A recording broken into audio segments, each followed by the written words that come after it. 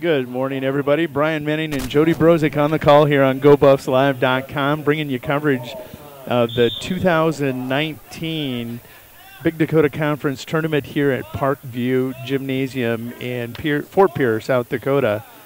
Brian, how you doing? It's been kind of a weird morning for you. You've been at the clinic. It has been. Yep, been a little bit under the weather, trying to get this crud out of my system, but we'll make it through it here, and looking forward to a long day of rest.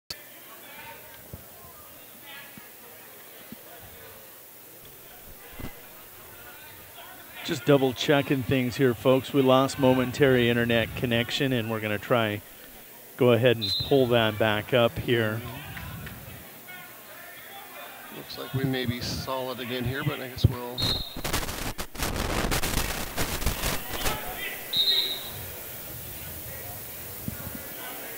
We'll let you keep an eye on that here in the meantime. Right. Let's go ahead and get things kind of caught up. We've had some pigtail matches take place to get into the tournament. They're going to the 16-man brackets, and with 23 teams here, you had some brackets that didn't quite have the full 16, so that they went ahead and pigtailed kids to even get into the tournament. They'll be able to wrestle the 2 matches.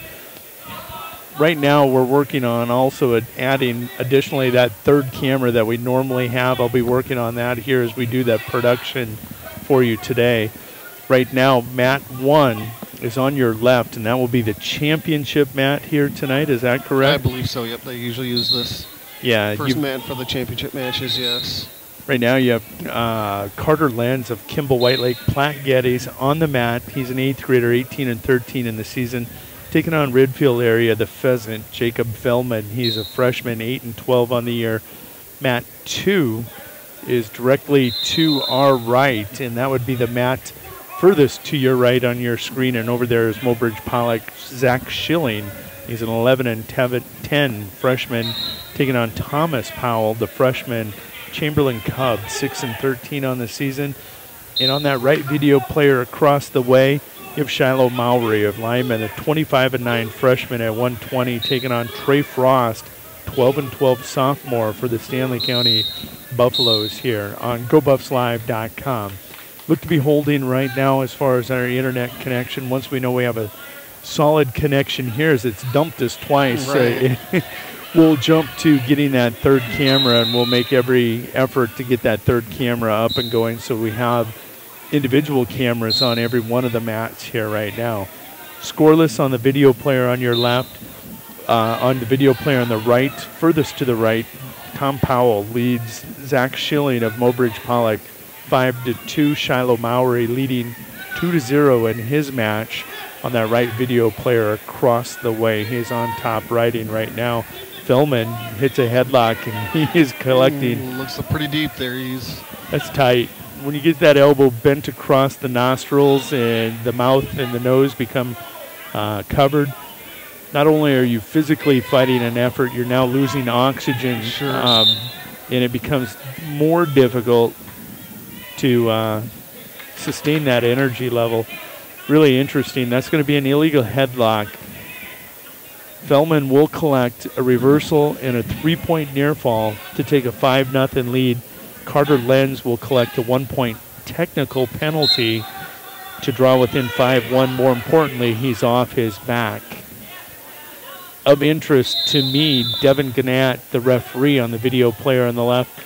Kudos to all the young referees that are now jumping into the sport here across the state. I know Devin's in his 2nd year of officiating wrestling. First-year officials include my son, Caleb Brozick, Atlas Willowite, and you're now starting to see an influx into this sport, which lacks depth when it comes to officials. Now I'd like to see that kind of, if you're out there watching and listening, get involved. Jump in and be an official for football, volleyball, basketball, wrestling. Even get involved in your track meets. There's official tournament directors or track meet directors out there also. So now the score over here on the left, Feldman will give up the reversal to Lenz. That is a 5-3 match. Lenz working right now with a kind of a monkey tilt, trying to get it. Feldman will be fighting off there. Across the way, Powell will go down to start third period on that right video player. He has a 6-2 lead. Mowry closes out period 2. Right video player across the way. He leads 6-0 over Trey Frost of Stanley County. And Jody, you brought up a great point about the officiating, whether it's wrestling, football, basketball, what have you. Obviously they're always volunteers. For the most part, they do get paid for it. Yep. And not enough at times, I'm sure, for what they go through and whatnot. But there's always seems like a shortage and things of that nature. So yeah, if you can get involved, and especially the younger kids, it would be a great idea to get involved and become a high school official. And Jody, I don't know if you're aware of this, but speaking of officials, Stanley County is also having a Hall of Fame induction tonight. I wasn't aware. Right before the championship matches, there's going to be 3 former Stanley County wrestlers who are going into the Stanley County Hall of Fame. One of them being official Chris Dozark, who is on the far number 3 mat. So, congratulations to those 3 upcoming here. It's going to be Chris Dozark, Kirby Cronin, and Kevin Cronin later on tonight. Probably. All names I'm very familiar with, too. So, depending on how things run tonight, we're probably maybe looking at that 7 p.m. to 8 p.m. area. Again, they're going to try to do that right before the championship matches begin. So, congratulations again to those 3. Good for them. That's awesome. We're just going to go ahead and continue to kind of work with the audio here on our system as I get this up and going. Fellman now giving up near fall to Lenz here. It's a 5-5 match at this time, and it looks like Lenz is going to be taking an 8-5 lead. Tough spot. He's got that reverse half in, and he's on his knees. If he would just settle back on the toes, there he's going to use that far left arm and kind of just force him over. Len's a good young wrestler for that Kimball White Lake Platte Getty squad. Powell's going to get the victory over on mat 2. Next up on mat 2 looks to be Epp versus Jack Peters of Winter area. And looks like what's that? That would have been Lenz. Lenz who got the pinfall. Yeah, Lenz gets the fall.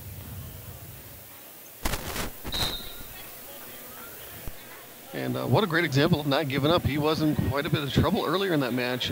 Like you said, he was on his back there for a little bit, had a headlock on him that was in pretty deep, and I guess, don't know if it's luck or just an unfortunate break that he said there was an illegal headlock call there that they had to go back. Mowry's going to get the victory over Frost over on mat 3. Final there looks to be 8-0. We'll go ahead and queue up our next match here on mat 1. That is Colton Forbes of Potter County. The battler will be taking on Ty Cameron of McLaughlin. First Mustang that I've seen here in quite a while. Quick action. It looked like Forbes was going to collect the takedown, was awarded the takedown, and Cameron will roll through, get the reversal. High energy match there already, as it's now 4-2, and we're only 30 seconds into the match, and Forbes will finally. That's what happens in those high energy matches. You get a lot of activity, and boom, it's over. I want to go back to the officials. They all take on, as basically a mentor, some of the younger wrestlers. I know right now Mr. Rounds is here. He's been with the state of South Dakota for quite a few years. He actually took Caleb under his wing, and we're going to see a fall over on mat 3. Number 2, Braden Robbins, going to get the fall over Ty Stombach over on mat 3. So things are moving along quickly here. But again, kids, adults, former wrestlers, jump in.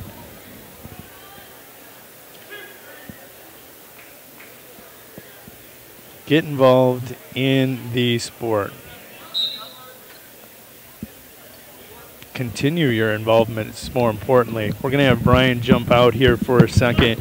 He's also the IT director here at Stanley County. He'll be jumping from screen to screen, and I'm going to just go ahead and do the best I can to work both sides of the aisle, if you will, trying to keep you abreast of the matches that are going on. And we're also working on that third camera right now, trying to get that up and going. So we can have individual cameras for each of these mats. And with that, as you take your food back to your seat, we ask that you kindly use the trash cans that are located in the aisle. Went ahead and turned you down just briefly there, Brian. Not a good day to be the technology guy when the wireless is going on the fritz. It happens. You know, of all the sports, you would think, you know, it's crazy how much technology wrestling uses anymore. All the scoring is done via computers, and it's with track wrestling. The one sport you wouldn't think that would be technology heavy, but it's huge, exactly. Isn't it? Yes.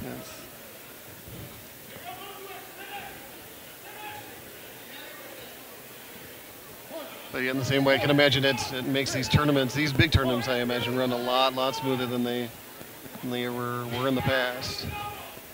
Got to tell you, I was out in Rapid City for the Rapid City Invite the weekend that track wrestling went down nationally. Technology spoils us, all of us. Yeah, that's a good point. Yeah. And when it does go down like it did, those old boys, those old school referees and coaches, they came walking out of the woodwork. Kind of reminded me, if you've seen the movie Battleship. Don't think I have, but it's an alien invasion. They take out the modern fleet. The only boat that's left is the old USS Missouri, and it's a steam-powered, and all these old guys that are just kind of had been on the museum boat suddenly come out, and they're valuable again, and they end up saving the world. So these guys at the Rapid City Invite, and I'm sure across the state, came walking out, arms crossed, smile on their face. We'll show you how we did it the good old days. back in the day, yeah. Excuse me, folks. So let's go ahead and take a run around the ring here. Right now, looks to be Carter Groves on mat 1 of Wessington Springs, Woolsey, Wessington. He'll be taking on a wrestler, it looks like Tyrone Oldcamp. This is just the track wrestling thing. They bring up this preview, and then you get to skip it and continue. Tyrone Oldenkamp of Lyman. He's a 17-13 sophomore for the Raiders, excuse me, not Red Raiders. Oldenkamp going to land a cow catcher, and he will get the fall over Groves. Oldenkamp will go to 18-13 on the season. Groves will fall to 16-15.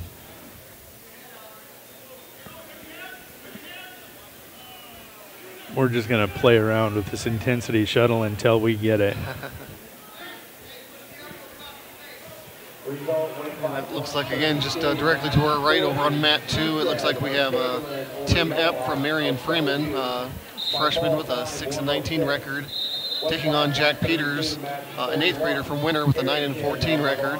And it looks like Peters currently has a 2-0 lead in that matchup. Lands a headlock. Jack needs to sit through with that right leg. Now he's going to flatten out.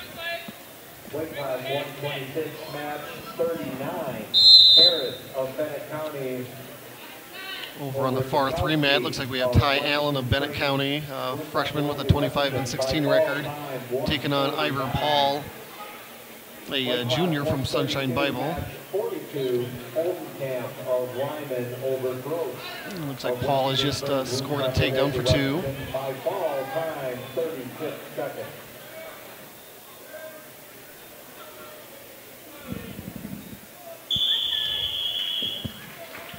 Peters will get the fall for Winter area over the young Marion Freeman wrestler. That would have been Tim Epp. Yep.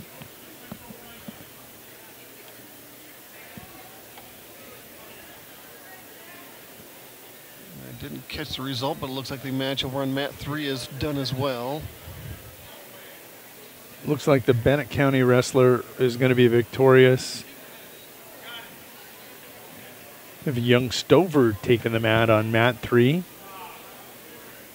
Looks like Hayter is waiting on mat 1 for his match.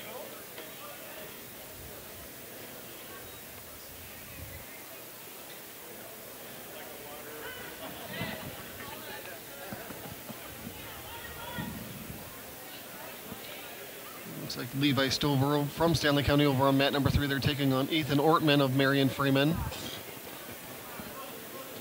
You're going to get ran away.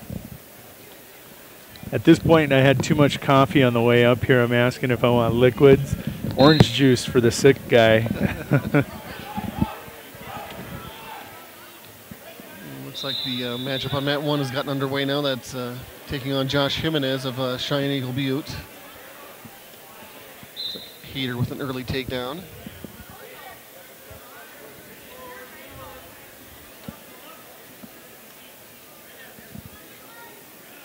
The matchup on mat number 2 about ready to start here. Looks like it's going to be Hunter Brueggemann of Miller Highmore Herald taking on Cameron Pierman of Mobridge Pollock.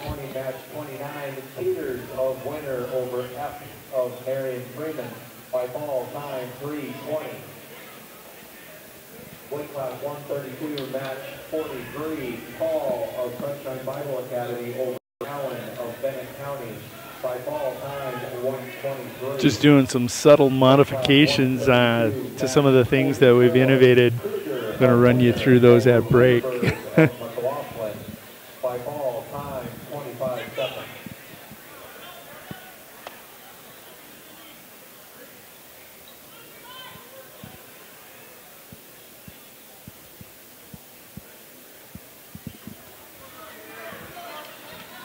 Looks like over here on mat 1 now, Josh Jimenez is taking control as currently a 3-2 lead now over Tate Hayter. Hayter with the escape though now. Tied up at 3 apiece.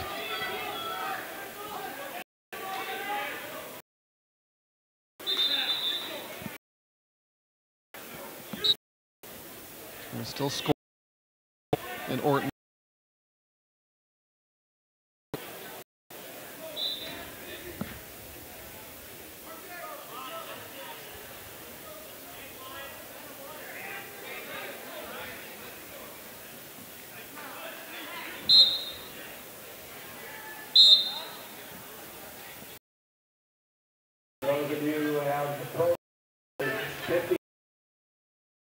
Josh Jimenez 4-3. That one was just starting the second period, and Levi Stover has a 1-0 lead over Ethan Ortman over on mat number 3. With 1 minute to go in that second period.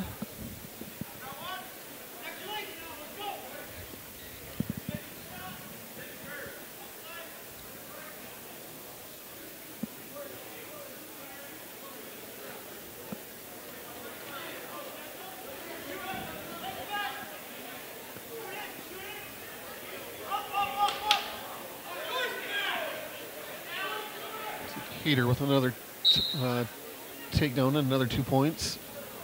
Currently leads now 8-3. Hayter currently ranked number 2 in Class B at 138 pounds.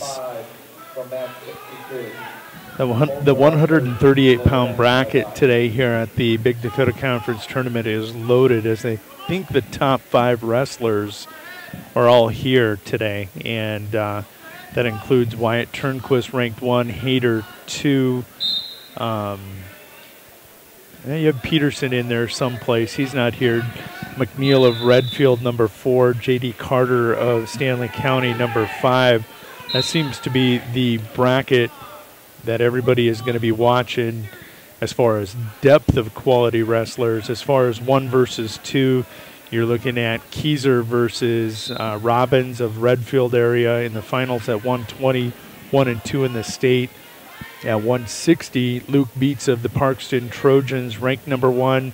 Sam Kruger of Winter area, number 2. Another potential 1-2 matchup here tonight. This thing will be fun.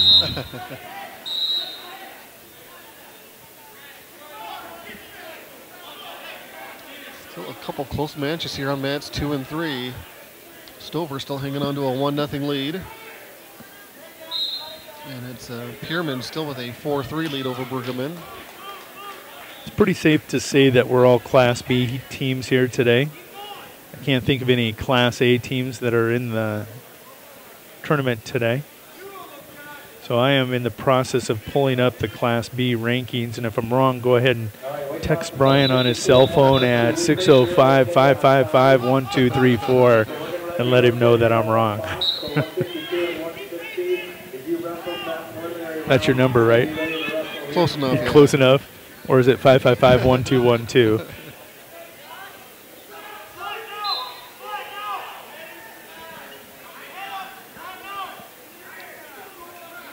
Stover has increased his lead now to 3-0.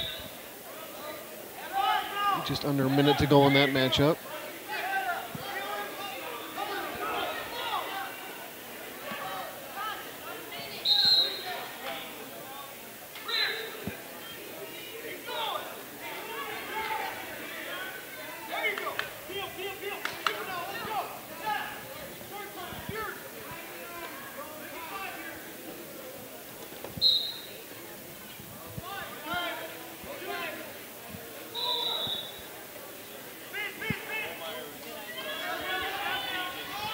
Looks like they're going to credit Ortman with an escape over there on mat 3. So now Stover up 3-1 with just over 30 seconds to go.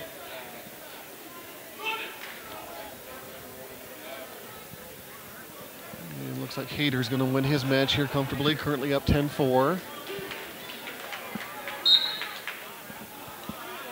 And still got a close one here going into period number 3 over here on mat 2 with Pierre still leading 4-3.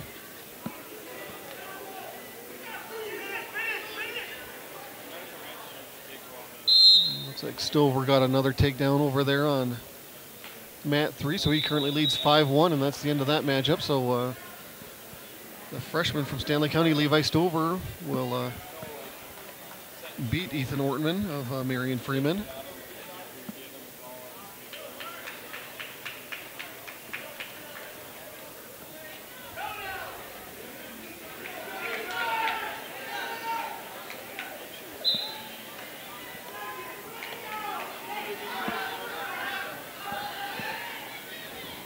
There, I've got those rankings pulled up for us, so as these kids come up, we can recognize them for their efforts here this season.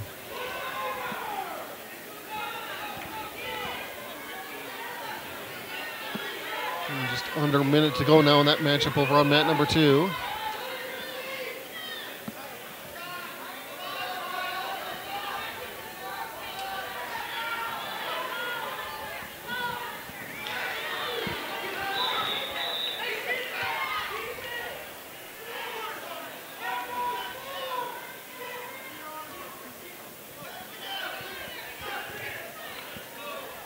New matches have started over on mat number 3.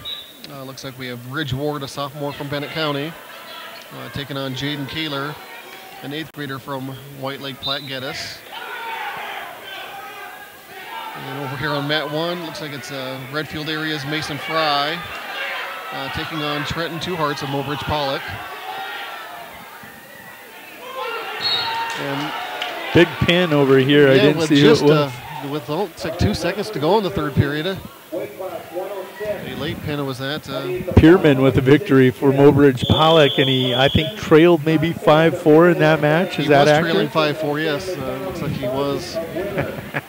That's why I love this sport. You referenced it earlier. I'm going to reference a T-shirt. Normally the wrestler that wins the first period is the best technician. Normally the wrestler that wins period 2 is the one with the better conditioning. The one that wins period 3, maybe a little more heart. Crazy. Looks like now we have J.D. Carter here over on mat number 2 for Stanley County. Who's that kid? Taking on Peyton Coyle of Miller Highmore Herald. Good kid, J.D. Carter, good friend. And speaking of J.D., and Jody, you'll be able to speak on this more than I will, because wrestling is not my sport, but a couple weeks ago, Mr. J.D. Carter was able to earn his 150th victory as a Stanley County Buffalo. Huge. I guess how is that in the ranks of, I mean, do wrestlers have a number in mind? Because I know usually wrestling, these kids start a lot earlier too. Obviously at a lower weight class, very normal to see, 7th, 8th graders out here. Yeah, when you start taking a look at You see a lot of the kids celebrating their 100th victory. You see a lot of plaques that say 100 victories, and you'll see them celebrating that when a wrestler gets to that 150. It's been a very, very successful career. When you see him start pushing between 150 and 200, that's normally the difference between good and elite. And as JD closes out this season, I'm guessing he's going to pick up another 15 to 20 victories on this season. That puts him in that elite wrestler status that's had a better than a majority of wrestlers' career. I guess that's the other thing I was going to ask. I mean, I guess during the season, is there, again, it all kind of depends on how many meets and whatnot that you have and whatnot, and maybe what your weight class is, but is it not uncommon for these wrestlers maybe to get in 30, 40 matches a year? It is. I'm going to pull back up video here real quick. Our audio just did a wonderful jump for us, and we're going to adjust as we there we go. Brian, you go ahead and cue this up. I'm going to back myself off so I don't blow anybody. Our equalizer decided to change settings, and go ahead and give me a 1-2, Brian. All right, test 1-2, test. Yeah, we've clearly adjusted our audio settings here a little bit, so I'm happy with that. We'll kill the audio off that camera.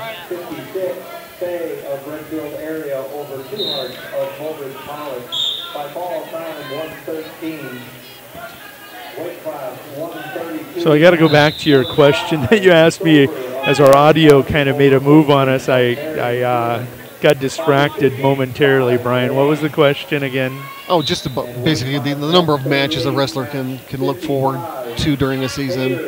It's really changed quite a bit. In the past, I mean, I can go all the way back to my high school career, and I can date myself, and I'm going to reference some other wrestlers.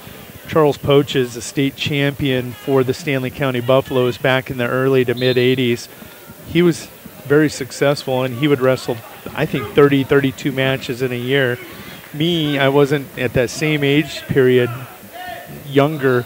I was in wrestle-backs a lot, so a big season for me was I wrestled 42 matches. These kids today, because of the number of tournaments they have, the size of the tournaments, if they lose early, they get in the wrestle-back ranks where you obviously wrestle a lot more. Okay. You see kids in the 50s to 60 matches real easily. They've doubled the volume of matches. State champions now that are going to go undefeated, they're going to wrestle 40 to 45, maybe upper 40 matches.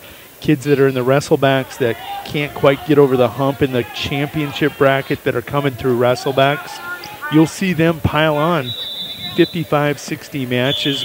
State record is 66 matches in a season by Wyatt Turnquist of Winter, all-class record. So that kind of gives you an idea of their volume. Ty Neymanny, ranked number 3 right now at 152, is going to pick up a victory there over that was Craig Kanabe of Chamberlain, the freshman for John Donovan. Going to fall to Neymanny. Neymanny, taking a look at the most recent polls, is checking in at number 3. And Neymanny, 26 matches. He didn't get started right away early in the season. I think he may have missed all of December and just got going early in January. So he put on 26 matches in January. We're now moving into February. Kids, realistically, I saw in a normal season with weather the way it was this year, you didn't have kids coming into January with already 25 matches. They were in the mid-teens this year. They missed out on a couple tournaments, 10 matches. That'll make a difference at the end of this year, but you're still going to see a lot of wrestlers with 50-plus matches. Let's take a spin around the gym here in Parkview. Right. Riley Weber of Parkston, the young Trojan. Can't call him young anymore. Riley Jr. He's top ranked at 106 pounds in Class B wrestling for the Parkston Trojans. He is taking on Kyler Constance, very good young wrestler, sophomore for Kimball White Lake Platte Geddes. Riley with 21 matches. You're not seeing him with a high volume. He'll probably end up in the mid-30 range. But Constance there with 36 matches, he's going to end up with 50 matches on the season very easily. Sure. And how unlikely is that? I mean, a 106-pound junior, that just doesn't seem almost unheard of. You see it a lot in the A ranks just because there are some kids that are built different. Riley has wrestled at, I think, 113 in past years. There's something going on with the Parkston Trojans wrestling room this year because Riley down to 106. He's big. He's obviously going to be a little more physical than a lot of the opponents that he's going to wrestle. I'm going to go to 160 right now where Luke Beats is ranked =1. His freshman, I think it was his freshman for sure. His freshman year he was at 160. His junior or sophomore year he's at 170. Last year would have been at 170 except for injuries. He didn't wrestle. This year he's back down to 160. Okay. Same weight he was as a freshman. So they're conditioning, they're dieting and conditioning over in Parkston right now. They're able to get some deeper cuts out of their kids to make them more competitive. Riley Weber right here, #1. Love Riley. Known him for a long time. I love Luke. Known him a long time. It's interesting to see them lighter than they've been in their at the lightest points they've been in their high school careers as junior here for Riley and Luke as a senior. There's Blake Beats over there in the corner. You know, that was one of the reasons I think possibly Luke was up, is he had older brother Blake who is multi-state champion for the Trojans. Yeah, he just respecting his brother. It's good seeing Blake out there. We talked about officiating. Here's an instance, Blake giving back to the sport. An incredible talent for the Trojans over the years. Outstanding wrestler, won 2 state titles, always in the running for a state title for the Trojans. He's given back in the coaching ranks. Sure. He actually had a scholarship. I believe he was a preferred walk-on scholar at SDSU. Here now you see him giving back to the Trojans program. You want to talk about conditioning. College wrestlers often go there and they end up, or high school kids go to college and they end up wrestling lighter than they did in high school. Maybe Blake Beats bringing a little bit back for diet, conditioning, cuts for this team. Looks like we got a trio of Parkston wrestlers on the mats here. Mat #2, it looks like it's Corbin Schwartz of Redfield area taking on Logan Heidinger of Parkston. Schwartz with a comfortable 7-0 lead there. And over on the far mat, mat 3, it's Aaron Gilchrist, a winner, taking on Cordell Murtha of Parkston. Now take a look at Aaron Gilchrist. We're talking about match volume. This is his 41st match of the year. In all likelihood, he's going to get another 15 to 20 matches. He's going to get to that close to that 60 match range.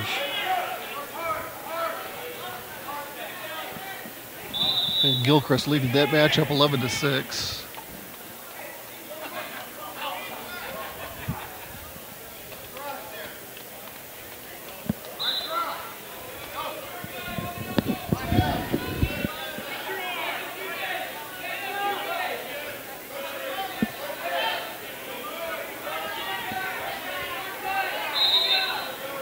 Gilchrist is going to get in on the shot, and he's going to finish on a single leg attempt. He goes on the offense to prevent as a defensive measure, and he'll get the 11-6 victory over Murtha.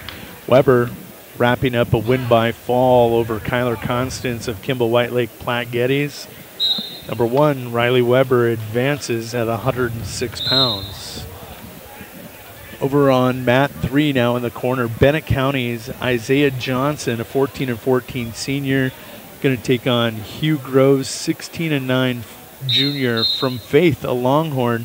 That's a 152-pound match in the championship bracket over on mat 3. Corbin Schwartz rolling for Redfield right now over Logan Heidinger of Parkston. Heidinger comes in young sophomore, 12-17. Taking on Schwartz, a freshman, very young but very successful, 28-7 for the Redfield area Pheasants. They've just went off the screen over there in the corner. Mat 1. Let's take a look. That's Gavin Tucker, freshman for Winter area, taking on Blake Broderick of Lyman. The Raider comes in with a 12-13 record, gets a 2-point takedown, takes a 2-0 lead over Gavin Tucker of Winter. Once again, wrestling fans, if you have someone who was not able to make it today, today's matches are being broadcast live on GoBuffLive.com. GoBuffLive.com. They're queuing you up. B. GoBuffsLive.com. Schwartz going to get the victory. And looking at Schwartz over there on mat 2, not a typical looking freshman, big physical young wrestler over there at 152 pounds. And then Jody, as you know, these not only Go Buffs Live, but all of our sister stations out there too. If you want to catch it on your local, you know, the Winter Warriors Live. Not sure what else you might know off the top of your head. What else is out there? Oh my gosh, we got Battlers.tv. You got GoTigers.live, LymanRaidersLive.com. Sure. You've got Bennett County now on the network at BennettCounty.liveticket.tv. Taking a look, every one of the schools has got a web page on liveticket.tv. It's your hub. Last night, winner, Lady Warriors host St. Thomas More. I had no idea all their fans had found it, but St. Thomas More is not broadcasting on our network, but their fans have found our network, and they know that all their away games against teams on the network are at their site, so they're all going to Cavaliers.liveticket.tv, and we started checking traffic on some of these schools. Huge traffic across the board, whether the school is a partner channel or not. People are finding their way to liveticket.tv, which is huge. Yep, just a great service. And you know, thank you for everyone who's watching and listening across the state. It's interesting number-wise as far as traffic.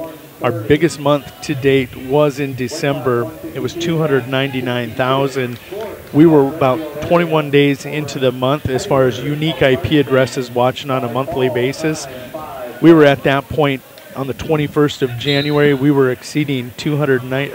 Over a third of the state is tuning in to take a look at all the different channels on liveticket.tv right now. So nice. Local ESPN, South Dakota ESPN, yeah, it is. Tell your friends, family, bored on a Friday night, a Saturday, there's something on the ticket. Right. And we've got your ticket to the game. Absolutely. Do a quick refresh here. Looks like on mat number 1 here at 160 pounds, we have Joe Woodring of Redfield area taking on Evan Niels of Groton area. Just a quick update here, B. Your clock went down over on mat 3. It looks like somebody might have unplugged it. I think the referee caught it. And he's gonna. Is power a technology-related thing, or nope, is that totally different? All right, well, but don't be surprised if they come my way anyway. Yeah, because they can't figure out that it got unplugged. Right. So. Yeah, somebody just stepped on the reset button. I'm guessing. Maybe not. Maybe it happened all the way over here. Yeah, there is extension cords and whatnot everywhere. It's quite the maze. How long before you start wrestling? There they got lights again. There we got lights. They even got the right time and score up there. It's 8-0 right now. The Faith Longhorn over on mat 3. That's Hugh Groves with an 8-0 lead on Josiah Johnson of Bennett County. Yeah, there she went out again. Well, there she's back up again. Guessing it's probably on the back. Yeah, I just don't think when these gymnasiums were built back in the day that they ever expected to host big things like this 23-team wrestling tournaments. So yeah, things are limited at times when it comes to power outlets and things of that nature. And we are a 2-camera production right now. At the break, I'm going to go ahead and play around with that third camera again and try to bring that back in for everybody. In the past, and this is a reflection upon me, I brought in that third camera today. We have some things in store that might be available. We're actually on the Wirecast gear now, and we're able to directly input 4 cameras in. Should have just brought that up today. And then we could have had a camera on us the whole day too. We could no, nobody wants to see that. Actually, we can do that with FaceTime, right? Mat 1 right now, Tyler Eddy of Wessington Springs. Wolsey Wessington is going to be taking on Levi Nightingale. freshman out of Kimball White Lake Platte Geddes. Nightingale, another one of those kids that made the cut from 70 to 60, being rewarded. Number 4 in the state as a freshman. He had a brother who was a 2-time state champion back in the, I believe, early noughts, maybe late 90s. I believe it was the early noughts. Levi, incredible young talent over there for the Wildcats. Devin Gannett going to slap the mat with the pin for Nightingale. Nightingale would advance over Eddie. Jeremiah Kohler over on mat 2, taking on Tucson Freeman. Tucson jumps to number 5 in the latest polls at 160 for the Mobridge Pollock Tigers. And then on mat number 3 at 152, it looks like we have Garrett Schroeder of Groton area taking on Mason Heath of Bennett County. Be prepared. We just bumped your 106 match up. You're on deck. And Hanson and Sargent, be prepared. Your match also got And right away on mat 1 here again, looks like also at 160, it's Weston Ireland of Bennett County taking on Lane Kruger of Groton area. Ireland checks in number 7 for the Bennett County Warriors.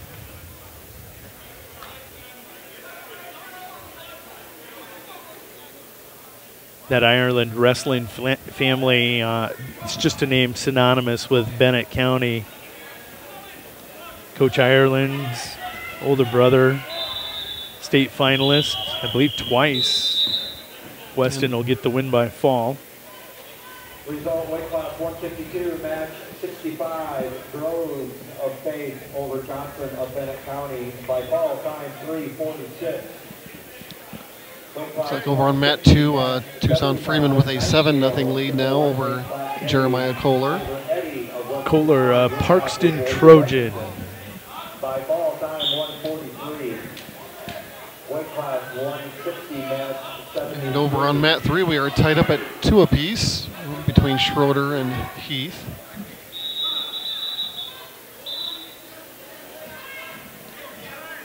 Getting ready to start on mat 1 here is going to be Roush of Powder County versus Giante Clemente of Woonsocket, Woolsey, Wessington. Is that a 152-pound match? That is 160, it says here according to this. Okay. Roush checking in at number 9. You know, Giovanni, I haven't seen him wrestle yet this year. In past years, very competitive wrestler. Taking a look at his record, he does have 21 matches on the season. Kind of my first exposure to the young man this year. You know, it's really interesting. 6 years of doing this now the 7th. Got to follow a lot of these kids from their first varsity matches for their prospective schools to where they're at today. And it's interesting seeing their development physically, mentally, emotionally over those years too. People think wrestling is just a sport of physical sport, but a lot of people will tell you it's mental, and there's a lot of intelligence. You've got to be able to string together moves, know your opponent.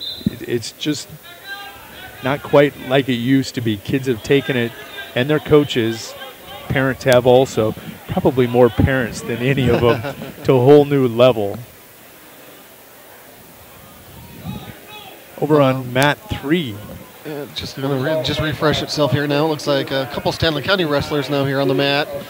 Over on number 2, Isaac Cliff of Stanley County, who just was pinned, I believe, by Sam Kruger of Winter. Isaac Cliff, new to Stanley County this year. I can't remember where he transferred in from, but first year as a Buffalo. And over on mat 3, Chase Hansen is taking on Jude Sargent of Winter. And you know what? I take back everything I said earlier about no Class A teams here. Todd County is here. Okay. Todd County, a Class A team. You're going to see a couple wrestlers ranks in the upper weights at 220 and 285 for the Falcons. So I'm going to jump back over to Dakota Grappler, make sure that we have those rankings for you when we do see the Falcons hit the mat.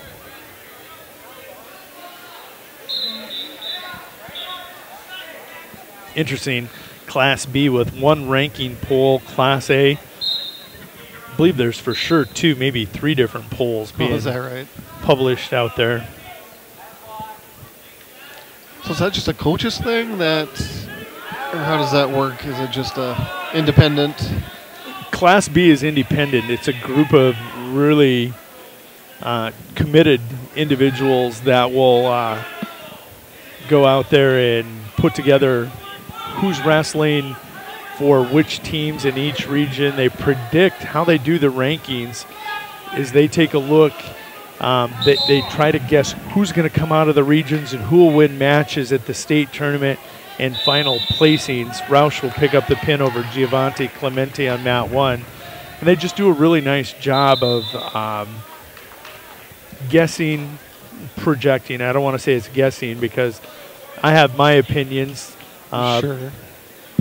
based on what I see over the course of the season, and I don't always agree with the rankings. At one time it was personal because I never thought my son was ranked high enough, but then as I started following the sport and seeing all these kids, I'm like, ooh, might have missed there. Got to really quick go on record and say Chance Grill of Custer. I got to see him out at the Rapid City Invite before anybody in the rankings group got to see him, and they had him way low, and I just said most underranked wrestler in the state of South Dakota. His only loss was to Class A #1 Cooper Voorhees at the time, and he's rolled through, and he's actually redeemed that loss. Oh, big throw on mat 1. So Chance Grill, I get to see some kids before they get to see him, and I kind of throw feedback out once in a while when I have an opportunity. Specifically, going back to Todd County, Waylon Marshall at 285, having an incredible season for the Falcons, projected right now to finish 8th in the state of South Dakota in Class A. That would be quite an accomplishment for Mr. Marshall. Jude Sargent out on the mat at 120, it looks like. Is he wrestling a young buff? 106, yep, and Chase Hansen. Chase Hansen and Jude Sargent going at it. That's 1-0 in the second period. Very entertaining match. Well, Hansen just got a takedown, it looks like, so he will take a 2-1 lead now. See, I jinked the winner wrestler. Had you said it first, we would have jinked the Stanley County wrestler. Hansen, a very good young wrestler for the Buffs. Again, they're in that kind of a, we talked about it at the Winter Invitational Quarterback Club tournament. You'll see some normally very successful programs dip, and it's just, there'll be a lull in numbers, if you will. And right now, Stanley County, I know in that AAU program, seeing a real influx of young talent. They have talent on the team, but right now they don't have that depth, and that's coming back. I was talking with Kevin Carter. I really think the Buffs, looking at their AAU program, going to be a team to rebound here in the near future. As far as team rankings on the state level, they're going to have, they have J.D. Carter, they got Wazoric. You've got individuals doing really nice, but when you lose all kinds of young, your Henningers and your things like that, it's Cooper Carter. I mean, you know, that was the start of kind of the swing in numbers on out. They'll be back. They'll rebound. Hansen. And all schools go through that same cycle. They do. It's inevitable. Yep. Hansen going to be part of the Buffalo's future is my whole point. He's part of that young group of kids coming up. Now, not only am I a wrestling prognostic, if you will, got to watch a lot of girls basketball, and I referenced St. Thomas More in town last night.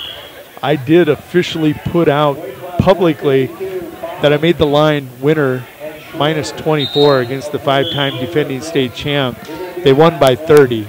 And I had all kinds of action amongst my friends and acquaintances. They all took St. Thomas More. Some took St. Thomas More to win outright. You just get around the sport and follow it enough, you start to get an idea of what's going to happen. Nothing against St. Thomas More. They're a team right now, 5-time defending state champ, that just don't have the depth numbers. They have very good talent on that squad. I saw what they tried to do from a coaching standpoint last night to keep the game close and manageable and potentially winnable. Just didn't work. So I cover all sports. Have not went to golf or cross country yet. Staying away from there. I'll get there eventually. A quick recap here over on mat number 2 to our right. Looks like Quinn Long of Chamberlain with a 5-0 lead over Jay Byrne of Bennett County. And over here on the main mat number 1, it looks like it's Jonathan Wheeler of Potter County taking on Sterling Bonin of Woonsocket Woolsey Wessington. Jonathan, the young Wheeler, right? Taking a look, he's the freshman. Joey, the senior, is going to be ranked higher, but again, wrestling families, yeah. You got to believe that they are brothers. Don't know that for a fact. And Wheeler will get the pinfall. And over on mat number 3, it looks like it's going to be Landon Wolter of Wessington Springs, Woonsocket Woolsey Wessington, taking on Mobridge Pollock's Isaac Olson. Olson with an early 2-0 lead in that one.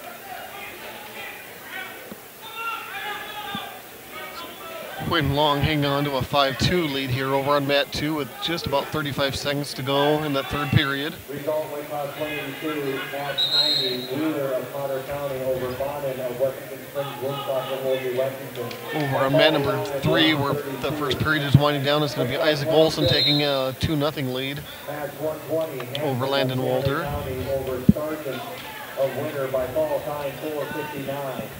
Weight class 182, match 88, Bolwig of Miller Highmore Herald over Davis of McLaughlin. Now here over on mat number 1 at 182, it looks like it's going to be winners Trey Welsh taking on Ty Belvin of Marion Freeman. Match 82, Samara of Chamberlain over Long of Harding County by fall time 35 seconds.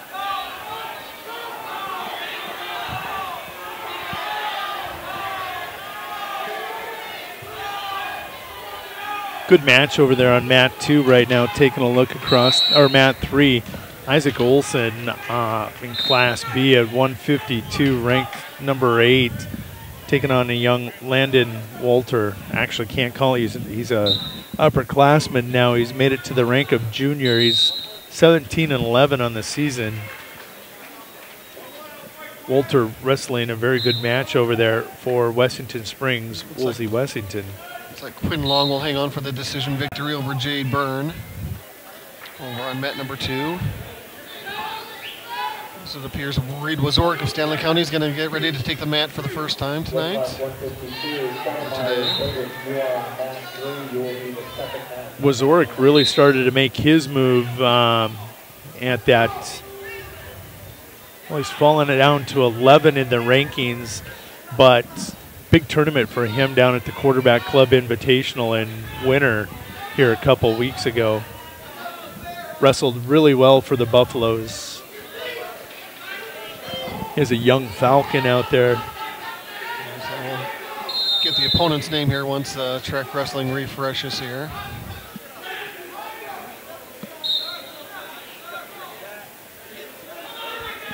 Looks like that's going to be Ralph Young of Todd County, a senior.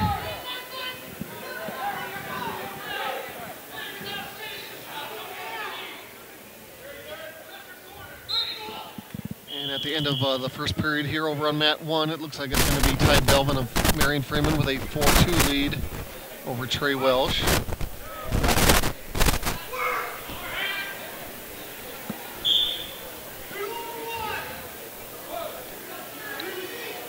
Looks like Zork got the takedown now, working on some back points here. We're going to cross body ride there. Had a nice little Turk working. He'll pick up a 3-point near fall off that one. Olson with an escape on mat 3. Now leads Wolter 3-0. Oh, big slam Yeah, over on mat 1. Hear that one from here, yeah. Welsh comes through, rolls through the slam. Going to get the reversal. Can he get a fall? That is a 182-pound match.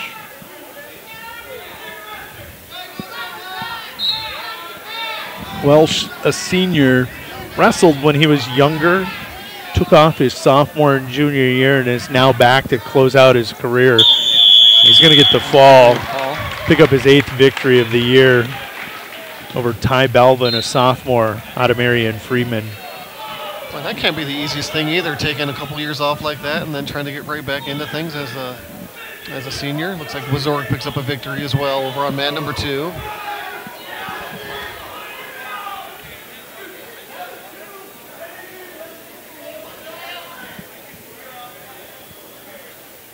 Taking a look at the team standings right now, Kimball White Lake Platte Geddes in front with 24 points. The Chamberlain Cubs in second with Redfield area Pheasants. They're tied for second with 20. Mobridge Pollock Tigers right now in 4th place with 19 points.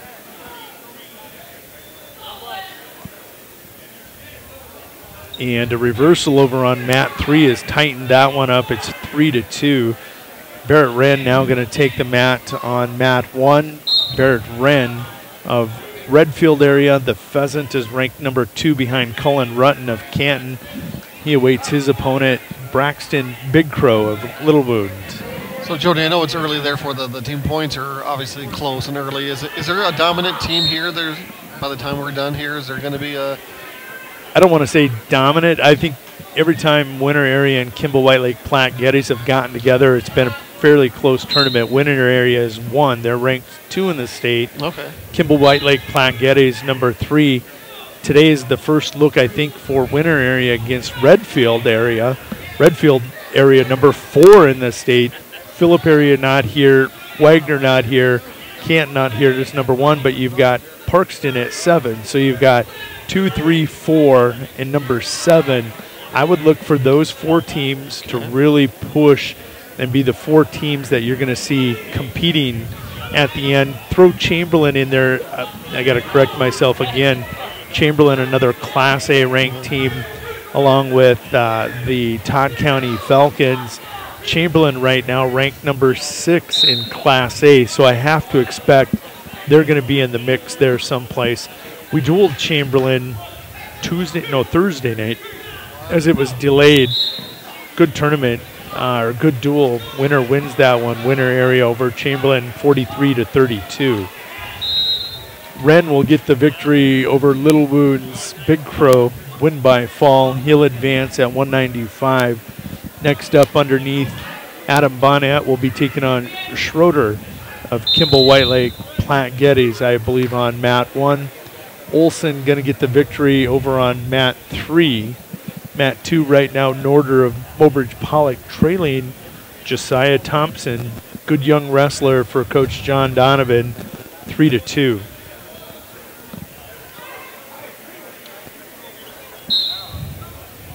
Next up on mat 3, take a look. Sometimes if you go over here, this will give you the depth. And then if you come back to the bullet, it is going to be on mat 3.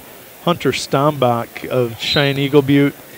He will be taking on Elijah Johnson of Bennett County.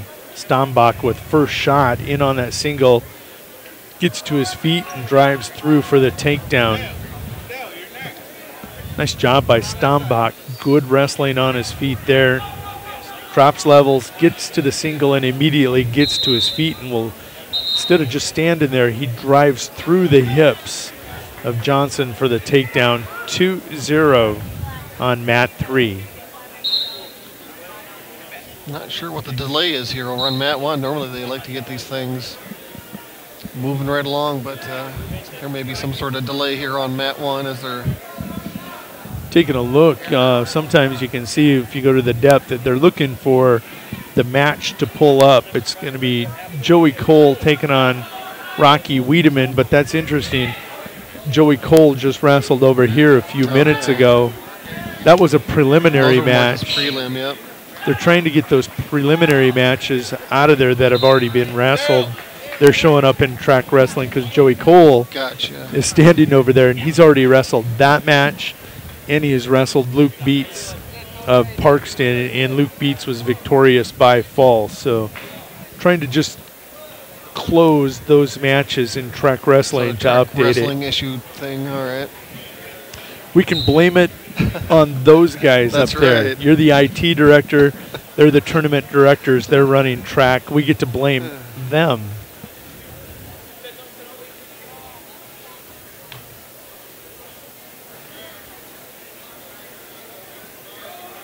Well, we have a pause here on mat 1. We'll just jump to the doubles, and we'll see if we can't get some of these folks out of the way here. Yeah. See some action.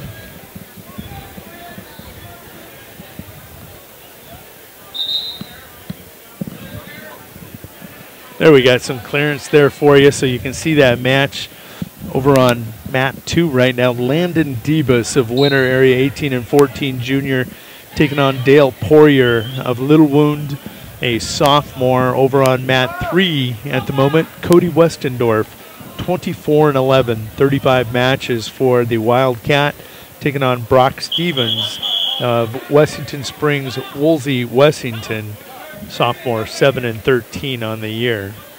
It looks like we do now have a match queued up here on mat number 1. It looks like it's going to be Yellow Hair of Pine Ridge taking on Lane Johnson of Parkston.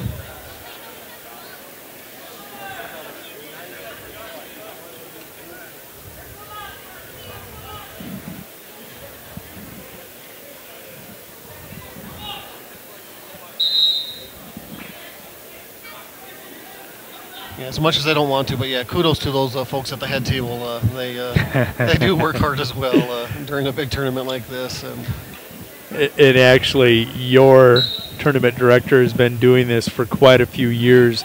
When it comes to the technology you see in wrestling, he actually developed his own software for youth wrestling tournaments and other tournaments long before track wrestling was around. Ton of respect for that crew up there at the table. Yeah, he's also developed a program that I believe the majority of gymnastics teams use as well to score gymnastics meets. Yeah, he's a great coder. I know we use it here at Stanley County for the couple meets we host, and Stanley County on ahead of the technology edge, if you will.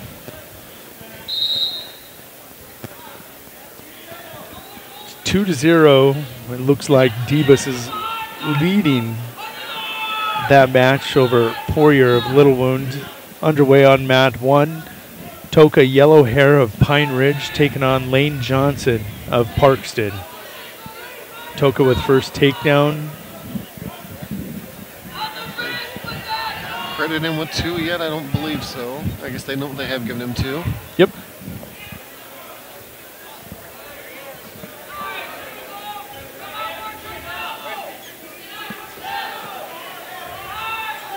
Debus now settling in over here on mat 2.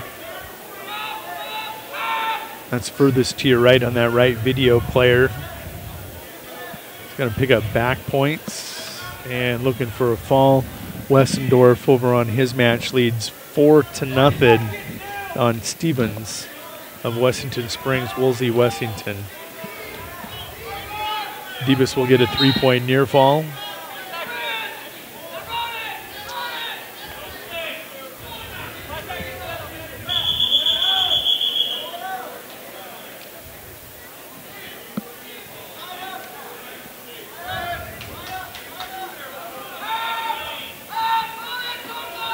Yellow Hair still in control of his match here with just about 25 seconds to go in the first period.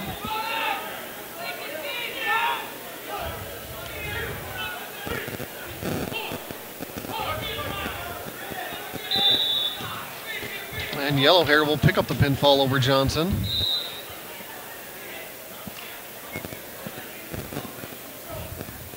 Starting to get some of the big boys now. That was a 195 matchup.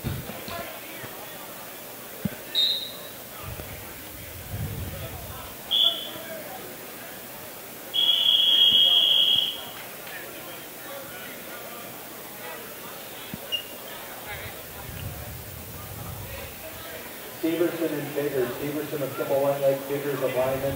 You're on the board. You're going to be we're going to do a match on Mount 1. You'll be the next one up. Steverson of Kimball White Lake and Biggers of Lyman. We're trying to deal with these kicktails as we wrestle. And over on mat 2, Debus is still comfortably ahead in his matchups, leading 7-0.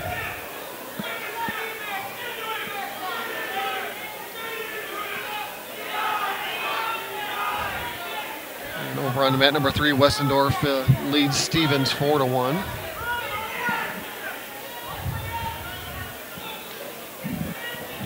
Gonna switch up on mat 1, aren't we? 195, Clayton Smith taking on Jacob Novak. Kimball White Lake Platte Geddes. I love that. They spell Wildcats with the W capitalized for White Lake and the K for Kimball. You have Platte Geddes, a part of that co-op also.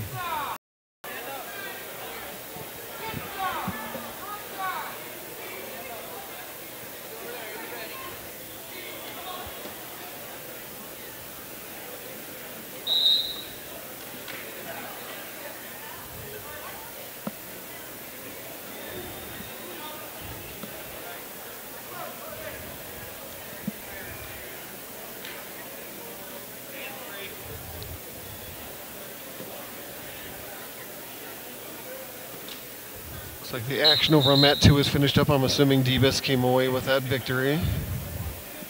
Last I saw it was 5-0 over there. Got to believe that he was able to pull through. Coach Ledoux coming by, saying hello to me from the Winter Area Wrestling team. Just beginning of the third period over on mat 3. Looks like Westendorf has a 6-3 lead now over Brock Stevens.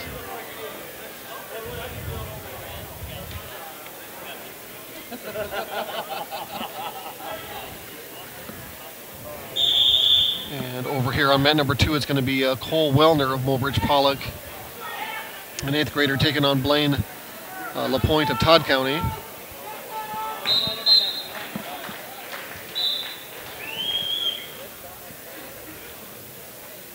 And we do have a pinfall over on mat number 3, it looks like, as Westendorf was able to pin Stevens.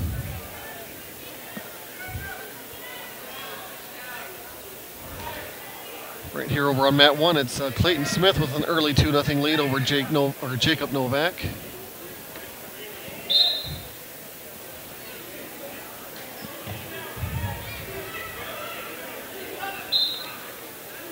And just starting over on mat number 3, it's going to be Groton Area's Grady O'Neill versus Riley Stevens of Woonsocket, Wolsey, Wessington.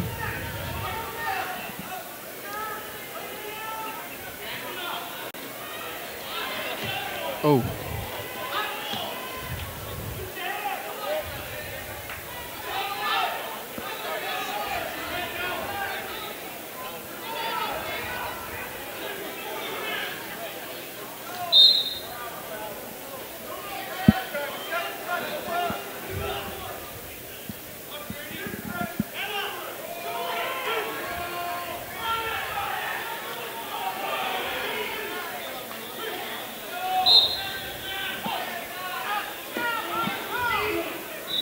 Over here on mat number 2, it looks like it's going to be Wellner of Mobridge Pollock with an early 6-2 lead over LaPointe of Todd County.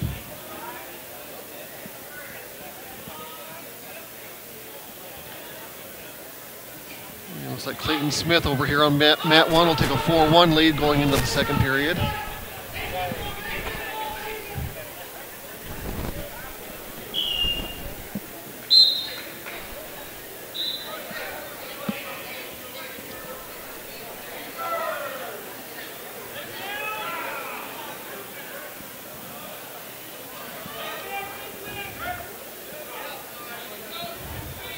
I missed the outcome over on mat 3. That's a new match starting now. Looks like it's William Graves of McLaughlin taking on Charlie Grabasek of Winter, if I'm pronouncing that correctly. Probacek. Probacek. Young Charlie.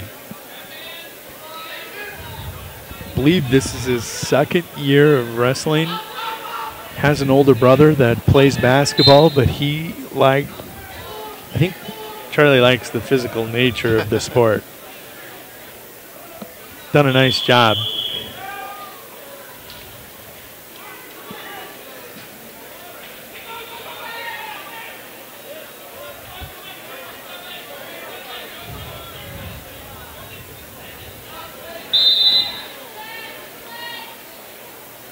Looks like over on mat number 1 that Clayton Smith is going to get the pinfall over Jacob Novak of White Lake Platte Geddes.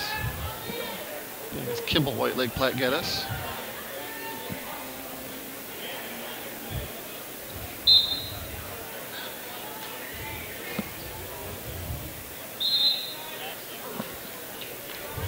Again, missed what the outcome was here over on mat number 2, but new matchup is going to be Stanley County's Nathaniel Nelson taking on Eden Akron of Todd County. You can turn your head for a brief moment. Right. By the time you update 2 mats, you're stuck coming back and you're like, what happened? It is fast and furious at times, that's for sure. Slows down as you get deeper into the tournament because matches become more competitive. In the earlier rounds, you may have some mismatches, and kids will get on and off quickly. Over here on mat number 1 now at 285, it's going to be Kimball White Lake Platte Geddes' Austin Severson versus Jaden Biggers of Lyman County. When I hear the name Biggers, I immediately jump to the rankings to see where he is in the rankings because you know he's there. Has been as high as 5. He's currently ranked 11 in Class B, which indicates to me they expect him to get to the state tournament. They expect him to win a match. They just don't think he's quite going to win 2 matches to get into the medals when you see kids in that 9 to 12 ranking. JD in a very good heavyweight for Coach Chad Johnson. And you don't want to be at the score table there. Brad Stover recognizing he is not as big as he once was and was getting up, getting his hands out and going to defend himself at all possible. If at all possible. Right.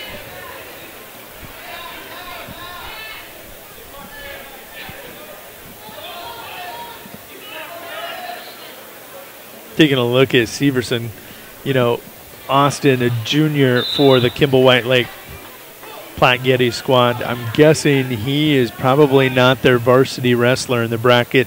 I think Bo Donald, I should pull up track wrestling, follow brackets. Bo Donald's currently ranked for Kimball White Lake Platte Geddes at number 5 for the Wildcats. Biggers able to get a takedown, and looks like over on mat 3, I missed what wrestler it was, but it looks like it's Winter Areas wrestler with a victory. That would be Charlie, big C. And then over on mat 2, it looks like Nelson of Stanley County down early 5-0.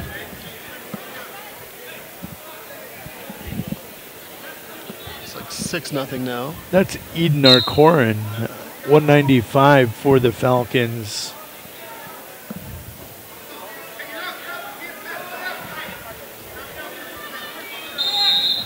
Getting ready to start over on mat number 3 at 220 is going to be Todd County's William Marshall taking on Kyler Pierman of Mobridge Pollock.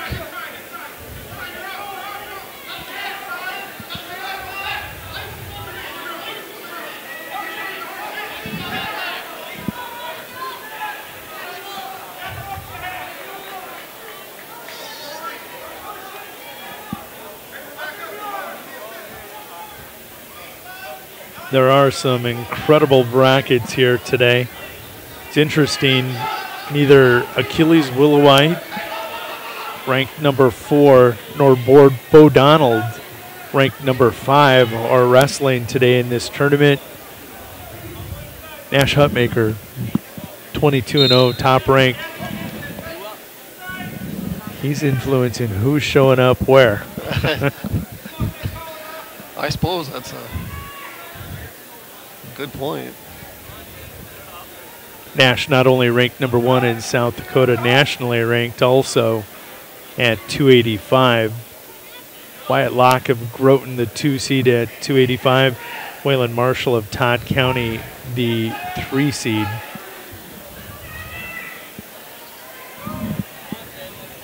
We're hitting the 220 ranks also. William Marshall of Todd County has been ranked in certain polls. He's over on mat 3 for the Falcons. He, I believe, leads that match. Actually going to get the fall. Always helps when you have a good wrestling partner, and I'm guessing the Marshall boys probably related. William at 220 and Waylon at 285 for the Falcons. Biggers only a 5-0 lead as he goes to the 3rd period. Severson wrestling a good match. JDN being methodical.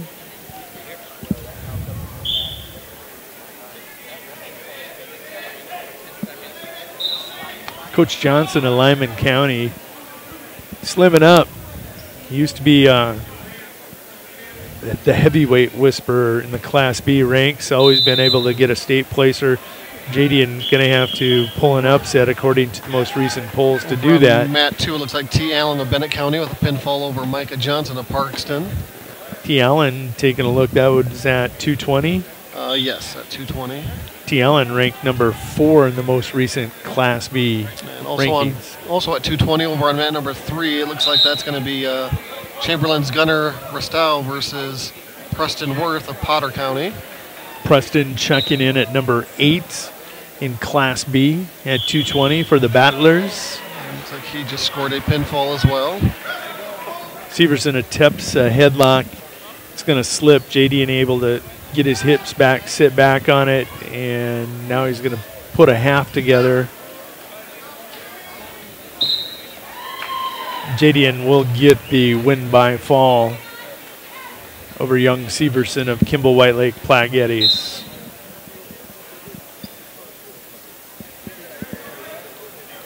Chris Dozark has taken Atlas Willowite under his wing as far as mentoring a young up-and-coming official. Kind of bouncing around here, but now over on mat number 2 at 160, it's Marion Freeman's Jaden Lemons versus Lane Kruger of Groton area. And over on 3, it's Harding County's Gray Gilbert versus Grady Vay of Redfield area at 220.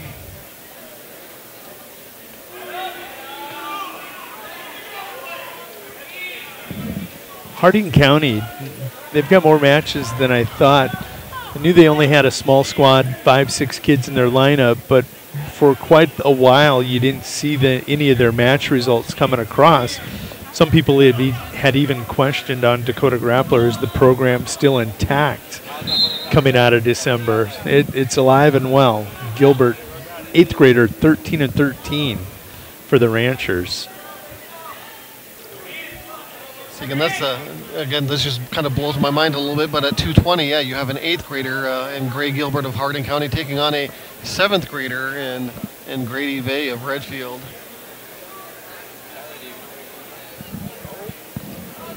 We were just runts in the day, I guess. And over here on mat number 1, it's Chamberlain's Will Mankey versus Slayton Nugebauer of Parkston. Slayton checks in for the Trojans at number 5 in Class B. And Slayton with an early 2-0 lead here as the first period winds down.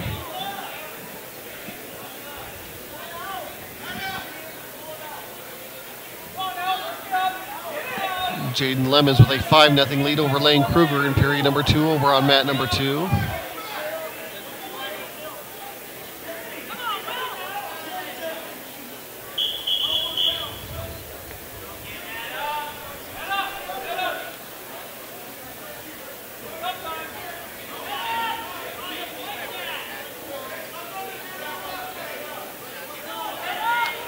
Looks like I believe Gilbert's going to take a 2-0 lead going into period number 2 over Grady Fay. The winner of that match, Brian's going to get T. Allen of Bennett County. in a 2-7 seed matchup, potentially 7. Gilbert of Harding County right now with the 7 seed. Fay either the 11 seed or unseeded.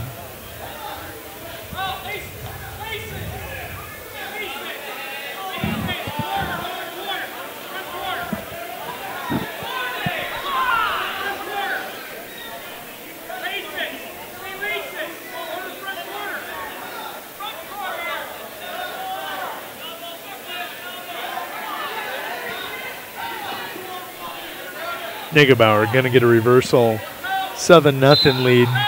Nice scramble over on mat 3. No change in control.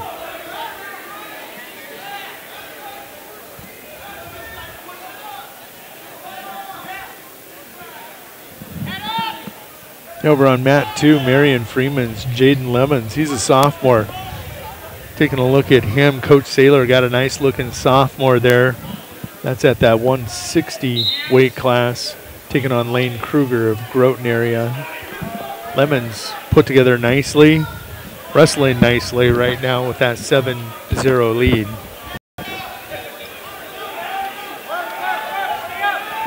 Niggebauer going to surrender and escape and go back to work on his feet in a neutral position. Gilbert's in control over on mat number 3 there.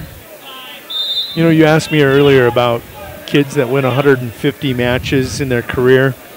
I will tell you there's probably a direct correlation between how many wins a wrestler has in their career and how well they wrestle on their feet in a neutral position. If they're able to take their opponents down, as Niggebauer does here, to the back and gets the fall, you're going to see them with more victories in their career than kids that aren't able to be successful on their feet.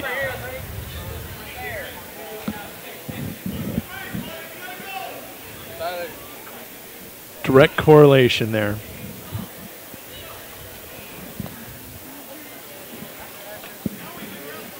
I think we're moving back into some of the pigtail preliminary matches now. Looks that way,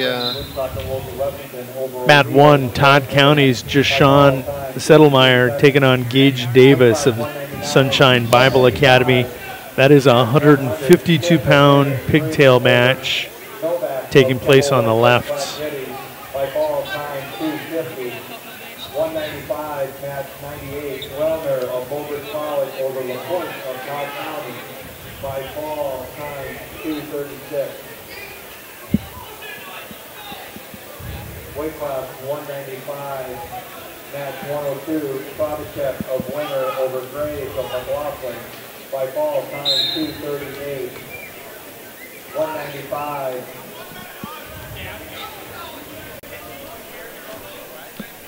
And over here on mat number 2, Lemon still in control, leading 9-0 here with just under a minute to go here in the 3rd period.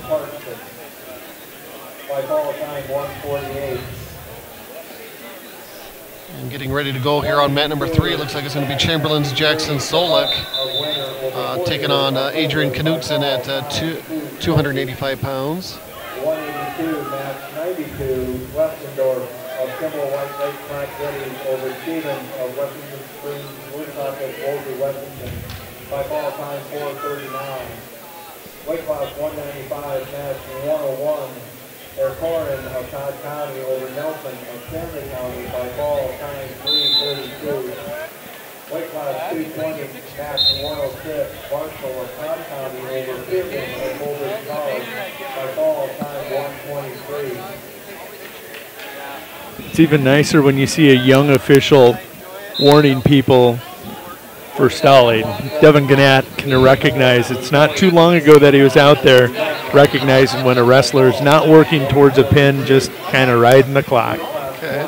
Let's go to mat 3. You talked about Jackson Solik at Chamberlain, sophomore out there for the Cubs.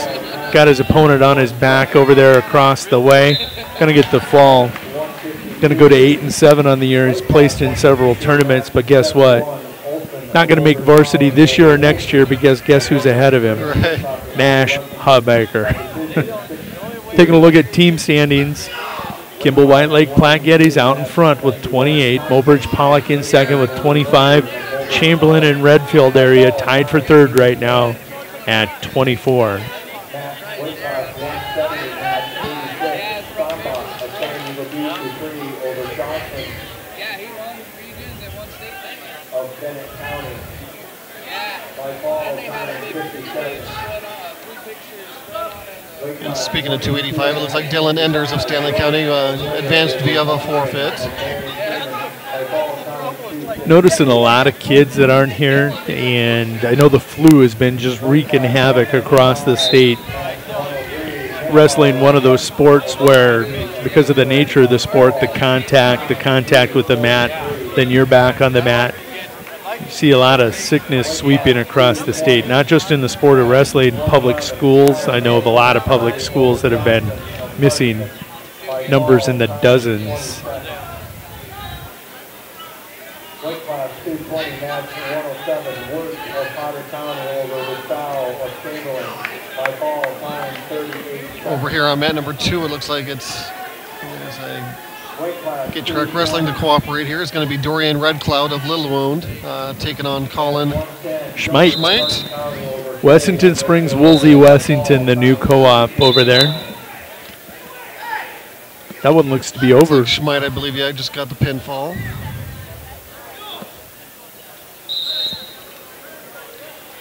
And over on mat number 3 at 152, it looks like it's winners Adam Bonnet taking on Garrett Schroeder of Groton area. 160, match 125, Clemens of Marion Freeman over Cougar of Groton area by major decision. Good one so far here on mat number 1 as we're tied up at 2 apiece between Settlemeyer and Davis. About a minute 40 to go in the third and final period. I just took a look at Class B rankings. Number 2 seed in this tournament is number 1 in Class B. That's Wyatt Locke. You can see number 1 versus number 1 in the A's tonight. There's another couple. We've been talking about different matchups. Sure.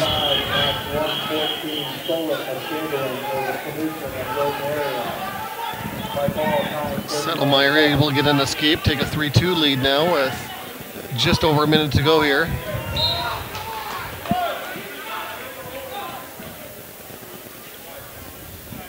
Do you anticipate a break between rounds? I guess I never did talk to the head table much, so I guess I don't know what the plan is. They'll let us know as things wind down here. Preliminary pigtail matches. I think we'll go through this round and then probably come back. Over on mat number 2 here at 285, it looks like it's Marion Freeman's Chris Johansson taking on Henry Eistad of Woonsocket Woolsey Wessington. Johansson with a 5-1 lead.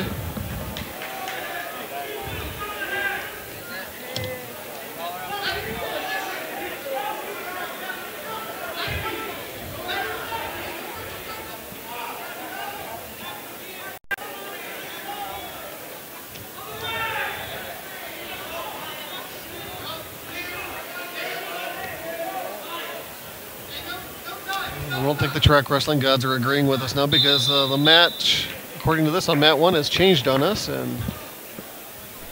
But it looks like Settlemeyer of Todd County is going to come out with a 5-3 victory, I believe that ended up being. Chicken. I mean, Rocky from Groton to mat 3. Rocky from Groton to mat 3. We're moving you back to mat 3, please.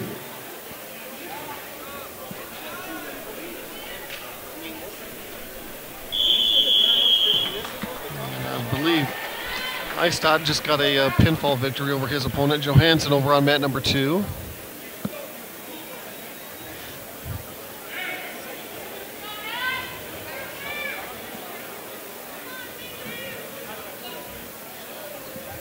Here comes Mr. Huntmaker on mat number 1 here.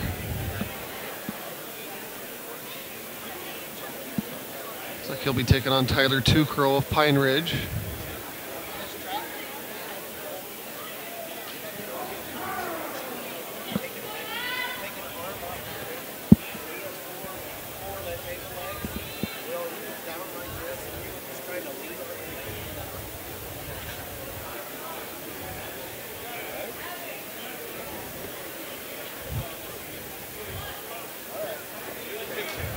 So how hard is it for Nash to be making weight? Because I mean, didn't he play football easily at the 300-pound mark? I don't know. I've heard that he had to cut 20, 25 pounds. You know, he does such a good job of weight training. Right. And he's putting on muscle, and as he gets bigger, and especially towards next year, he's going to have to work on diet to keep him close to that 285, just genetically. Sure.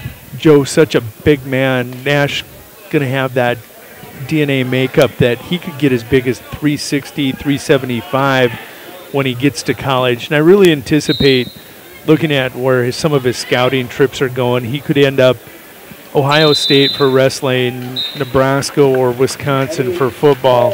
And, you know, I'm going to go on record right now and say Nash not only will be successful at the D1 level at football, but I think he's going to get an opportunity to play professional football, and I think that's probably the direction he's looking to go eventually. So, yeah, to stay at 285 when I anticipate 5 years, 6 years from now, him weighing 375 and playing in the NFL on the D-line, it's going to be tough here the next year. But the thing I know about Nash Hutmaker, just a determined individual, he will get down. And he's got kind of a decent coach. I don't know, he's average at best. Coach John Donovan walking over here, and he'll go back and listen and hear what I said later, and he'll be like, Brozik.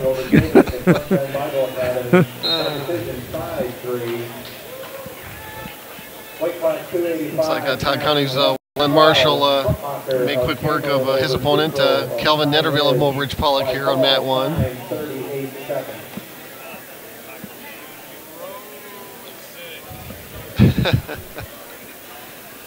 I'm hearing something. Is that Coach Donovan? I believe so. I think you might be getting a nasty message via text here pretty soon. No surprise. None whatsoever. Yep, here comes the text.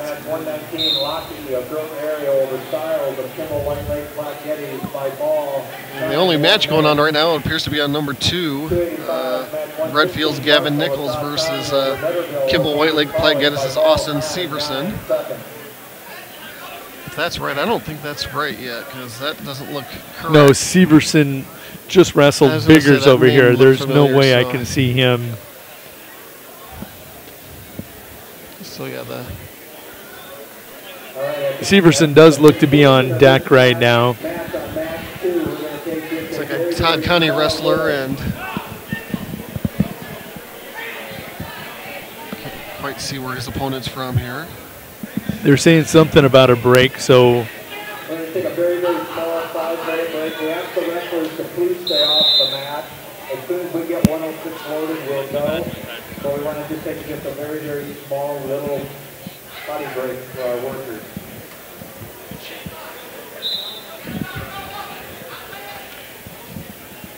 Result, weight class 285, match 1. Appears to be a winter area wrestler there. Can you see who that is, Jody? that is that Joey Cole pigtail match that they struggled with on mat 1 earlier. Now going to get it over there. I think the losers of these pigtail matches are eliminated from the tournament now, and then we're back to our normal brackets. They just do have it labeled on mat 1 here is what they have. Yeah. Okay. What they did is they just had that table log in as mat 1. They're respecting that minimum break between matches, and I think that was probably, in all likelihood, it was probably only 20 minutes.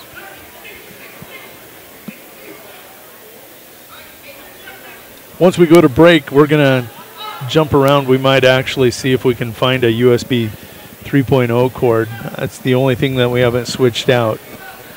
I don't know that you have one in your IT. I can go take a look or go see what I can come up with. And I think that's the only thing that we can change out that we haven't changed out to bring it up. Our system registering that third camera, just not getting video connection through. So I'm guessing we probably have a fiber broke here in this cable in all likelihood.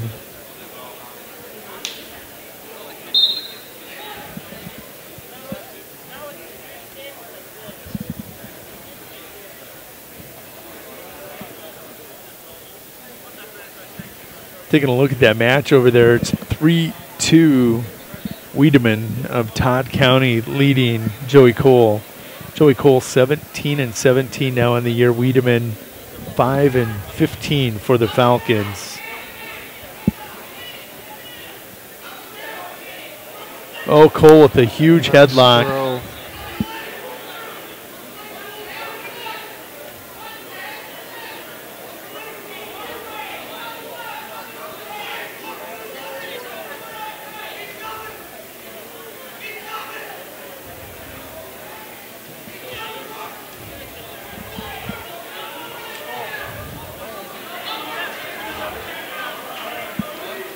Cole recognized Wiedemann had come around parallel, hooked the leg, and basically if you roll back through, you've got a guillotine hooked up.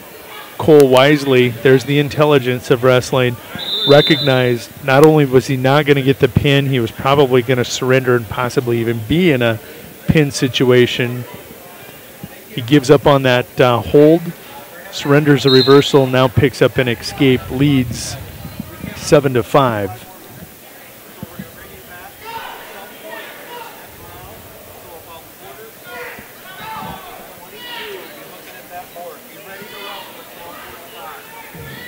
Cole hanging on to a 7-5 lead here as the third period winds down with about 1:40 left. Hits a chin whip on Wiedemann. If he gets those long legs hooked up, he'd be in a nice... by Wiedemann again to get out.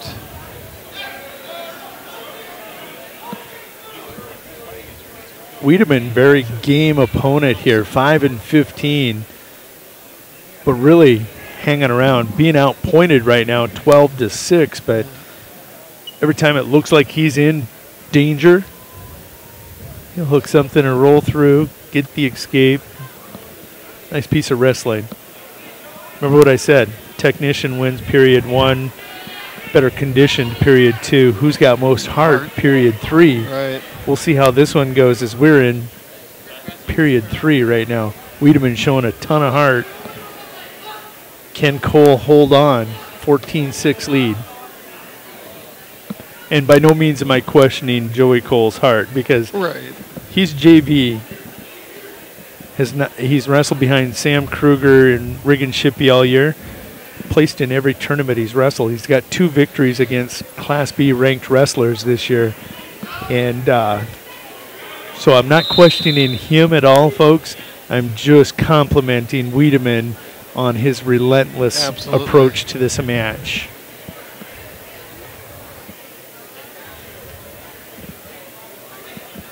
.24 seconds to go. And then there will be a break. You can see, well, you can't see, but I'll cue up. You can see wrestlers starting to get ready to take that break.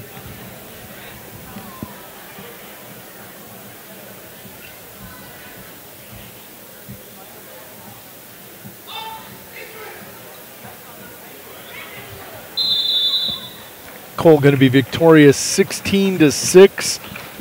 We'll see the conclusion of the handshake. Wiedemann had himself a nice match. Got to give him credit. Going to take a break. Brian Manning already on break as he's probably looking for a USB 3 if I'm guessing correctly. And we're going to jump away. We'll be back after a word from the sponsors bringing you year-long coverage of GoBuffsLive.com and the video coverage of the Stanley County Buffaloes and Lady Buffaloes. It's the kid in grade school who paints her face blue and white before every home game. It's the accountants and salesmen who give up their Friday evenings to referee. It's the cashier at the corner convenience store who wears school colors on every game day. What makes high school sports here in South Dakota so special? They do. You do. We all do. This message presented by the South Dakota High School Activities Association and the South Dakota Interscholastic Athletic Administrators Association. American Lodge and Suites. Welcome to the end of the day. Amenities include indoor heated pool and hot tub, free hotel-wide high-speed internet, guest reception, a nearby fitness center, and whirlpool and fireplace suites. Kids 12 and under stay free. Senior and AAA discounts and special rates for families, corporations, government, and groups are available. All major credit cards are accepted. tried to get those 69. When you expect more, you expect more. When you expect more, Dakota Prairie Bank, providing great service right from the start. It's our promise to you that sets us apart. With every handshake and a smile, we go that extra mile. When you expect more, you expect more. When you expect more, Dakota Prairie Bank.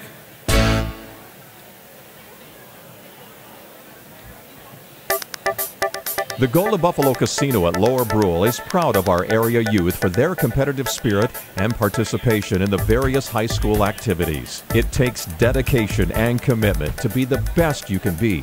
It's all about sportsmanship and not whether you win or lose, but how you play the game. The Golden Buffalo Casino is your winning destination for great food and more ways to win, more often. Our youth, our future. We at the Golden Buffalo Casino say thanks for all you do. Looking for future leaders we can believe in? Look no further than the high school student athletes right here in South Dakota. High school sports teach young people how to be effective leaders. It includes learning to listen, accepting responsibility, being a good role model, and it's about respect. The result, it transcends sports. It gives us hope for the future. This message presented by the South Dakota High School Activities Association and the South Dakota Interscholastic Athletic Administrators Association. When you need building supplies, there's no need to go anywhere except to Bauman Lumber in Fort Pierre. Bauman Lumber is locally owned and offers quality products, expert advice, free estimates, and free local delivery for large or small projects. Whether it's a home improvement project, remodel job, or all new construction, they even welcome special orders. Quality building materials and affordable prices for residential or commercial projects can be found at Bauman Lumber, 1223 Sale Barn Road in Fort Pierre, or call 223-9762. Capital City Florist and Gifts in Pierre is your one-stop shop. They have been chosen as the #1 flower and gift shop 3 years in a row, and they carry Hallmark Gold Crown cards. They have something for everyone, including the best flower arrangements, religious bereavements, gourmet foods, and home decor. Check out their line of clothing and accessories for adults and their recently expanded line of baby items, not to mention tuxedo rentals and a bridal registry. Call Capital City Florist at 605-224-4886. So why do teenagers play high school sports? My reason why is a sense of purpose. My reason why is to inspire others. One reason student athletes seldom mention is to get an athletic scholarship. They know that only 2% of all high school athletes are awarded a sports scholarship. So why do they play? My reason why is friendship. Tell us your reason using the hashtag #MyReasonWhy. This message presented by the NFHS and the South Dakota High School Activities Association. We hope you are all enjoying the student productions of your school. Tonight's event and every event produced by your school during the school year are created, filmed, and produced by the students you love to follow and support. Become a booster of your school's live event coverage by becoming a sponsor. It's a great way to show your support of the athletes and students in your community. As a sponsor, you'll get great visibility for your business, organization, or family by supporting the live productions of your school. We hope you are all enjoying the student productions of your school.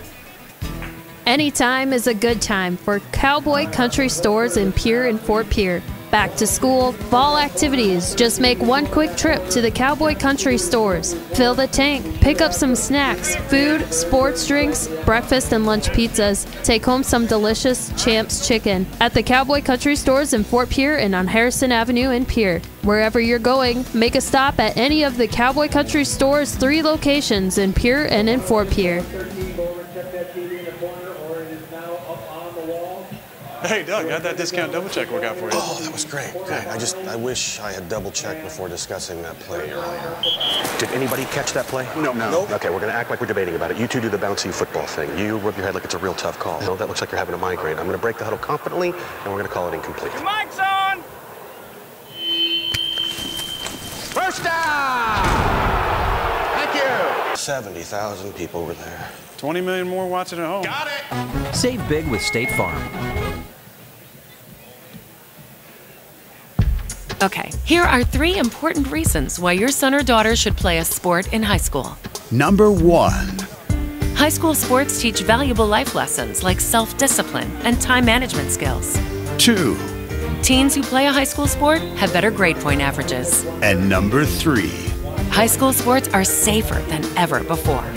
This message presented by the South Dakota High School Activities Association and the South Dakota Interscholastic Athletic Administrators Association. Shane's Pharmacy is a proud sponsor of Stanley County Sports and your local cheerleader for good health. Our staff of caring and helpful professionals are here to improve your health and save you time and money. Shane's Pharmacy proudly supports hundreds of local organizations to improve the well-being of our community. We help seniors find Medicare D plans that are right for them. We also find manufacturer programs, coupons, facilitate the 340B program, and make recommendations to save people money so they can afford the medications they need. Come on over to Shane's Pharmacy and feel better for less. The winner and still champ. Cowboy Country Stores on Harrison Avenue and in Fort Pierre announced their brand new Champs Chicken menu. Chicken fried chicken, Champs chicken on a stick, all in addition to their delicious Champs chicken. Before you hunt, grab and go. When you're running to and fro, stop on by Cowboy Country Stores on Harrison Avenue and in Fort Pierre and check out the new Champs chicken menu. Soups, chili, and pizza available at all 3 Cowboy Country Store locations, along with hunting licenses and ammunition. Hey Stanley County sports fans, Wind Circle is proud to make possible this live stream of area sporting events. At Wind Circle, we're proud to be locally owned since 1995, and that means being involved in our area communities as in this live streaming. Wind Circle, proud to host phone service, voice, video, data, and fiber cabling, and proud to support the Stanley County Buffalo area sporting events. We are Wind Circle, 605-224-1111. Where will you find Black Hills State University graduates? Everywhere, locally, nationally, and internationally. Black Hills State University is where community leaders are inspired, where future teachers are prepared, where global connections lead to business connections, and where underground research is changing the way we understand the universe. Visit bhsu.edu and enroll now at Black Hills State University, where you can earn your degree affordably and with campuses in Spearfish and Rapid City. Stay in the beautiful Black Hills. Where does your future begin? At Black Hills State University, where anything is possible. I've worked for Scotchman Industries for 40 years, the last 17 as president. Being part of this company for all these years and being a member owner of West Central Electric Cooperative sometimes seems one and the same. As an owner, you have the opportunity to be part of the decision-making process. The legacy of Scotchman Industries is only matched by the legacy of my electric co-op. I could not run my company without West Central Electric. A message from West Central Electric, your local Touchstone cooperative. It's the kid in grade school who paints her face blue and white before every home game. It's the accountants and salesmen who give up their Friday evenings to referee. It's the cashier at the corner convenience store who wears school colors on every game day. What makes high school sports here in South Dakota so special? They do. You do. We all do. This message presented by the South Dakota High School Activities Association and the South Dakota Interscholastic Athletic Administrators Association.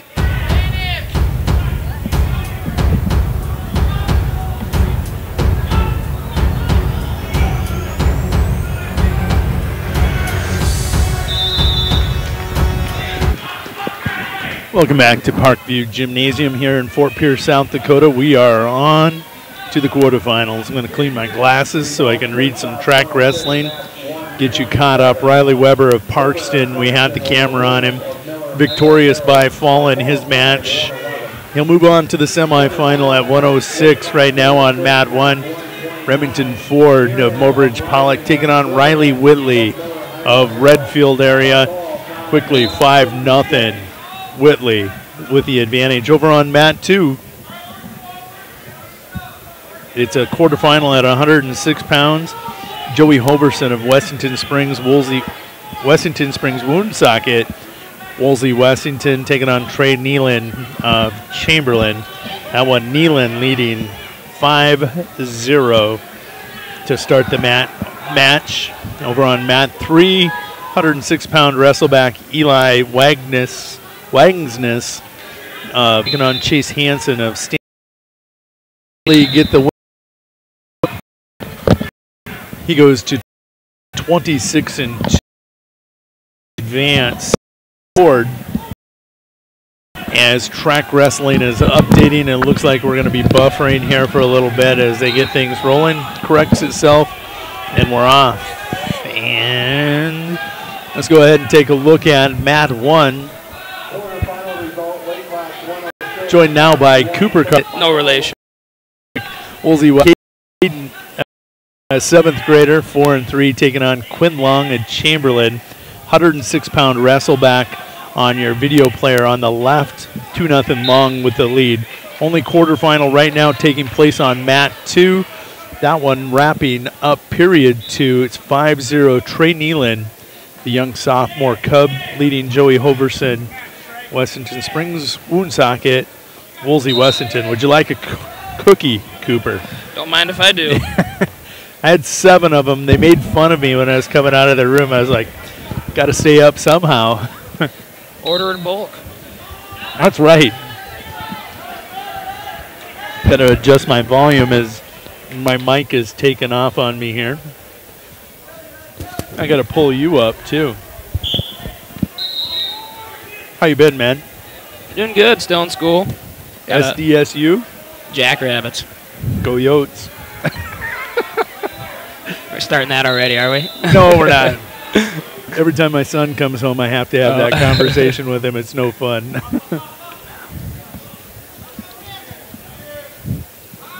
I think Brian went to look for a USB 3 cord for me where we can possibly get that third camera, dedicated camera, for across the gym over in the corner up. Right now we're struggling to get that up. My fault, not Brian's. Starting to feel like old times for me. You're sitting here beside me. Blake Beats over in the corner, coaching for Parkston. Devin Gannett out there on the mat. You guys are all old timers now. I kind of just think that. I kind of look around and heck, most of these kids were mat tappers when I was here. That's right. Now they're ranked wrestlers. It's kind of crazy to see. It's funny, the longer we live, how quickly life moves on us.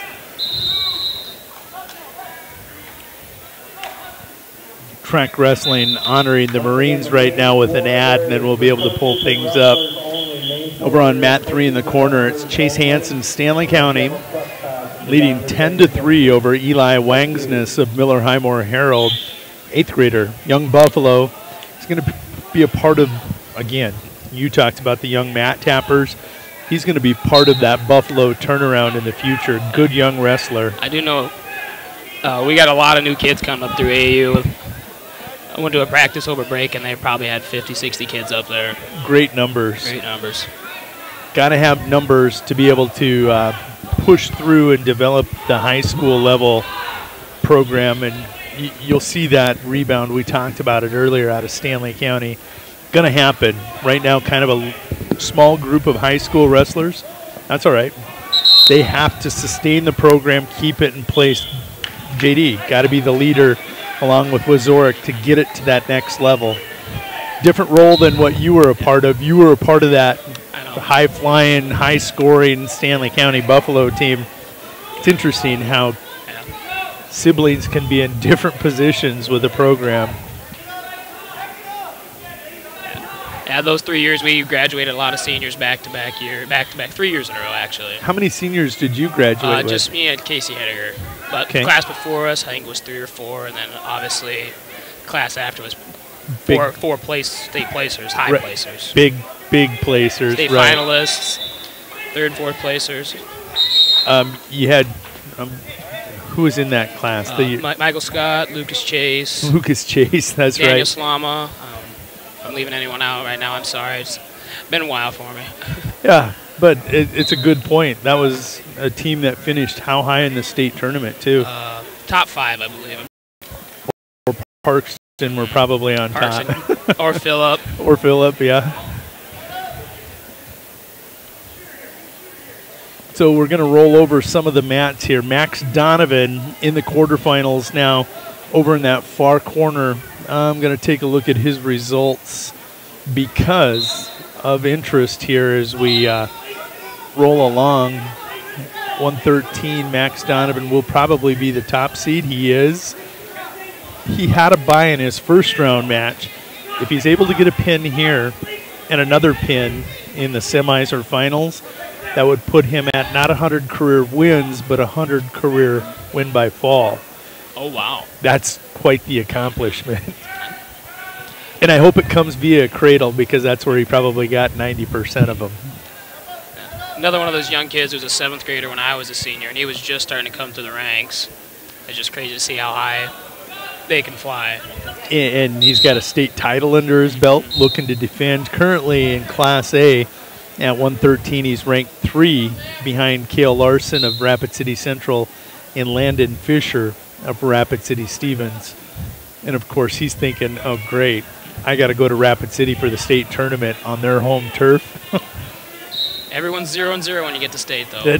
Good point. It really is a good point. With the new seedings, it really has changed the dynamic. Think about, okay, now you were the year prior or 2 year prior to seeds? I was the year prior. Year prior. Where would you have been seeded? I would like to think I had beaten everybody except Tanner Hinkle and Sam Ireland. So I probably have been 3 or 4-ish.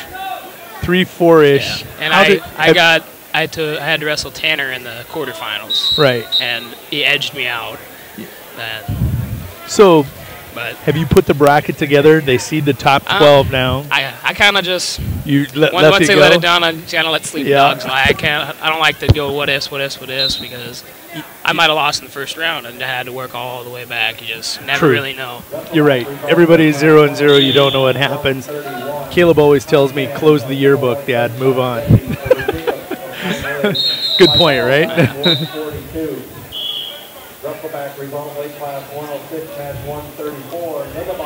So we're going to roll over Mat 1. It was Quinn Long at Chamberlain victorious 5-0. Taking a look at Mat 1 now. It's Drager Monson of Groton area. Going to take on, well, we'll get it pulled up, Lincoln Stewie. There's a name that's synonymous with wrestling. Stewie, a sophomore. In that Hove and Gettysburg area.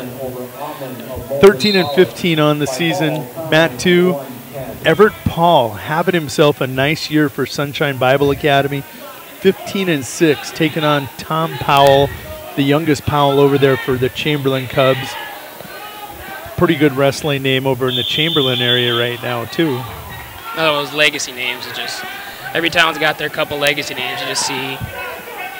Powell would definitely be one of them. Thomas, a freshman, 7-13. Everett, if I take a look at the Class B rankings, you know, we saw him at winter area for the first, or at the Quarterback Club Invitational. That's at 120. Everett, right now for Sunshine Bible, ranked 6th for the Crusaders. Tough matchup for Powell. Wrestling him well here in the second period. It's 6-0 over on Mat 3, just getting underway. I think that's a quarterfinal. Carter Lenz, Kimball White Lake Platte Geddes, the Wildcat, 113 quarterfinal, taking on Keegan Hayter. Keegan Hayter, the number 3 ranked wrestler right now at 113. Again, Wessington Springs, Woonsocket, Woolsey, Wessington. That's a mouthful. I like it, though. I should just say WS. It almost looks like a website when you see it, it does. www. Lenz is going to be game in this match. The Lenz boys, that's going to be a name you're going to hear for the next few years for Kimball White Lake Platte Geddes. Mat 1, rolling that one over. Be Damon Dubray from Cheyenne Eagle Butte and, did I get that backwards? Yeah. Damon Dubray from Bennett County and Xander Bowman from Cheyenne Eagle Butte. Just an 8th grader is all. But comes out here on the early lead, up 2-0. Taking on a freshman. Now, here we are, 4 years from now when I'm walking in with my walker to sit down and announce this. These kids are going to be on probably the top end, 20, 30 wins under their belts at the end of the season, if they stick with it. Everett Paul still leading over there, 9-0, extending out as they go to the third period. Team score real quick, catching you up just out of the first break. Chamberlain on top with 32 points. Kimball Whitelake Platte Geddes with 31. Redfield area with 28. Mobridge Pollock in fourth with 25. Kimball Whitelake, another program that's just, over the last 3 or 4 years, it just slowly got so much better. My senior year, they were down on the numbers, and now Coach Knichny has just done a terrific job just rebuilding that program. He has, and if you think about it, Troy Kruger doesn't take a job in winter. Sam and Jack both there, still there. Ooh, flip those in the standings quite easily. Winter area definitely happy to have the Kruger boys down there. And the city of Winter, as mayor of Winter, I'll tell you, very happy to have Troy in the capacity that we have him with the city of Winter. Len's bleeding, or is it his opponent? Looks to be Hayter the one bleeding, but Lenz is getting more. Looks like he's got a cleanup job. Looks like a full body wash happening over there.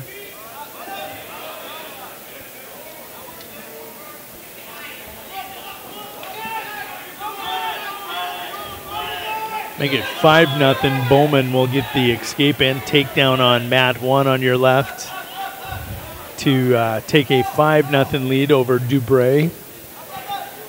Everett Paul cruising along. 45 seconds to go in period 3.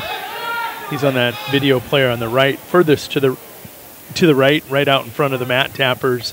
Leads 11-2. See, Hayter was the bleeder, and he was the first one on the mat. All you got to do is clean up his nose. Lenz was the one that just needed the full body wash. Do you come back every weekend? Because it seems like I see you at every tournament. I don't miss I try not to miss a home tournament, but a lot of these tournaments are 3 or 4 hours from Brookings, so. And, of course, Winter Warrior Live is always on, so I always had the laptop up. Yeah, we are always on, aren't we? Either us, Go Buffs, Lyman Raiders, wherever we're at, we've got coverage pretty much across the board for the Buffs. Watch college football on the TV and wrestling on the computer. Bowman going to get the victory on mat 1 for Cheyenne Butte Dupree, 120-pound quarterfinal. Trey Fuller going to be coming onto the mat. He is an 8th grader out of Faith. He gets 31-1. Caden Keyser ranked number 1. Faith, another new program on the wrestling scene. What's that? Faith is a new program on the wrestling scene. And I took a look at one of their wrestlers at, I think it was 182 or 195. Wow, looked impressive. Good for them. So I know a lot of those, if they wanted to wrestle, they had to travel miles and miles to go have a wrestling team. And they committed to it as a school. That's incredible. I'd like to see that. Might take away from their basketball program, though.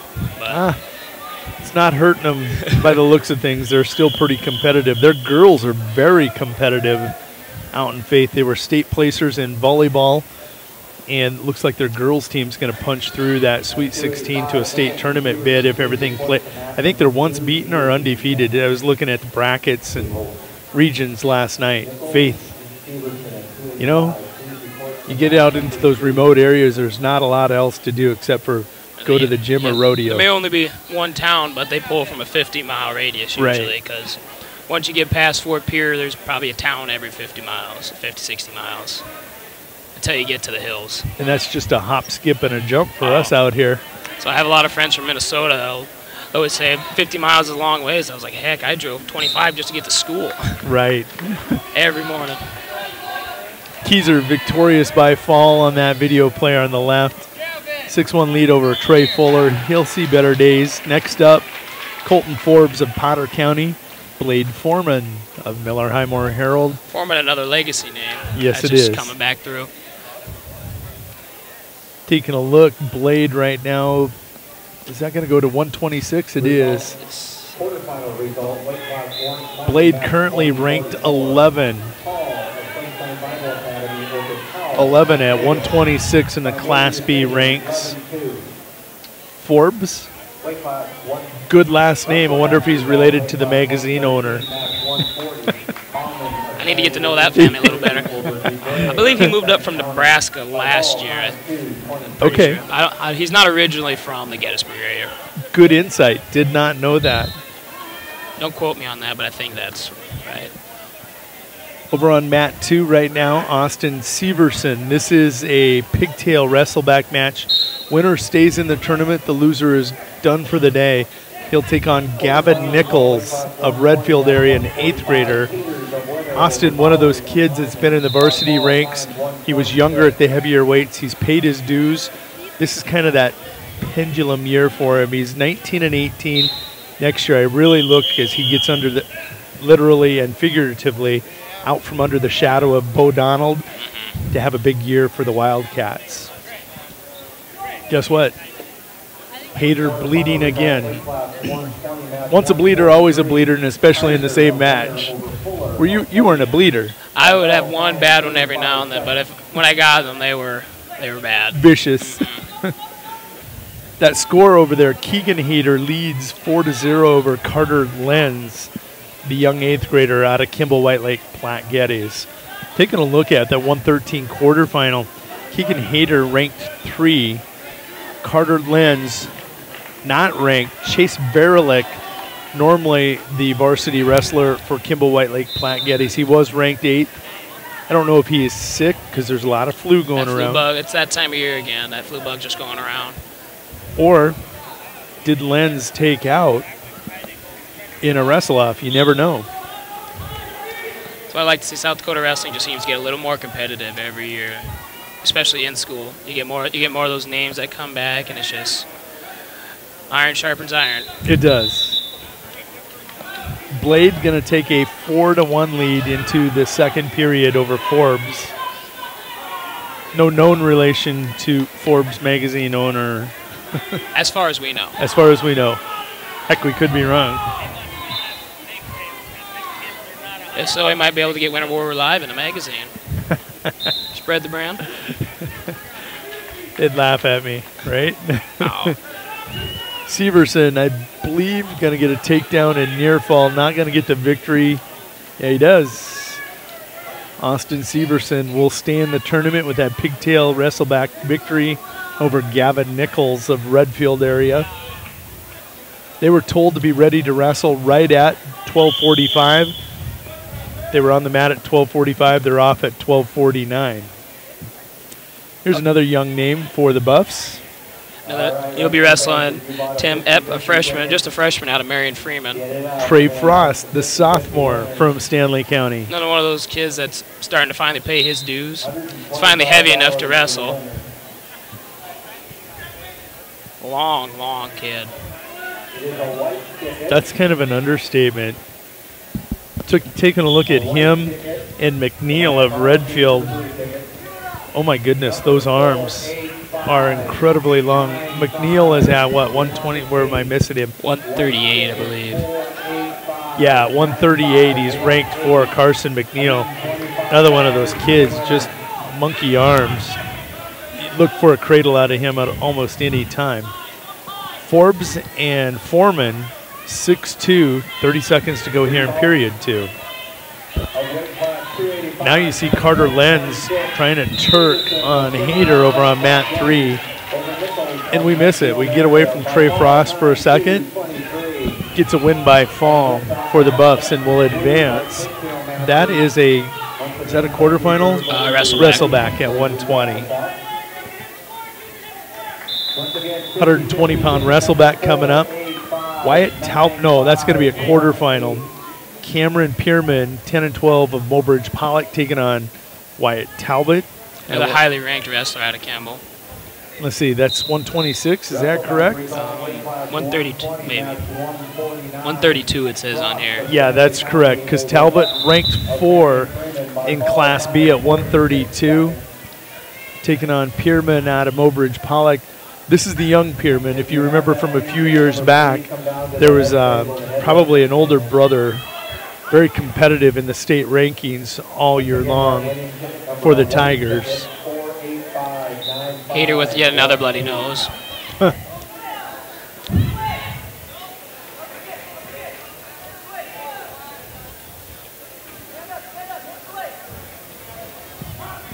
It's only 4-0. There's 12 seconds to go in the third period. We're going to get through it without. Maybe. Great effort by Lenz.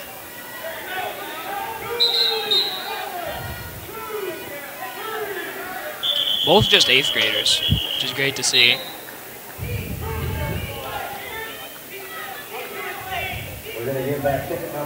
Hader will win that one by a match score of 10-0 over Lenz.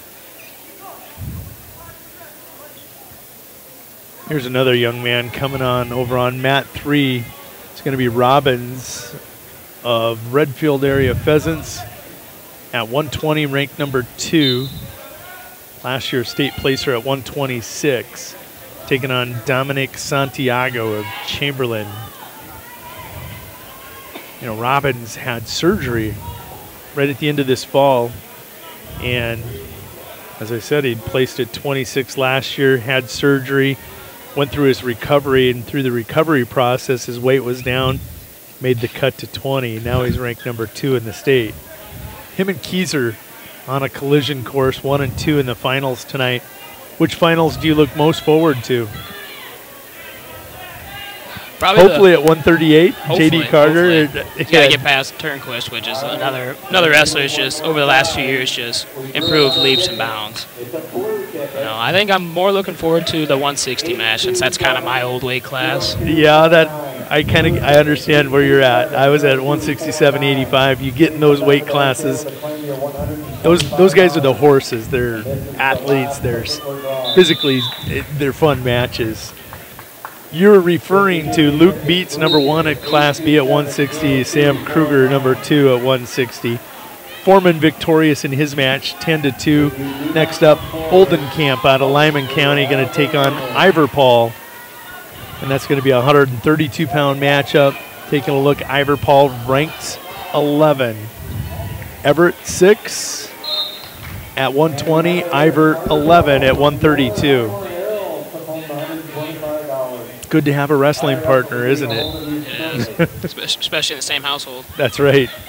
Probably not a lot of furniture, well-maintained furniture. Probably got the fine china tucked away pretty on the high shelves. Over on mat 3, Colin Powell in Class A, 23-4 on the season. He is wrestling 126. He's ranked 2 in Class 11A. He is taking on Zach Saylor, Marion Freeman, a young 8th grader, 6-15 on the season. Tough draw. He's probably going to pay his dues a little bit here in this match. They'll pay off in the future if he sticks with it. Colin, a tough matchup for him.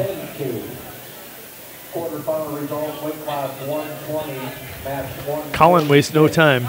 I mean, we'll get the official time, but it looked like 30 seconds. If you can be one thing, you'd be efficient. And now look at Chamberlain. We got to see him in the duel the other night. They go from Colin Powell at 126. Gabe Skewstead coming out at 132 now. 20-7 at 132 pounds. He's ranked number 3 in Class A. So talking about wrestling partners, you've got Class A Colin Powell, number 2 at 126. 132, Gabe Skewstead, number 3. Pretty good wrestling partners there. They make each other better. And Donovan right there at 13. And this is an interesting name. I got to get his opponent. And this is a McLaughlin Mustang wrestler, correct? I believe so.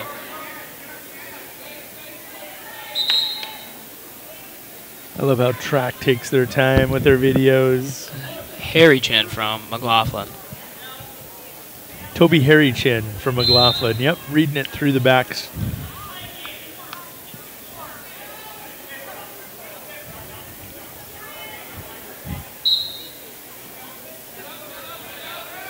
Oh, Truby Harry Chin comes in with a 3-3 record. He's got a tough matchup. Skewstead will get the fall in 52 seconds. Over on mat 2, pretty good match. Wyatt Talbot. It's only 3-0 in the third period with Cameron Pierman over here. Next up on mat 3, you'll have J.D. Carter, a senior out of Stanley County, wrestling another senior, Jesse McCann out of Harding County. Potential region semifinals? Semifinals, taking a look at that at 138. Got to jump to the B rankings. I'm in the wrong ones. JD 5 and McCann 11. He is 11. I missed that. So if that's a region semi, it'd be Hunter Peterson would be on the other side. What's going on with McCoy? I guess I haven't heard much. Interesting. We'll see what happens. We'll see. You know, that. Take a look at that Phillip lineup right now. This time of year, they've kind of fallen off in the rankings to number 5 as a team. But when you had McCoy number 2 at 38, Hunter number 2 or 3, depending on Jackson Eklund's status. At 145, you're taking one guy out of the lineup. That's a lot of points. Especially one as highly as ranked as McCoy was. What do you think of that young man, Chance Grill, looking at the rankings? He has very impressed me significantly these last 2 years. I got to see him out at the Rapid City Invite, and he lost to Cooper Voorhees, number 1 in Class A. Voorhees, another one of those legacy names. Yep. It always seems to be one. And Chance this last weekend avenged that loss at the Rapid City Invite, beating Voorhees in the Belfouche Invitation, or Belfouche Final. Voorhees still number 1 in the A's. Not even close. He's beaten Jackson repeatedly. Cooper Voorhees probably, well, what was it? 3 years ago, everybody had from Beersford dialed in before Micret shocked the tournament. I shouldn't say anything about Cooper Voorhees being a guarantee or a lock, because the last time you heard that, lightning in a bottle was caught. 0-0 over there. Jess McMahon and J.D. Carter, how many times have they wrestled in their career? Maybe only a handful of times. We don't see Harding County probably twice a year or so. And I don't think they've been in the same weight class in the last couple years. JD gets a caution call right there. You never did that, did you? Not on purpose. Just rip-roaring ready to go, Coop. 15-2 on Mat 1. Ivor Paul leading Tyrone Oldenkamp. Mat 3 going to roll over now. And, Mat 2. It's going to be Carter Groves taking on Ty Allen. 132-pound wrestle-back.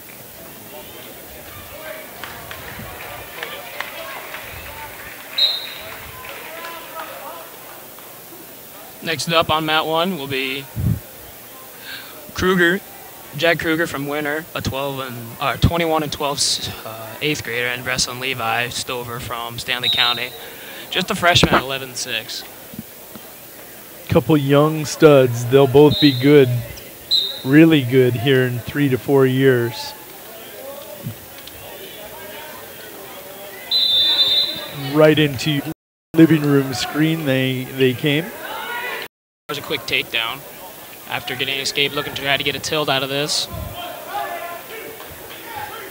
I think JD always did a little better out of me. He was a lot better on top than I ever was.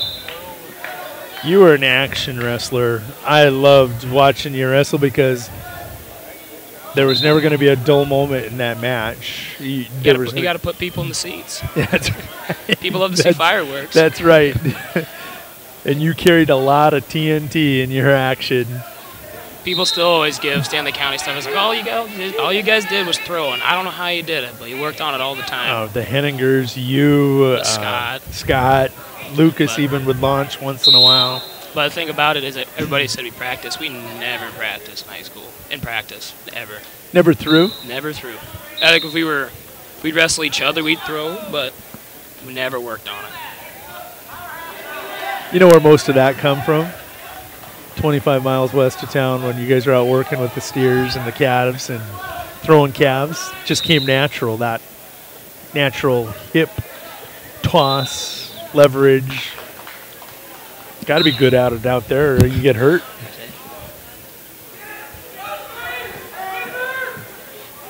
JD jumps out to a 6-0 lead on McCann. That just goes to show one move can change the whole outlook of the game. It was 1-0, chain wrestled in, they got it, quick 3 to count. He'll go to period 3, 6-0 lead. Coach Donovan always wanting to pick on me any chance he can get. Man, can you blame the guy? No, I can't. He probably gets picked on every day in practice by Nash, so he's got to dish it when he can. I think the whole state gets picked on by Nash, for the most part. I got to tell you, though, one of the nicest kids around. Oh, I know. I remember senior year wrestling here at the finals at Big Dakota. He was in the finals. Just talking to him, one of the nicest kids I've ever met. As a 7th grader placing in the Rapid City Invitational, you knew there were good things in store at that point. You know, I wonder what career victory-wise he's at right now. That's going to be a question his dad's going to get asked, because junior year he's got to be closing in already on that 200 barrier. He's a threat to go over 250, which is just unheard of. Unheard to think of, especially at heavyweight. A lot of times, a lot of those heavyweights don't start getting their footing until about sophomore year. But no, he works hard, though. He works really hard at it. Social media kind of gives you an insight into people's lives, good or bad. In this case, it's good seeing his dedication to what he does. You get to see some of his workouts with his dad. I don't think his dad would wrestle him. And his dad, I mean... His dad's not little. No, no. But what I respect about him is he's a multiple sport athlete. Yeah, he is. He plays 3-4 sports, and that's kind of, I guess it's common for South Dakota. All-state football player. Placed in state track and shot and disc. Baseball player. You're right. He's in every sport. Jack Kruger going to get the victory over on Mat 1. Yellow Hawk coming up with a forfeit here, and then we'll move on. It's going to be Karsten McNeil, number 4 at 138, taking on Tate Hoffman, 8th grader out of Miller Highmore Herald. It's 19-16 on the year. 13 seconds to go. JD going on the tack. Best defense is a good offense, right? Fireworks.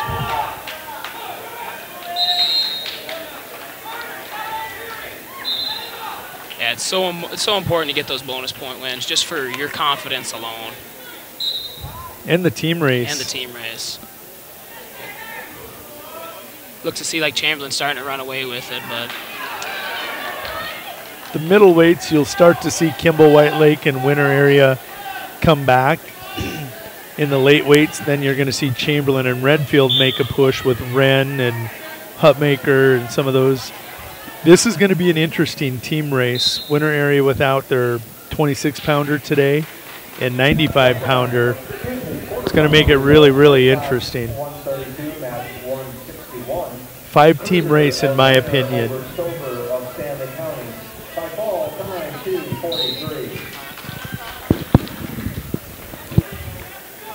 We have 2 quarterfinal matches for 138 going on at once. Here at Mat 1, we'll have McNeil, a senior out of Redfield, at 26-4, fourth ranked, if I'm not mistaken. That is correct. Wrestling Tate Hoffman, just an 8th grade out of Miller Highmore Herald. Over on Mat 2 will be Tate Hayter out of the Woolsey Weston Springs www. Wessington Springs Woonsocket, Woolsey Wessington, ranked 3. And his opponent? Jaden Collar, an 8th grader out of Kimball Whitelake Platte Geddes.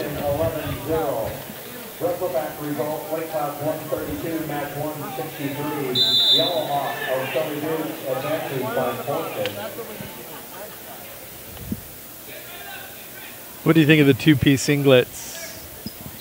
I guess I don't more and more common. I guess I don't have a preference on them because I know at a lot of those big national tournaments, that's what people wear. It's whatever you're comfortable with. It is. I was always just a partial fan of the singlet just because it's been there forever.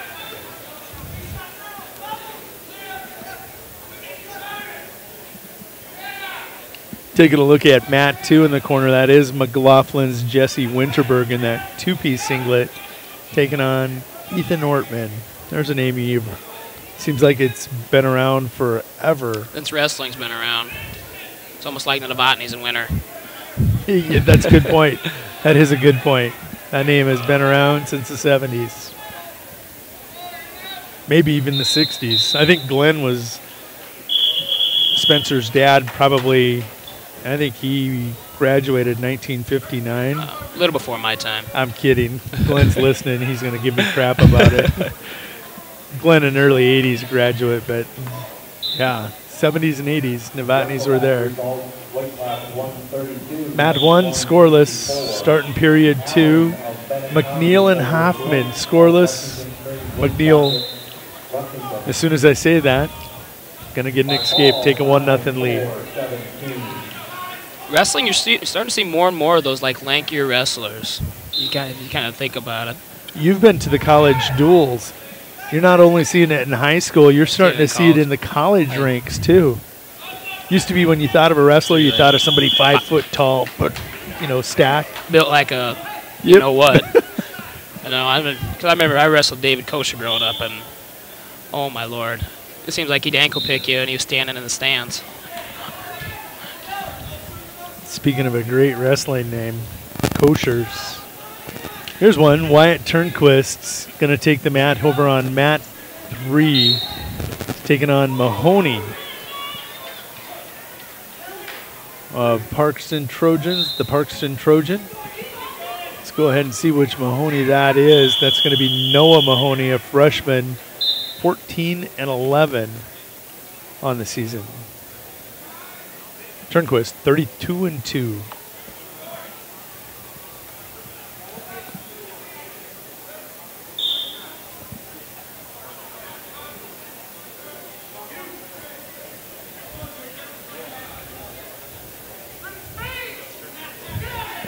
I'm kind of thinking about it today. I was just kind of going over, when was the last time you saw pigtail matches? It's been a while. I think last time I was a 7th or 8th grader. Last time I was in a pigtail match, or even was at a tournament with one. Maybe 3 years ago I saw one when we were over in the, it's 2 years ago, over at the Geriatric Invitational. They have 10 teams, and they do an 8-man bracket, and they pigtail it in. The 4 lowest seeds wrestle off to get in. Yeah. Turnquist, 8-0 lead in 45 seconds.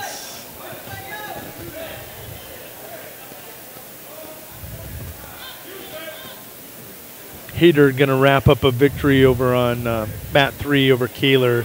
7-0 when he gets the fall. Taking a look at that next match that's coming up.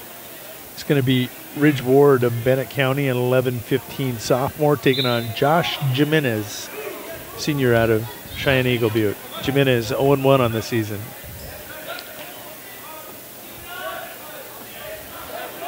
Turnquist, any interest in wrestling in college? Signed and done. He's going to Northern State, and it's good to see that program still alive. I was just going to comment on that, and the key word there, alive, because the school had voted to shut it down. It was done, over with. A bunch of the people in Aberdeen got together, decided, hey, we're going to go fundraise. We're not going to let you terminate this program. They suspend it for a year. Look at them this year. They hadn't won a duel in over 2 years. I think they were 0-12. They won their first duel, I think, this year. And not only did they win a duel, but they're going to have a winning record. They got their first duel win last year. This year, the third year, I think, back, they're going to end their season with a winning duel record in that is it the Sun Belt Conference up there or something? I think that's right. So good for the Wolves, and Turnquist going to be a part of that. I like to see that you get quality wrestlers that go to not such big towns or big colleges names, and they just like to build up the program. SDSU is the horse here in South Dakota. Augustana, close second, and now you've got Northern State developing in that Division II rank, and real opportunity for homegrown kids to stay here in South Dakota and have an opportunity to be close to their parents where they can come and watch. I know for a fact Turnquist verbally one day had committed to Augustana. Northern State got on the horn. They came down, visited with him before it was a written, sealed deal. They pitched him again and swung him back to come into Northern State. So, but you like to see that in colleges that take time and actually go down and talk to the young man. Invest in their kids. Yeah, because being there is half the battle. If they go and want to talk to you in person, they probably want you. Where Augie, not saying that it probably just was a phone call or that's where he wanted to go initially. I don't know that per se, but I know he was torn. There was no easy decision to be made. Ain't a wrong decision. They're both two good schools. Maybe it was the idea of being part of the development of a program instead of just being another cog piece in a tradition. Possibly being the guy. Not saying he would have been the guy at Augie, but right. He'd definitely be another standout. So McNeil going to get a hard-fought 7-1 victory over Tate Hoffman, the 8th grader out of Miller Highmore Herald. Next up will be Mooney versus Ogle. Mooney of Bennett County will be taking on Ogle of Sully Buttes. Aaron Gilchrist is taking the mat on the video player on your right. 25 and 16 sophomore taking on Camden Yost of Wessington Springs Woonsocket Woolsey Wessington. How is that for rattling that one off? Say that 5 times fast. I can't. Yost ranked 12th. Gilchrist had been ranked, is not anymore. And it's starting to look like a Cooper Carter match over here. Did you see that? I missed it from the table. Yost come walking in. Pushed in. Pushed in, and it's like, okay, you want to wrestle that way? Here we go. So that was always the bad thing. You usually got just won a match, and then they kind of go, oh, yeah, that can happen.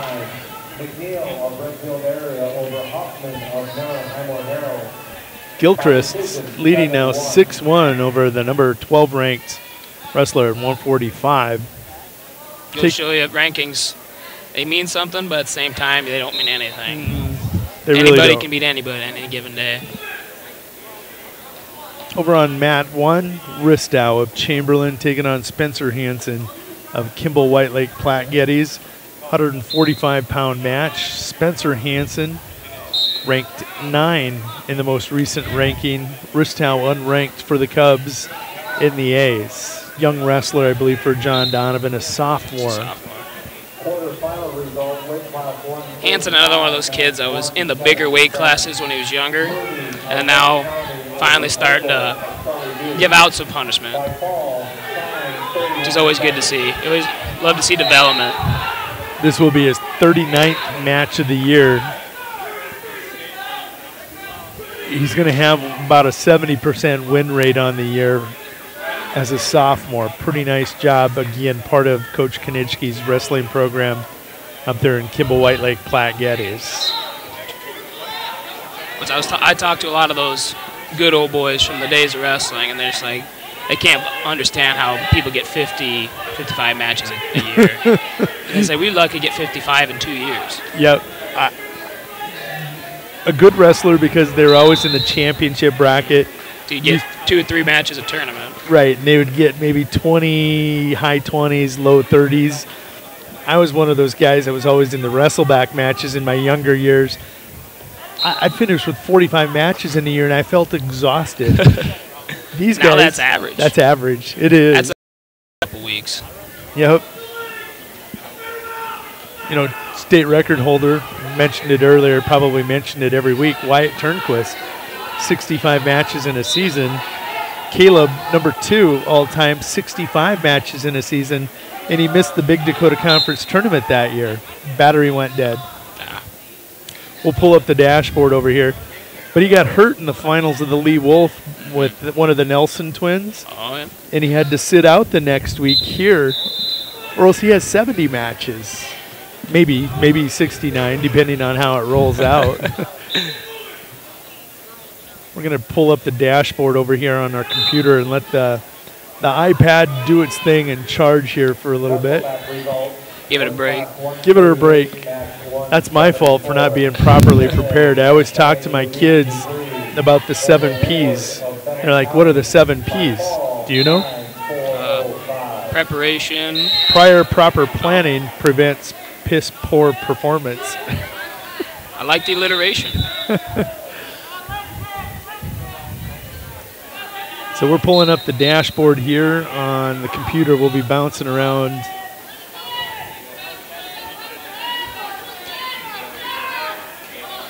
It's crazy how more statewide that track wrestling has made South Dakota wrestling. Like you can watch a dashboard from anywhere. You don't just have to wait for the brackets to update. You can, in a way, watch the match without actually watching the match.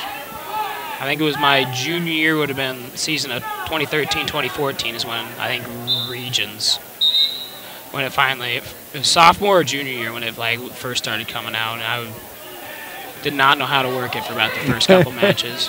I agree. There used to be another app called iTournament, and I know a lot of the schools were using that instead of track. I actually preferred that one at the time, and now it's not even close. I love track wrestling. And the statistics, it gives you all the information that they've included. You know, the development of track wrestling along with the development of webcasting, whether mine or, Tony Kinnenberg in Parkston, I call him the Godfather.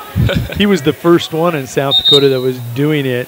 And other areas of the country had it, but Parkston, the pioneer, me, the knucklehead that kind of drove it home across the area.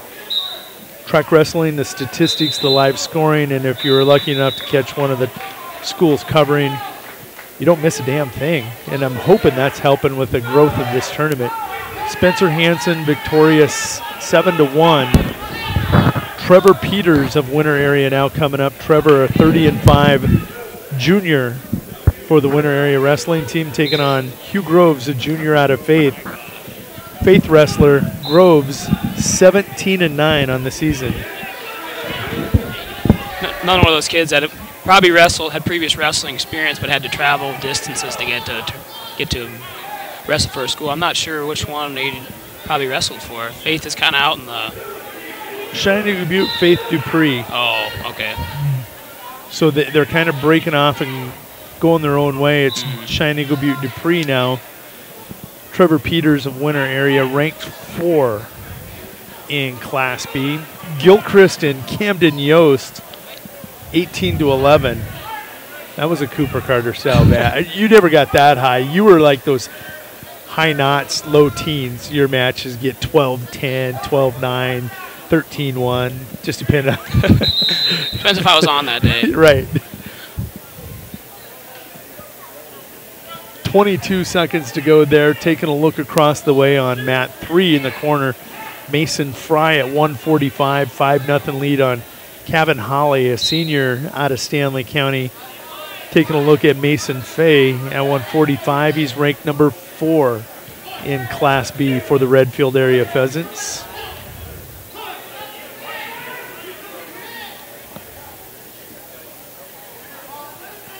And team points changing quickly. Chamberlain had a huge 20-plus lead. Winter Area now in second with 37.5. There's Kimball White Lake Platte Geddes with 37. Redfield area 36. Those are kind of the four of the 5 that I expected. The other one, Parkston, I look to push later in the later weight classes. Beats Nagebauer, scoring big points as they advance deep into the brackets, potentially. Peters leading 7-0 in his match, and he is wrestling again. Hugh Groves, the junior out of Faith, 17-9 on the season. Mat 3 over in the corner, right-hand video player. Blake, nope, that's not Blake. We're going to go Ty Naimani, ranked number 3.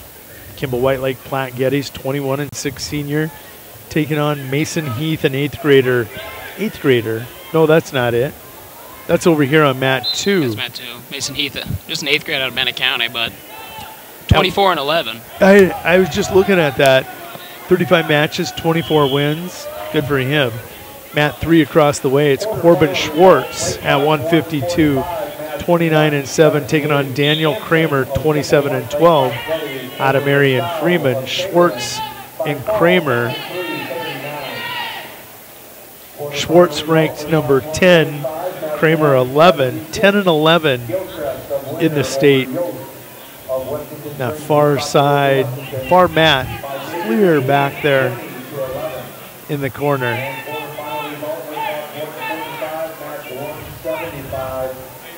Of Redfield area over Holly of Stanley County.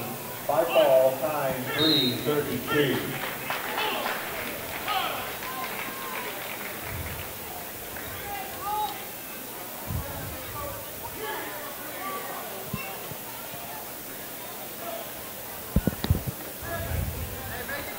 Jumping over to mat 2 as Neyman got the victory. It's going to be Isaac Olson of Mobridge Pollock. He will be taking on Blake Broderick, of Lyman. Broderick, a 13 and 13 freshman for the Lyman Raiders. Isaac Olson, 28 and 8, ranked number 8, senior for Mobridge Pollock. Trevor Peters leading 12-0 on mat 1. And taking a look across the way, Schwartz with a takedown leading Kramer 2-0. First matchup of ranked wrestlers today happens at 152 in the quarterfinals. Number 12 versus number 11, Corbin Schwartz against Daniel Kramer. 2-1 now, let's make it. Isaac Olson quickly out. 5-0 on Broderick of Lyman. But again, Lyman, I'm going to say this, Lyman, looking at their youth program, their middle school program where they're at with their high school kids, they're coming. They're going to be one of those teams that you're going to start seeing. You see a couple more every year, just kind of. And you'll start to see them slide into that team ranking at the bottom, and then all of a sudden they're just going to be there, and you're going to go, how did this happen? Early in my middle school years, Lyman and Kimball were one of the premier teams. Wow. Because we dueled them. First duel of the year, and it was always seemed like there's at least 4 or 5 matches that was ranked wrestlers wrestling each other. And this year, if I remember correct, at that opening season triangular, they won the triangular. They beat Stanley County, and who else was there? Todd County. Todd County, and I think that was the first time in maybe a decade Lyman opened the season with 2 wins in the dual ranks in a dual format. I know, I mean, when I watched it, I had to go back and watch the video player. I was like, I got to see this. What's going on? So kudos to the coaching staff up there in Lyman for what they're accomplishing. Over on mat 2, Logan Hedinger, 12 and 18 sophomore and 152-pound wrestle-back. Has a 2-point takedown, going to collect near fall. Has a near fall for 3 over Wyatt Powers, a freshman out of Chamberlain. Period 2, 2-1. Remember we talked about when the little better quality wrestlers start hooking up, the pace slows, the matches start dragging out. Those 4 or 5 matches are always a fun one to watch. Is that a 4-5 matchup right now? I'm assuming. If not, it's 3-6. I wouldn't think it'd be 1. That's at 52, so let's pull that bracket. You're right. The winner of this will get Peters. That is a 4-5 matchup, 10-11. And you're right, the pigtails again, crazy.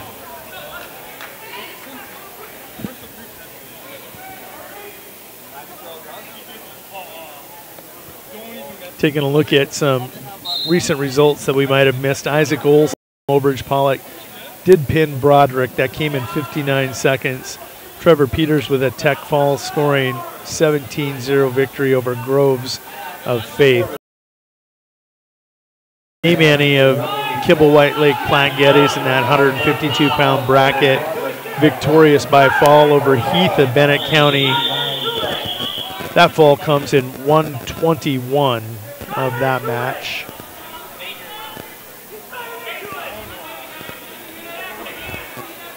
How's that for a match, man? Gilchrist and Yost, final score 20-11. Football, basketball, nope. We're talking wrestling, folks. Interesting. And Kimball White Lake Platte Geddes jumping into second in the team rankings or standings right now. 43 points, looking to overtake Chamberlain. Craig Kanabe on mat 1 on your left, trailing Garrett Schroeder, junior out of Groton area, 10-12 on the season, 7-0. Schroeder picking up a cradle. You know, that's kind of one of those trademark moves of John Donovan in the Chamberlain Cub wrestling room. If you run something so well offensively, you get pretty good at defending it because you have to in practice all the time.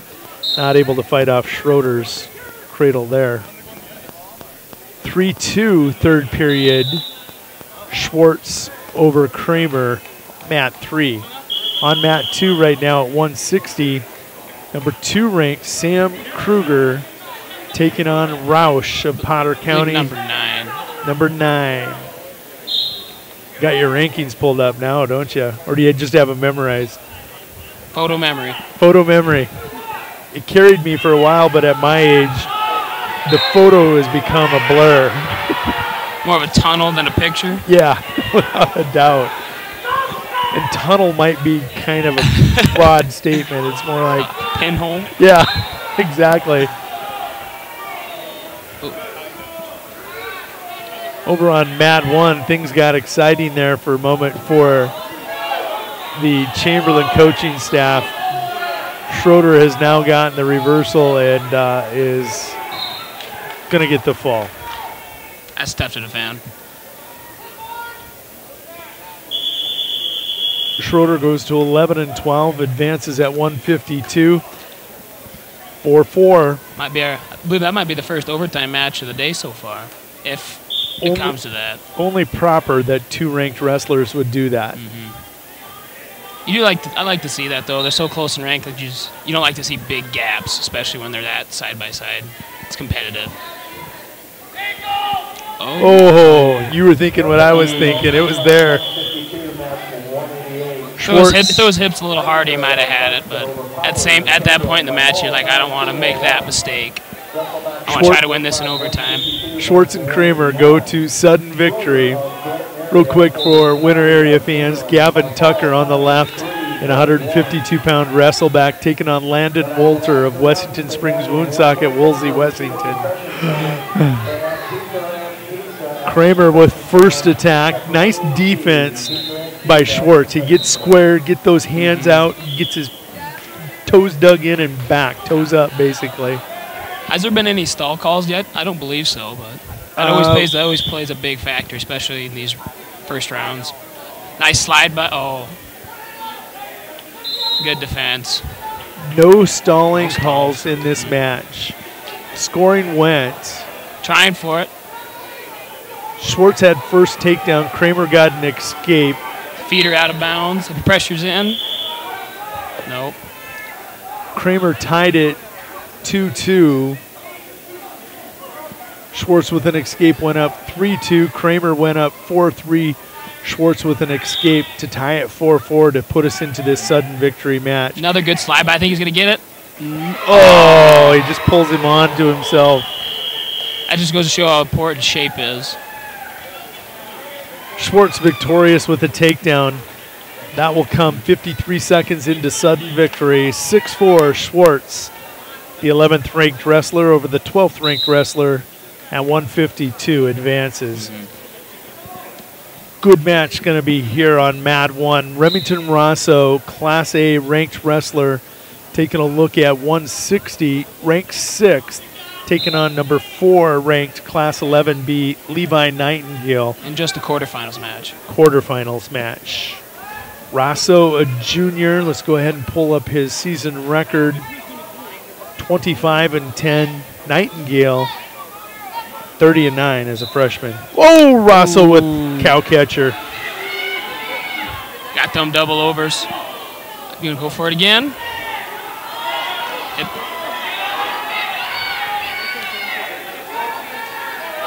One move can just change the tide of a match.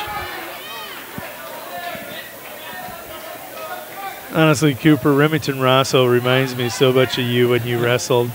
Physical, really physical, high energy. If you watch him, I think you're going to see a lot of your old videos out there as I've watched him the last couple of years for the Cubs.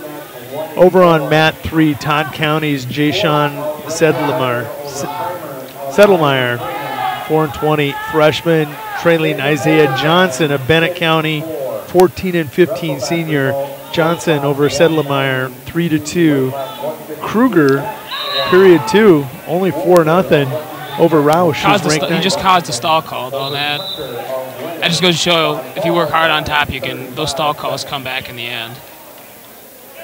Just relentless, which is good to see. You don't like to see laziness on top. That's how you get into trouble.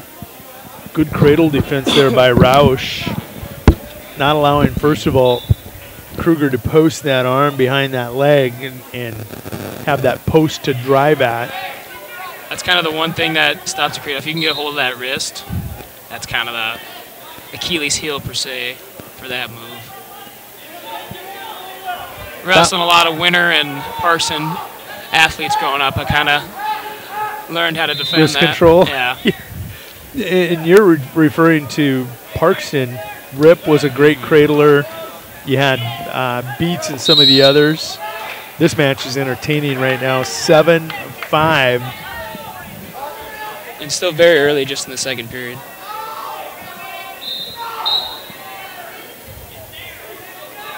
We got to take a look at that bracket at 160. I'm guessing the winner of this would get Kruger. No, they would get Beats. Beats is the 1 seed. That does make sense.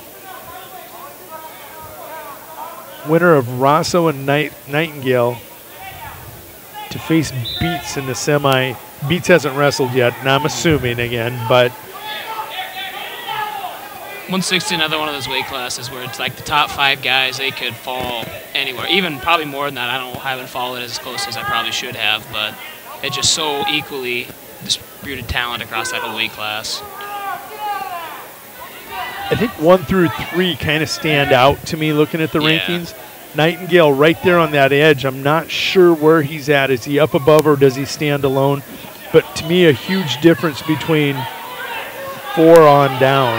5, 6, 7, 8, it could go any direction.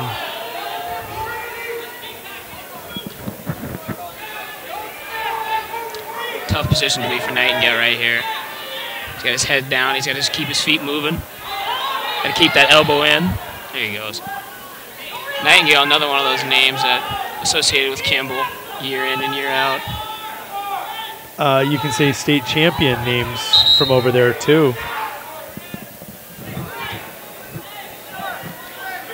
Nightingale actually leads that one 7-5.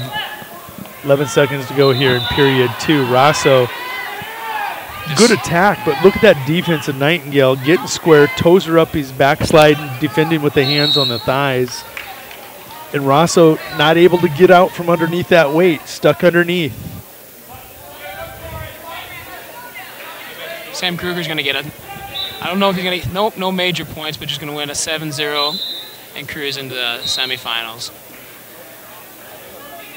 You know, just a sophomore too. Second match of the day between ranked wrestlers, actually third when you consider Levi Nightingale, but 1 versus 9 in the quarter. That's a 2-7 matchup. What the heck is the 3-6 over there?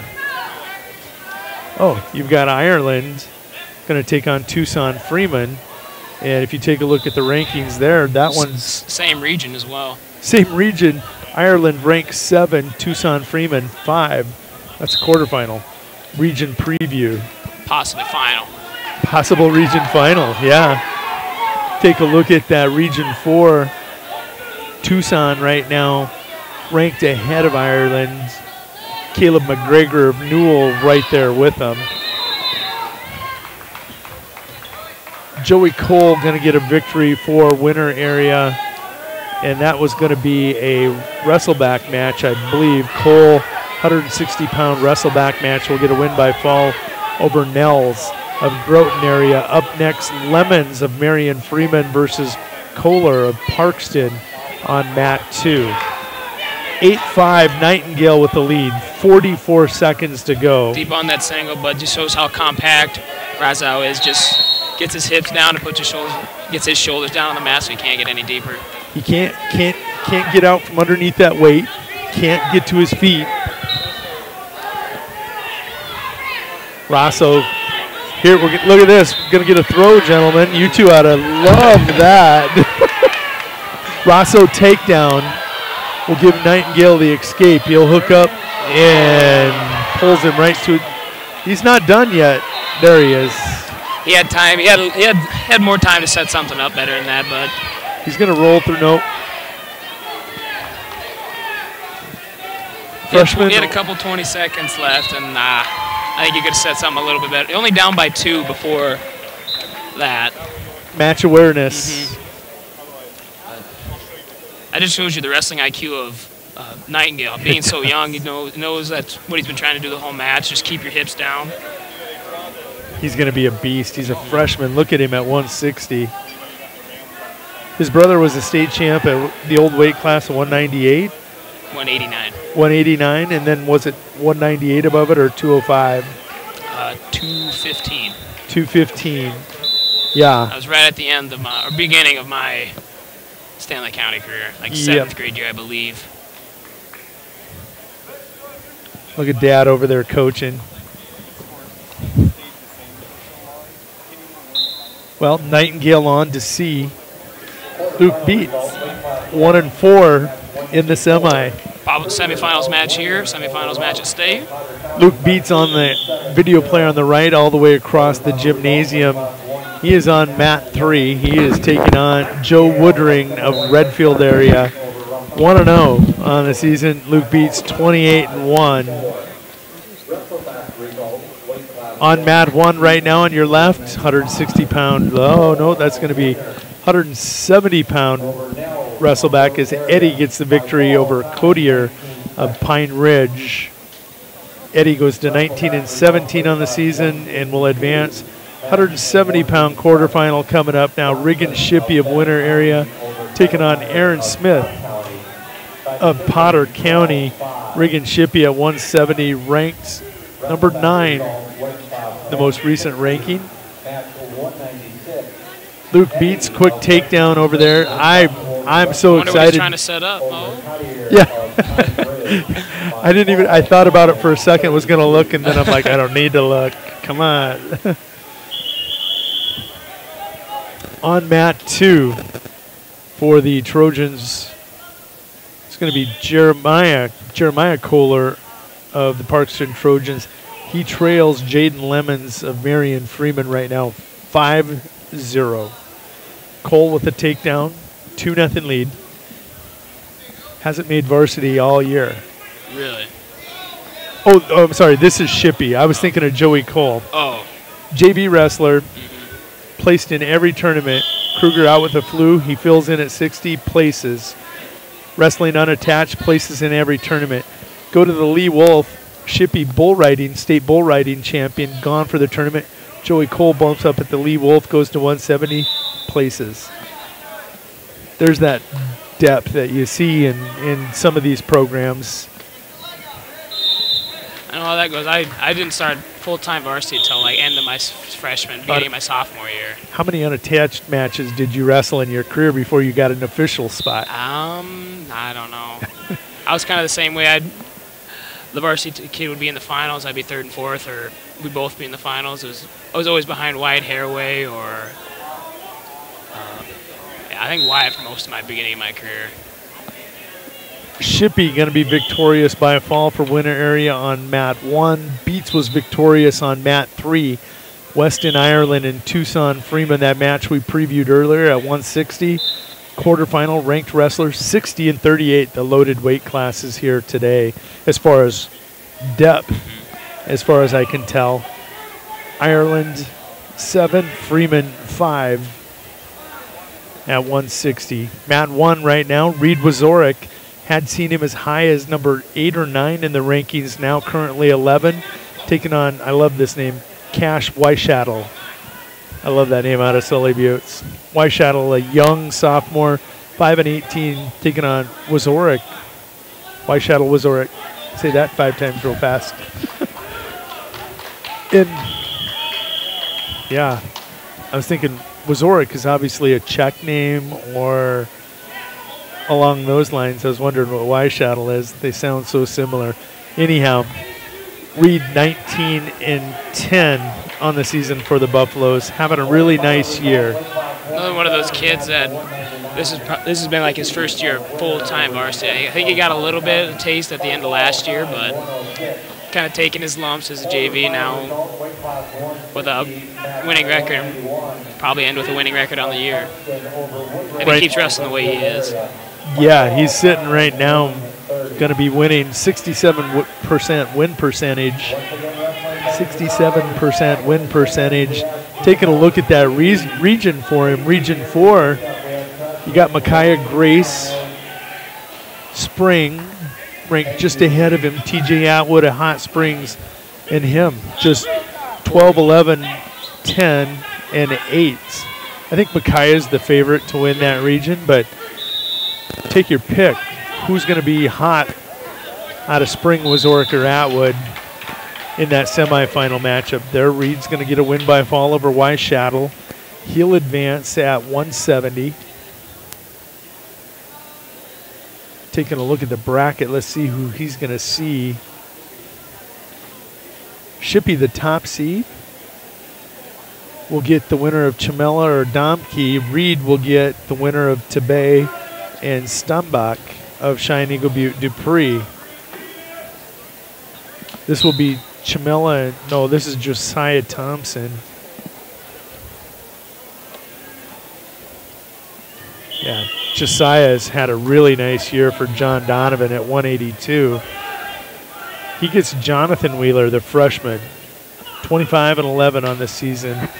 Josiah not going to be ranked in Class A at 182, but having a really, really nice year when you consider, I think he's got 17 wins for the Cubs. Wheeler having a nice year for the Battlers, 25 wins. 2-0 over on Mat 3. What's your first recollection of Tucson Freeman? Recollection, like what I think, like. When do you first remember him? I guess I would have been your junior year. He was wrestling for McLaughlin at the Mid-Dakota Monsters when I first, and he had a whale, didn't place, but I think as a 7th grader, he had a whale of a tournament, and here he is, ranked 5th now. Again, not a mat tapper, but just one of those young kids that we've seen. Ireland, he was young too. Heck, I wrestled his brother. Yes, you did. Sam? Yeah, you did. And over on Mat 2 right now, Gianni Clemente of Wessington Springs Woonsocket, Woolsey, Wessington, taking on Isaac Cliff Jr. out of Stanley County. Cliff, not a name I'm familiar with. He's a recruit? His dad got a job out here. He's originally from Wayne, Nebraska, I think. But now came here this summer, played football, had a pretty strong season, and now has kind of battled through some injuries this year, but overall had a really nice season. Did he have a wrestling background prior to getting? He did. Mm-hmm. Nice. Now Gianni, one of those kids I remember as a young boy at 113 pounds, as a little kid. Heck, he's a freshman right now, and he weighs 160. He's grown like 40-some pounds in the last couple of years.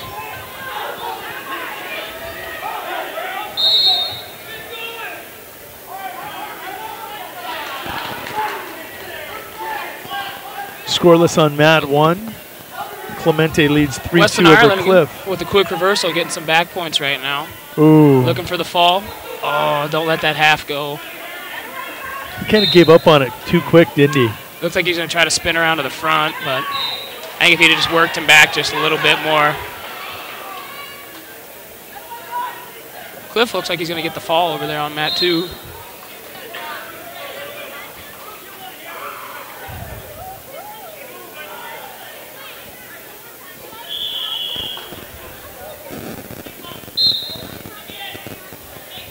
Next up over on Mat 2 is going to be Stombach versus Tebay will get you the official records. Hunter Stombach, second match of the season at 170 in the quarterfinals, taking on Seth Tebay Jr. out of Wessington Springs Woonsock at Woolsey, Washington. He comes in 15-13 on the season. Josiah Thompson with an escape given to Wheeler. Still leads 2-1. Ireland sticking it to Freeman 8-0. Make Nice it reversal. 8-2. Nice reversal. Oh, they're correcting the score here. 7-2 now. Weston's got to peel that hand off, otherwise he's going. Oh. Good awareness by Weston Ireland, knowing where he was on the mat, where he had to get his hips over, get a restart.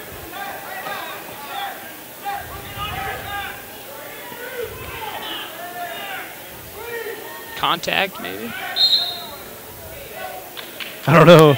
I'm watching athletic trainer Sierra Moller's reaction. That's kind of what she did. Might have been a booger. How long Sierra been here at Stanley County now? I believe my junior year. I know for sure senior, junior, maybe she was just kind of, I think she was fresh out of college, just kind of getting her footing. But yeah, that was 5-6 years ago. Hasn't been that long, has it? I graduated. It has. I graduated in 15. Oh my goodness, it has been. That just blows me away. Victory for Tebay over Stombach. He will advance to face Shippey now on mat 2. Video player on the right in the corner, Reagan Bolweg, 27-10, sophomore from Miller Highmore Herald, taking on Owen Duffy out of Winter area. Owen had been up at 95, has been working through some nicks and knacks, been banged up. This is a tough draw here, and Bolwick really, just watching him wrestle, you got to believe that him and Riesel just battle every day, don't you? Got to. And tell me you don't look at Riesel over here in the corner and just go, he'd still kick ass. I know they got his picture up at SDSU. There's a reason, yeah, there is. File that under do not mess with. And file that under the same category as Nash Hutmaker. Quiet, fun-loving, good guys. If you would never know he had a mean streak in him. Just always friendly, says hi, always wants to know how you're doing. Who got the win, Ireland or Tucson Freeman? I was too. Let's go here. 9-2. Ireland gonna get the victory. 9-2. Shake up the rankings at 160. Now on the mat, Cordell Chamella of Chamberlain, 7-13 senior, taking on Seth Domke of Redfield area. Excuse me. Oh, really? I thought you'd take cookies. I won't do that to you. Don't tell my mom. Quarterfinal result, weight class 160, match 193. So on mat 1 right now, Josiah Thompson still leading 2-1, under a minute to go in his match with Jonathan Wheeler. It's funny, I've seen him wrestle 3 times of interest, 2 against Landon Davis and 1 against Welsh. All those matches were 2-1 late in the third period, and he won them all. He wins close matches. Kind of one of those lull you to sleep, and then when he needs to, turns it on. And he forces you to make mistakes. He's so fundamentally sound. It's not going to hurt himself by making a mistake, but if you make one, he will capitalize on it in a hurry. And Wheeler he wrestles so much like his brother. They're in your face, right at you, hard charging. There's where you see Josiah. I'm watching the video player on the left. Got good hips, very low center of gravity. It's hard to get those guys to be thrown like that. But And if I'm correct, Josiah's dad is the chairman of the school board and the council up in Crow Creek. Really? And he's going to school down in Chamberlain in wrestling. I'm sure he's here today, probably taking this in. Going to get a 2-1 victory, no surprise. Josiah advances for the Chamberlain Cubs.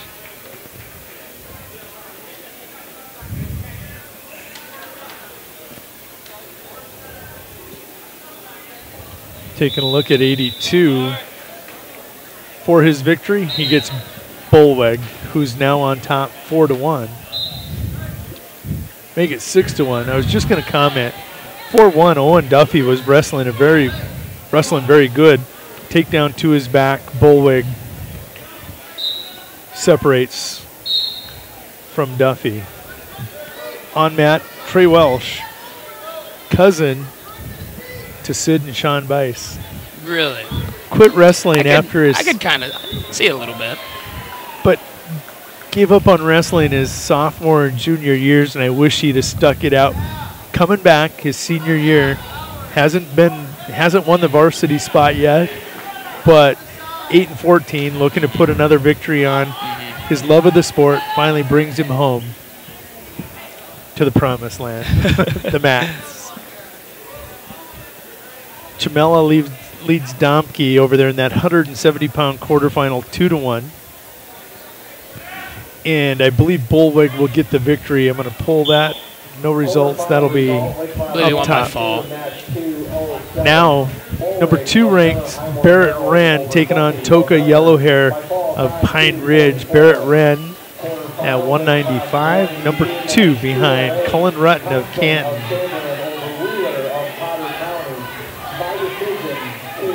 Domke going to get a takedown. That's tight. That's tight over there on mat 2.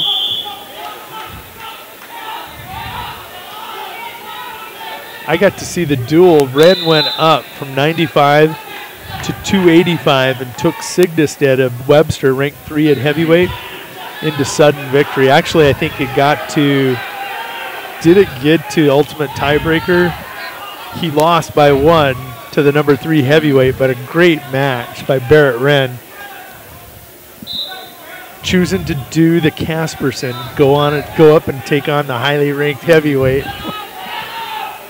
Welsh leading 4-1 on the video player on the left. Team scores, Chamberlain slowed down. They got the early points in the lighter weights from Skewstead, the Powells, and Donovan.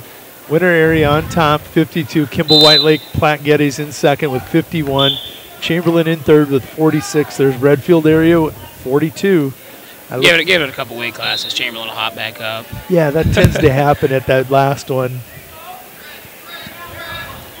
Trey Welsh wrestling Marcus Broken Nose of Pine Ridge leads 4-2. They're on their feet to close out here in period 1. Domke leading 3-2 over Cordell Chamella over in that far corner on the right video player. 3-2 Domke. Underway, 190-pound quarterfinal. Clayton Smith of Marion Freeman taking on Todd County's Eden Arcorin. Taking a look at the most recent rankings. Clayton Smith at 195. Is he ranked? I thought he was, is not. We'll jump to the Class A rankings. And Arcorin is not either. Both familiar names to me in these tournaments in this central part of the state.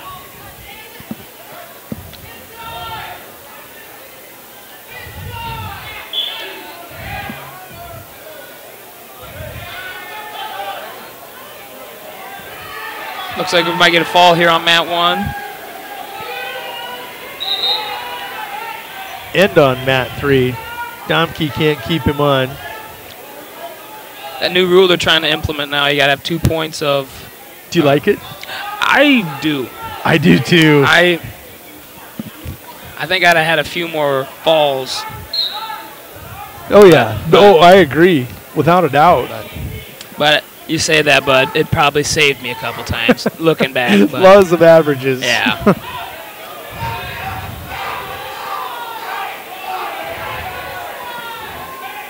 Welsh going to pick up a 3-point near fall. We're about a minute to go in period 2. He'll have a 10-2 lead on Broken Nose of Pine Ridge. Domke gets the fall on mat 3 across the way.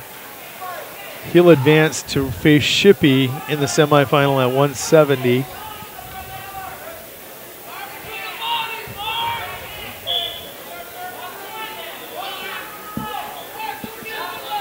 Next up on mat 3 over in the corner, it's going to be Cody Westendorf, 182-pound quarterfinal against Landon Debus of Winter area. Welsh will get the fall at 182. Quarterfinal result, weight class 195, match 2. Taking a look at the rankings in the B's, Westendorf at 182. Not ranked. I thought he was. Quarterfinal result, weight class 170, match 200. Donkey of Redfield area over Chamela of Chamberlain. Slight confusion. Yep. It happens.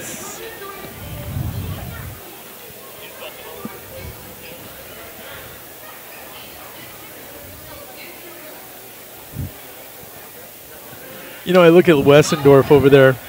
He's got that left shoulder sleeve, the left thigh sleeve, leg sleeve. Looks like he's kind of banged up on the left side.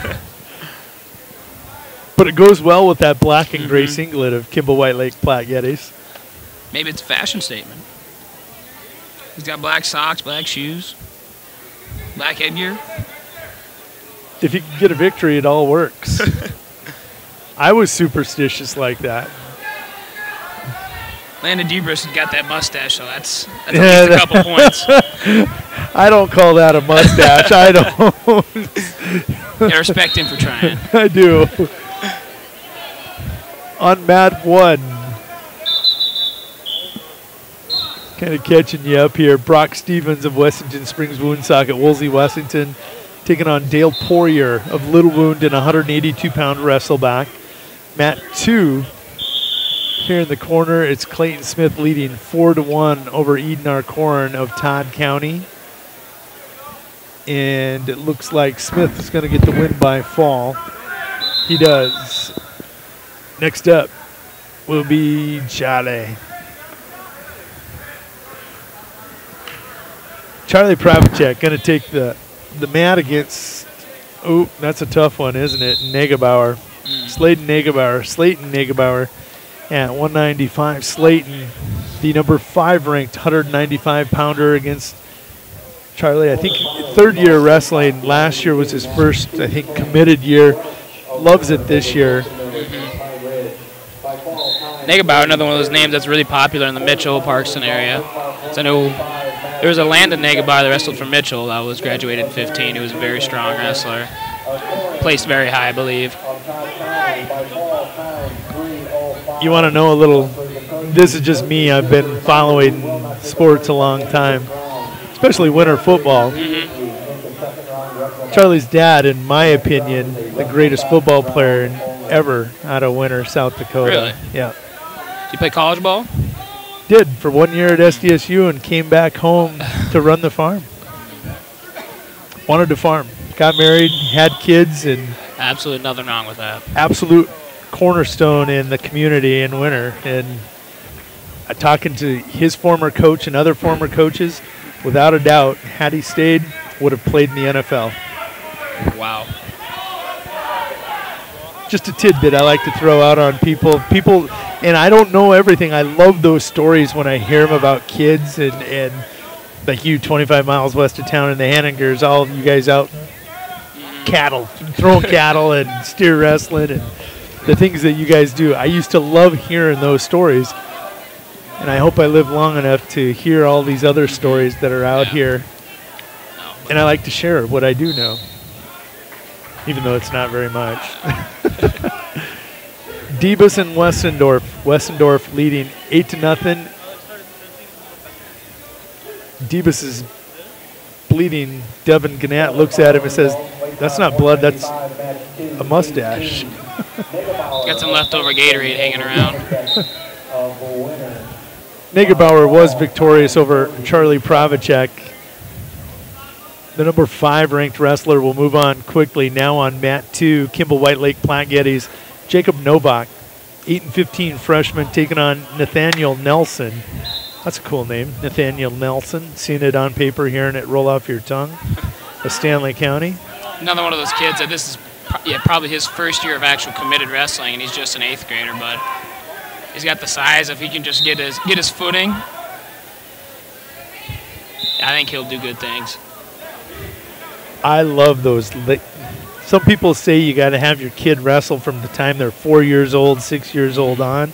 I don't think so. I still think you can come into wrestling as a sophomore and a junior. Well, we saw it in winter. Our 220-pounder, Elijah Blair, last year's first year wrestling. He's ranked 7 right now. Going to put 30, 35 wins on this year. Had 20 last year. But that's the beauty about wrestling is it's one sport that if you work the hardest, you'll be the best. Yeah. You can probably be the most talented or most athletic, but if you don't work for it. You're absolutely right about Nathaniel. Big-framed young man. Just hasn't quite grown into his body yet. He's still trying to figure that out, but I say give it 2 years and he'll be winning regularly if he just sticks it out. As an 8th grader, oh my goodness, yes. Mat 1 gonna roll over. Let's get a final here on 1. Looks to be, my mouse not wanting to cooperate. 9-0 final. Stevens over Poirier. Now up on Mat 1. Overage Pollock's Cole Wellner, an 8th grader, 11-6. Taking on Riley Stevens, the senior out of Woonsocket, Wessington Springs, Woonsocket, Wolsey, Wessington. 18-13 senior. Wearing the Blackhawk singlet. Oh, nice throw. Can't finish it. The 8th grader takes the chance with the senior. Novak leading Nelson 2-0. Good match shaping up over there on Mat 3. They're in the 3rd period. Debus, after falling behind early, has closed within 8-5. He's on bottom with an opportunity to score 144 to go in the 3rd.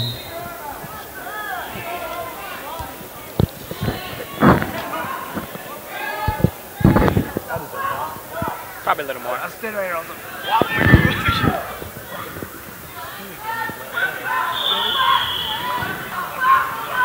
Stevens will get the pin on Wellner. He'll close that match out. And a minute 8 official time. Nathaniel Nelson going to be pinned by Novak, the freshman for Kimball White Lake Platte Geddes. And again, we're starting to see a lot of young wrestlers. Coach Kanichke putting it together up in Kimball White Lake Platte Geddes. He's got one of the older ones, Cody Westendorf, kind of that cornerstone, leading 8-6 on Debus with about a minute to go. 58 seconds to be exact. 8-6 Westendorf lead. See there again, some confusion. People thinking this is a head table. Oh, I Matt didn't Hale, see. the Groton wrestler. Oh! Grady O'Neill hip tosses Blaine LaPointe. Every time you get over here, Anninger, somebody's hip tossing, throwing. What is it with it? Just that magneticism to you guys that the throws follow? O'Neill with the pin on LaPointe. I love it. 30 seconds to go. Mat 3. Westendorf leading 8-6. Debus going to have to come out of his shell. Not a shooter. Going to have to find it. Looks like Westendorf's taking the foot off the gas just a little bit, kind of. Oh, no. Good shuck. Nice shuck. Nice hand defense. Westendorf will pick up the takedown with 10 seconds to go. 10-6 there. Taking a look at Mat 2, William Graves of McLaughlin, the senior, taking on Will Mankey, the senior out of Chamberlain. Neither ranked, neither with a winning record. Both looking to advance here in the Big Dakota Conference tournament. You know, next time Hanniger comes over here, I'm putting the both of you two on here and let you guys talk throws. You sure gonna? I trust you guys. Yeah, I trust you guys. If he looks over here, I'm gonna wave him back and turn you guys loose. I'm worried one of these times he's gonna just reverse headlock me and take me to the back. Westendorf victorious, now on Mat 3 quarterfinal. Actually, this is going to be a wrestle-back. It is Josh Norder at 182 of Mobridge Pollock taking on Sterling Bonin of Wessington Springs Woonsock at Woolsey Wessington. Mat 1, getting a look at William Marshall again for the second time today. Not ranked in Class A, senior, 26-8 for the Falcons, taking on number 6 ranked Preston Worth of Potter County, 18-8 senior battler. Heard the fall. That was over on mat 2. Graves pins Mankey, or Mankey pins Graves. Nice shot. Can he finish though? It was Mankey over Graves. Good shot defense by Worth, but he's bagging on it. Good counter. What do you think of the quickness there of Marshall? Defended the shot, spun around, elevated, and returned for the takedown. But that just puts him at 3-2. Taking a look at that 220-pound bracket. Rizik, the number 1 seed. Marshall Worth, the winner of this, will get Rizik in the semis. You've got Blair on the other side as the 3 seed. Gonna take on Keller of Mobridge Pollock, who he's beaten once this year. The winner of those two will get Gilbert of Harding County, the young 8th grader we saw, or Allen, that name we've heard forever, T. Allen out of Bennett County, 30-6 on the year. Gonna get to 40 wins in all likelihood for the Warriors.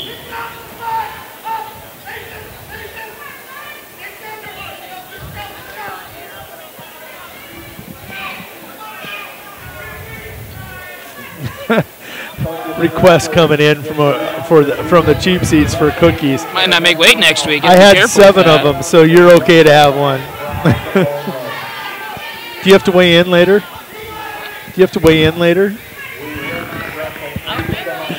You'd make it? Oh yeah, he would make 38 because he was at 32 earlier this year. Yeah, forgot about that. The luxury. The luxuries. Blair is on mat 2. We need to move that young man, I believe.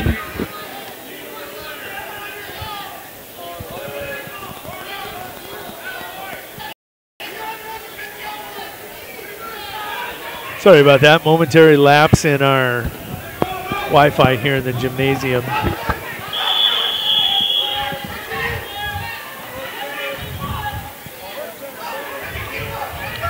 Another great 4-5 quarterfinals match. It is. And it's big men. Big men not moving like big men. They don't look like they're 220-pounders. They look like 195, 182s, you know, moving like those guys. Marshall with just the quickness. Get his hips down, possibly come back on the attack. Don't worry about your headgear. I heard the coach from Todd County, do not worry about your headgear.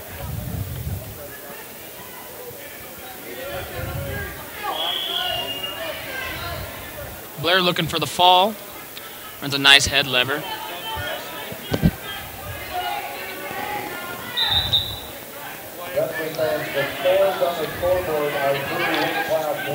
If he'd lift and bounce, I think he'd get him, or just stretch that arm out. Oh, and he gives it up. He wants the tech. Looking good for the tech here in the second period, now leading 11-0. Comes the cradle. Pushes with that off knee.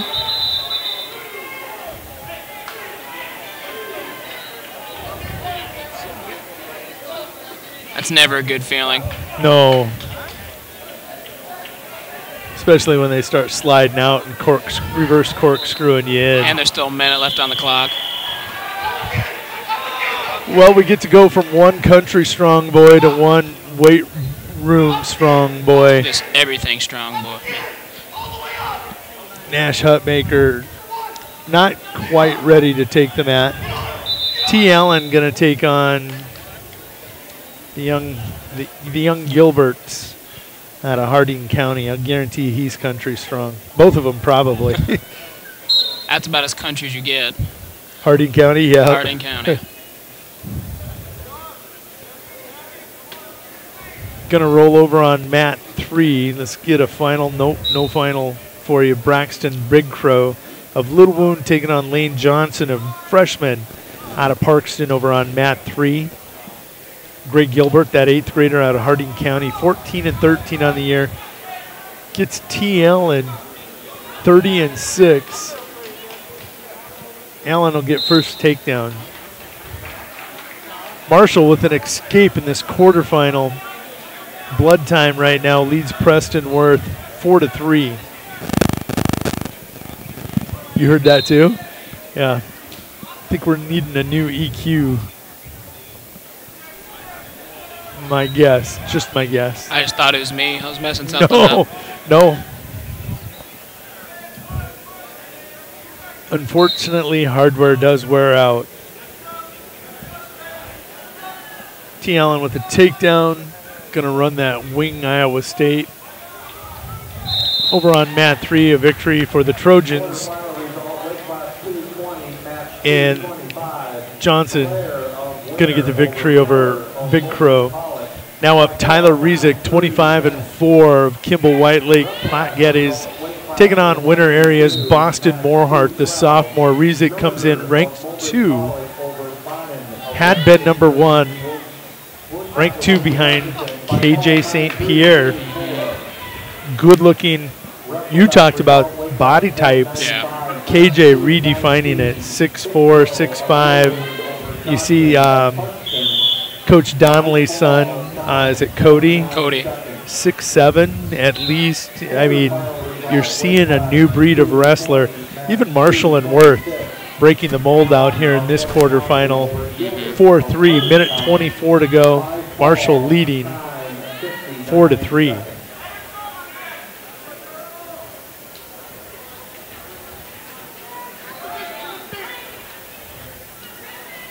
Nash Hutmaker is on the mat, on mat 2, and he's off the mat in a hurry.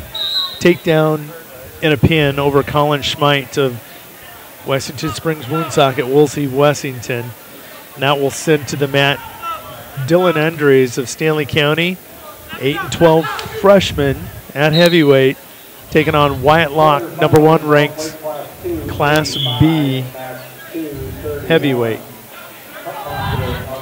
And Andres looks bigger. Another kid, this is his second year wrestling.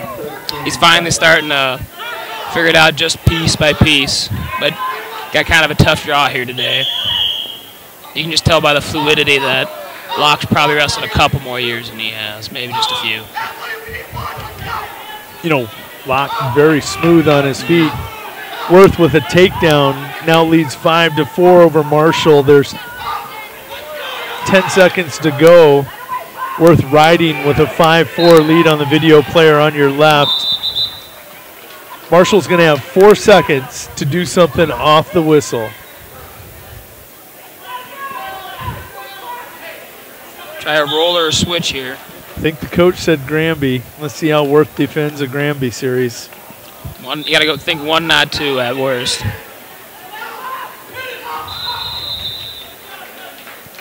Need more than ready. Was more than ready for it. Good match though.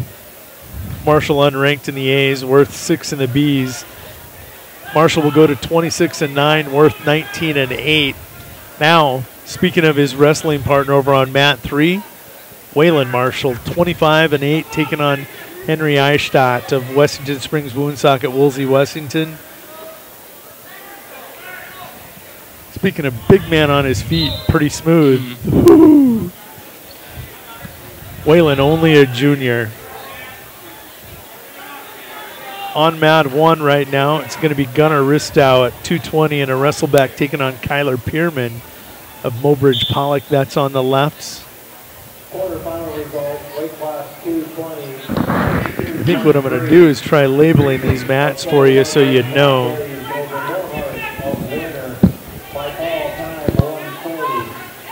Quarterfinal result, weight class 220, match 224. Ward of Tyler County over Marshall of Cloud County by decision 5-4.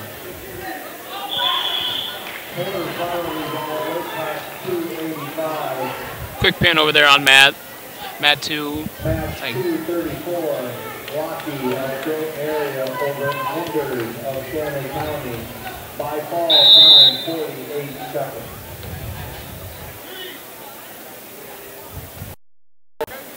Marshall himself looking for the fall over there on mat 3. He has 2 points of contacts in. I believe it's your knee. Both knees have to be in. Is that the rule? Yes. Have to be touching. Match 240. Bergman of Miller over Hanson of Stanley County by fall time 32 seconds.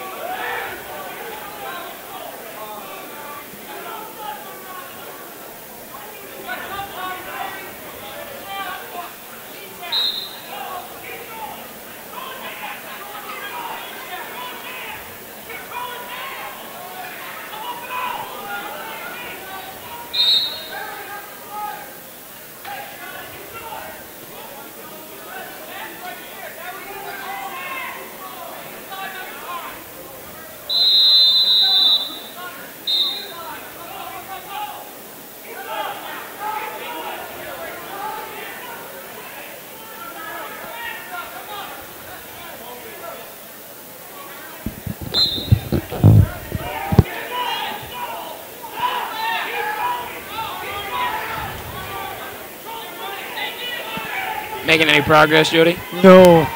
I actually made a big mistake, I think, but we'll see.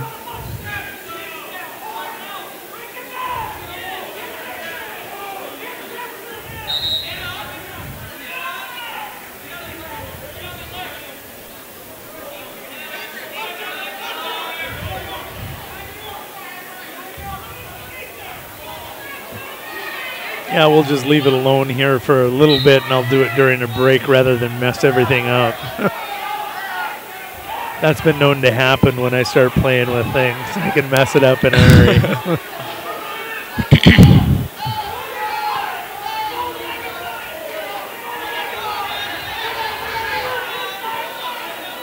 Coop, what's your major in? I'm majoring in agronomy right now. I go with a minor in soil science. Come back, go to the farm, or? Eventually, yeah, but kind of like to go out for 5, 6, 7 years. I try to make it on my own for a little while. Trying to stay in school as long as I can, I guess. Don't do it, because you're just racking up a bill most of the time the longer you stay there. Over on mat 1, Kyler Pierman trailing Gunnar Ristow 1-0. Austin Severson on mat 2. Going to wrap up with a victory. Taking a look. Didn't get the result. Looked like he got the victory there. Porter Negebauer, Parkston, 8th grader, taking the mat against 7th grader Ryder Rowland. That's a good name. Ryder Rowland. Marshall victorious by Tech Fall 18-3. He'll go to 26-8. Excuse me, Wayland and William now with matching 26-8 records for the Todd County Falcons. I think there's a little rivalry right there. It possibly, but inter squad. 52-16 between the two of them. Pretty proud household there for the Falcons. Now on the mat is Netterville and Johansson. On mat 3, Netterville of Mobridge Pollock, Johansson of Marion Freeman in a 285-pound wrestle-back. Quarterfinals, we had some good ones. We're wrapping up quickly here. Now it's mostly wrestle-backs as we come through the brackets. Semis, I'm thinking we're going to get some really good semifinals. 85, match 233. Marshall of Todd County over Oh, sure.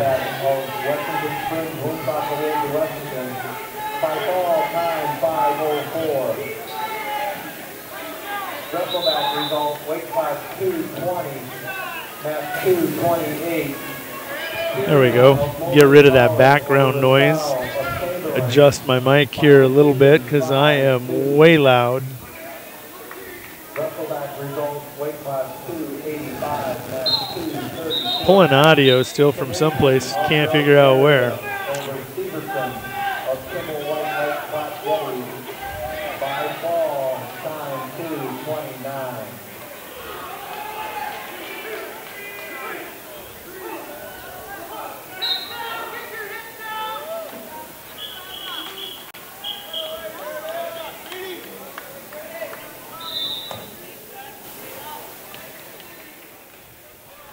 Gonna silence things a little bit here. How's that sound? A little better? A lot better. Yeah, I couldn't figure out where that audio was coming from. Tucked in a scoreboard here, and we got that gone. So now it should clean up for you quite a bit out home. Maybe we can get that third camera going in a break at some point. I think they're rolling into this next round, though, by the looks of it. They'll probably take a break right before semis. Oh, sure, that second round wrestle back, they're going to just pound it. So now I can't even hear myself, and we'll just adjust wherever we have to make sure that they can hear you, not me so much. I just don't want to sound silly.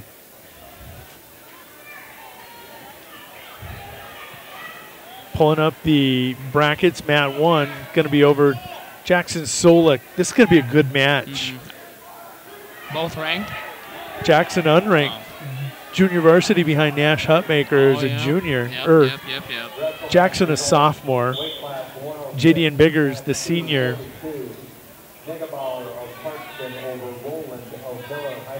Let's make sure Rounds protects us. Don't trust him. Jackson comes in 8-7 for the Cubs.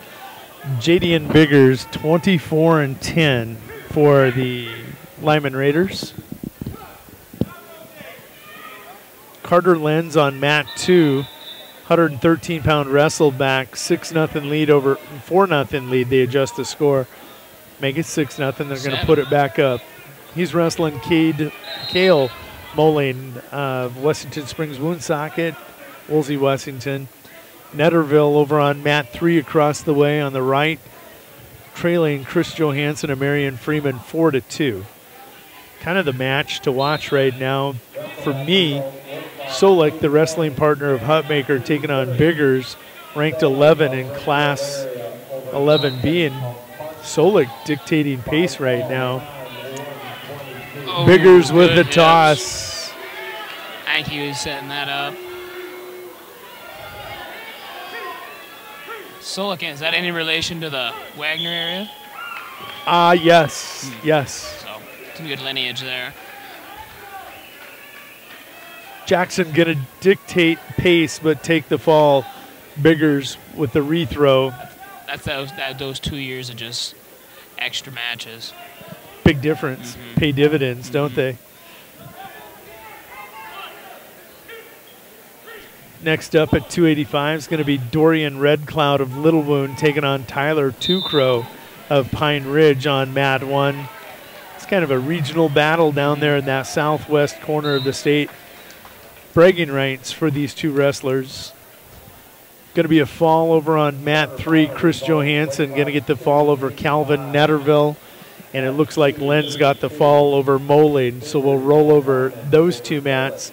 On mat 2, furthest to the right, Lincoln Stewie of Potter County taking on Xander Bowman.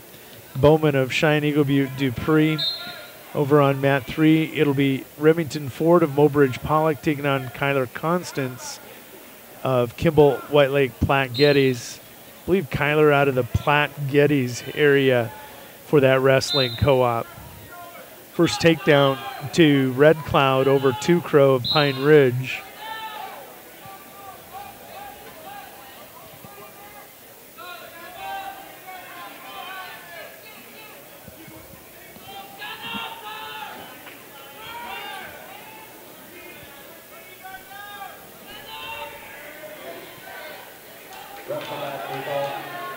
Two-point near fall for Red Cloud. He'll give up and escape to Two Crow. It's kind of weird saying Red Cloud of Little Wound against Pine Ridge because there's Little Wound, Red Cloud, and Pine Ridge towns, schools all in that same area, but it's Red Cloud of Little Wound.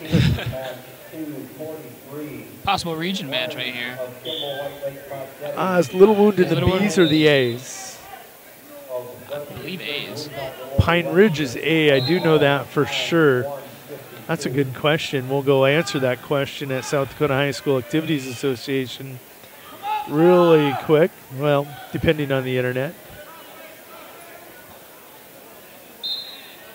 We'll take a look at Class B first. That's going to be a Region 4. You are probably correct.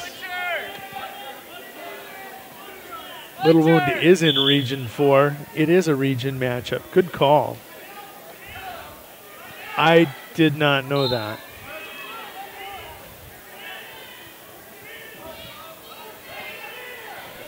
Bowman of Cheyenne Eagle Butte Dupree leading 5-2 on Stewie.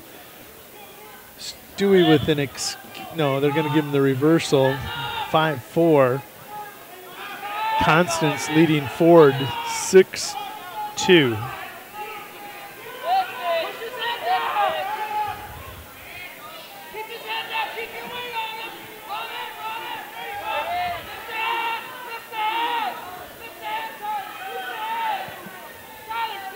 Oh, Two Crow gonna get the reversal and the fall, trailing 8-3.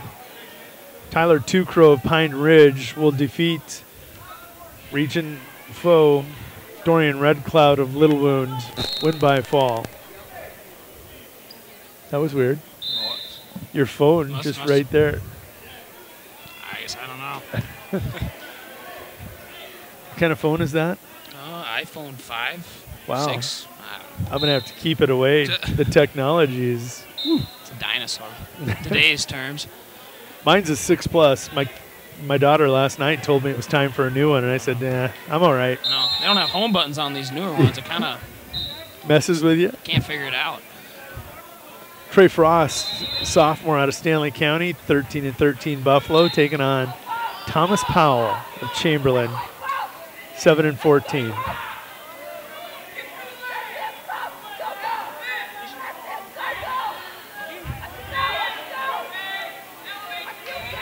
Trey's got to get it, keep scooting. Constance going to get the victory over on mat 3 over Ford of Mobridge Pollock. Next up, Joey Hoverson of Wessington Springs Woonsocket, Woolsey, Wessington, taking on Chamberlain's Quinn Long.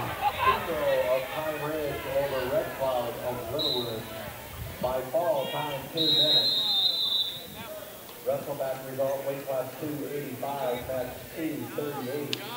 Styles of Kimball White Lake Platte Geddes advances by forfeit.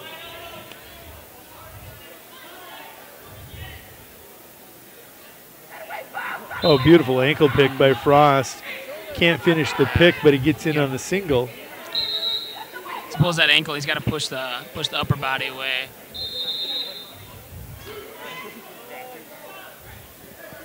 Young developing wrestlers, you'll see them get underneath, and they just once kinda hunker down. They do. They hold on instead of trying to come up. It's that learning curve. Yeah. Live ball, time 2:13. Good in on the shot, just holding on, needs to come up with it. Circle down, work down to the ankle.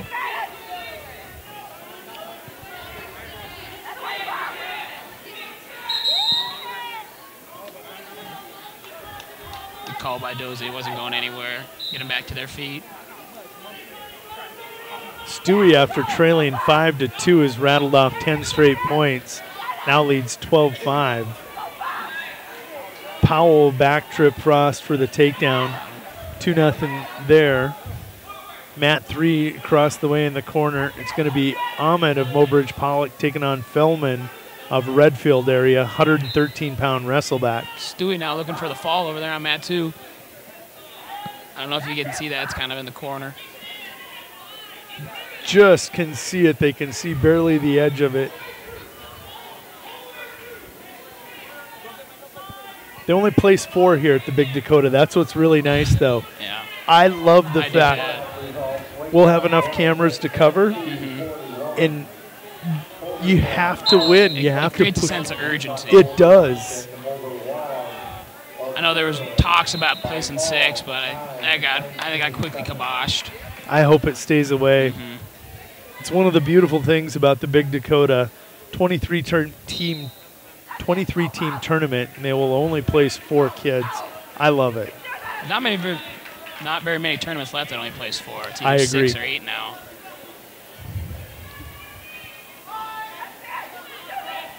You can have a winning record on the day and still not place. You can be a ranked wrestler, not even place. How competitive it is today. It's going to happen at 38. There's 5 of them, right? 5 or 6, yeah. Yeah. Powell leading 2-1 in his match.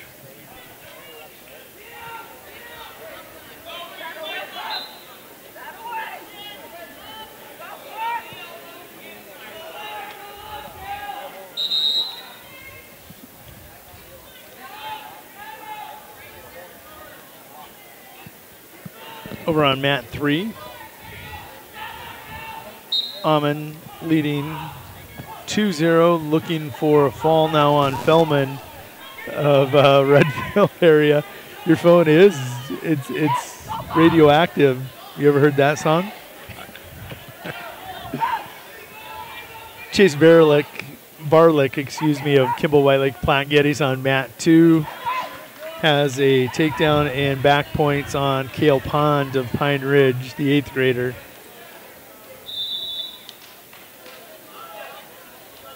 Matt Tapper, Brady, he'll be one of the ones we're talking about in the future. Good wrestler. Saw him out there on mat 2, tapping the referee. He's going to have a bright future for the Buffaloes. His dad was a state placer here at Stanley County as well. Wrestle-back result, weight class 113, match 244. Stewie of Potter County over Bauman. 2-2 here on mat 1.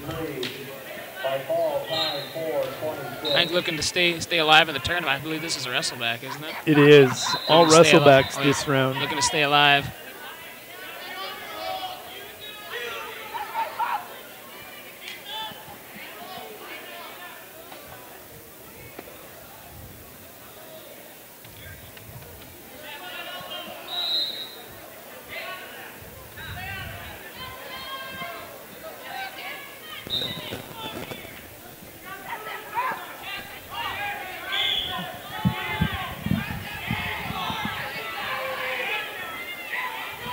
Coop, I'm going to go visit with my wife. She just showed up unexpectedly. So you're in trouble.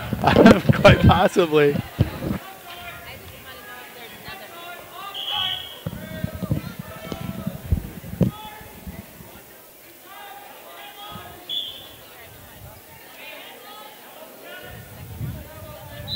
Over here on mat 2, we're going to have Shyla Morey, a freshman out of Lyman County with a record of 26-10, taking a take on Zachary Schilling, also a freshman with a 500 record of 11-11.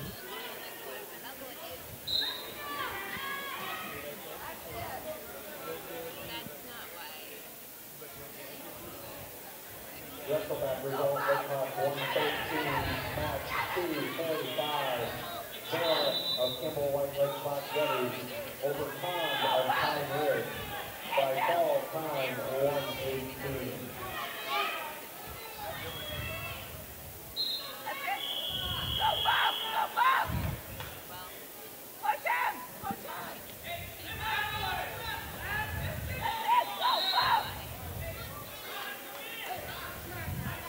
Really good match over here on mat 1, still 2-2. Both go for a shot.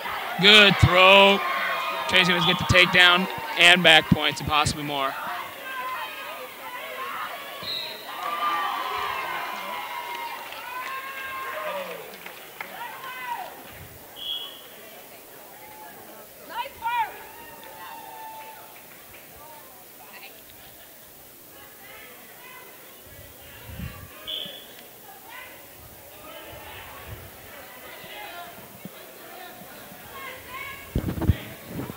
What a red in the face, Jody. You in that big of trouble? Well, it's interesting because we've had this conversation here recently.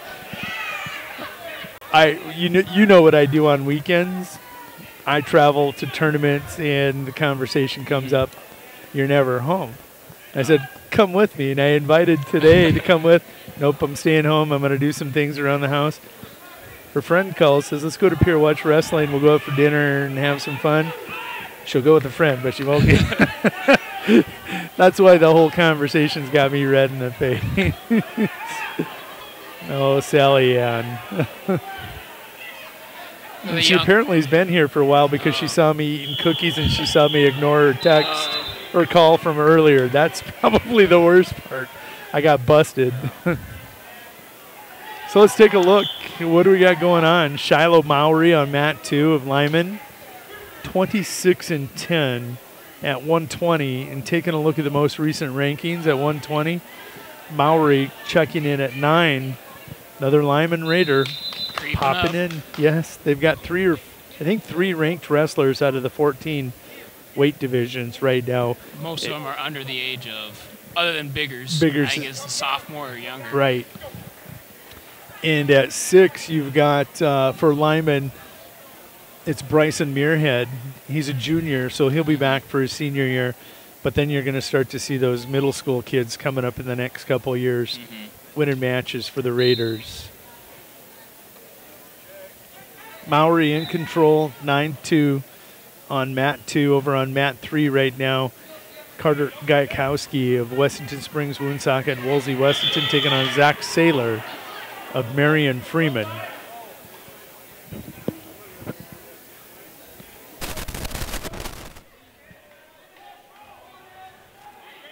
Going to adjust a couple different ways here.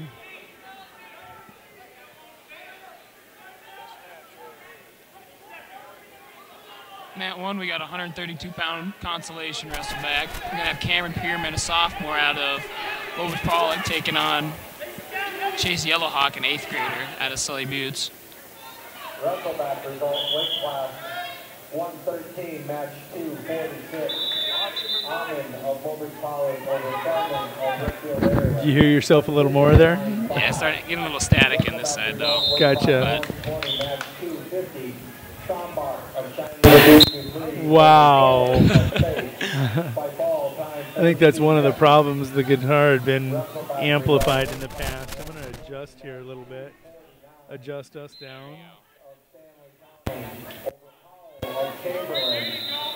Background noise.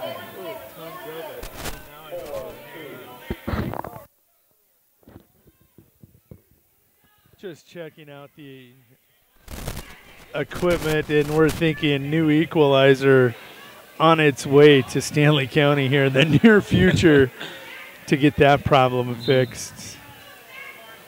That's the beauty of being out in the market, working with the equipment. I get to find out what's going on with it. Okay, pulling back up the dashboard. Now I feel like we're kind of dialed back in here momentarily. Going to pull back this.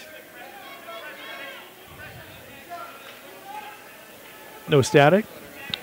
Nah, my phone's on the other side of the table. We're good. Cameron Pierman of Mobridge Pollock is on mat 1, 132-pound wrestle-back, taking on Sully Buttes' Chase Yellowhawk. The half is deep. I think he's going to get it.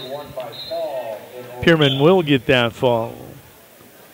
Shiloh Mowry takedown away from a tech fall on mat 2. Zach Saylor. And there it is. Stover going to take the mat against Young Allen. Not T, this would be specifically Ty Allen. Ty comes in freshman, 26-17 for Bennett County. Levi Stover posting a winning record, 11-7 as a freshman for the Buffaloes.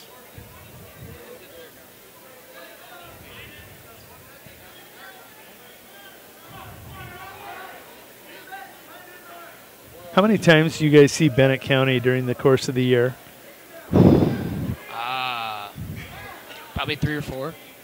This is, I think, our only exposure to them. So I don't know a lot about them. I know they normally come into this tournament. There are some big wins on their records.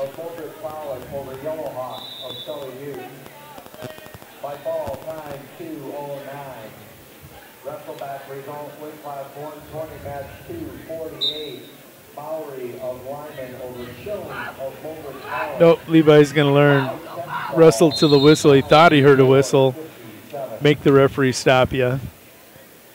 Levi and Ty will go to period 2.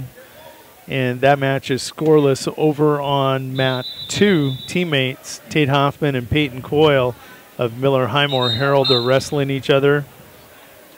That one is scoreless. Challenge match right here. Yeah, it is.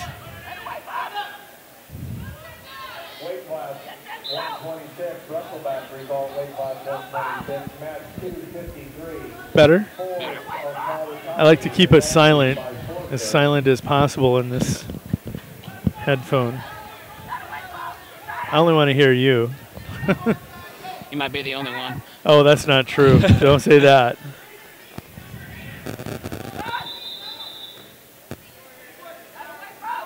Team race right now. Kimball White Lake Platte Geddes in front with 68. Winter area in second with 58. Chamberlain and Redfield tied for third with 55. Going a little deeper, fifth place team right now is Wessington Springs Woonsocket. Woolsey Wessington with 45. Parkston in sixth with 37. Bennett County, Mobridge Pollock, and Stanley County all tied for seventh with 33, and Lyman is in 10th place with 27 points. Good team races going on all through that top 10 right now here at the Big Dakota Conference Tournament. I almost said Mid-Dakota Monster. About got as many teams. Yeah, getting close, aren't we? A little bit more seating here, though, just a little bit. Both those tournaments huge when it comes to that state seeding now.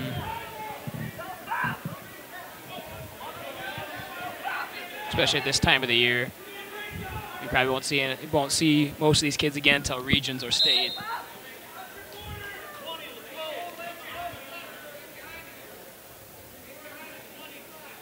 Stanley County, where do they go next weekend? Next weekend they'll be at the Holland Invitational in Howard. Good tournament. Good tournament. See a lot of those Region 2 guys we usually don't see.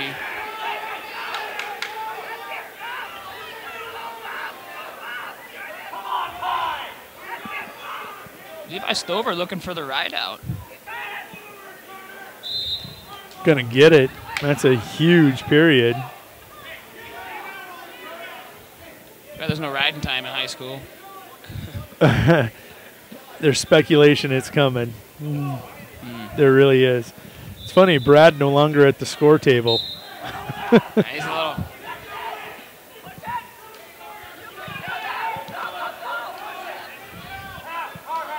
Good follow by Allen.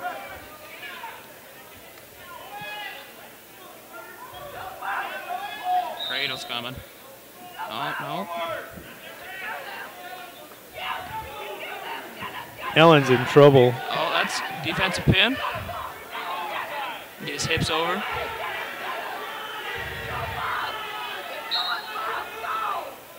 And near fall count. He's got a weird hold on that arm. It's kind of a reverse chicken wing, and it's going to work. Maybe he's just defined a new move.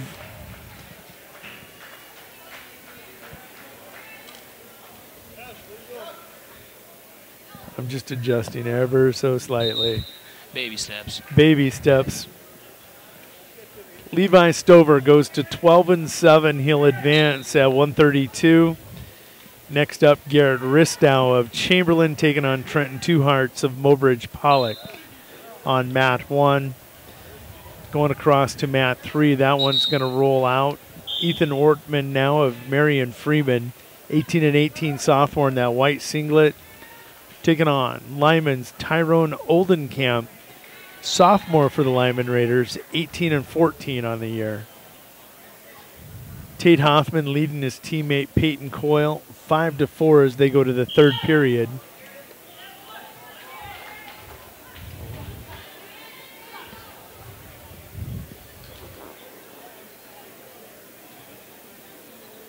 Both just middle schoolers, too. 8th grader and a 7th grader. That's incredible. They're at 138 pounds. There'll be some depth there in a few years.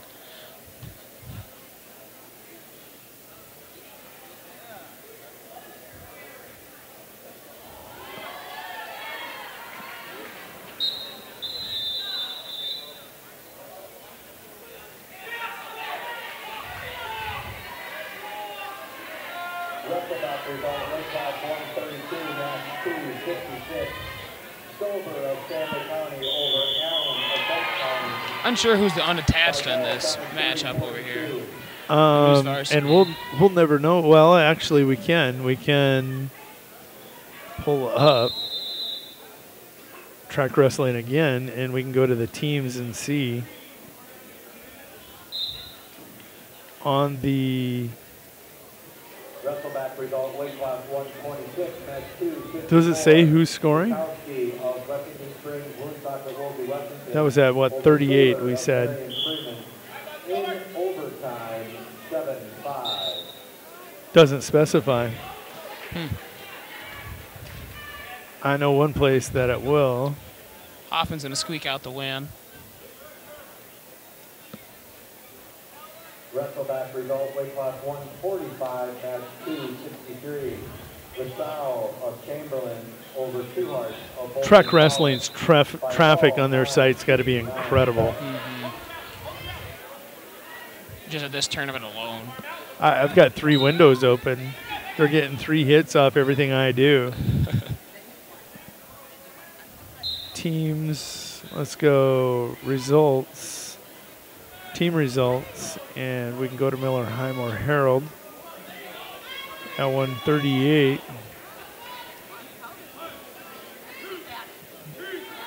Brueggemann is their scoring wrestler. Coyle and Hoffman were. Ruben's at 32. Oh, yeah, 32. Hoffman is their scoring wrestler. So Hoffman does score. He'll retain his varsity spot. Yeah, for a week. For now.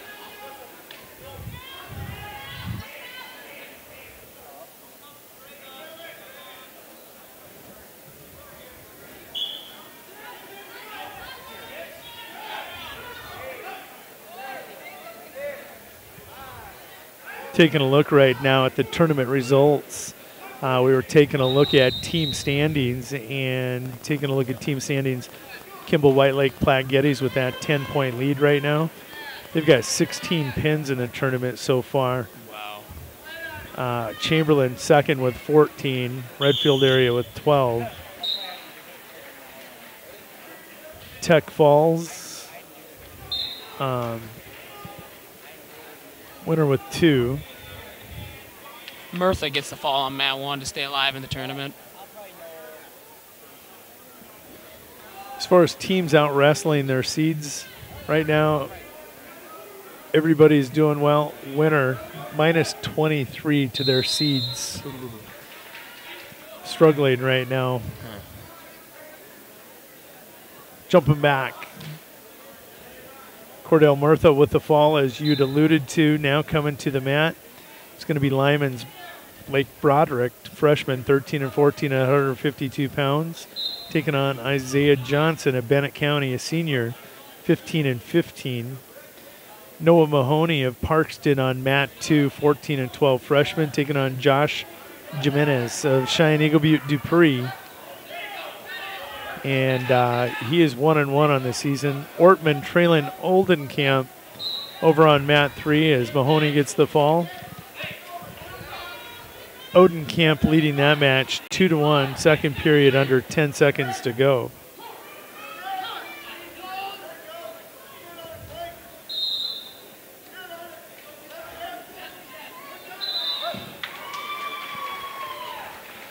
Now coming to mat 2.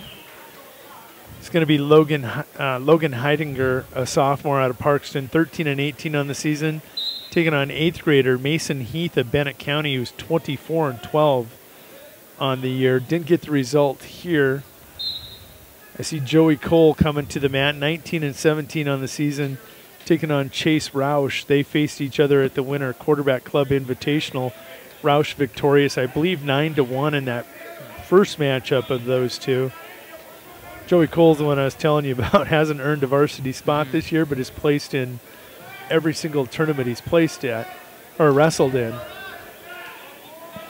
That string's in jeopardy today, talking about 4 places and now facing a wrestler you haven't beat yet this year.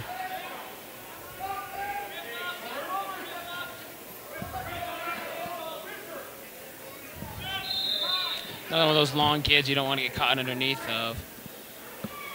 6'2", 6'3", gonna get taller too. Yeah, just a freshman.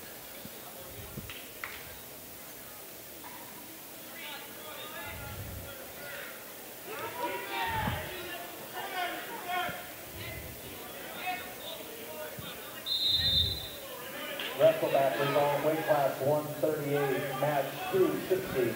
Huffman of Miller Highmore Herald over Coyle of Miller Highmore Herald by decision, 7-4. Wrestle-back result, weight class 145, match 264. Murtha of Parkview over Oval of Stony Butte by fall time 127. There you go, scoreless to period 2. Cole and Roush. Heidinger and Mason Heath, 2-2. Odelkamp, after only leading 3-1, is looking for the pin here right at the end of the third. Weight class 152, match 267. Broderick of Lyman over. Did you ever wrestle Devin Gannett? We wrestled in AAU and then once in middle school. He was always a weight class below me, or opposite side of the bracket. That's not actually Devin now as I take a look around the arena, but I was curious about that. Odenkamp gonna get it at the whistle. That'll come at 2:59 of the match. Lyman gonna get pin points, bonus points. Next up, gonna be Hunter Brueggemann, Miller Highmore Herald at 132 wrestleback, taking on Truby Harrychan of McLaughlin. Oh, and Heidinger had taken the lead, and Mason Heath's going to get the reversal and get a fall on Logan Heidinger of Parkston. Next up on mat 2 in the far right corner, Garrett Schroeder of Groton area, 11 and 12. Taking on Daniel Kramer of Marion Freeman.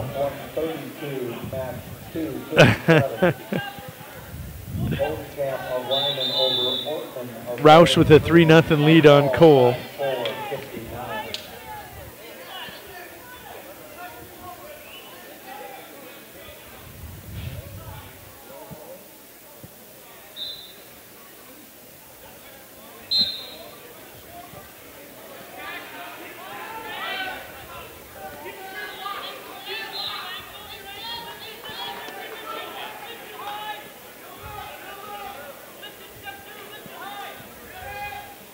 Oh, Roush locked up that cradle. But that's dangerous. Oh, no. Had he kept that ankle, that was, you were referencing dangerous. That was defensive pin if he could have held it. The long arms almost saved him. Him being Joey Cole. Roush will get the fall over Joey Cole. Breaking that string I talked about. That's the announcer Jinx. Next up, 5th ranked Tucson Freeman taking on Tyler Eddy of Woonsocket, Wessington Springs, Woolsey, Wessington. 160-pound wrestle-back on mat 1 on the left. Remington Rosso on mat 2, 25-11. Junior 6th ranked in Class A, taking on Jaden Lemons of Marion Freeman, 11-10 sophomore for the Rebels.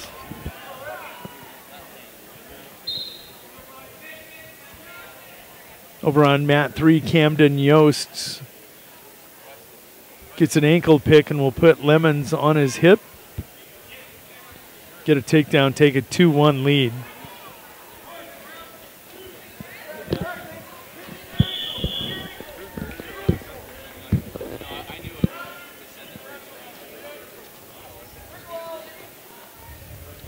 Tucson Freeman working a chin whip there on that left video player. That's tight. That is tight. You can see the grimace. Yeah, that was tight. Eddie Rosso gets the fall over on mat 2. Freeman with a fall on 1, Rosso on 2 as Coop relayed. Next up is going to be Weishattle versus Long. Cash Weishattle at 170, taking on Richard Long of Harding County.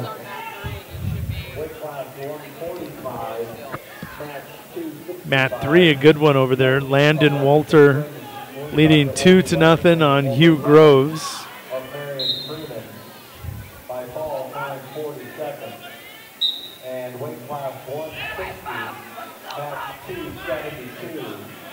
Matt, that cow catcher right now.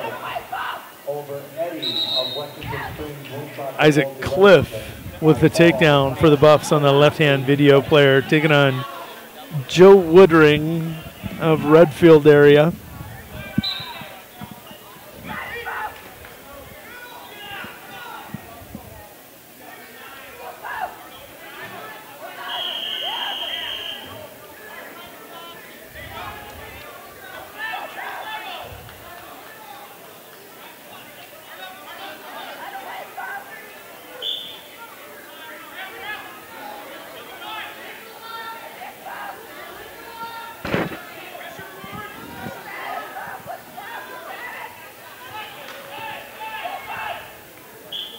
Weishattle with the takedown takes a 2-0 lead. I was just thinking, some of the early tournaments that were missed in there early in the year, Stanley County didn't get their first tournament of the year off, did they? No.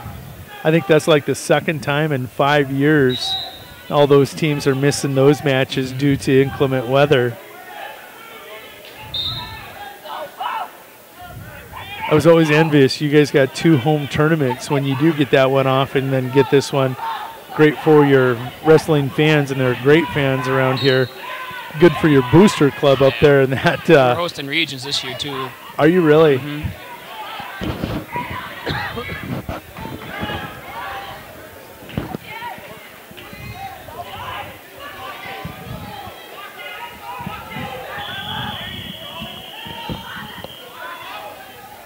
Walter and Groves locked up. Groves, one of those faith wrestlers, 17-10 on the season. He's 2-2 with Walter, a junior out of Wessington Springs, Woonsocket, Woolsey, Wessington.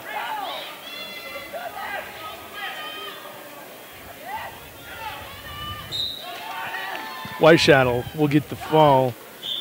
He'll pin Richard Long of Harding County. Next up on mat 2, furthest to the right, Marcus Broken Nose of Pine Ridge taking on Antone Davis of McLaughlin.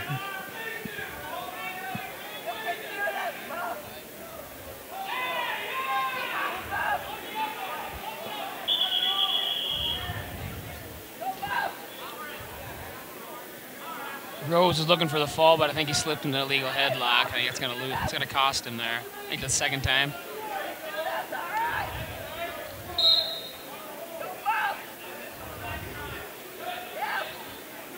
Rounds don't miss much for being that old. I'll give him credit.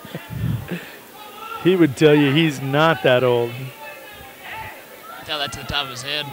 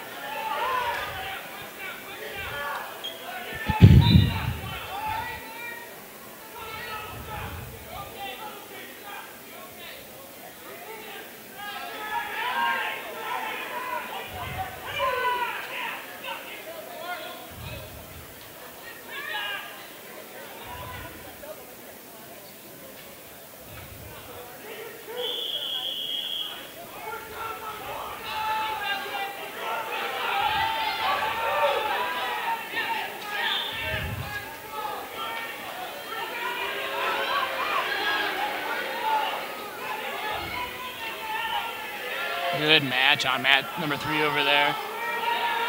Good action. It's currently 9-8. Woolsey Wessington's ahead.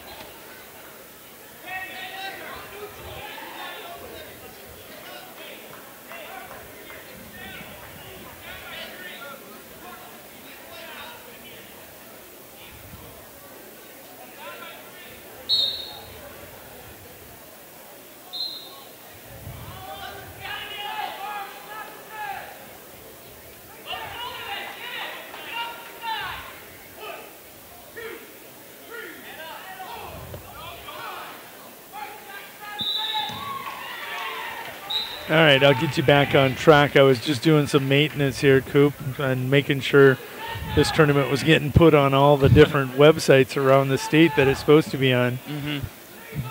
So, Ralph Young going to lose to Cordell Chamella at 170 on mat 1. Marcus Broken Nose of Pine Ridge leading Antone Davis of McLaughlin 3-2. You referenced a match that just concluded. On mat 3, I believe. Yeah, it was on mat 3, and that was Wolter and Groves. Groves, one of those faith wrestlers, loses a close 9-8 match. Right now it's Aaron Smith and Elijah Johnson. Aaron Smith of Potter County, the Battler, taking on the Warrior out of Bennett County. Mat 1 right now, Owen Duffy, sophomore out of Winter area. Tough to tell those two singlets apart, isn't it? Taking on Ty Balvin of Marion Freeman. Ooh. Some funky action going on there.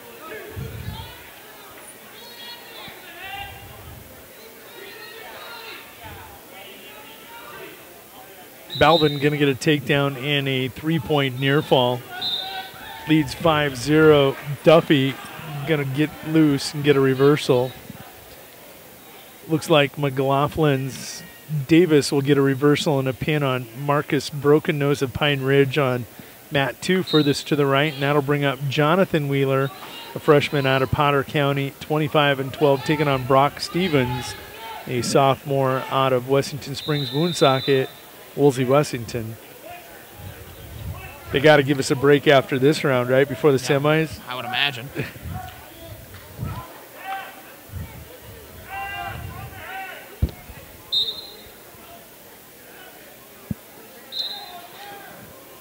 4-2, Duff trails Balvin. 0-0 on mat 3 across the way, and the near mat closest to you on the right, it's Smith of Potter County, the Battler, leading 4-0.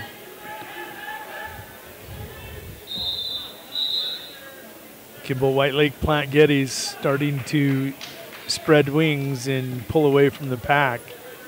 68 points. Chamberlain in second with 61. Winter area in third with 58. Redfield area in fourth with 55. Balvin will get a takedown. Takes a 6-2 lead on Owen Duffy.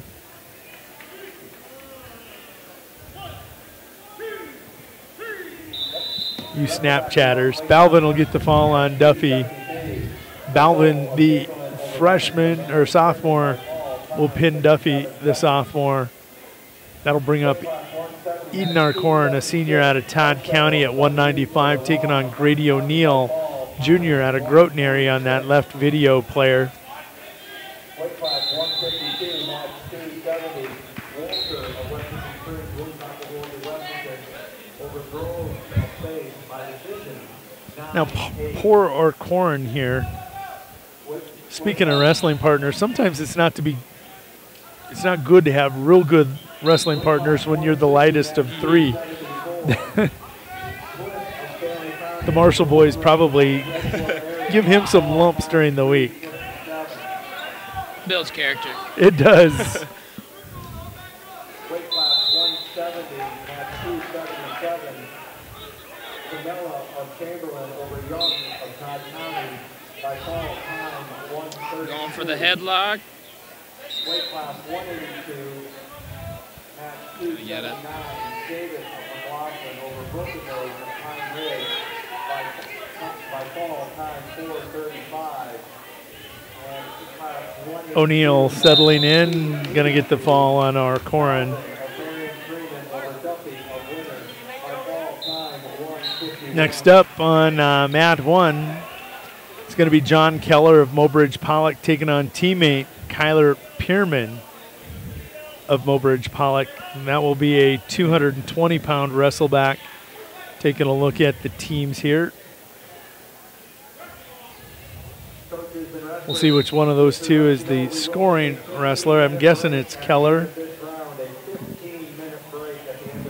Oh, did you hear that? A 15-minute break. Keller is the scoring wrestler out of Keller and Pierman here on the left video player. Mat 2 going to roll over. Jacob Novak of Kimball White Lake Platte Geddes taking on Cole Wellner of Mobridge Pollock. Novak, a freshman, 9-15. Wellner, an 8th grader, 11-7. That mistake for one of the tables again. You. One of the mat tables.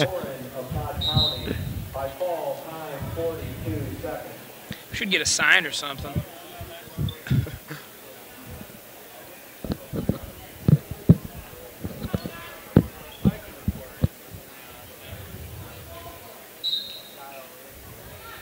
It becomes a very busy day here at the Big Dakota.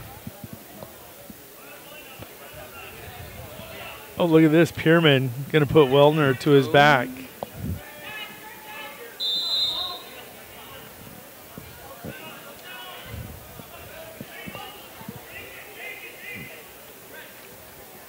A lot of orange and gray out there right now for the Mobridge Pollock Tigers.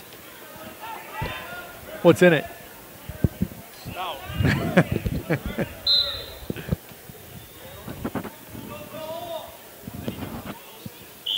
Not what I was hoping.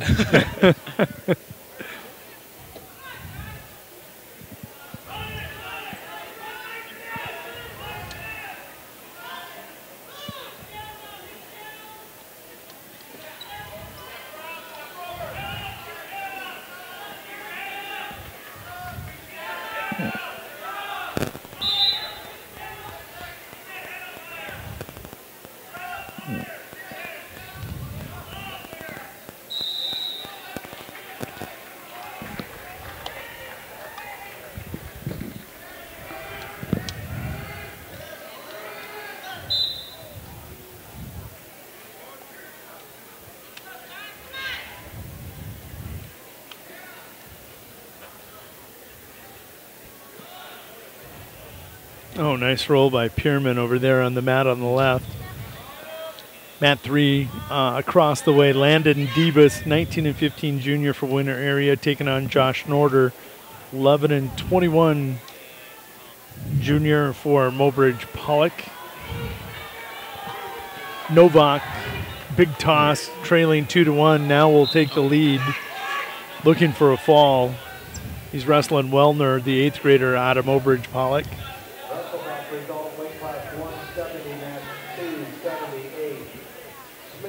That's it. Novak come from behind victory in the second period. We'll get a toss and a pin for Kimball White Lake Platte Geddes at 195. Next up is going to be Will Mankey of Chamberlain. Mankey, the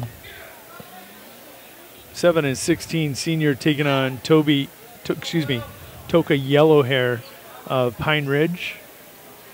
Toka 1-1 on the season, according to Track Wrestling.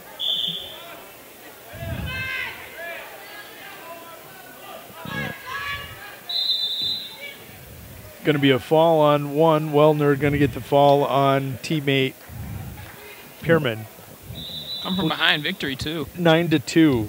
Not just come from behind. That was huge. Pierman. Not happy with the call by the looks of it. I don't know if it was the caller himself. The big man now, Dylan Andre, is going to take the mat. Stanley County's freshman will be taking on Tyler Tucrow, freshman out of Pine Ridge, comes in with a record of 6 and 15. More young kids at a heavier weights. Probably going to be wrestling each other for a few years.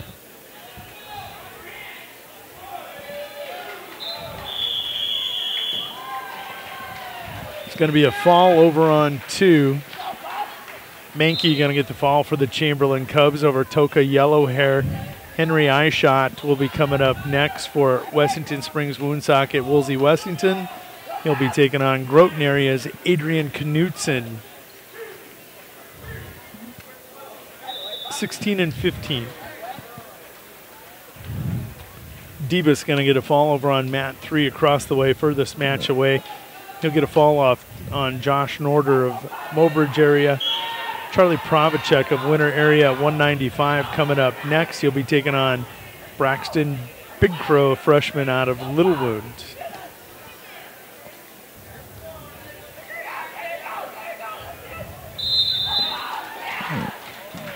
Big man with a big pin for the Buffs. Andres victorious over Tyler Tucrow. Next up, Jackson Solik of the Chamberlain Cubs comes in with a record of 8 and 8. He'll take on Marion Freeman's Chris Johansson. 7-12 on the year.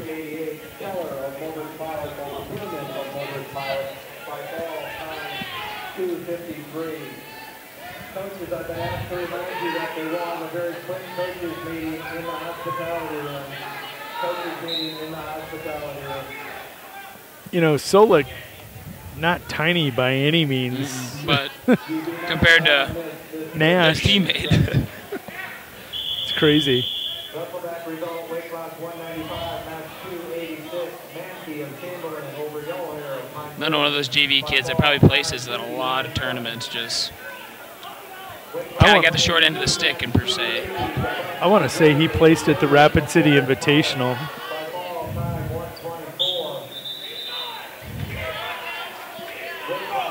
Jackson with first takedown. Charlie Pravacek leading 5-0 in his match with Braxton Big Crow.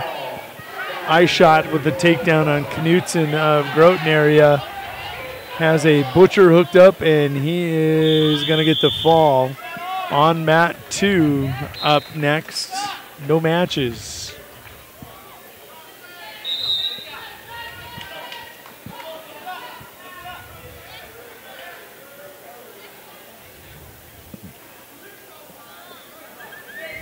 Charlie Pravacek leading 7-0 at this point over Braxton Big Crow.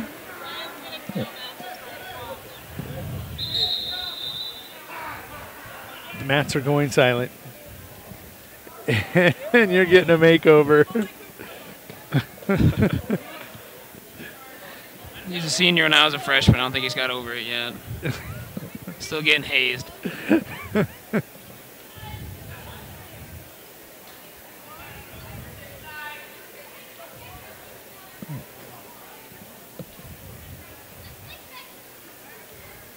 Jackson Solik Actually leading. didn't do a half bad job. No, he didn't actually. Solik leading 5-1 in his match with Johansson. Charlie Pravacek with blood time over there for his teammate Big Crow leading 7-0. Jackson Solik will get the fall. One more match to go on mat 1. Cameron Stiles of Kimball White Lake Platte Geddes taking on Colin Schmeit of Wessington Springs Woonsocket Woolsey Wessington. 10-15 Stiles, 7-10 Schmeit.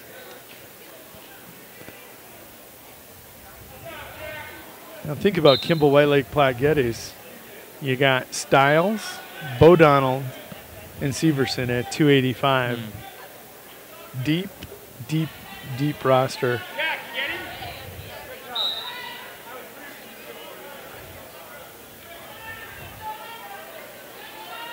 I believe Bo Donald's going on to play football at SDSU next fall. I did see that.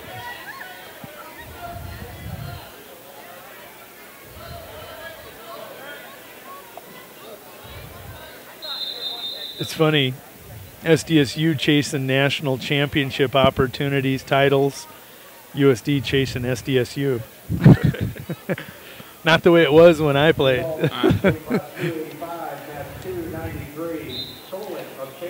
I hate to say it, but USD's, we were D1 3-4 years ahead of those guys. It makes a difference. There's rumors of Augie possibly going D1 from what I heard. Wow. Sioux Falls with a D1 college might change the dynamics of recruiting. Yeah, a lot of those kids that came up in bigger cities. You want to go to Brookings as 20, or do you want to go something similar where you're from? Right. And a little more to do.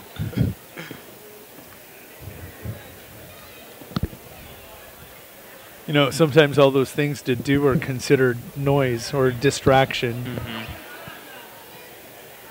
Charlie Pravacek going to get the victory. Boston Moorhart now out on mat 3, taking on Grady Fay, 7th grader out of Redfield area. Last match over on mat 3. Moorhart, 12-16 sophomore, taking on Fay of Redfield area, 7th grader, 8-11 on the year. Oh, Jop Wizard attempt, not going to work for Schmeit. Wasn't pushing quite hard enough.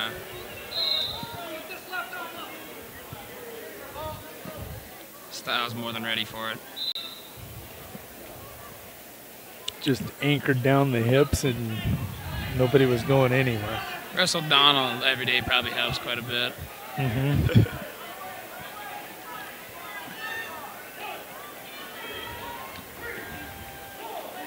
Looks like you're going for pins on both mats here. Got a pin on one. Styles with a pin.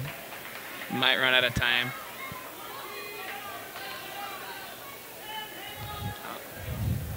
Morehart made every effort, just couldn't quite get her done. We'll cue this up full screen and let you see Morehart across the way.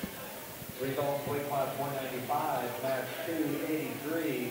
Starlight of winner over Pitco of Littlewood by fall, time 2:15.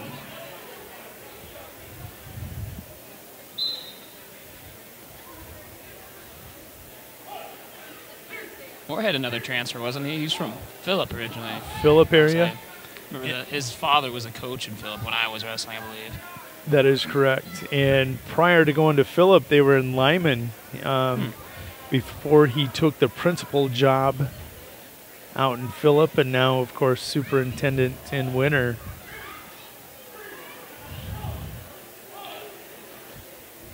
Wrestle-back result, weight class 285, match 294. Morehart gets the win by fall for the Winter area wrestling team. And I believe today, Morehart wrestling at 285, is that correct? Is he unattached or varsity? 220, wrestling unattached. Didn't want to go to 285, and I can understand that. We're going to take that 15-minute break with everybody.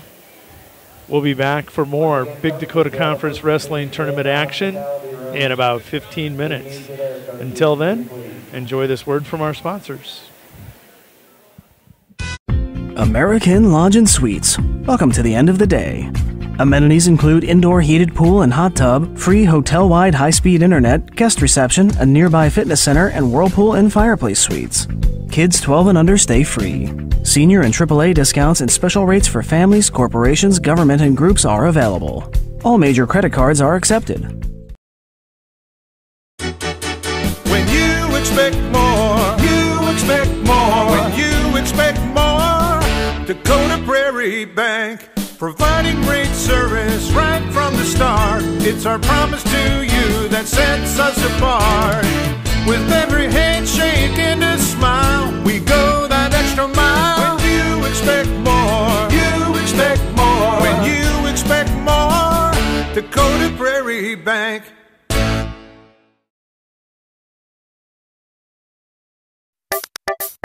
The Golden Buffalo Casino at Lower Brule is proud of our area youth for their competitive spirit and participation in the various high school activities. It takes dedication and commitment to be the best you can be. It's all about sportsmanship and not whether you win or lose, but how you play the game. The Golden Buffalo Casino is your winning destination for great food and more ways to win, more often.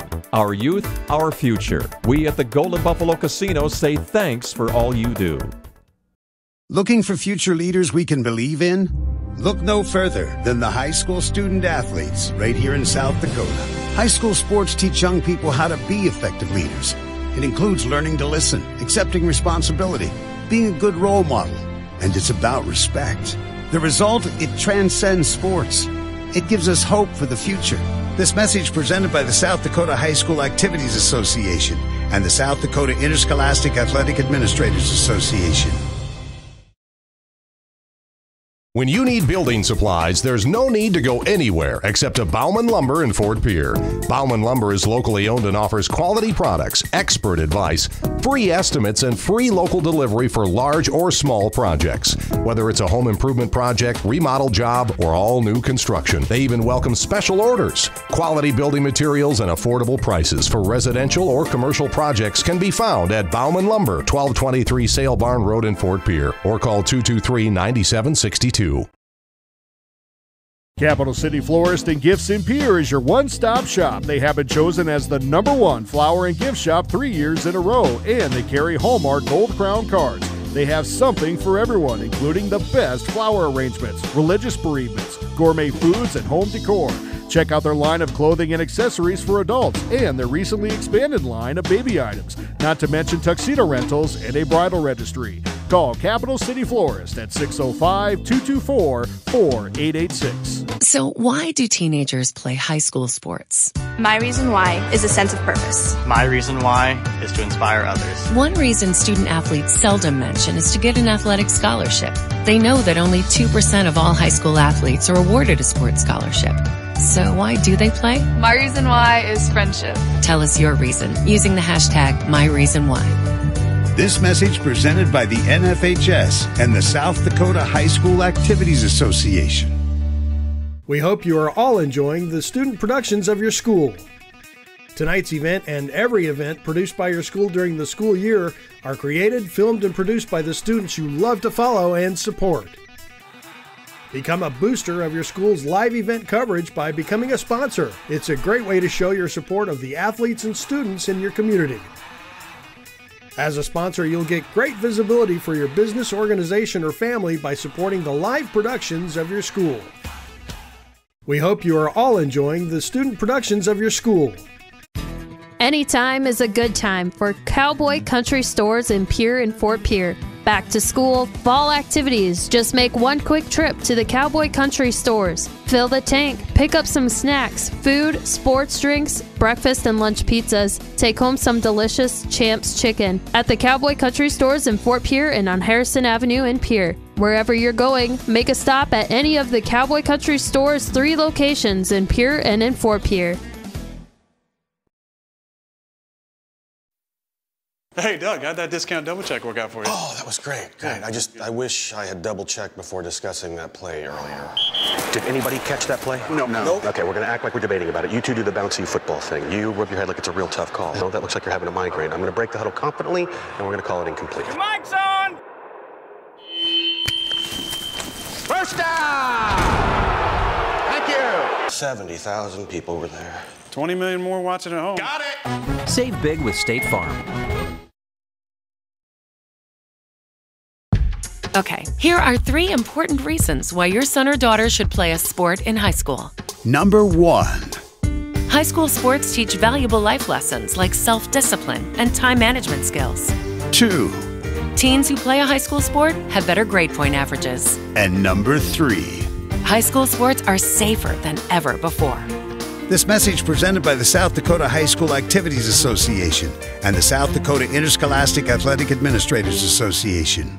Shane's Pharmacy is a proud sponsor of Stanley County Sports and your local cheerleader for good health. Our staff of caring and helpful professionals are here to improve your health and save you time and money. Shane's Pharmacy proudly supports hundreds of local organizations to improve the well-being of our community. We help seniors find Medicare D plans that are right for them. We also find manufacturer programs, coupons, facilitate the 340B program, and make recommendations to save people money so they can afford the medications they need. Come on over to Shane's Pharmacy and feel better for less.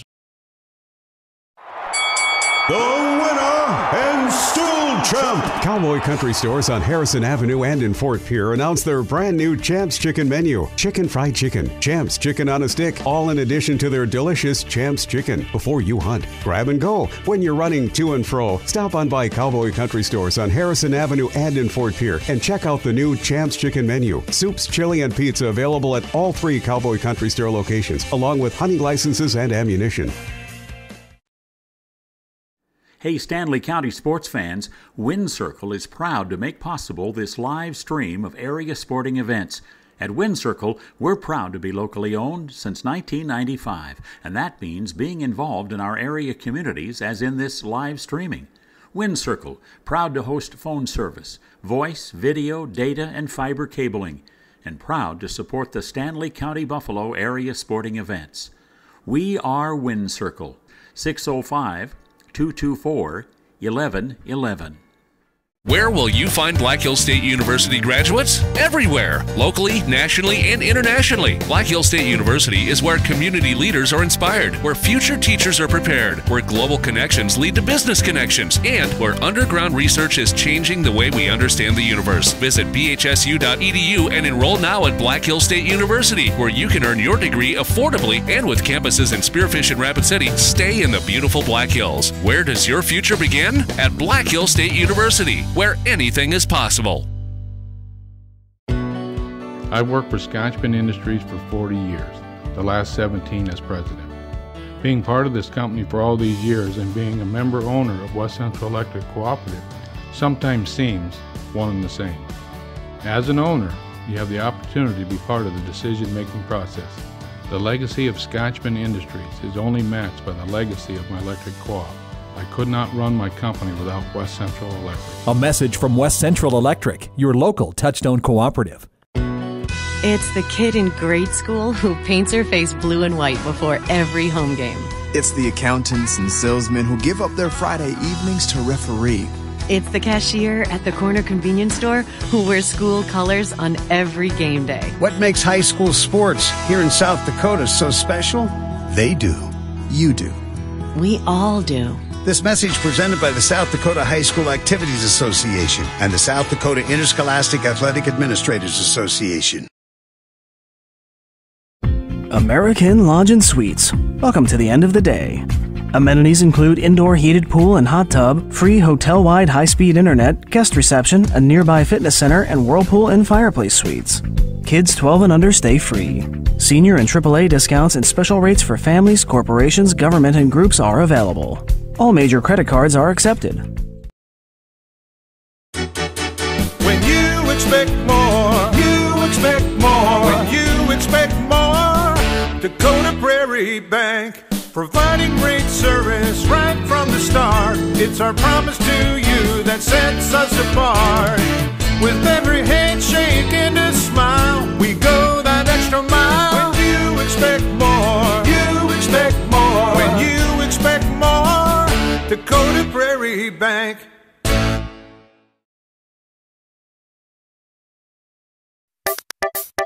The Golden Buffalo Casino at Lower Brule is proud of our area youth for their competitive spirit and participation in the various high school activities. It takes dedication and commitment to be the best you can be. It's all about sportsmanship and not whether you win or lose, but how you play the game. The Golden Buffalo Casino is your winning destination for great food and more ways to win, more often.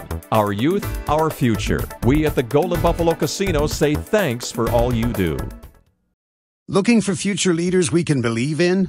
Look no further than the high school student athletes right here in South Dakota. High school sports teach young people how to be effective leaders. It includes learning to listen, accepting responsibility, being a good role model, and it's about respect. The result, it transcends sports. It gives us hope for the future. This message presented by the South Dakota High School Activities Association and the South Dakota Interscholastic Athletic Administrators Association. When you need building supplies, there's no need to go anywhere except to Bauman Lumber in Fort Pierre. Bauman Lumber is locally owned and offers quality products, expert advice, free estimates, and free local delivery for large or small projects. Whether it's a home improvement project, remodel job, or all new construction, they even welcome special orders. Quality building materials and affordable prices for residential or commercial projects can be found at Bauman Lumber, 1223 Sale Barn Road in Fort Pierre, or call 223-9762.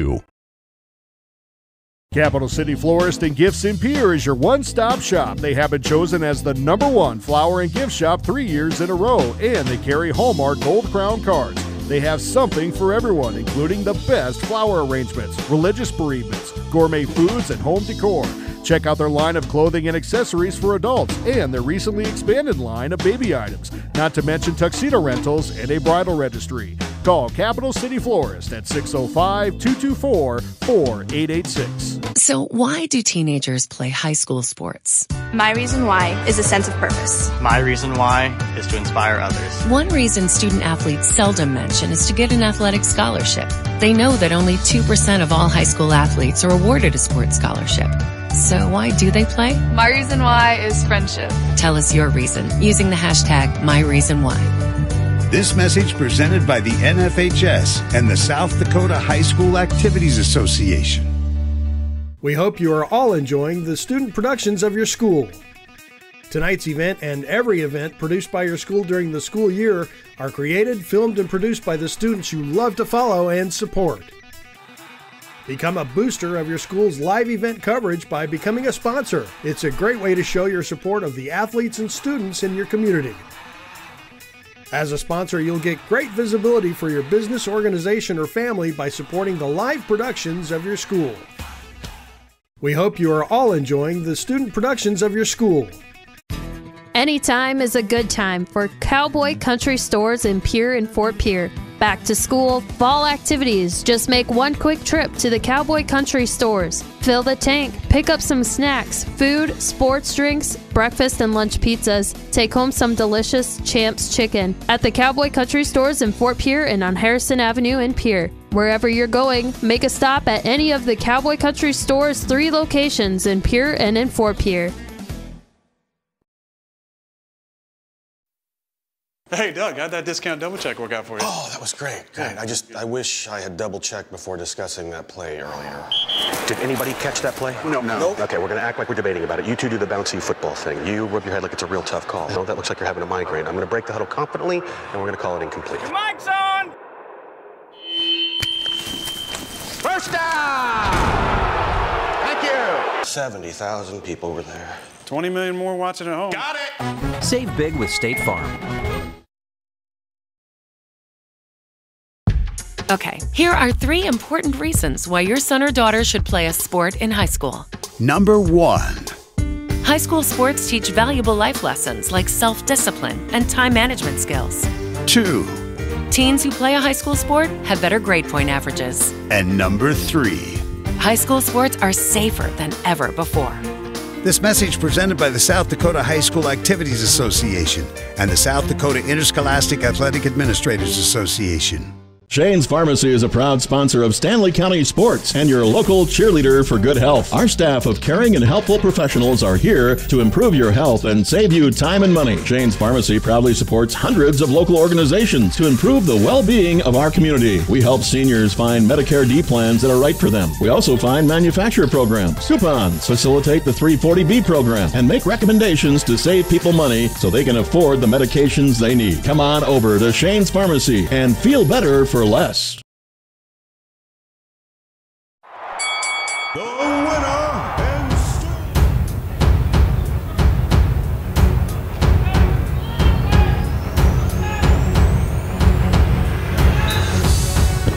Welcome back to the 2019 Big Dakota Conference Wrestling Tournament. We're going to get things queued up for you here. Semifinals and third round wrestle-backs taking place here at Parkview Gymnasium in Fort Pierre, South Dakota. First matchup, it's going to be a 160-pound semifinal. That's going to be on the video player on the left. Riley Weber, number 1 in Class B, a junior, 21-2. Taking on Trey Nealon, 10-13, sophomore for the Chamberlain Cubs. Trying to adjust glasses.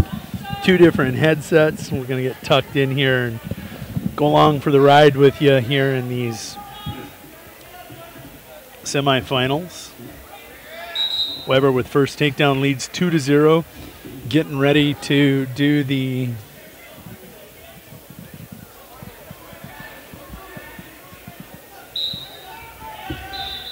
semifinal over here on the right at 106 pounds.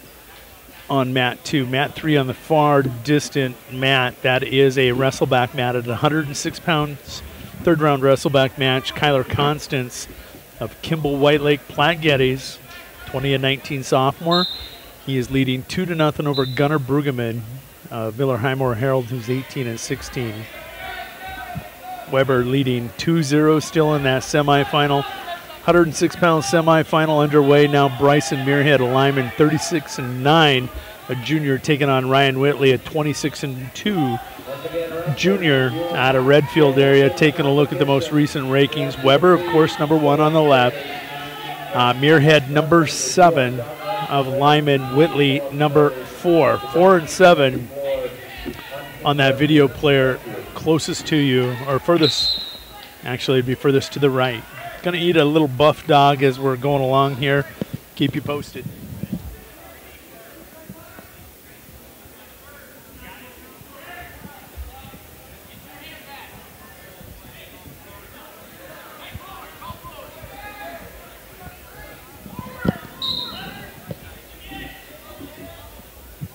Riley Weber chooses down in period 2 in that semifinal on the left.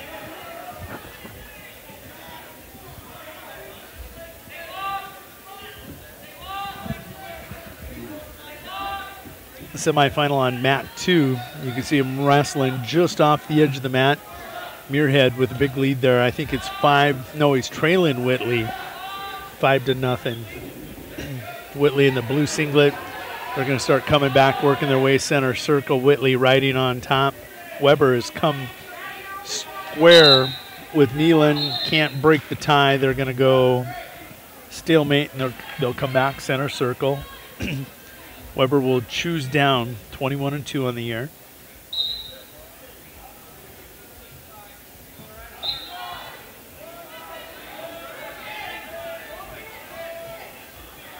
Nealon, good forward pressure off the whistle, has lost forward pressure. Weber able to base up. Whitley will go to period 2, 8-0 lead now over Muirhead. Whitley will choose neutral. They'll go neutral position. Weber will collect it, reversal. Riley Weber now leading 4-0 across the way. Constance in that 106-pound third-round wrestle-back leading 5-0 on Brueggemann. Team rankings right now, position. Team standings, how about we try that one?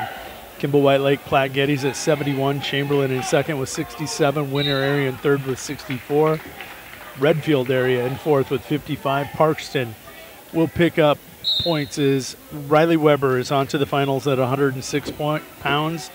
Up next on mat 1, it's going to be another 106-pound match. It's a wrestle-back. Joey Hoverson, an 8th grader out of Washington Springs, Woonsocket, Woolsey, Washington, will take on Porter Negebauer, 8th grader out of Parkston, 13 and 17 on the year.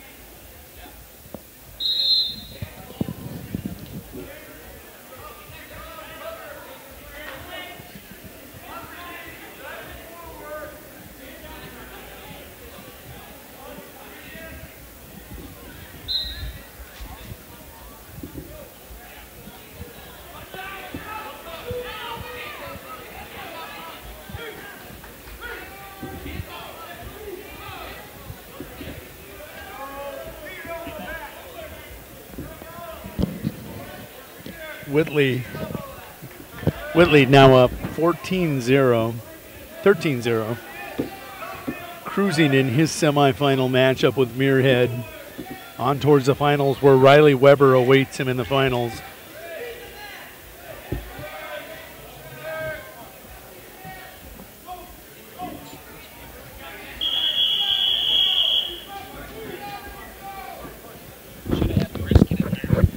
I'll go back once I get you on the air. I just had to go get a Coke. Oh. I couldn't wait. We'll see if this is still connected to the internet. Weight class 106, match 295. Weber of Parkston over Newland of Chamberlain by fall time 3:35. It's already 3:45 in the afternoon. That's hard to believe. Trek Wrestling going to pull up. Constance leading 7-0 in that wrestle-back match. Whitley, a dominating performance over here in the 106-pound semifinal over Muirhead. And that is a matchup, taking a look. 4 versus 7.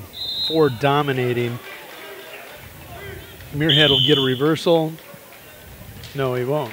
It's 15-0 final. Now I got to go take a look. I missed Max Donovan looking for his 100th fall of his career as he takes on Sudbeck of Parkston. If he does it this match, he doesn't only have 100 wins. He's going to be close to 150 in that range, but it would be 100 pins in his career. Wow. That's impressive. That's about all you can say is wow. On mat 1, on the left, Carter Lenz, Kimball White Lake Platte Geddes, 8th grader in a wrestle-back at 113 against Lincoln Stewie of Potter County.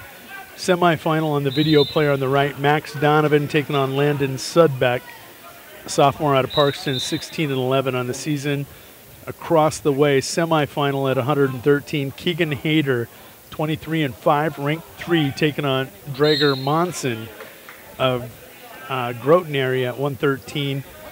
Monson ranked 5, 3 versus 5 in the state over there in a semifinal.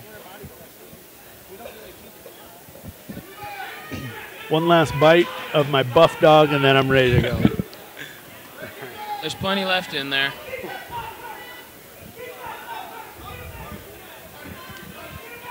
If you got a sweet tooth, I know Sarah and Terry made about a baker's dozen worth of pies in there. I have a terrible sweet tooth. I don't think I am, but I should be diabetic.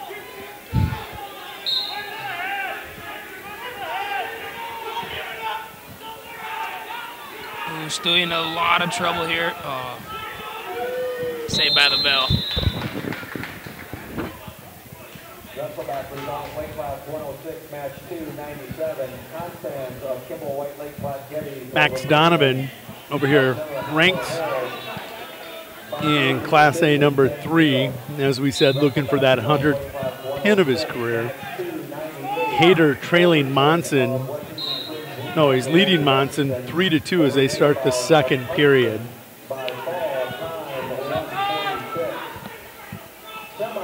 Video player on the right. Those are both 113-pound semifinal matches. Hayter leading 3-2, Donovan and Sudbeck. Is it Sudbeck? I gotta go back to my board here.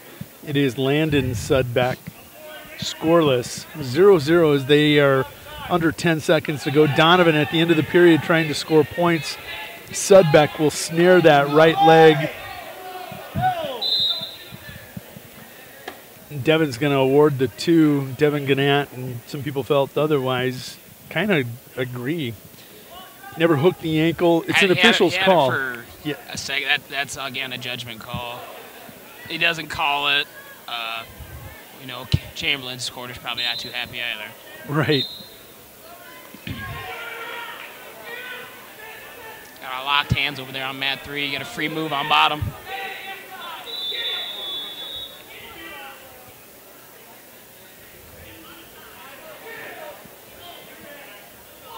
That's going to bump Hayter's lead to 4-2. Still early in the second period. I know we have Logan Mahoney up in Bismarck today watching us all day long. And it says that's all he's going to do all day is just sit here and watch the Big Dakota Conference Wrestling Tournament. Welcome to have you along, Logan. Miss the days of calling your matches, but it's fun calling the Trojans as they grind through here at the Big Dakota Conference Tournament. I was just talking to another Parkston on the phone. Miles Semler's watching it out too. I don't know if you're still watching, Miles, but glad to have you. Another great wrestler from the past. Max Donovan is going to get his 100th fall of his career. Max Donovan with 100 pins in his career. It comes in the quarterfinals of the 2019 Big Dakota Conference Tournament. Now on mat 1 at 120 pounds in a semifinal, Jack Peters, an 8th grader out of Winter, taking on second-ranked Braden Robbins, 17-1, sophomore for the Redfield area Pheasants. Braden with first takedown leads 2-zip.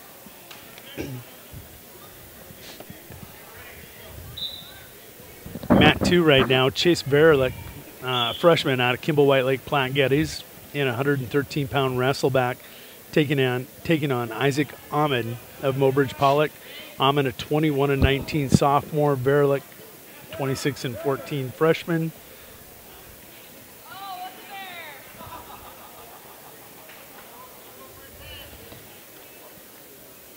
Roundsy always the jokester.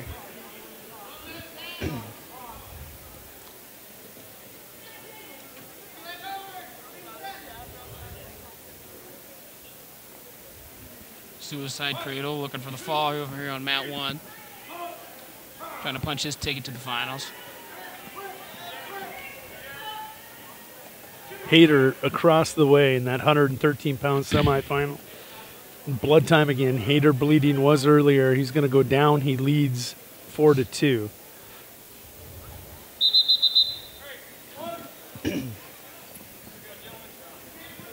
Peters will get an escape.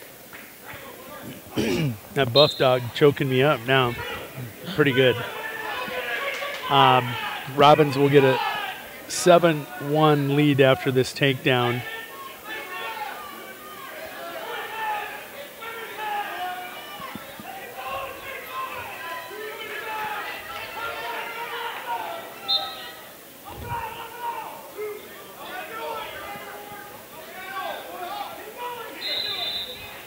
Hayter gets a reversal on mat 3 over there in the far corner, making it 6-2.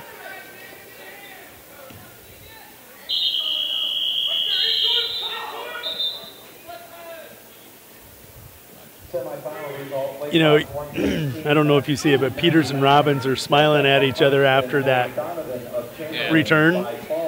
Robbins' dad lives in Winter. He spends a lot of time in Winter, so all these kids know him very well.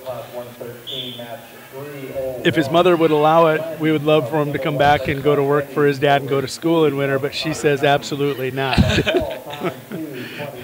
Happy in Redfield. Ooh, that's tight. Rounds is down. Rounds is down. Down goes Rounds.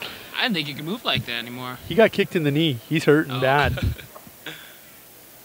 Oh, yeah, you can. I missed that. I was watching Matt, too.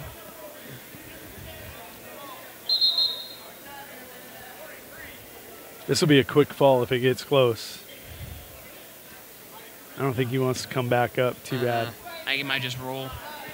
Tuck and roll. Got a long time to fight off his back. He's going to stick with it. He's going to get it right. Yeah. Let's see how he gets up here. Of more interest is how Mr. Rounds is able to get up. Oh, Yep, yeah. he's hurt. You can see the pain in his face right now. Braden Robbins on to the finals at 120. He awaits the winner of the other semifinal. Now up, Colin Powell at 126 will be taking on Blade Foreman in that left-hand video player. 126-pound semifinal, Colin Powell 2 in the A's, taking on Blade Foreman 11 in the B's. Foreman 15-8 out of Miller Highmore Herald. Powell 24-4. Mat 3 across the way is going to be Caden Keyser taking on Everett Paul. Actually, that's 1 second to go in the second period yet. There's a lot of blood time over there again.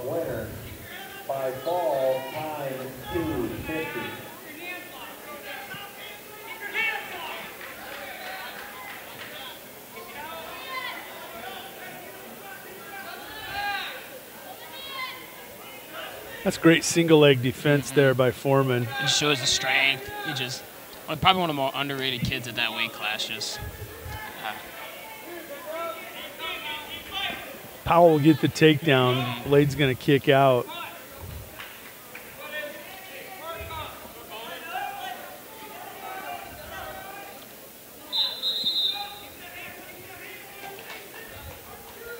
Second period finally concluding over there on mat 3. Finally get all 3 cameras working? No, we did not. We're going to be resigned to the one on the 2 mats. When we get to the finals tonight for 3rd and 4th, we'll have them both.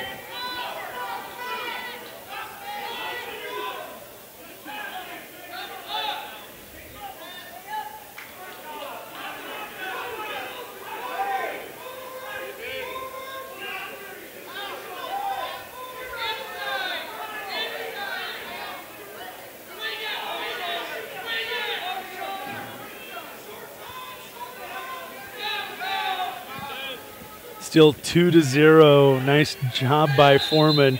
I could hear Coach Riesel. I think you could hear him on the mics hollering, "Weight back and forward." Uh-oh. Sorry.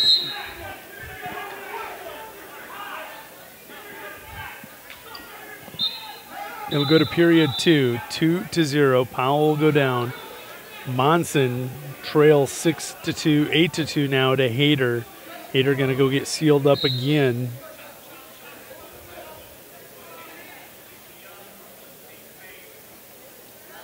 AT athletic trainer Sierra Muller with her hands full right now. Two biggest moments of the tournament have all involved Keegan Hayter.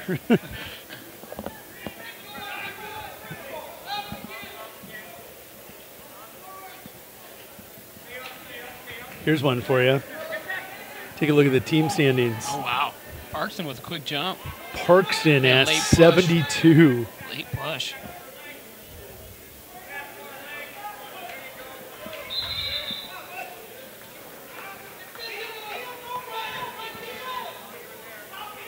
Foreman surrendered an escape and another takedown. Now trails 5-0.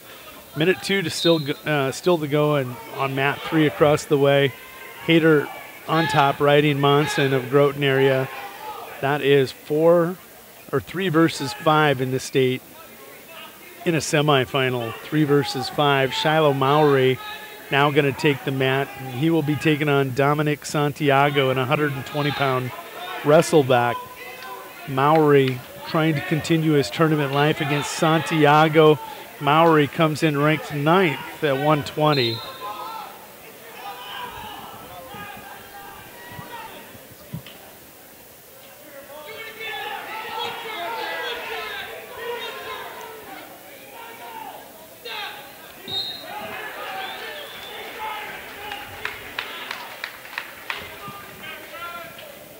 Powell is relentless. Just keeps coming, keeps grinding at you. Powell on to the finals at 126 pounds now. A wrestleback match at 126. Tayson Jones of Faith taking on Ty Cameron of McLaughlin. That's on the video player on the left. Keegan Hayter gonna get the fall. Nope, that one's going to go final. They got through the third period. Keegan Hayter 8-2 victorious over Drager Monson, 3 versus 5. Carson Keyser going to take on Everett Paul. And Keyser top ranked at 120, taking on Everett Paul. He is ranked 6th. 1 versus 6 semifinal. All the way across the way on the right-hand video player. Faith going to advance. Tayson Jones, he'll get a fall over Ty Cameron of McLaughlin. Next up on the left, 132-pound semifinal, Gabe Skewstead, 21-7 sophomore, ranked 3rd in Class A at 132, taking on Ivor Paul of Sunshine Bible Academy at 132. Ivor, I believe, checked in at 11. That is correct, 11. Chamberlain over Foreman of Miller Highmore Herald by fall time 3:38.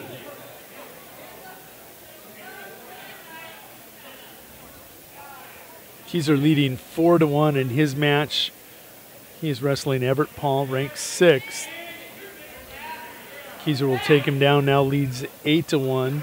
Mowry and Dominic Santiago over here, 3-1 match. 3-3. 3-3 match. Santiago comes in 11-12. Mowry 27-10. Wrestle-back result, weight class 126. Match 309. Jones of Faith over Cameron of McLaughlin by fall time 31 seconds. Both Paul boys on the mat at once. Oh, yes. Ivor and Everett. I wonder how disputes in that family are settled. Probably right in the living room. Ivor at 11 looks a little thicker than Everett. Just a little bit.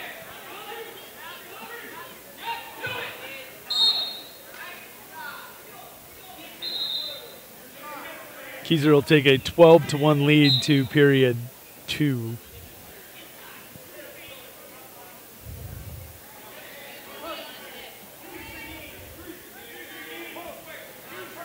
Skewstead just, is it really any difference in his style than Colin Powell?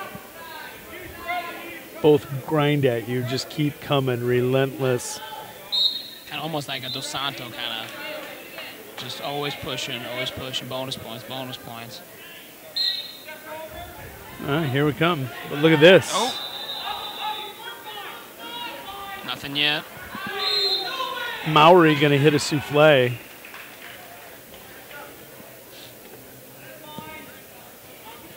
Mowry will take a 6-3 lead on Santiago now. Keyser 12-1, 12 seconds into period 2, starts down. Follow.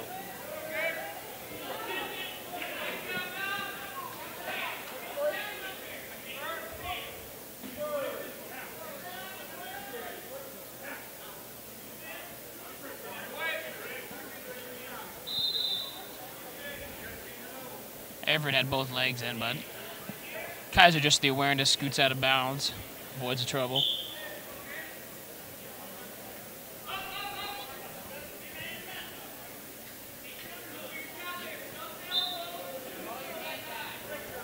You talk about wrestling IQs, and I think for winner area, Turnquist, super high wrestling IQ. Caden Keyser doesn't get enough credit, super high IQ. You have Sam Kruger, Trev Peters. None of them as intelligent on the mat as Cooper Carter was, though. I wouldn't go that far. Santiago has come back to tie that up, 6-6.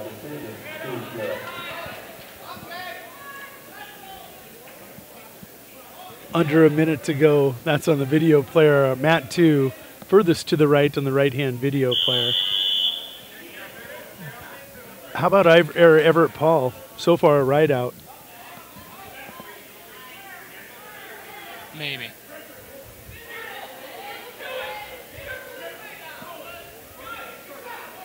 $13-1.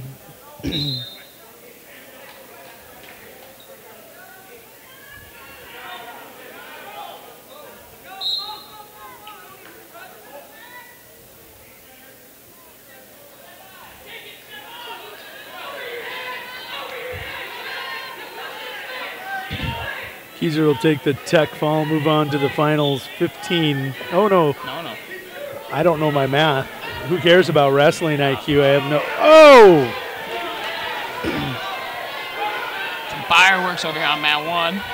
He's looking for the fall. Plenty of time. 50 seconds. Being down. Oh! He has to get hips back.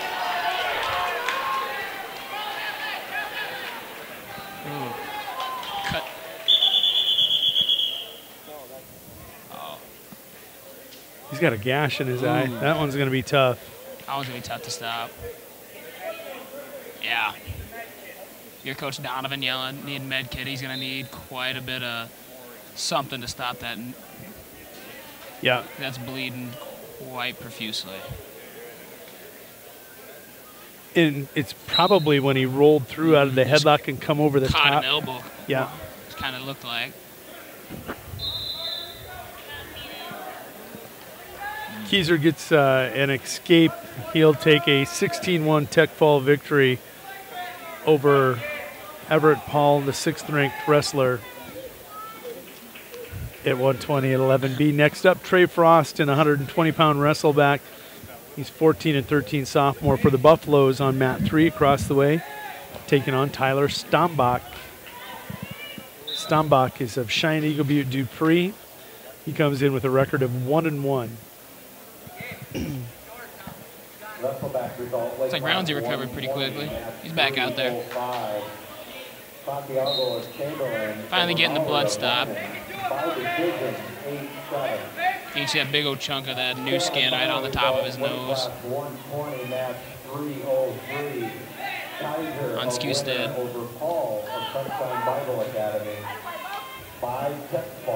Time 4:17.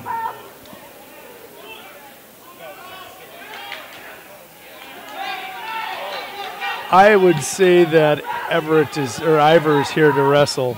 I think Gabe knows that now, but there's a few people that.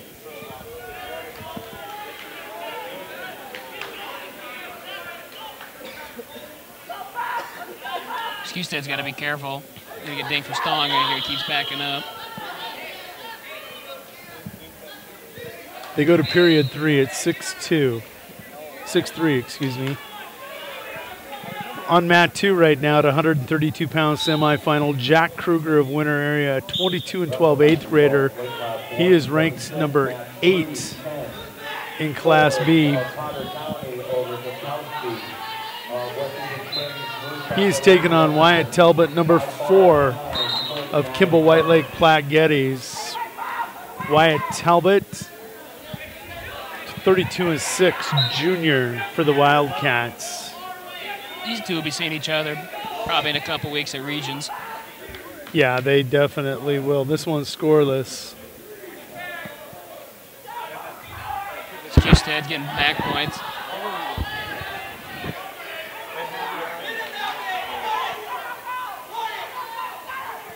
He's got that wing and bar arm. He's looking to finish the match right here.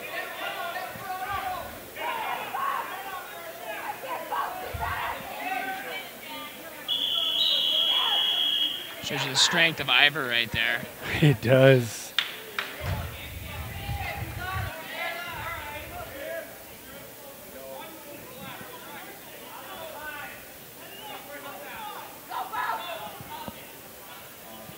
Frost leading 2-0 across the way. Kruger Talbot, mad scramble. Kruger gonna roll through, get the takedown and back points. But and a reversal by Talbot. No back points. 2-2 that match score.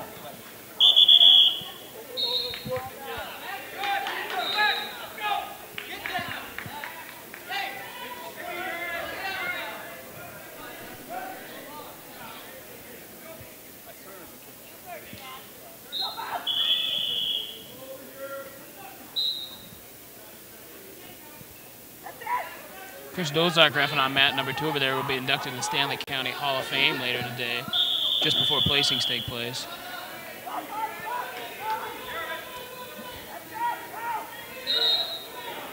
Him and the Cronins, correct? Yes. How appropriate those three go in together.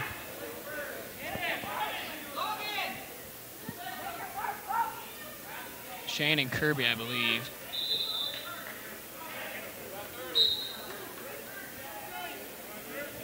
All names from back around when I was growing up. Old guys. But good ones. Mm-hmm.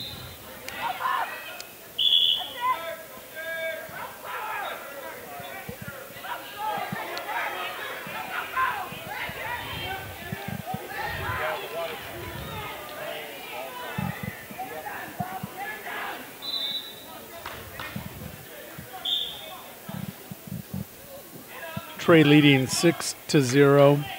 Wyatt Talbot now with a takedown or reversal here in period 2, leads 4-2.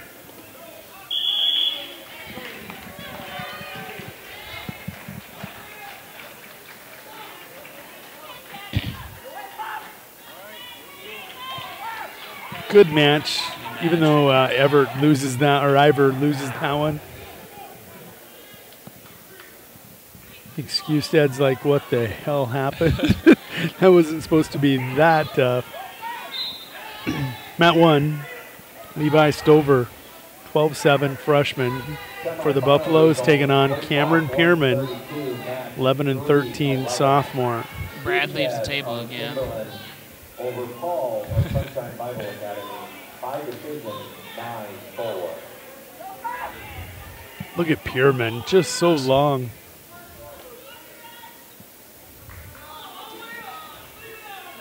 Ooh. Levi's got to be careful here. He doesn't move his feet. Pierre's going to pick him. Frost leading 9-0 across the way for the Buffaloes. Looking for something a little more.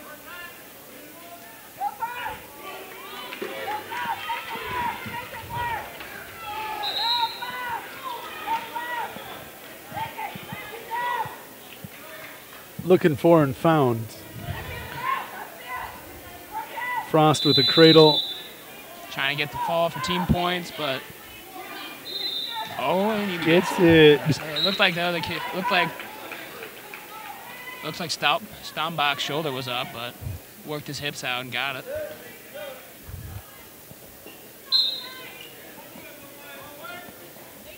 Might want to start answering that now. Yeah.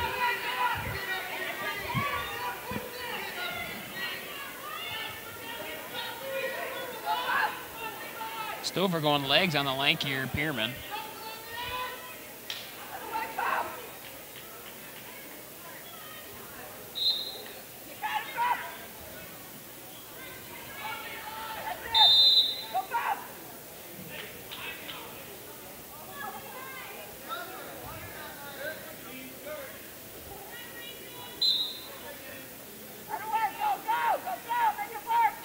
Over on mat 3. Somebody fall over the rail.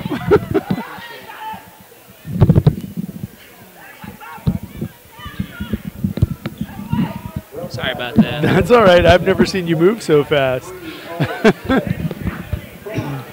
Across the way, Grayson Hansen in a 126-pound semifinal. Video player on the right, furthest back.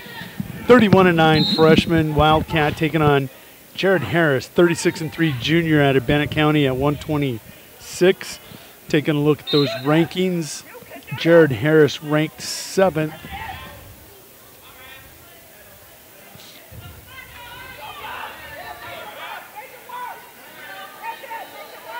Did I just miss? That's Grayson Hansen at 126. Did he fall out of the rankings? He did. I stand corrected. Grayson Hansen, 5th at 20, bumps up to 26.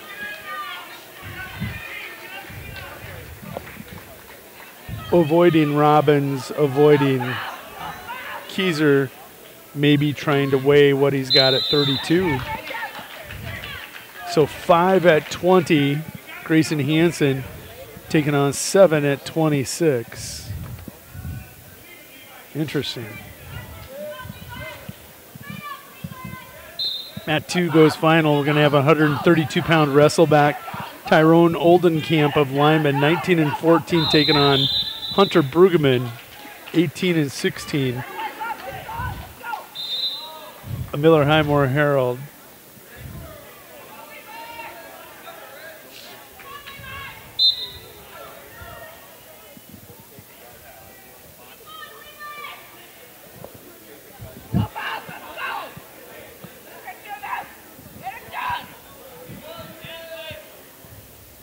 Pierman been cautioned for stalling. He'll give up the reversal. Levi back in it. 2-2.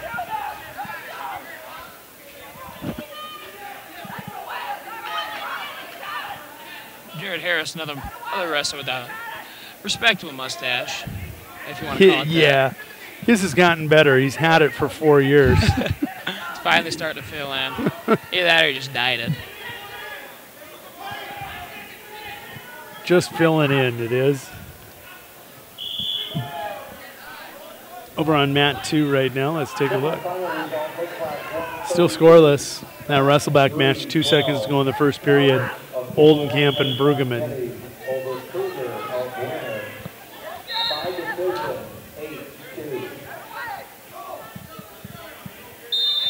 One semifinal out there, and it's all the way across the gym. Stover gets dinged for stalling right there. Who did? Stover.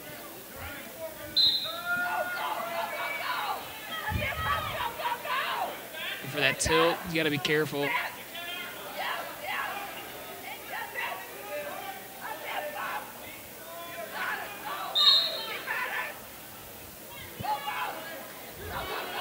Oh. Once again, the length of Pierman just proven to be an extremely good asset.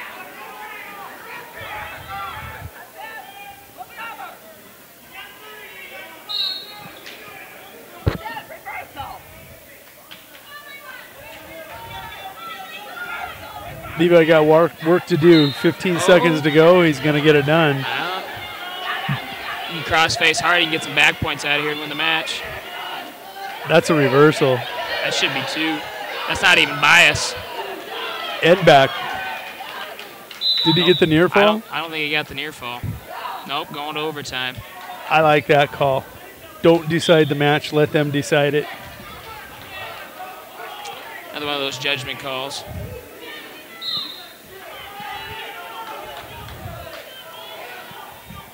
Brad would tell me I'm crazy that there was 2 near fall there, right? Oh, I'm sure we're gonna get a near fall later. But his blood pressure is a little high right now. He looks good though, really, for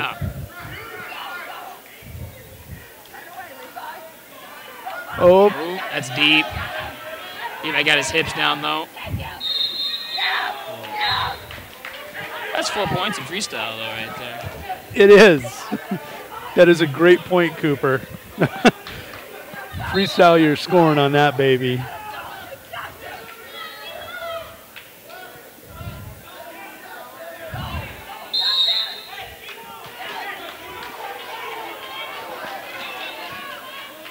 Brueggemann now with back points on Oldenkamp will take the lead on mat 2.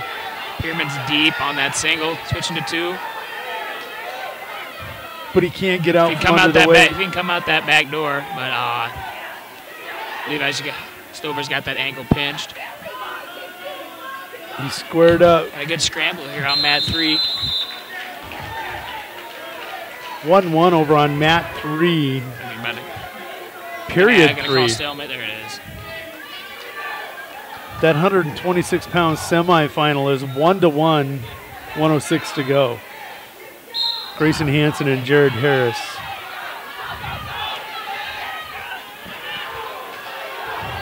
There's the length. Here comes a cradle.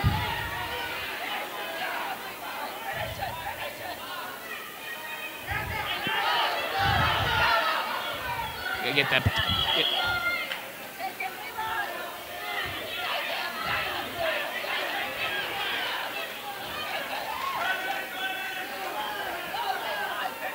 Is that a stall call? No, didn't get it. Oh, I thought he got a stall call. I don't know if he did not. Right here, I'm looking at the mental makeup of these two. Levi gassed, Pierman okay. Not far behind. And he covered without being told to. This is where you got to think it through. Cautions can decide matches, I know that. Judgment right there. If anything. Can he hold it? Oh, it's good. He's got to get his hip. If he can get behind. Oh, no. He got the 2 near fall. Yeah, Stover's got to get away.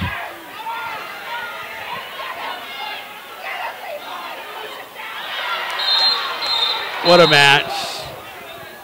I don't even know who won that. They gave Levi points, took him away, and that's 6-6. I honestly don't know. 6-6, I agree. It's 6-6, and we go to ultimate tiebreaker. Levi should get first choice. Who's first? Maybe. Let's check to see real quick who scored first. No. Yeah, Levi, Green's choice. First ultimate tiebreaker of the day. Actually, Pierman should have choice.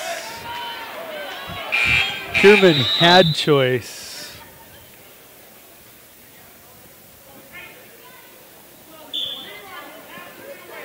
Pierman has choice. He chooses to cover. Did he? Yes. This goes to show you. If I can just stay on his feet, get a stall call, stay in bounds.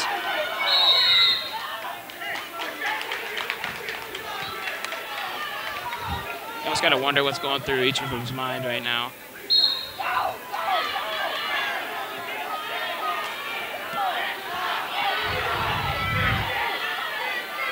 That's 10 seconds. Got to let it hang out. Yeah, stall. That's the match. That's the match. And a clasp.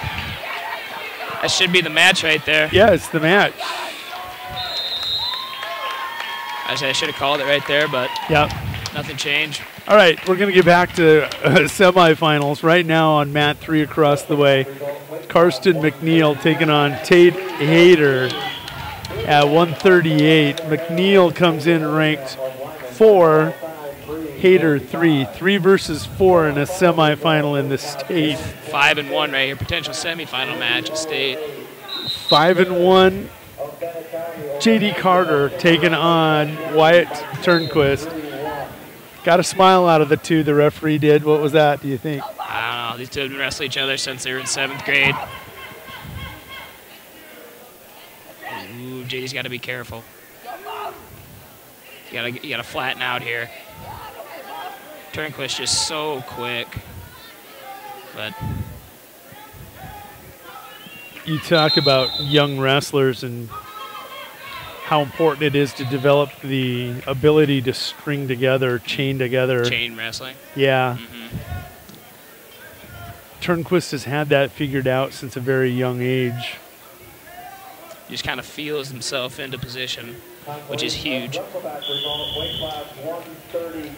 So over on mat 2 right now, Jesse McMahon of Harding County goes to 26-14 with a fall over Noah Mahoney, a freshman out of Parkston. Next up will be Mooney versus Hansen. Curtis Mooney, 20-7 senior. That's a 145-pound semifinal, by the way. Curtis Mooney, 20-7 senior out of Bennett County, taking on Spencer Hansen, the sophomore, 27-12 out of Kimball White Lake Platte Geddes. Taking a look at the most recent rankings at 145. Mooney checks in at 10, Hansen at 9. 9-10, 3-4, 1-5. Got some ranked kid, pretty good talent out there right now. Turnquist is trying to hang on, get a stalemate. JD's trying to get into a little bit of a scramble situation, perhaps come out on top. Gonna get the stalemate. JD's gonna go back down. I guess you really don't care about any other match out there right now. I'll let you focus on this one. I'll keep an eye here. Call me a little prejudiced. Nope, that's totally understandable.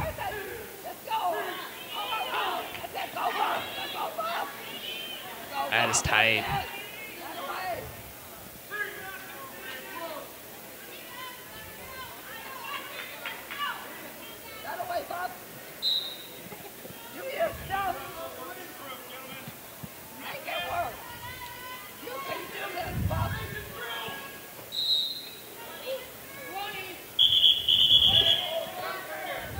Huge toss over here. Mooney launches Hansen right at Brady, the little tapper. He's able to get out of the way just in time. I'd feel bad for those guys if they hit Brady. Brady might hurt back him. him. Yeah. JD with the escape. Right at the buzzer. 7-1, they go to period 2. Across the way in the second period, Karsten McNeil and Tate Hayter 3 and 4. Hayter 3, McNeil 4. Scoreless, McNeil on top, riding Hayter. Mooney and Hansen scoreless, 40 seconds to go, period 1.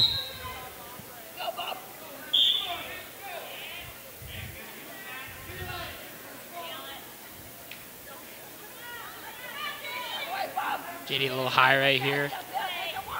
Looking for something. A roll.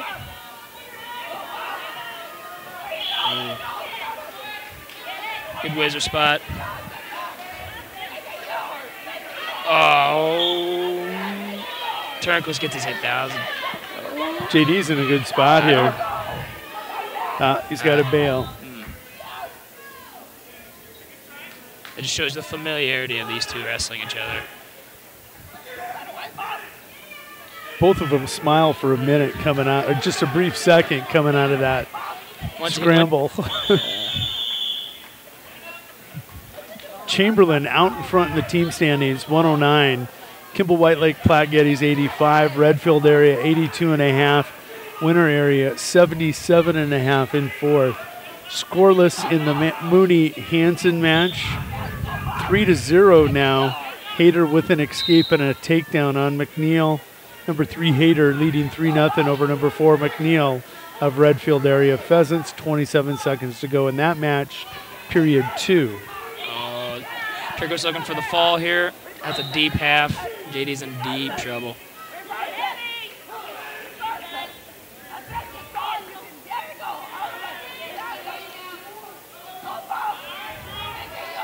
That's trouble. You hold on for 20 seconds. Yeah, JD can if he keeps those legs from getting. I'll give him that. He's got a strong neck.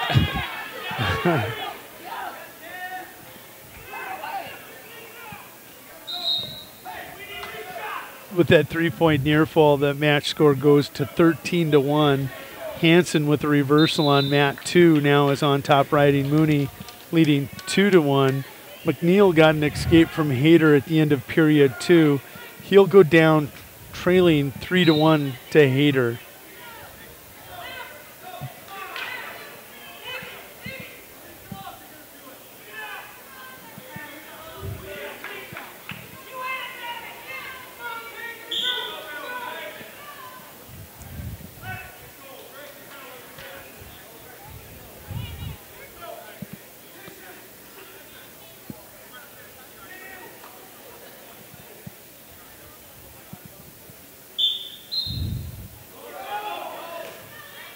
Turnquist's just relentless. Wants that tech fall.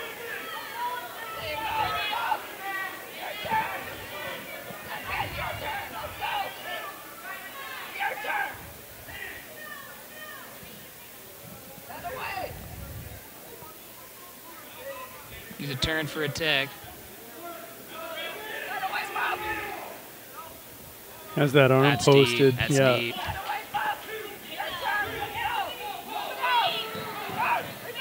Harris, trailing 3-0. McNeil within 3-2 of Hayter. Final Turnquist's 18-2 over young JD Carter.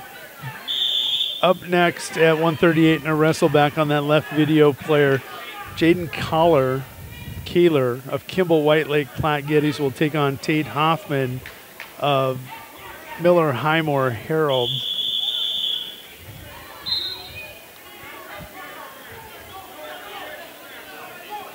Mooney, 3-0 deficit to Spencer Hansen.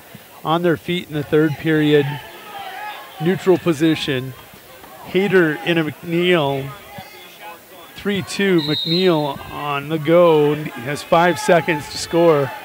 3-2, and Hayter's too quick, too tough. That would take something.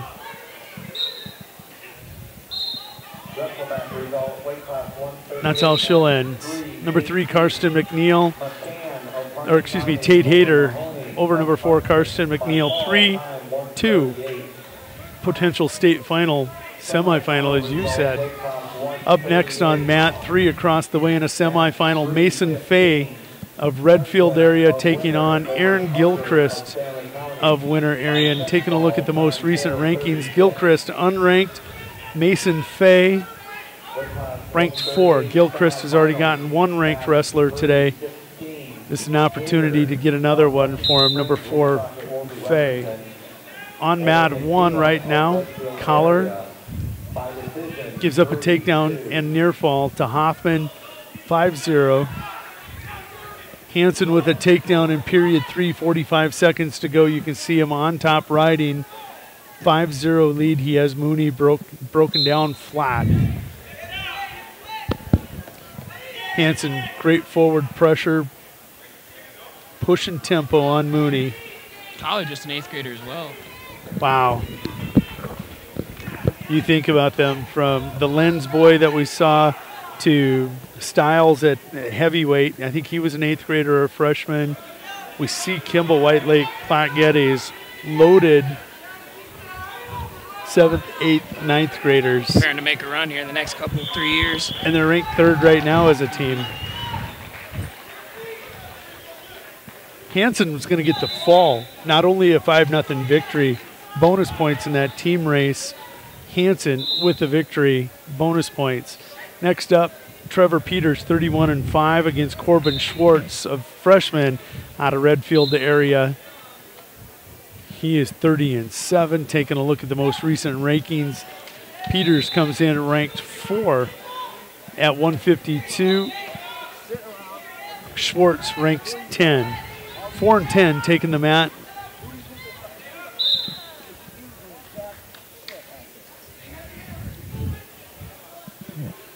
Gilchrist trailing 3-2, I believe. A lot of coaching going on behind us. Got the double underhook. Mason Fay leading Gilchrist 3-2, 20 seconds to go, period 1. Mat 1. Jumping out to a 9-2 lead is Hoffman. You know, another one of those programs that kind of took a dip for a bit. Now their numbers are coming back. Miller Highmore Herald. Yes. Starting to see a lot of young wrestlers in that wrestling room competing.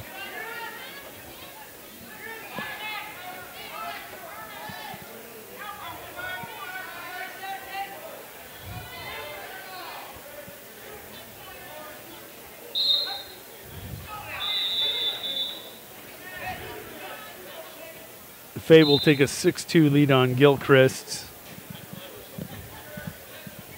2-0 Peters over Schwartz.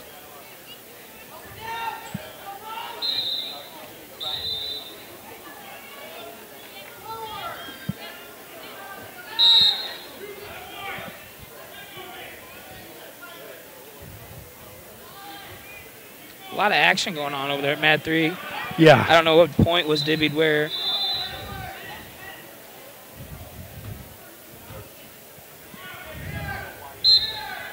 Gilchrist, one of those high energy kids. He's going to keep coming. Unfortunately, giving up points along the way. Fay's capturing him for those cheap points, cheap tilts. Peters, exact opposite. Not high energy, great defense. You're going to have to score on him. It's going to be tough. Schwartz almost trying to pull him under, but it's going to be a grinding, low-score affair. Not a lot of chances taken out of him that you'll see out of Gilchrist. Not going to beat himself. He's going to make you beat him. Yeah.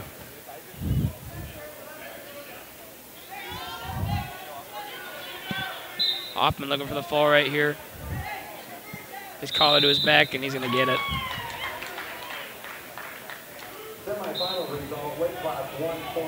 Good sportsmanship by both. As Hoffman gets the fall. Next up, Garrett Ristow of Chamberlain taking on Cordell Murtha of Parkson, the Trojan. Cubs versus Trojan, 145-pound wrestle-back on that left video player.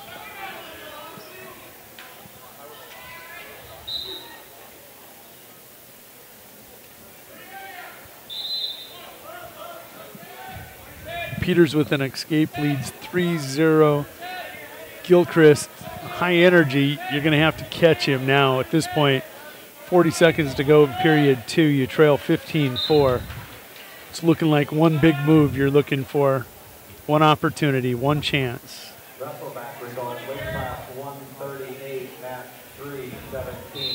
Gilchrist will get the reversal and cut him at 16-6. 30 seconds to go, period 2.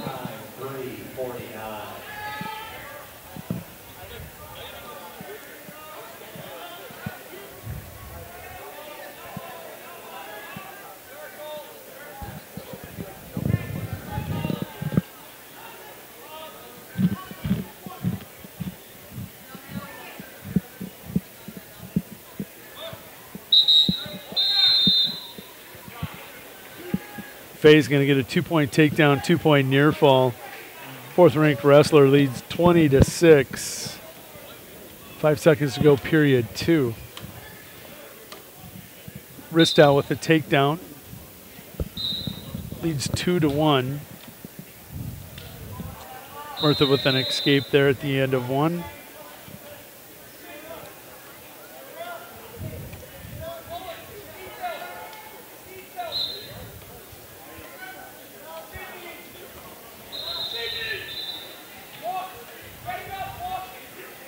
Gilchrist looking for a roll and not going to get it.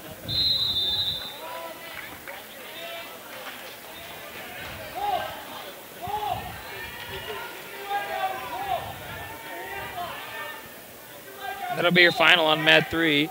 Fay with a technical fall over Gilchrist. Next up, we'll have Yost out of Woonsocket, Weston Springs, Samore WWWWW. And Caven Hawley, a senior out of Stanley County. Give us some inside info on Hawley and his career here. He's been one of those younger kids. He wrestled in AAU, but he another one of those kids that kind of quit for a couple years that we wish he wouldn't have. And now the last couple years, he's kind of starting to fill back in. Nice shot. He's always been the same weight as Luke and JD, so he's kind of always had. Oh, he's a light 52-pounder. 45. He probably weighs 132 sopping wet. Right really? Now, which is tough to do. On mat 1, let's go ahead and cue that up. Dan Kramer and Landon Wolter of Westington's WSWWW. Kramer of Marion Freeman. 28-13 versus 18-12. 152-pound wrestle-back on the left. Kramer ranked 11th in the state at 152. Out of Marion Freeman, Wolter unranked for the Blackhawks. We saw Kramer. He was one of those first kids. He had a quarterfinal match against a ranked kid. I think it was a 3-2 match. Yeah, right. You mentioned reference conditioning at the end of the match. I can't remember who beat him. Conditioning, oftentimes, y'all heard Cooper say earlier, steel sharpens steel. Well, how it does it is, number one, it forces you to think about chain wrestling, and number two, that conditioning you were talking about is steel sharpening steel. The harder you have to go and compete, the sharper you get in matches like the one he lost earlier.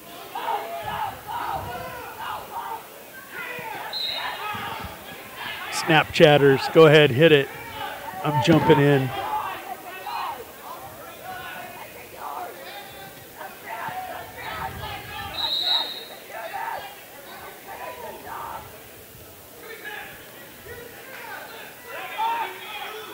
Currently texting another buddy that's coaching for Kingsbury County right now. Where at? Flandreau. Flandreau today. Out Flandreau today. Flandreau, that tournament's got to be online. Should. Said he was listening to us during the break. Yeah. I'll shut up then. I'll let him listen to you. Oh, he gets enough of me at school. If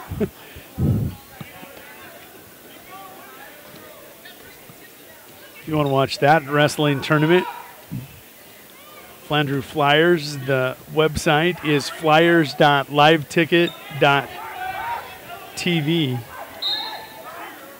Let's see if that's basketball or wrestling on today. We'll jump to the wrestling schedule. Oh, it's not up. I don't know if they're live or not. They're on the ticket. Oh, they are? They are.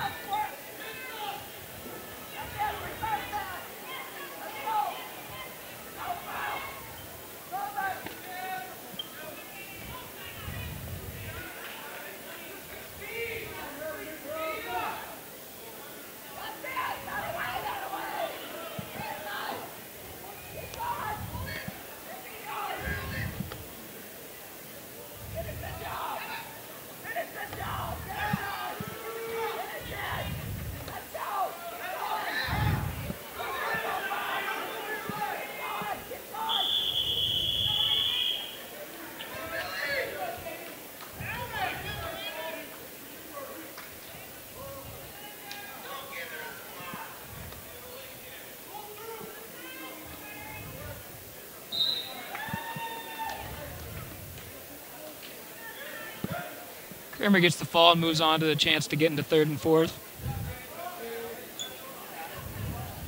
Semifinal result, weight class 152, match 3. Next up here on mat 1, we're going to have Weston Ireland, a junior out of Bennett County, taking on Sam Kruger, just a sophomore, 29-2 out of winter, number 2 ranked.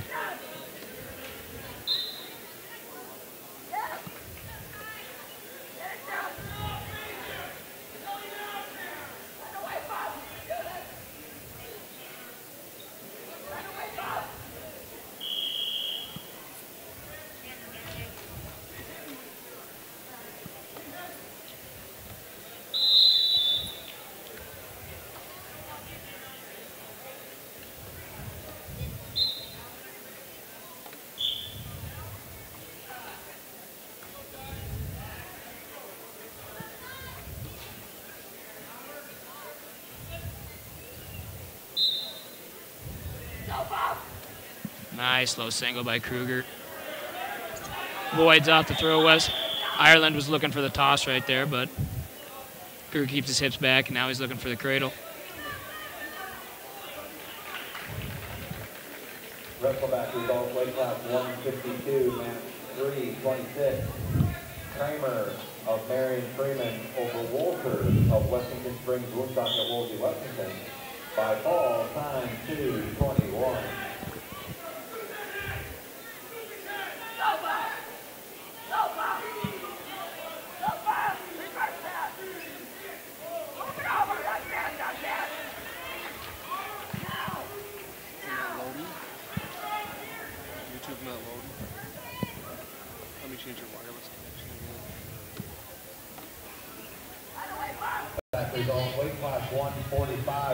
Sorry about that momentary break here in the action. We were just doing a switch of the Wi-Fi. We're going to go ahead and adjust back our screens and get track wrestling pulled back up across the board.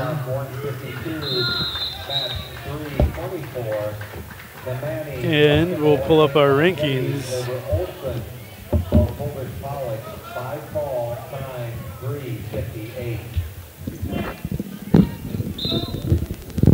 We get it figured out? Yeah.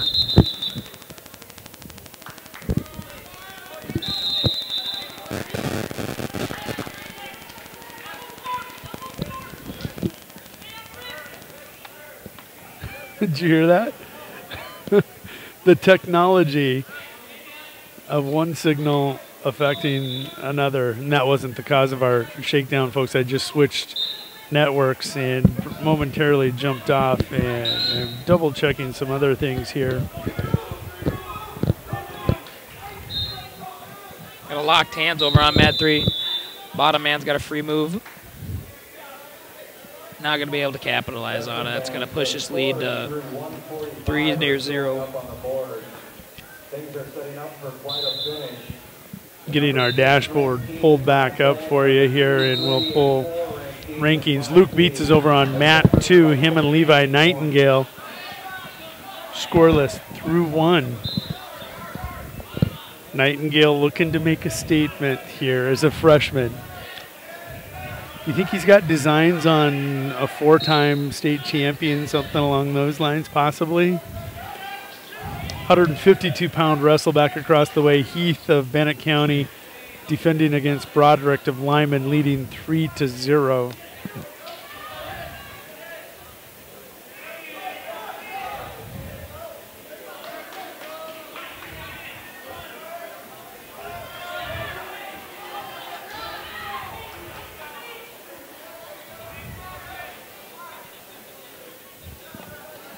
Kruger now leading 9-0 in his match.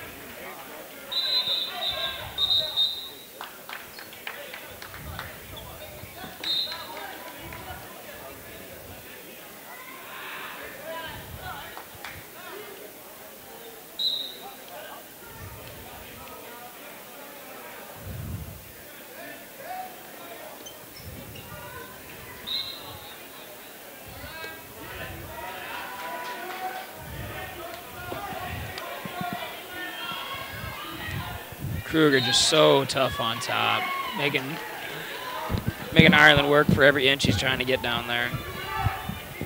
Well, that tournament is in Kingsbury County, correct? Yeah, there is no coverage over there in Kingsbury County, unfortunately. I was told it was in Flandreau today.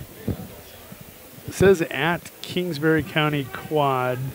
That was December 1st. February 8th is the quad. Well, maybe it's down here.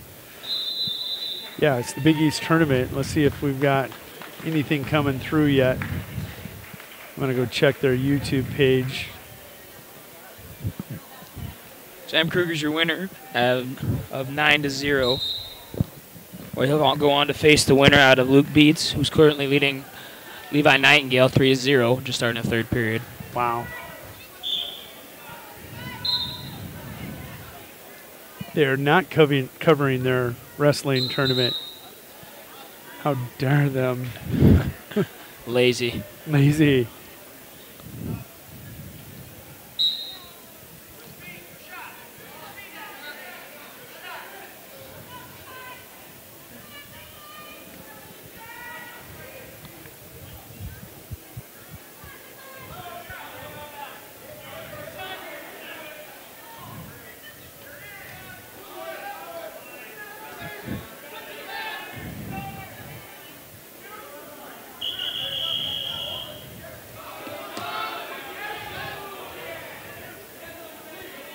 Wrestle-back result, weight class 152, match 325. Heat of Bennett County over Gavin of Wyman. By fall, time 252. Beats looking for the fall on mat 2. Semifinal result, weight class. Got that cradle tight, and there it is. But we get what we wanted, 1 versus 2. Although Levi was the nice story, ultimately that's the match we all came to see, isn't it? One of the 1-2 matchups and a 1-1 matchup that are going to take priority tonight. Get to see that, possibly that match again here in a couple weeks at the Region 3 tournament. It just kind of depends on this next one. It does. Beats or Kruger are going to be the #1 seed based on this tournament. Nightingale will either, as you said, possibly see Beats again, or it will be Kruger. Shippey looking for a fall. He's taking on Sean Domke, a freshman out of Redfield area.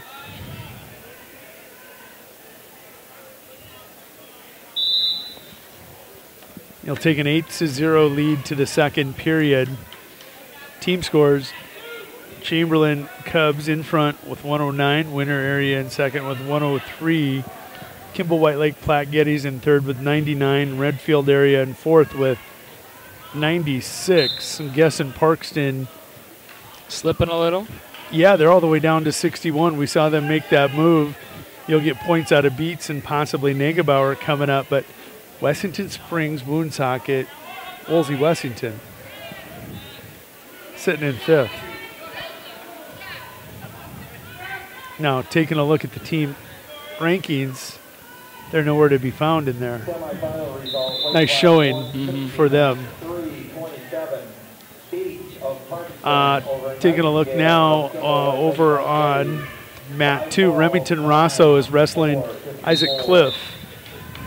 Cliff, the new student here in the school in the Stanley County School District, has a couple nice wins today. Draws the #6 wrestler in Class A. Trails 2-0, but an opportunity to make a statement here for the Buffaloes. Tucson Freeman, #5 at 160 in a wrestle-back. Pins #9, 5-9 in a wrestle-back. One's eliminated. Roush gone. Wow.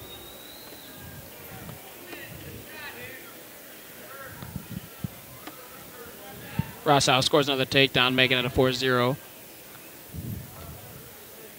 Working that bar arm, looking to get a quick little 2 count, maybe more. There it is. That's tight.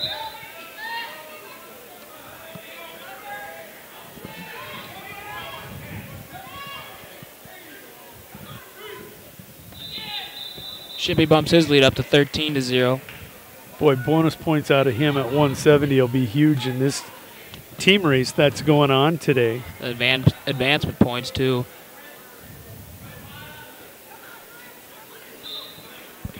Now we got all the rankings pulled back up. A's and B's and our board, South Dakota High School Activities Association. I'm well prepared again. My ADHD kills me. There's worse things to have. Across the way, Hunter Stombach, 2-0 lead on Weishattle, looking for a fall. 13-0 Shippey. 23-13 senior looking to close out the freshman out of Redfield area. There it is.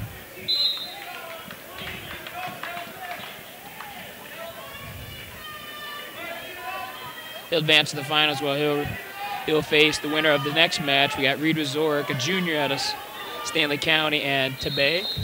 That is correct. Out of WSWW. We're just having fun with all the Wessington Spring Woonsocket, Sanborn Central, Woolsey Wessington fans.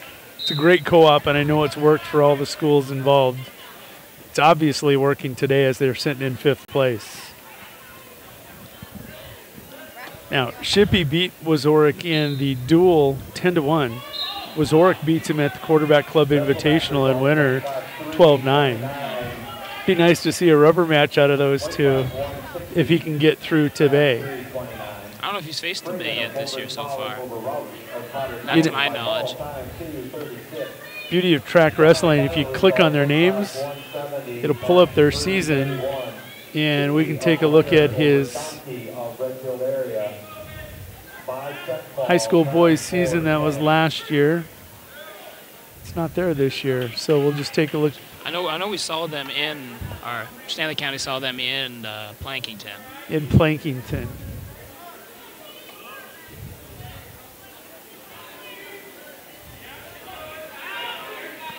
Did not see him in Plankington. Oh my goodness, did he have a tournament. Speaking of Ozoric, he wrestled 5 matches, 6 matches that day to finish 6th place. Good shot. He's deep, but he's got a chin whip. He's got to roll through. Oh, it's nothing yet. That's 2. Ozoric's trying to roll through, get 1. Good job attacking the hips. If he rolls towards the head there, he's going to get caught again. He comes free to get the 1 point by going to the hips. That just goes back to finishing your shots. Great shot. Stays high on that arm, though. Tabay's able to hang on and block that ankle pick, which is a good attempt by Reed.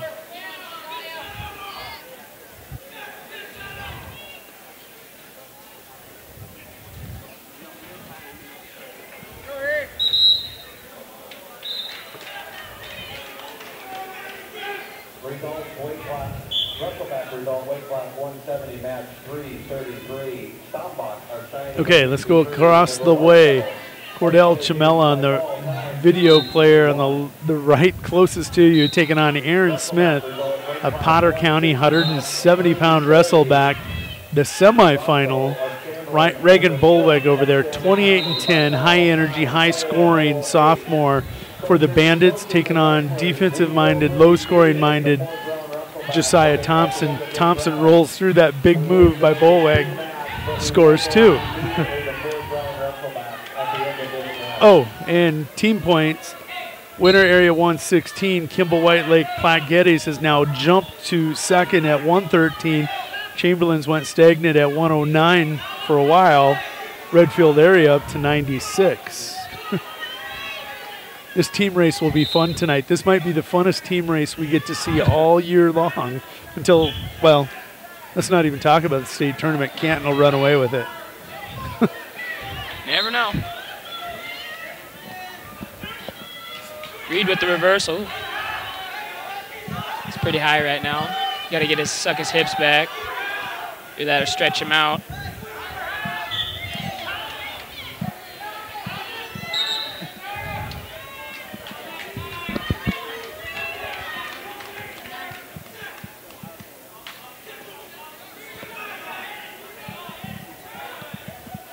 Good match on mat number 3.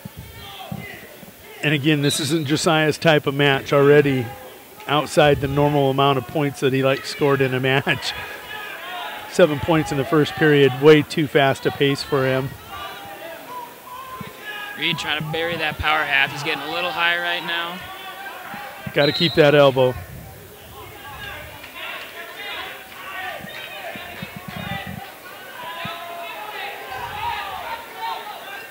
Reed, another one of those just long wrestlers. Not overly tall, but just long arm, long legged. They pressuring in. Steps over there. That should be 2. Zorg needs a crawl forward here.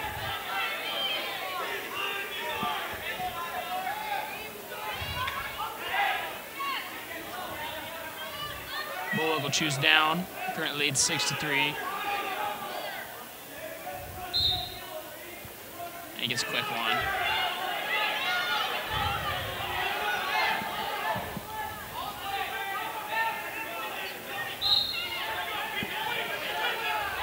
Zorg's got to be careful.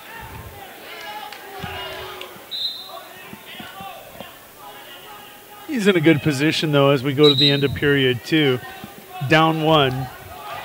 We've seen him be able to get the switch before. Oh, you know, we haven't seen him turn. How long do you ride now? Question becomes, how long are you going to try riding? 30, 45 seconds before you cut and go on your feet and give your time? Yeah, it kind of depends, like, if he gets anywhere with it. But oh, he quit on that one. He got his hips down. Got work to do now. 6-3. Got to get his head off the mat.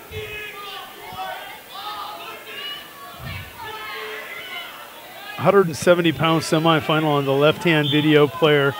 Mat 3 across the way, furthest match from you on the right-hand video player. 182-pound semifinal. Potentially dangerous on mat 1. Got his hip all sorts of torqued.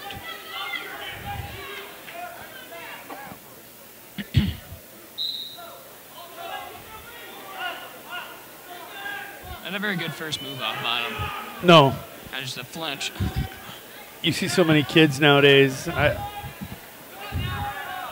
You used to always have your eyes on the referee ready for that whistle, just looking to explode. Now their heads are down. It's just one of those little things that makes a huge difference in a match. Zork running out of time here. Got Tabay in a bad position. Oh, Tabay will recover. Tabay needs to work hip side to side. He's going to get dinged for stalling here. He's been pretty heavy on the hips. There it is. He's not heavy. He is just rattling. Deep in the swells.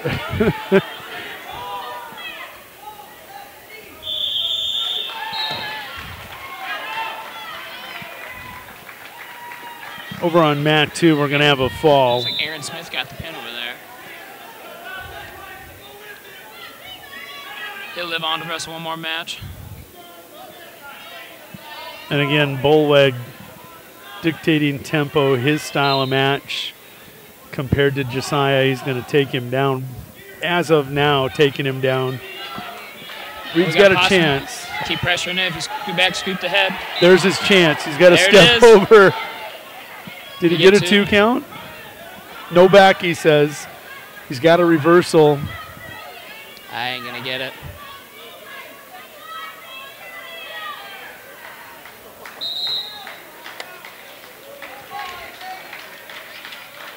Good match by Tabay and Wazorik.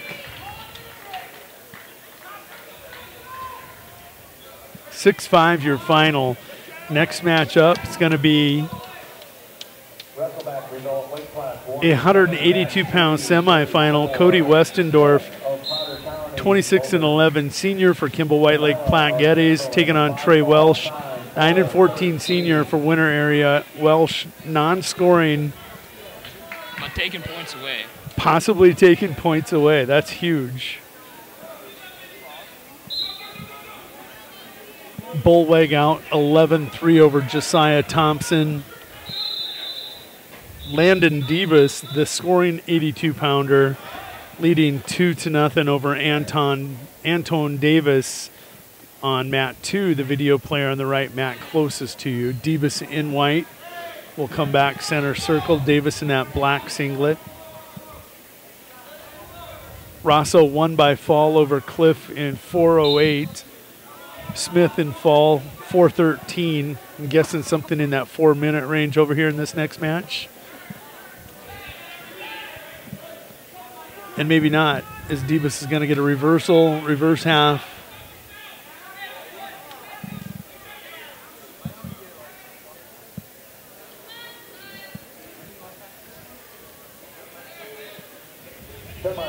Good shot. Good shot. Can't stand still, though. Did everything right until he came to his feet, and then he went dead. Got to turn the corner. Turn the corner, move your opponent. Don't let him get a chance to get that single leg defense in place. I was just going to say that was the one perk about being a shorter wrestler. You always had wrestling taller guys. You weren't short, though. Yeah, you weren't short. I wasn't tall either. I was kind of stuck in that limbo.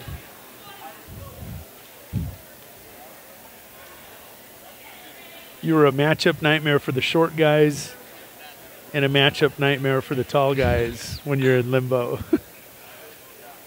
Over on mat 3, Debus does get the fall on mat 2 in that 182-pound wrestleback. Clayton Smith and Marion Freeman will take on Slayton Negebauer, 22-7 Trojan from Parkston. Taking a look at 95, Negebauer checks in at number 5. Marion Freeman's Kramer unranked. Once again, coaches and wrestlers, at the end of this round, we will move to... Or that's Clayton Smith, excuse me, not Kramer.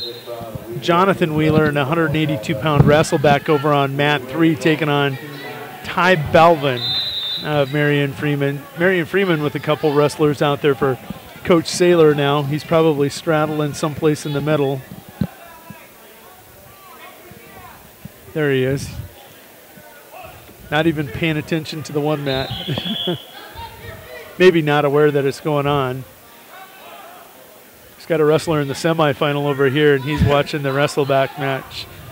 Westendorf leads 4-1 on Welch. Welch with a body lock. Westendorf going to be back tripped. He's going to use that length, and they'll go out of bounds. In your entire wrestling career, Coop, how many unattached wrestlers did you ever see win a tournament? I can't think of any, me in 6 years watching it, but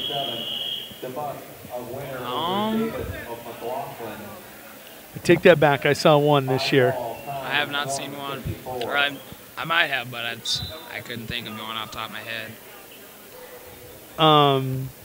Bruner of Custer got beat by Woodward of Custer in the Mid-Dakota Monster. That would be the 113. Yep, I hear about that. First time I'd ever seen that.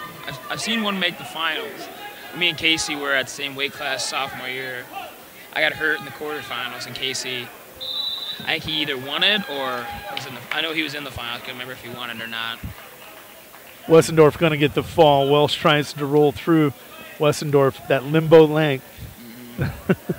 Matchup nightmare. Next up at 195 on the video player on the left, Barrett Wren, 25-3, ranked number 2, taking on Riley Stevens of Wessington Springs Woonsocket, Woolsey, Wessington. Stevens, unranked, I don't think any, oh, he is 10. 10 versus 2 on the left. Semifinals on the right-hand video player. Clayton Smith, Marion Freeman, trailing Negebauer 5-1 or 5-0, 1-0. Wheeler over Belvin. Wheeler in that red singlet across the gym.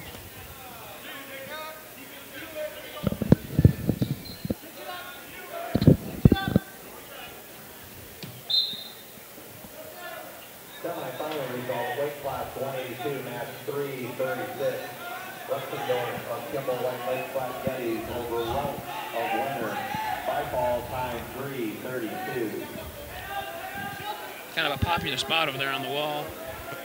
It is comfortable. You got that back padding.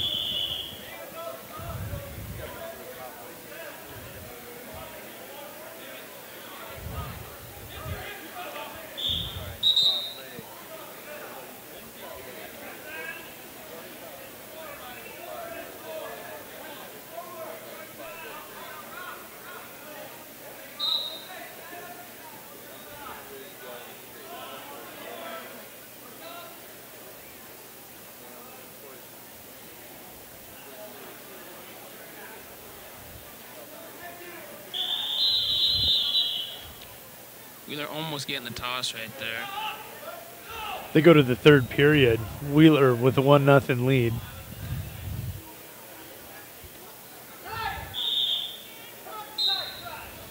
Negebauer large and in charge, 9-1 on Clayton Smith right now. Now 195 semifinal on mat 2. Bolwig was victorious over Josiah Thompson, 11-3. Debus did get the fall. Kind of broke a string of 4-minute pins over on mat 2. He wanted fall 154. Wessendorf getting points for Kimball Whitelake Platte-Geddes' recent fall on mat 1 here in 322 over Welch of Winter Area.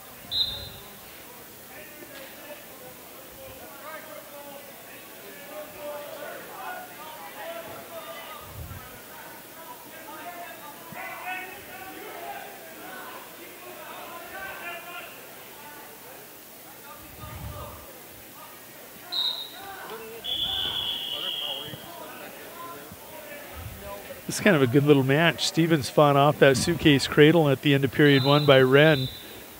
Kept it close, 2-0. Good return, too. See if he can do it twice. Good mat awareness by Stevens, knowing where he was. No, and he didn't have to return, just had to get him out. Now what do? You're J.J. Beck. You've got a victory over Wren at the Gregory Invitational. He's 2. Beck drops to 82. Now he's got,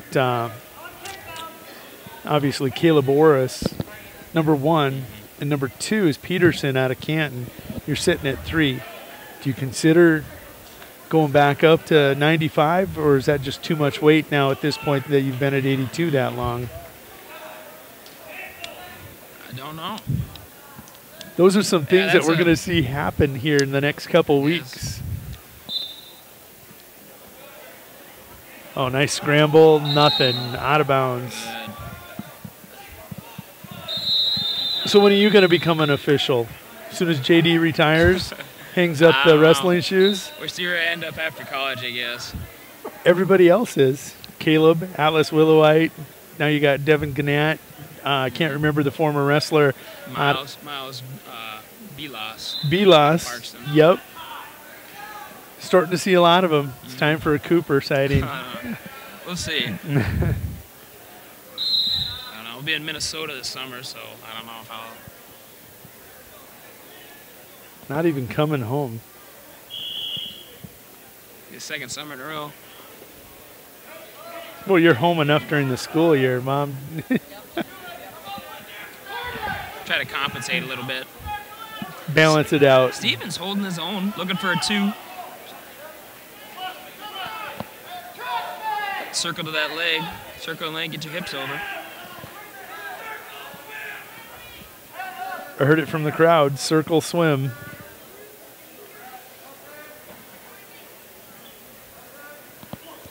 That's done really well. Just ran out of time.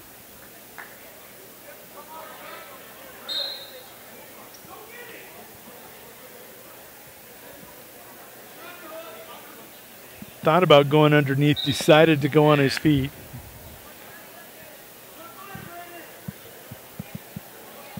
Over on mat 3 now, it is going to be Charlie Provichek taking on O'Neill of Groton area. O'Neill has been vicious today towards his opponent. O'Neill at 12-16. Junior taking on the 9-13. Freshman out of Winter area at 195 and a wrestle-back. He's looking for another one, but Negebauer, not to be forgotten, 195-pound semifinal. going feet to back. Not quite. Nope. O'Neill looking for another fall. If he can get it before the time runs out.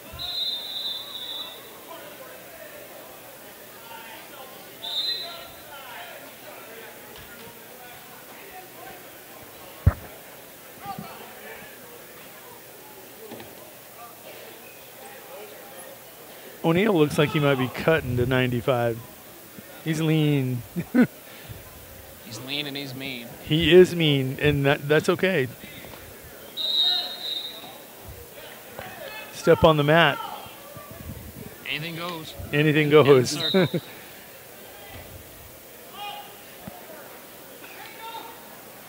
Oh, Wren with a beautiful ankle pick. Head and ankle, That's he'll trouble. put him on his hip. That's trouble. Wrestle-back result, weight class Here comes, oh, he's locked out the cradle now. Stevens is in a world of hurt. Wren on to the finals at 195. Next up, a wrestle-back match at 195. Jacob Novak of Kimball White Lake Plant Geddes at 195 on mat 1. 10 and 15 freshman taking on Will Mankey, the 8 and 16 senior for the Chamberlain Cubs. That last match, you'll just see a fall in the stat book, but Stevens wrestled really well in that match. I will give him that. Wrestled phenomenally. You know, he wrestled really good early in the season, and then he fell off for a while. It looks like he's kind of getting that second win in his season. There's always kind of I remembered there was always that lull point in a season where it's kind of like you hit that midpoint and you're like, oh, let's get it over with. I want it to be done.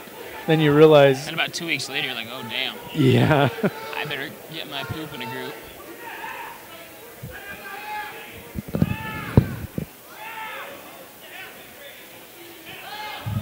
O'Neill still only leading Provacek 2-0.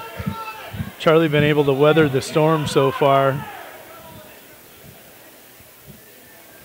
Just gave up a 2-point near fall as I said that. Negebauer with 40 seconds to go. He leads 16-3. Trying to get that tech for the team race. He's going to get it right here. Ooh, good switch.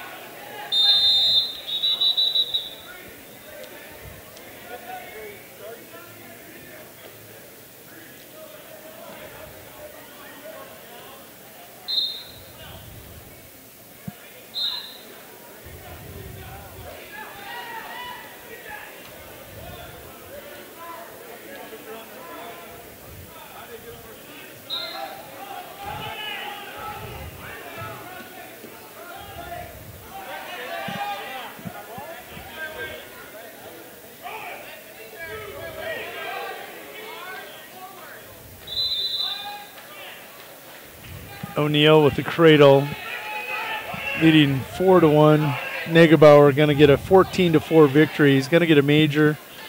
First time we get to see Tyler Rezick today. I don't remember his other match. We've got him coming up here.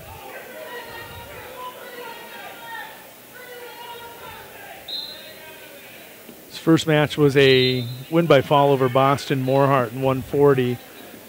Quick match that was over on that corner. We didn't get to see him. O'Neill leads 7-1.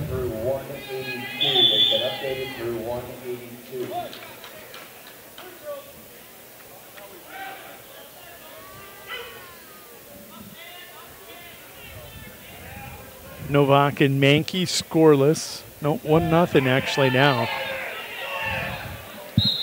Novak with a 1-0 lead.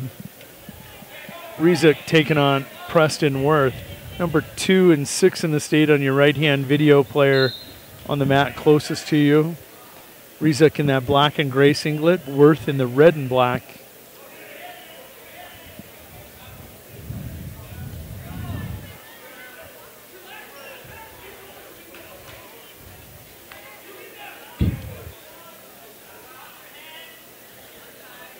Oh, I missed it. Pancaked him. Pancake. Rezick just so strong. He is. I don't know if he gets back points if his feet are out or what's. I don't know what the call is on that. I think he's got the 3. Whoa, Rounds getting wow. Yeah. Down but not out. Goes down early in the tournament but fights back up doing some Jackie Chan rolls. Rezick will get the fall over Worth. That team race just got a little crazier. Blair will be coming up here next, and Morehart's up next on mat 1. On mat 2, it's going to be Gilbert versus Keller. Greg Gilbert is an 8th grader out of Harding County, 14-14, taking on Keller, the 16-12 junior for the Mobridge Pollock Tigers.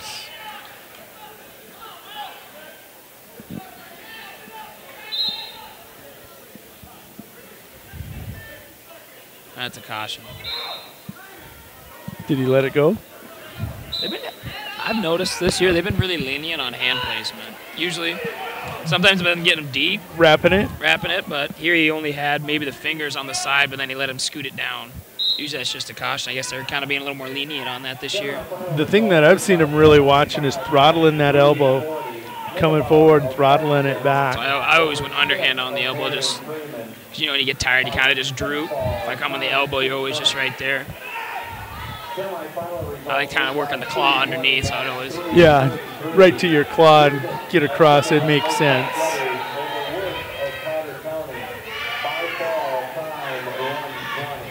Oh, look at this. Keller going after the 8th grader, Gilbert, right away.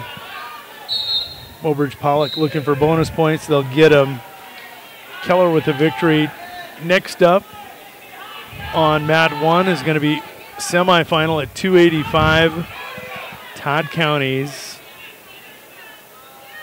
Waylon Marshall, ranked 8th in Class A, 285, 26-8, taking on number 1 ranked Wyatt Locke of Groton area, 22-2, senior.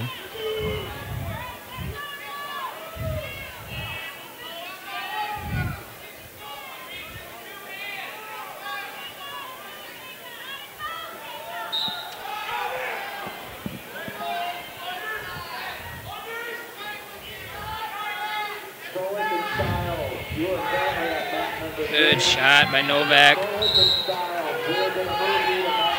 It's going to finish, too.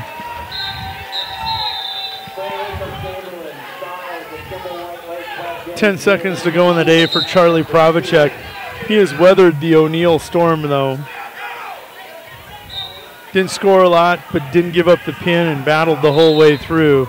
O'Neill over Charlie Pravacek by a final of 7-1. Oh, free move.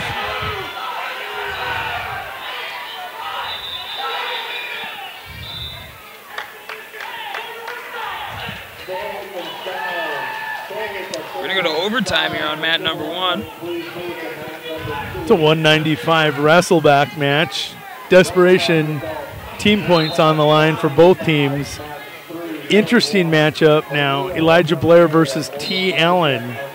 220-pound match on mat 3. Blair 27-11 senior. Allen 31-6. That'll be the match right there. Allen 4 in the state. Blair 7. I missed it. Manicky, good shot defense. Got Novak's head down, spun around for 2.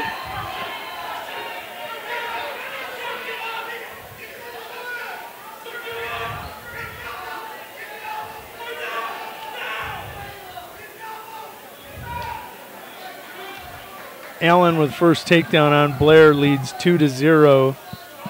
Scoreless in Locke and Baldwin. This one's David versus Goliath. Locke likes to throw.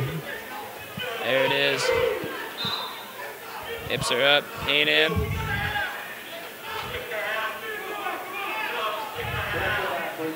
I don't know if I would reward that too.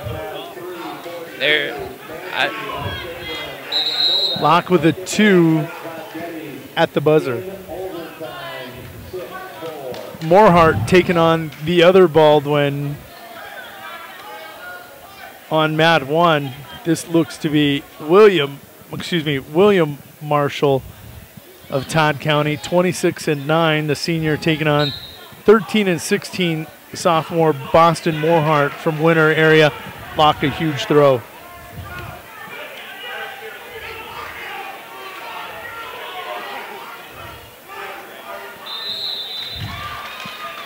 Number 1 ranks Locke.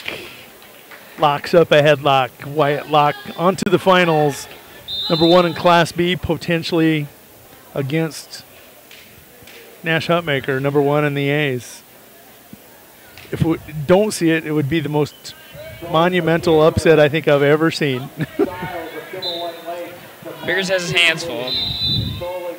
That's all I got to say about that. Who's that? Biggers, Cameron Biggers. I think that's who he's got. Oh, yeah. Biggers and Nash. I wonder how many times they've wrestled in their life. Being about 35 miles apart. Think of all those youth tournaments that they saw each other.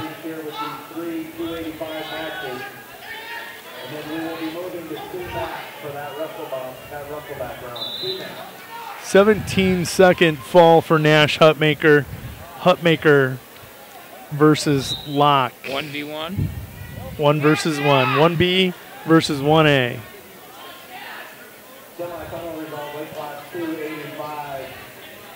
Jackson Solik and Cameron Stiles will be up next.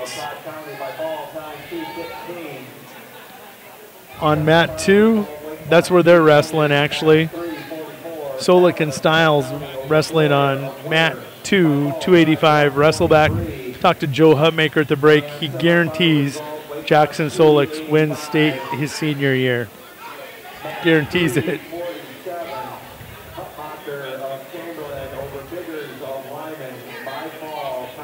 Did you get that in writing? Don't need to. He says it, I believe it, and I'll mention it. Morehart trailing 3-0 to William Marshall, the 26-9 Falcon, showing good movement on his feet.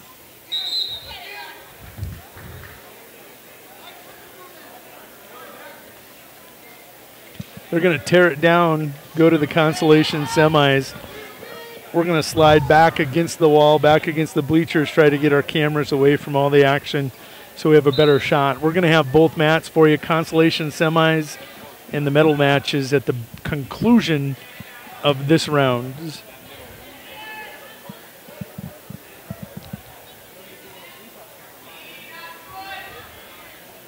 Solik working that bear hug. He's been there most of this match. He's high with it. Somehow he's just got a Stiles with the souffle. And he's stuck. Stiles with the souffle as Jackson was locking it up and taking him back. Crazy. Biggers he had in a bear hug, back tripping and got tossed. We get to go to one single camera shot for the conclusion of this round. Boston Morehart rounded out the second round wrestleback. He's going to get to round out here in the third round wrestlebacks. Morehart and White trails 6-0. It's William Marshall of the Todd County Falcons.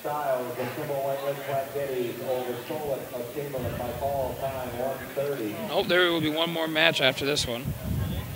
Oh, there is. Andres versus iShot. Probably should move it to mat 2.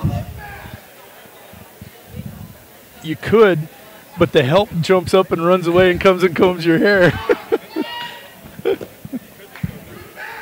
I probably needed it anyway. Marshall with another takedown leads 8-0. Looking for a Turk. Nope.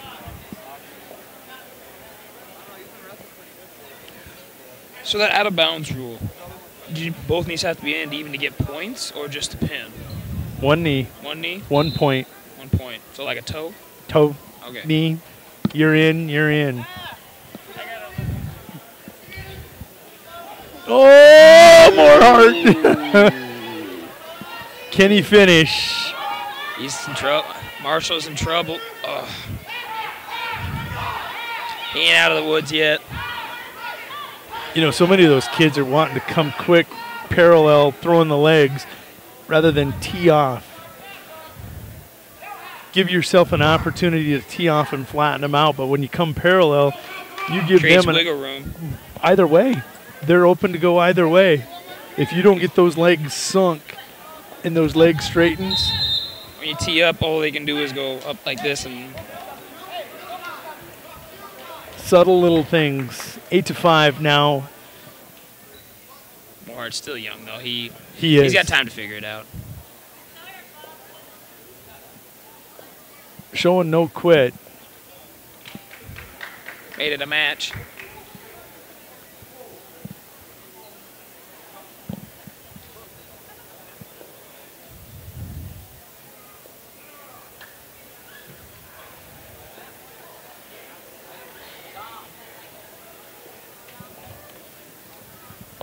13 seconds.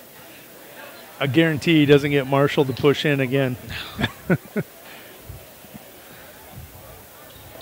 My Marshall, I'm keeping him at arm's length right now. And that's okay. I don't mind that.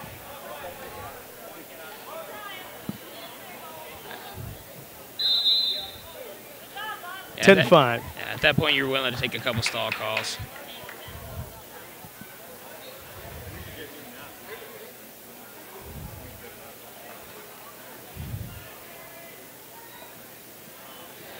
So, Andres versus iShot, final round of the third round wrestlebacks.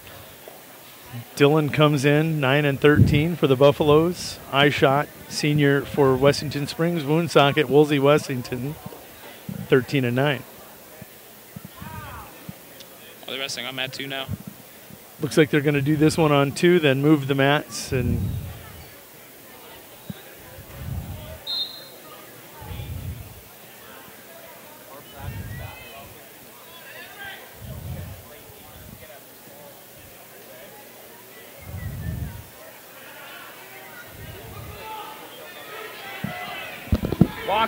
Walker.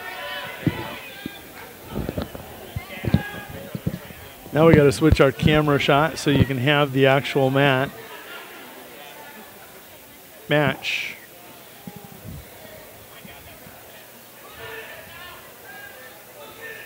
Oh, he's got the butcher, and that's tight. He's got to walk to the head.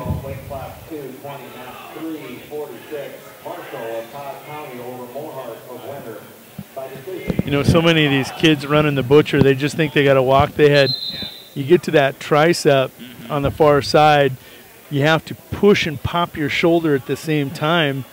Kind of creates a little oomph, per se. It does. It sends a message, creates that oomph, gets you a little lift, then you walk the head at the same time. Gets them off the mat for a second, because most of them got that shoulder dug in, and then you're just gliding. If you give a little lift. So important to get that lift as you're trying to walk around the head.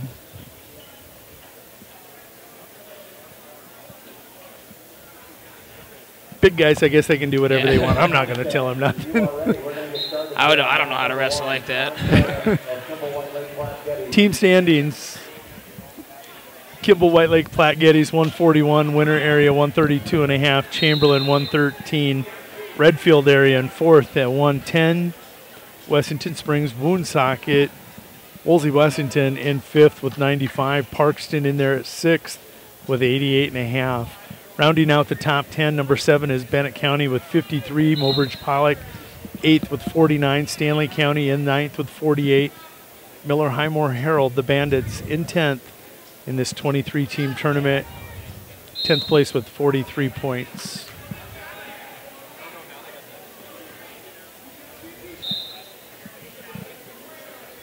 And they're starting everything. We're going to go ahead and go back split screen.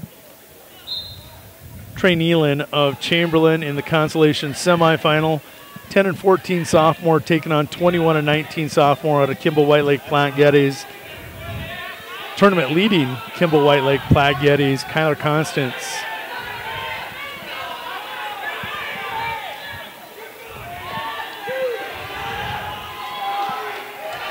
Chamberlain looking for the fall.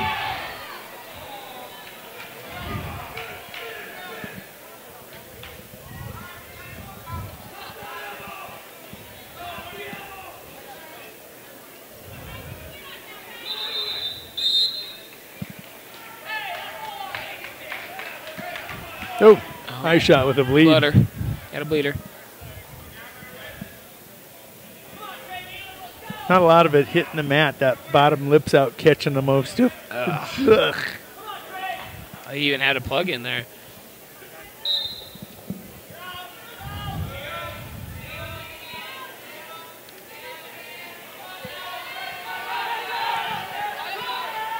Nealon trying to come around the corner, going to do just that.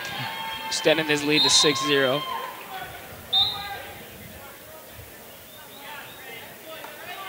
Hutmaker's victory scored now. Chamberlain in third, 127. This is going to be a huge round in the team race.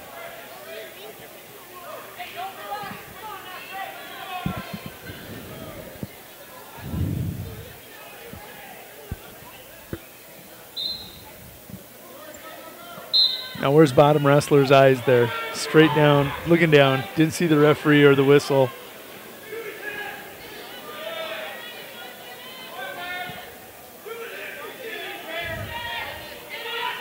I always looked at the ref because their cheeks would go up just before the whistle blew, and you could kind of jump it. Just time it just a little bit. Sometimes that was all you need.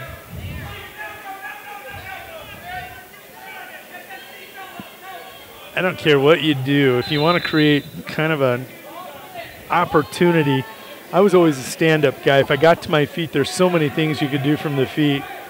You could hit a standing switch. You could go to a roll, duck down into a Peterson, separate, get your one, go on the attack. That little bit of a jump allowed you to pop.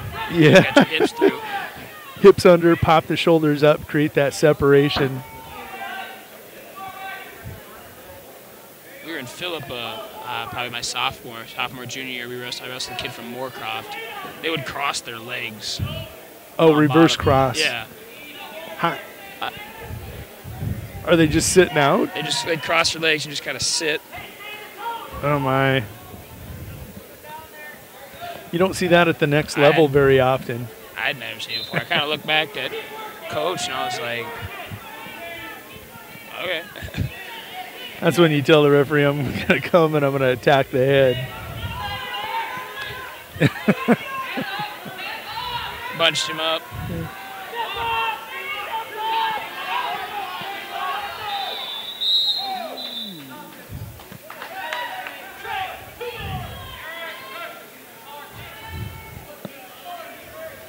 Eye shot's got it all over his forehead, his nose. You gotta watch that blood time. Wonder how much he's at. We'll see where they pull up here. Actually, the match is off the screen right now. They've pulled up Hoverson and Muirhead by accident. So we don't get to see the blood time right at this moment.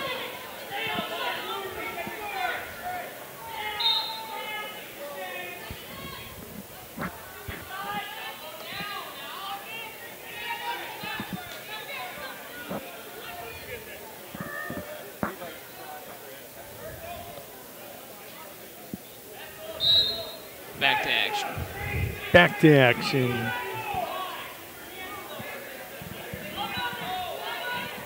Neyland 6-0 lead.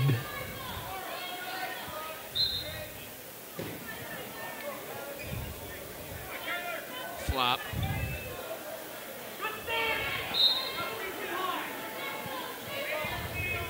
But good for Andres. He's working for that stand-up, trying to create separation.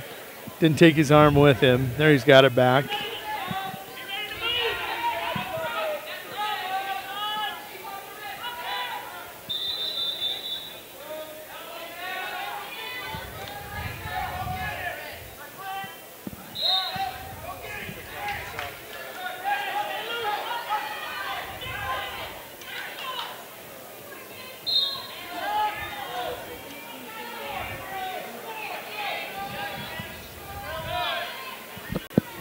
.538 here at Parkview Gymnasium.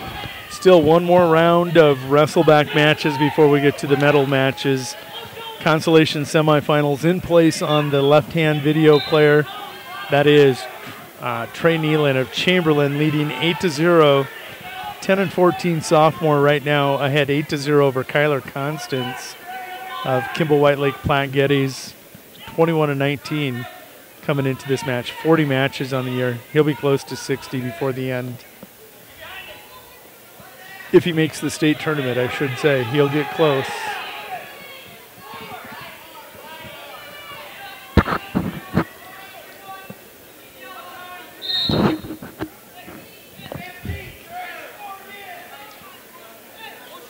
Both wrestlers on mat 2 just about had enough. You know, good for Andres, though. He's given himself a chance. He's slowed the pace. He's weathered the storm. He's going to have to try something here pretty soon. or it'll take one eye shot mistake for him to be victorious. Real quick for Winter area fans, didn't see this, was just wondering about it. T. Allen of Bennett County wins by fall over Blair of Winter area. That one 123. I just got to thinking about that. Sometimes we miss these matches. Nealon going to be victorious 8-1.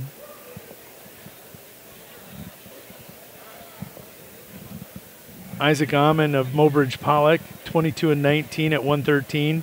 Going to take the mat against Drager Monson, 31-9, sophomore out of Groton area. Monson ranked 5th at 113. Taking a look at Monson.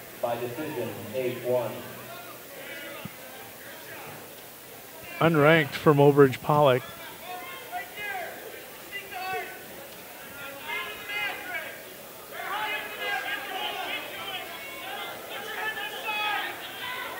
Oh, the big man roll.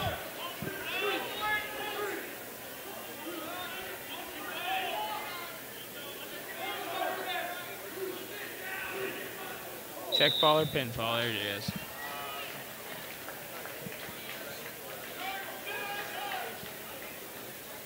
Eyeshot going to be victorious over Andres, but he'll be fine. Young man will be back. Monson wasting no time, eliminating Amon of Mobridge Pollock. Win by fall.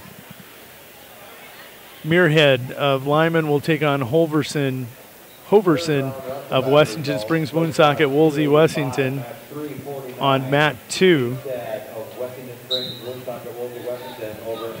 And we're going to adjust the camera best we can. Wrestle-back result, weight class 113, match 354. Monson of Groton area over Amon of Mobridge Pollock. By fall, time 41 seconds. See what I got for a shot here.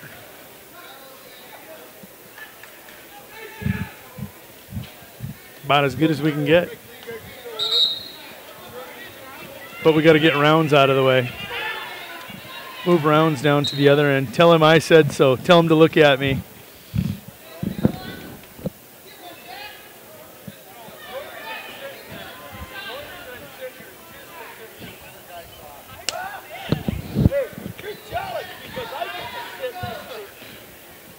Touche. You're not making us mad, you're making the fans mad. Grab that chair and give him a seat right beside me. We're going to put him on the mic. Are you going on the mic with him or am I? I don't know if I'm ready for that. You're right. You know what? I understand how tough you are. I saw you get hurt out there. We did. We come. My knees were like this, and then my ankle come up and kicked me in the ass that way. But we saw your Jackie Chan roll over here like 2 matches later. We did. We complimented you on that. Got it on film and everything. I want to show Zach that. You're tough. Hey, ibuprofen works wonders. Pop 2 of them. So we're down to 2 mats. Let's go ahead and queue up who we've got wrestling on what mats. Muirhead, 36-10 junior. He is ranked in the Bs.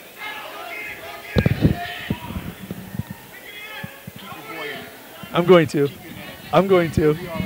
I will. Gotcha. Okay. Get away from him and Will, I got to split up. I know that. I agree.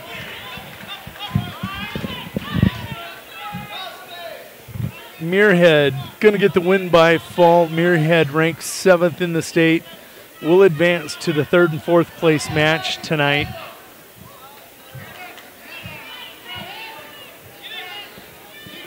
Next up will be Sudbeck versus Lenz. Lenz, the 8th grader out of Kimball White Lake, Platte Getty, is taking on Sudbeck, the sophomore for the Parkston Trojans on mat 2. Video player on your right. Jack Peters taking on Trey Frost right now. Frost, 15-13 sophomore, taking on Peters, 11-15 8th grader.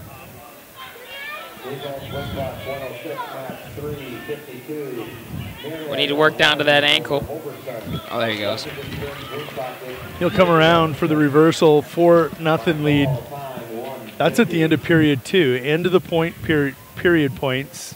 So important.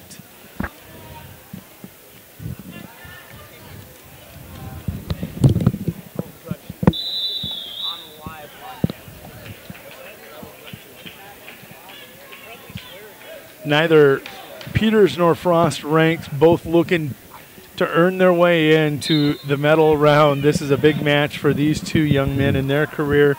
Taking a look at Lenz and Sudbeck from Parkston, and that other video player on your right at 113 pounds.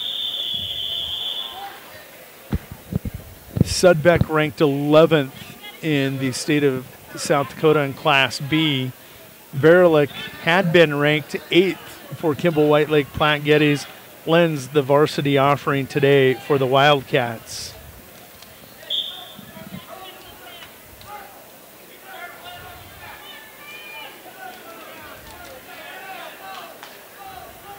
Trade back in on that low single. Once you guys got to keep circling.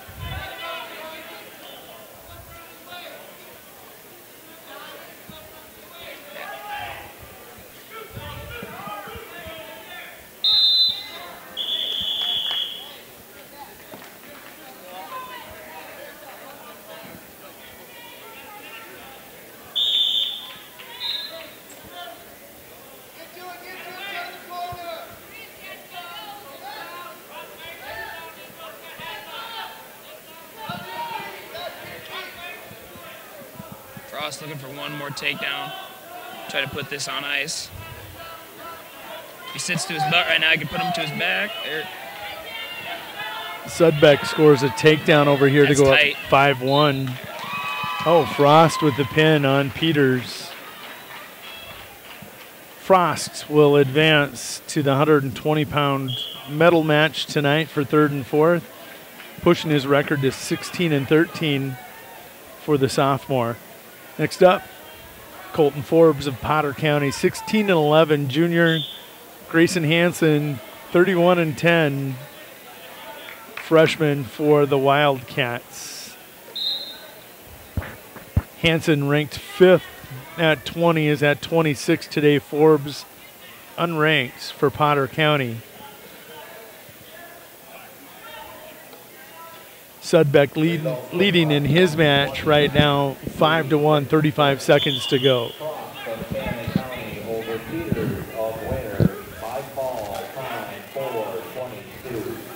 Scramble.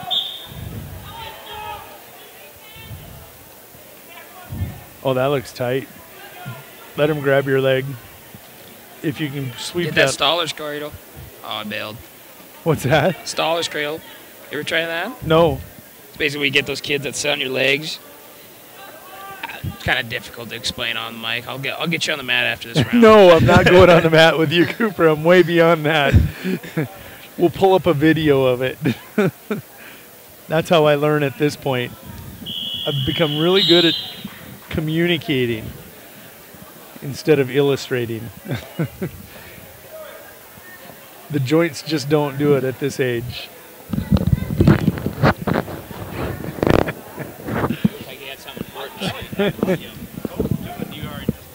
That's okay. I'm good.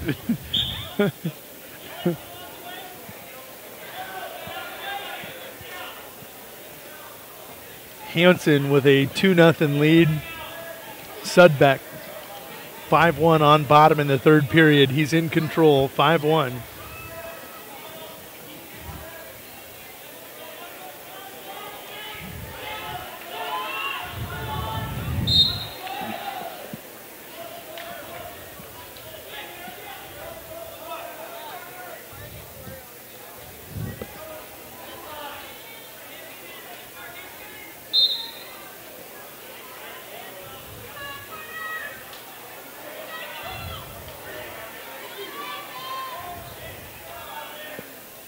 Hansen looking for the fall.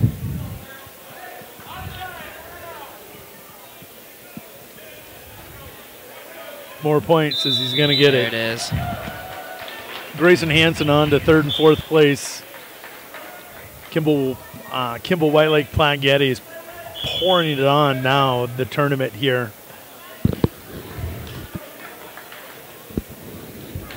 Next up on mat 1 is going to be Jack Kruger, 22-13, 8th grader for Winter area, taking on Miller Highmore Herald's Hunter Brueggemann, 19-16, sophomore. Taking a look at those 32-pound rankings. Kruger ranked 8th, Brueggemann unranked.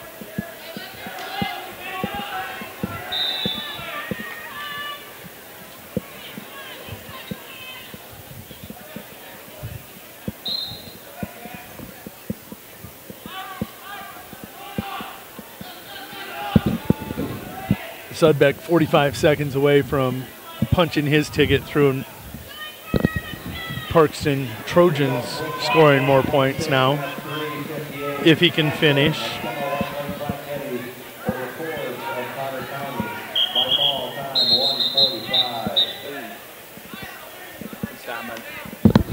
Good stop by the official.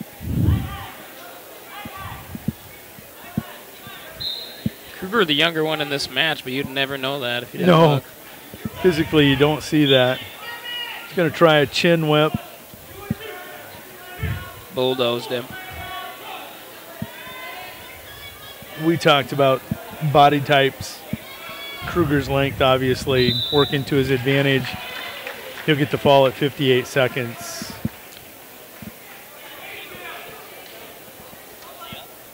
Jack Kruger on to wrestle for 3rd and 4th here at the Big Dakota Conference Wrestling Tournament. At 138 next, Jesse McMahon of Harding County. He'll take on Carson McNeil.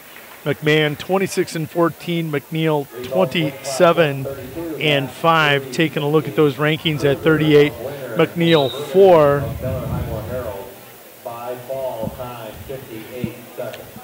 McMahon 11. 4 versus 11.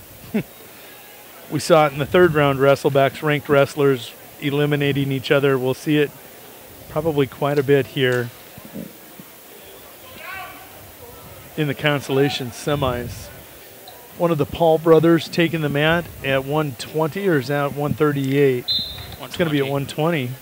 Everett Paul, 16-7 out of Sunshine Bible, taking on Dominic Santiago, having a nice year since he stepped in. 12-12 freshman for the Cubs. Paul, taking a look at the most recent rankings, is going to be ranked 6. Santiago unranked in the A's, but putting together a pretty nice season for John Donovan. Results, weight class 113, match 353. Sudbeck of Parkview over Lane of Kimball White Lake Platte Getty.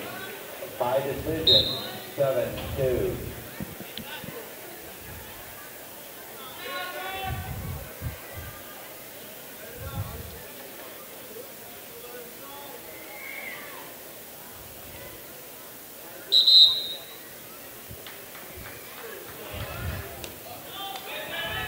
See Paul get in on that single immediately to his feet, and he's moving Santiago.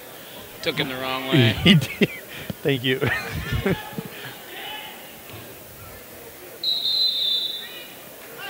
There's never a point in wrestling where you pull him back on top of you. In any situation, you never pull a wrestler back on top of you. That's what Everett did there. No harm, no foul. Nope, he's able to fight it off. Missed opportunity as far as points. 0-0 in this match here on the right. Number 4 McNeil versus McMahon, number 11 for Harding County.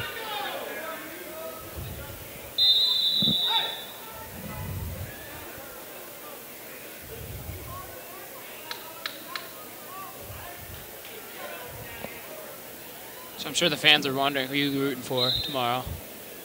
Oh, without a doubt, the Rams. Nothing against the Patriots. It just becomes so easy to cheer against excellence. It's no different than last night. St. Thomas More, 5-time defending state champion winner. I was a Winter fan anyhow, but it was really easy when you have somebody that good coming in. You're trying to... Girls or? Girls. Give them their 4th loss. First time in 10 years that they've lost 4 games in a season. Wow. 30-point loss is, I think, their worst loss in like 5 years is what we figured. But they've run us off the court twice in state finals championship games, so it was easy. Nice ankle pick by McNeil. Good re-attack. McCandless going for that ankle pick too. So you're for the Rams, but what is your favorite team? Denver. Denver. Yeah. Easy for you to cheer against the Patriots.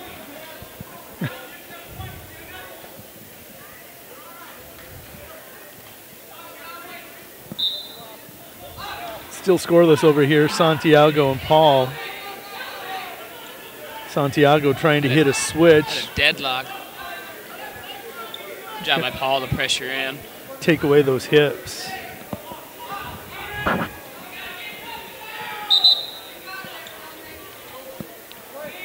Neil's going to have to go into the third period leading 3-0 over Jess McCann. And Jess McCann's going to choose down, try to make this a one takedown match.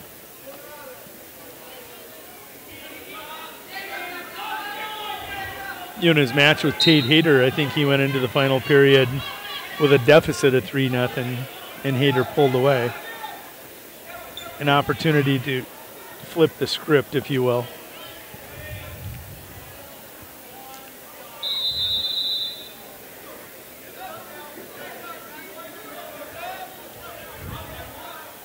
A chance to do the regional tournament this year. It's going to, so I've got one more tournament left on my docket for the year.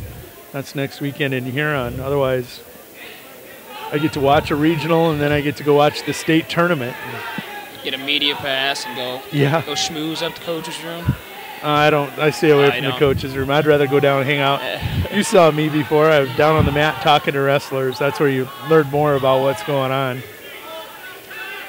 Oh, wicked crossface, and he runs it correctly. That's trouble. That's tight.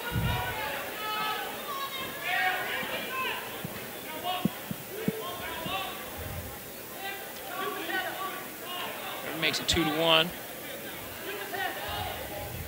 I didn't see that match coming like that. I knew Santiago would be game. McNeil will get the win. Win by fall over McMahon.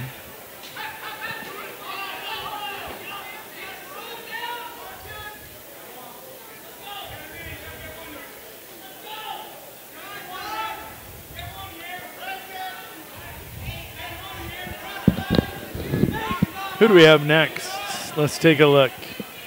Video player on the left. Got Yost out of Washington Springs, Woonsocket, Woolsey. Wessington. Wessington. Yep. And then we got Kurt Mooney out of Bennett County. Yost 19-14, Mooney 20-8. Yost just an 8th grader too. Wow. Mooney checking in. Number 10 with the Class B ratings board.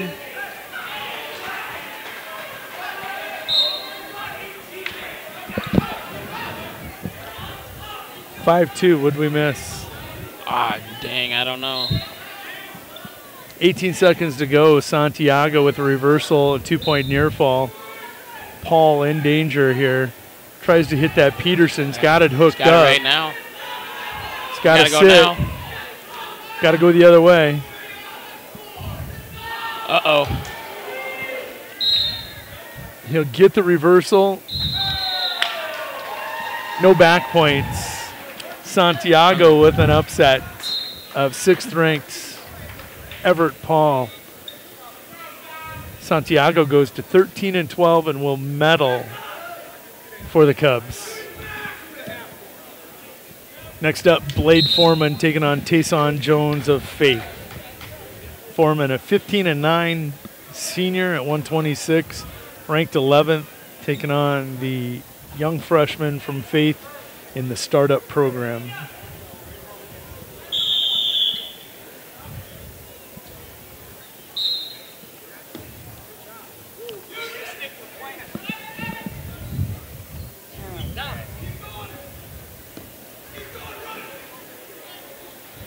Blade out quickly, take down Mooney,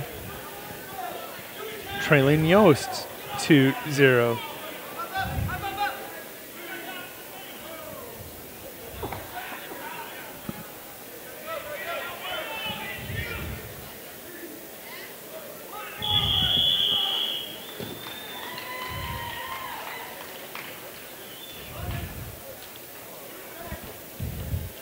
Good hip action from Mooney. Gets reversal, ties things up 2-2. Winter girls on the road tonight up in Cheyenne Eagle Butte. Into one, they lead 30-3.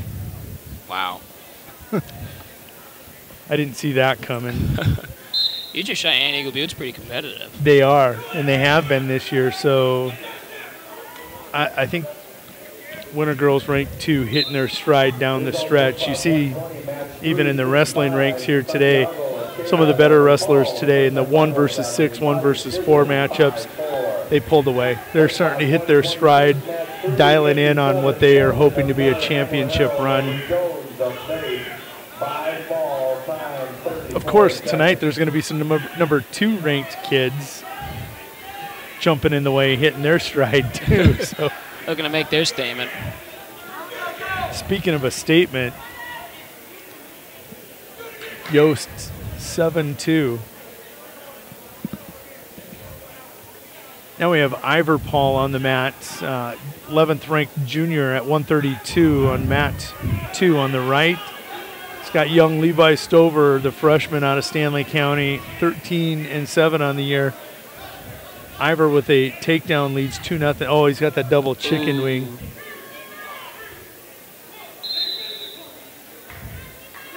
Good bridge by Stover to stay out of the pinfall. Once you lose those arms, that's all you can hope for. Good bridge and not to get pinned.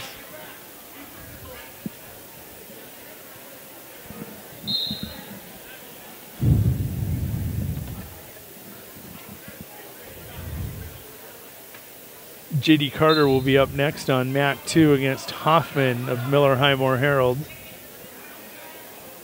On mat 1, Kramer and Isaac Olson on deck. Daniel Kramer and Isaac Olson. In the meantime, we have Camden Yost still leading 7-2 over Mooney in the third period. Yost comes in 19-14, young wrestler. Mooney ranks 10th, 20-8 as a senior. Ooh, that's a you're pin. pasted. We've seen 2 statement matches in our last 2 matches. One by Dominic Santiago. Camden Yost, the 8th grader, making one here. Wow.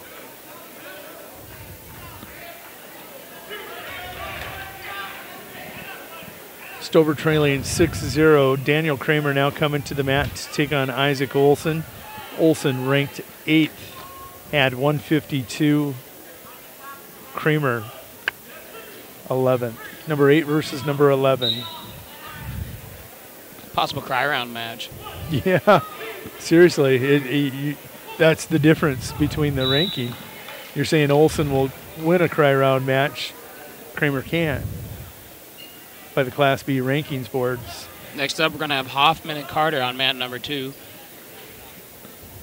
Hoffman, I believe, still just an 8th grader, correct? Let's take a look. Yes, 21-17, 8th grader.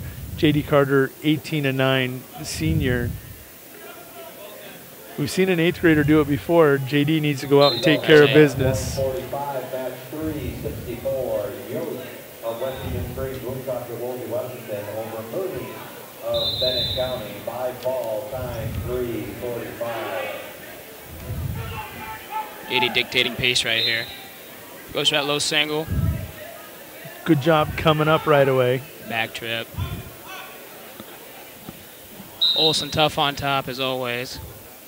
He's going to go to second period leading 2-0.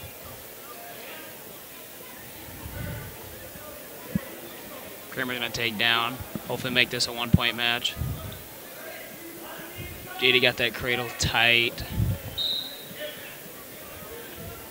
Said he needed to take care of business, doing just that. JD, the 5th ranked wrestler at 138. It is over. J.D. Carter on to the 3rd and 4th place match at 138 this evening. Next up, Aaron Gilchrist of Winter area. It's 26-17 sophomore, taking on Cordell Murtha of Parkston, the Trojan, a 12-14 junior. Video player on your right.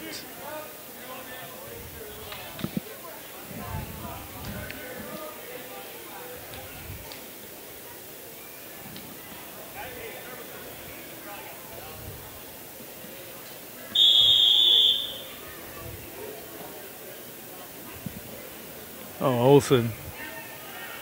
Is that illegal? I don't think his hands are locked. He's not locking him. Olsen looks to be in a bit of pain right now. You know, he was squeezing that left hand. That's what I was looking at. I think that's what he's doing right now. He's trying everything he can do not to use it. Which with regions coming up, I can't imagine is...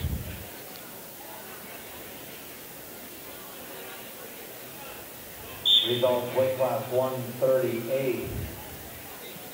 Match 361.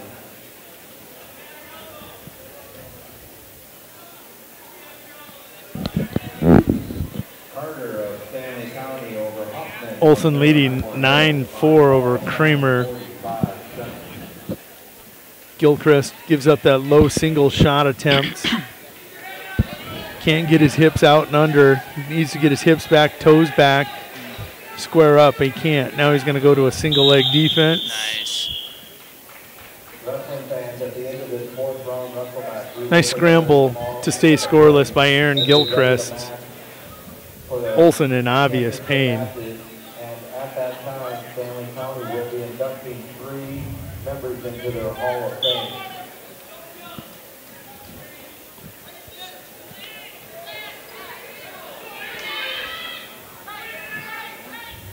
And to keep you all interested, we made sure they were all wrestling inductees. It's his hand, too.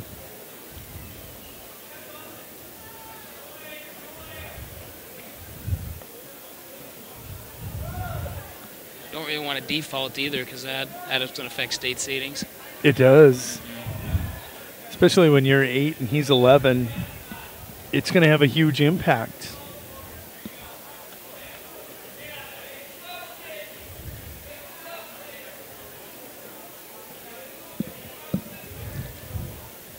Gutsy performance. He's going to try to survive these next couple minutes.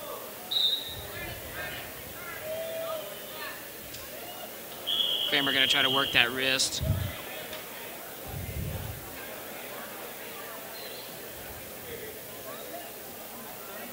Olsen just so stout.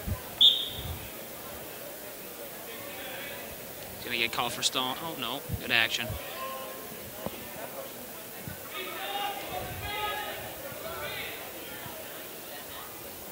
Gilchrist leading 4-2 on Murtha. Should be 2 takedown right there. Oh, no.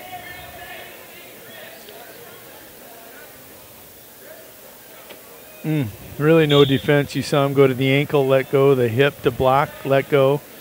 He's going to get the 2, but Murtha back in on a low single, but he elevates it this time.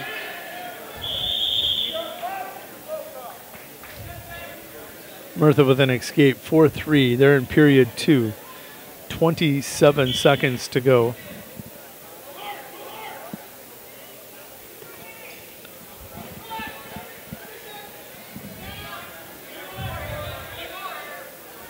Kramer needs to cut him here.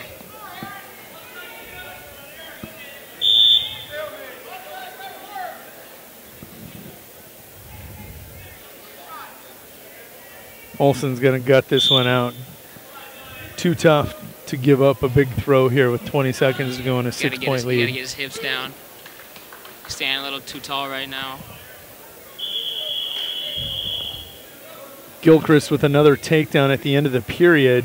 6-3 lead to go to period 3. Uh-oh. Oh, no.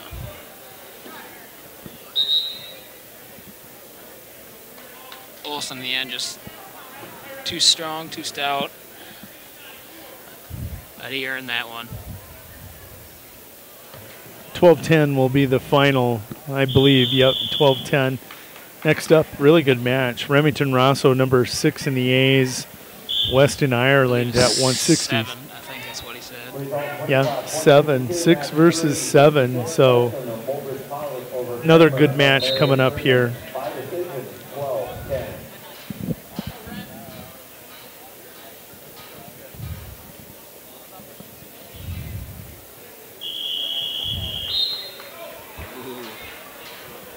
Russell with almost a quick pin.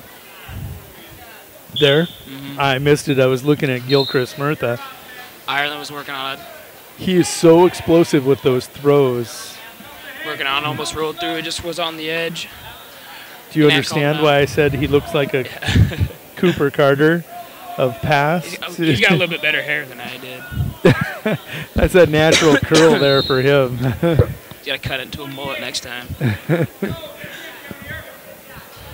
Both of them with natural curly hair. Weston, a head full of curls too. Oh, that runs in the family.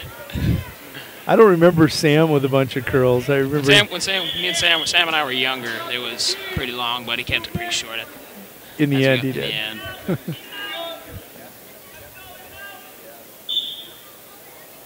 Gilchrist now 8-3. He'll give the escape 8-4. 50 seconds to go. Gilchrist trying to advance to the 145-pound third and fourth place match. Good, Chuck. Winner Lady Warriors 53-16 at half.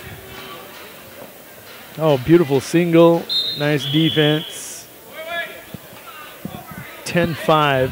Gilchrist with the lead. Rosso. Looking for a ride out or a turn.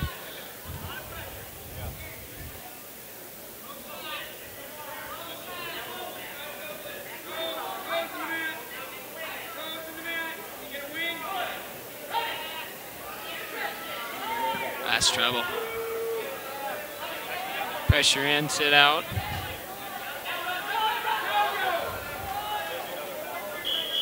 Should try to work that bar arm on that far side. Gilchrist with one more takedown. There he goes. 12-5. Up next, Corbin Schwartz of Redfield area taking on Mason Heath of Bennett County. Freshman versus an 8th grader. Interestingly, Schwartz at 52 ranks 10th.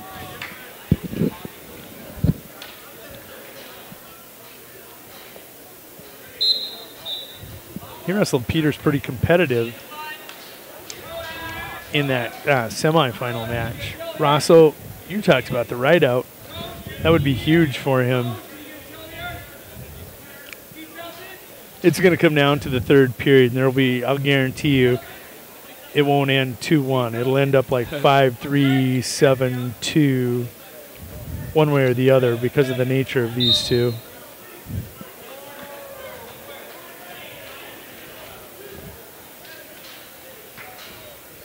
Schwartz with a takedown leads 2-0.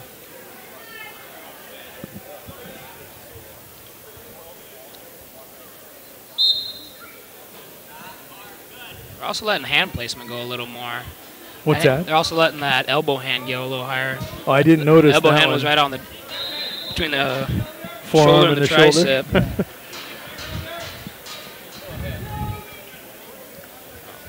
They have definitely laxed on it because I remember there for a year you had to go in a certain motion. It was belly, elbow, and then it was elbow, belly, yeah, something. Because you cover and then come across, and as soon as you hit the belly, boom.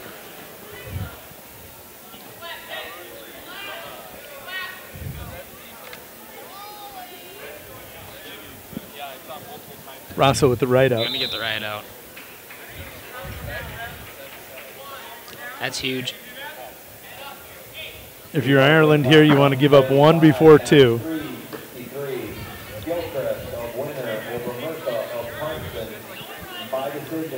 Try something for 30, 40 seconds. Nothing going. Might as well cut him. That's exactly what Dad said. Give it a shot. If not, let's go on our feet. Didn't last long, 8 seconds. I think Weston prefers to be on his feet anyway.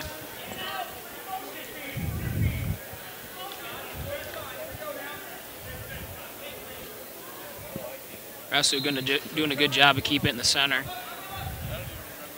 Refs like to see that.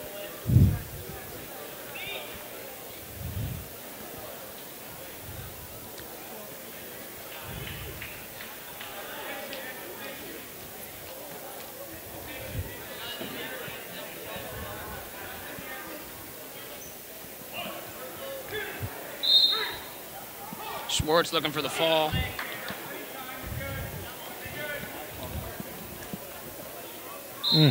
Lands the half. Reverses it.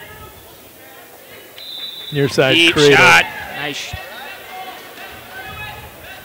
That's There it where is. Rosso is so. Cooper Carter. It's like looking in a mirror. Cooper Carter. I'm telling you, I saw you do that so many times in your career. Schwartz will get the fall over Mason Heath in advance. Levi Nightingale fell in the semi to Luke Beats. He now gets Tucson Freeman 4 and 5 in the state at 160. One of them will be eliminated at 160 today. Nightingale 31 and 10 freshman, and Tucson Freeman a 28 and 16 senior for Mobridge Pollock.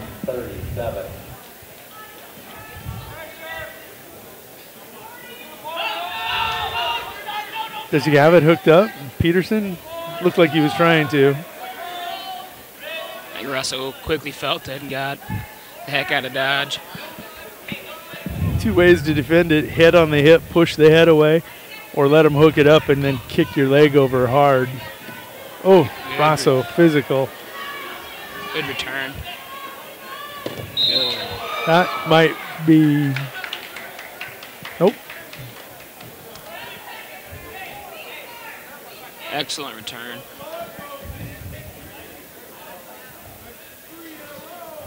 Nothing wrong with physical wrestling.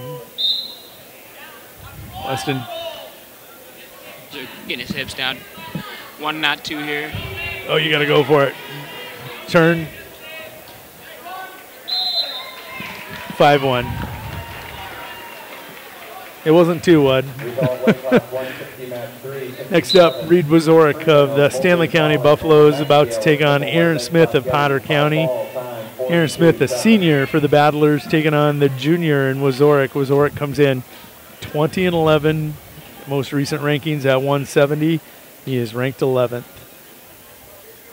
Over on mat 2 on the right, that is Sean Domke of Redfield area, the freshman, taking on Hunter Stombach of Cheyenne Eagle Butte Dupree.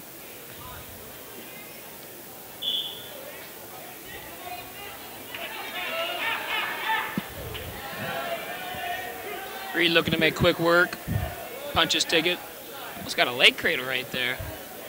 He's going for it. He's going for it. He's got to be careful, though, that his head don't slip out. Oh, there he goes. Wrestle-back result, weight class 160, match 3, 68. Rosso. Reed trying to get this down in the first period. He's got to be careful switching arms like that. Got the boots buried. Now he's just looking to get that head down. He's got to get him stretched out. Throw his hips down, get him stretched out, then power half. Yeah. Get him flat first. Switch to a power half here.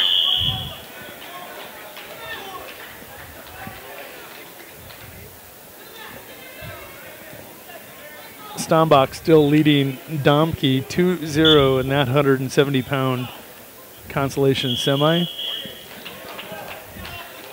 See Luke Henninger helping out the program now. I see that. It always helps those younger guys to see the state champ, and that always kind of just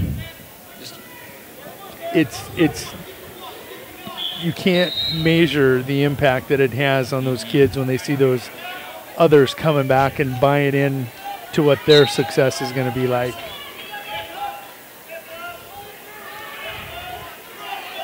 Roundsy very hesitant to give that reversal up. There, he's got it. He needs to be careful, he doesn't roll through, he needs to get his pointer down.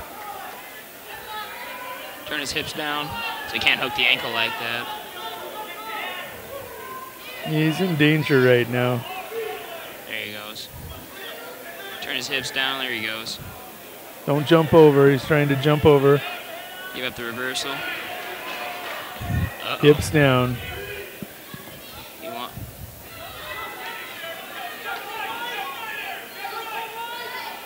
Reed very calm right now.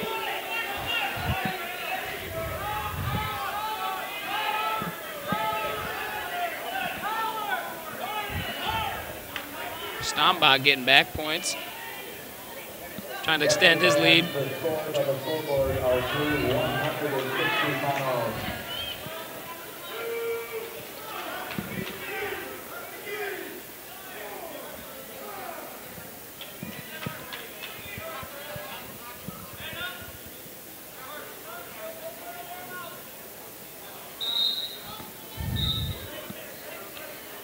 That's another thing, the more you wrestle. When you're younger, you want to try and get that pin right away.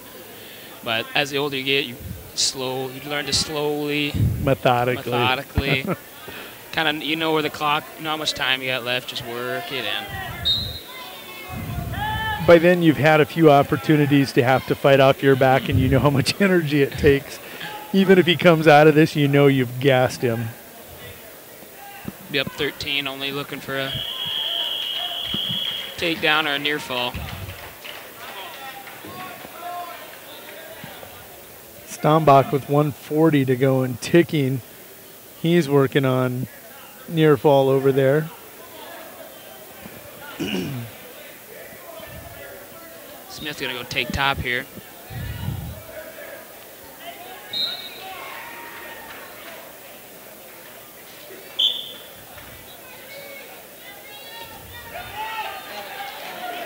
Now you go for the fall.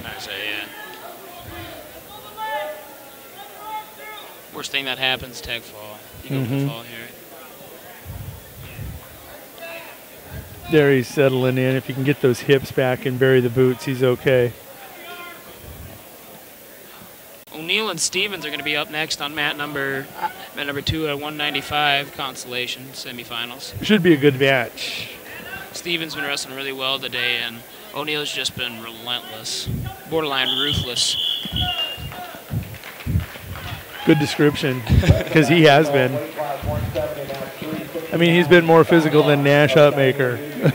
Nash is just going out shooting double legs. O'Neill going out being rough. Reed Wazorek on to the 3rd and 4th place match. That'll bring up Josiah Thompson and Landon Davis. I've seen this match. This will be the 4th time in the last week. Twice at the Lee Wolf, once in the duel, and now once here. It'll be 1-1 going to the 3rd. No points after the first period. And they'll try throwing each other like crazy. We may end up with them in our lap at some point here. A lot of passes, no commitment to shifting levels and committing. Stombach actually got the fall on Domke in 3:38. And I was wrong. I said 0-0 after 1. 2-0 Thompson. Thompson an 18-15 junior. Debus 21-15 junior. Stevens with a takedown.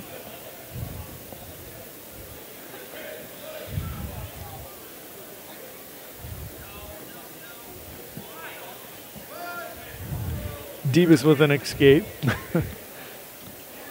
O'Neill's going to go neutral here. Didn't want to be underneath Stevens. Stevens been really tough on top today.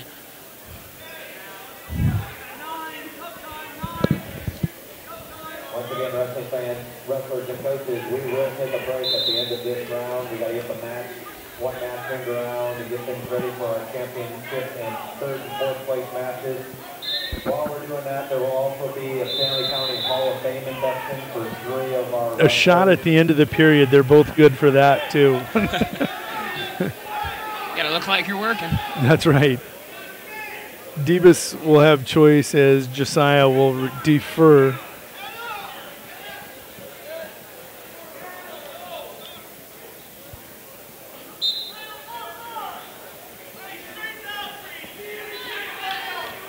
Oh, Stevens with that near side cradle. Gonna try suitcasing it. Nope. Yeah, he is gonna suit. No, he's gonna pull it back. Good cradle defense. More leg defense out of O'Neill than anything.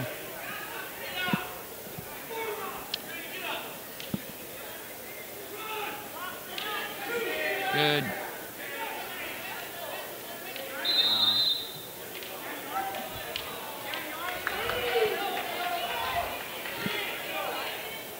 2-2 here on mat number 1. Close call. The official doesn't give him the 2. Chamberlain's not too happy about that. Kind of had him just behind the arm, but I get a foot on the line.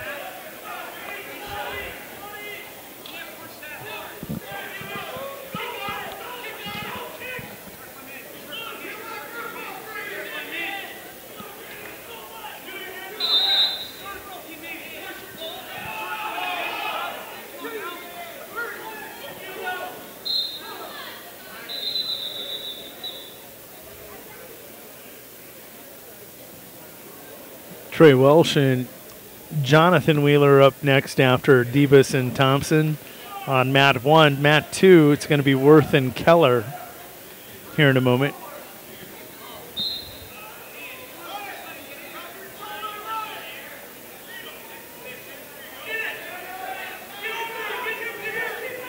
Guarantee you're going to see a stalling call here.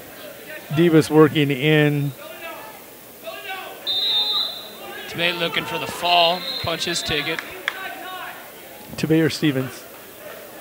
Stevens, shoot, sorry. It happens. It all runs together during the course of the day. Tebey is in the finals, and he's happy to be there.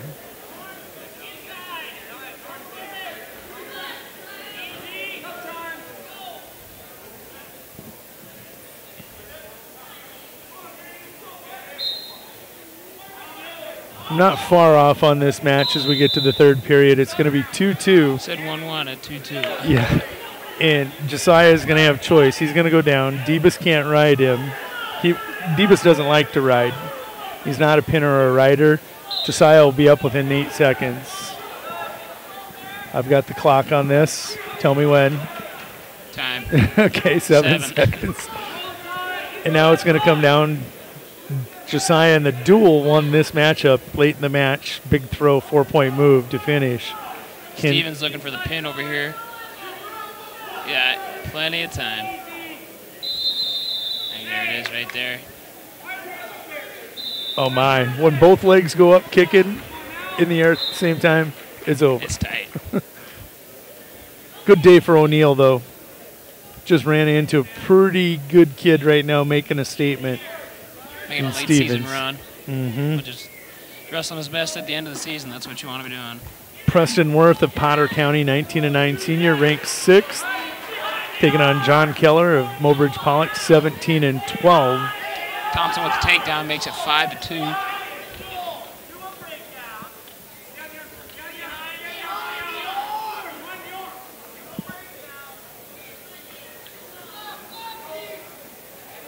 Busker to use one of them 4-point throws right about now. 5-3. Actually, he's just going to take a takedown. And did these two go to overtime in the duel, and that's when Thompson had the big throw? I can't remember if that was in Lee Wolf or in the duel.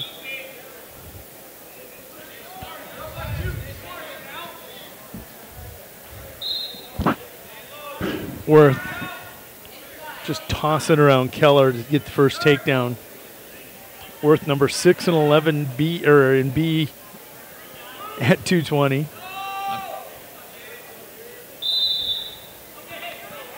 just gotta be careful with that, going with the bear hug like that. Josiah's seen it. Don't duck walking with a bear hug. Over O'Neill of Grove area. By ball, time 4:09. 20 seconds. About time.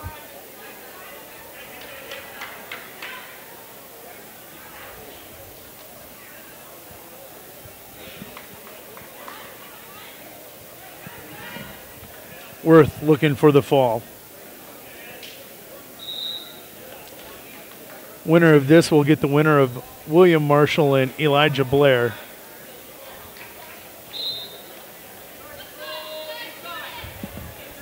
"15 seconds to go. There's got to be an attack at some point. Josiah sitting straight in front of him, not creating angles.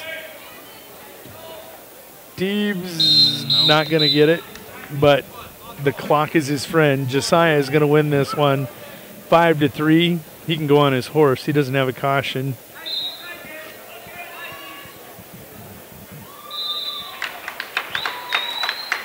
Josiah Thompson, victorious 5-3. He will wrestle the winner of Wheeler and Welsh for third and fourth.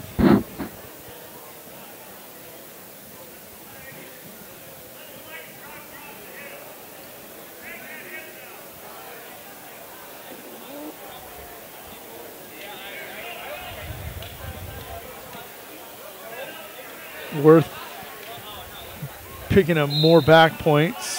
Result, weight class 182, match 371. Thompson of Chamberlain over the Buck of Winter by decision 5-3.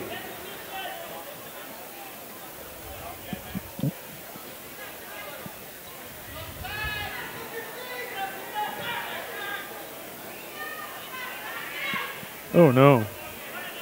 One of our girls took a charge and our doctor thinks she may have ruptured her spleen up in Eagle Butte. Wow. That had to have been a hard charge to rupture your spleen. Welch and Wheeler. I like this pace better than the last pace. Neither wrestler ranked, both looking to get into the medal round and take a shot at Josiah Thompson. Blair and Marshall going to take the mat as Preston Worth is victorious. Results, weight class 220, match 375. Worth of Potter County over Keller of Mulbridge College. By fall time 217. 217 fall for Worth.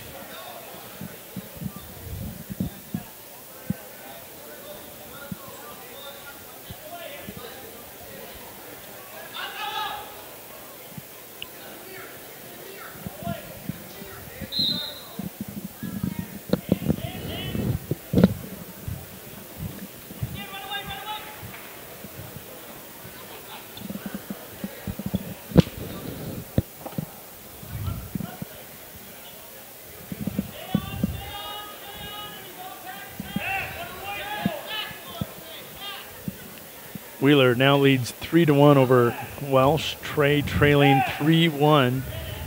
Blair scoreless in his match.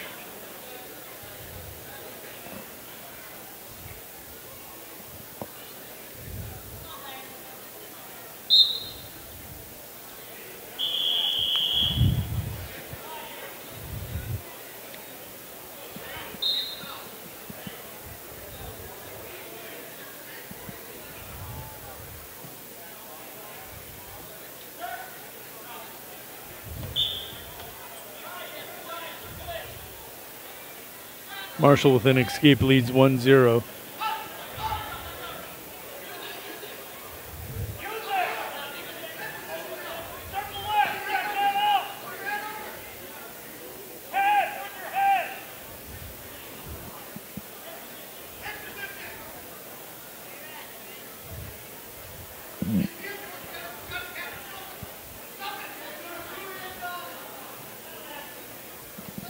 Oh, nice shot by Welsh, but he's going to get elongated.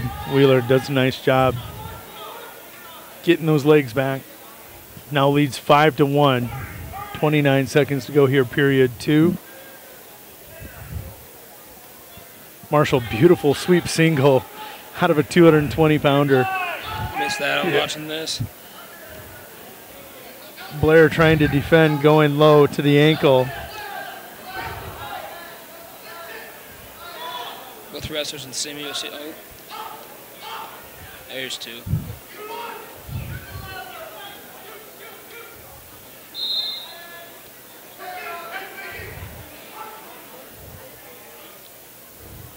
Blair needs to lower his level. Blair with a lead 2-1 over a very game Marshall. Marshall 27-9. Blair 27-12. Welsh with the escape. 5-2 as we go to the third and final period for Jonathan Wheeler and Trey Welsh.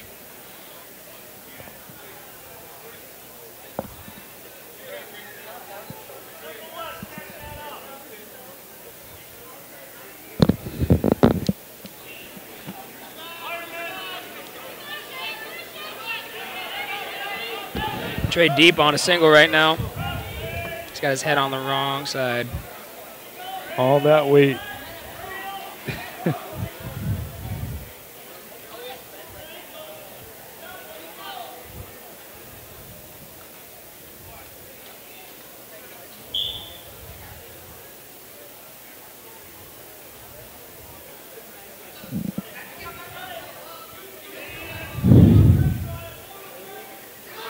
Marshall with the escape, 2-2. Marshall just so active for a 220-pounder. Relentless.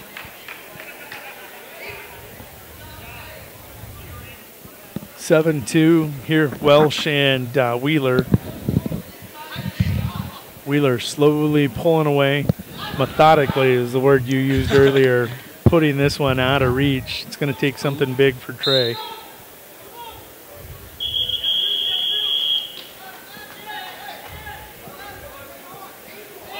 Blair with the takedown.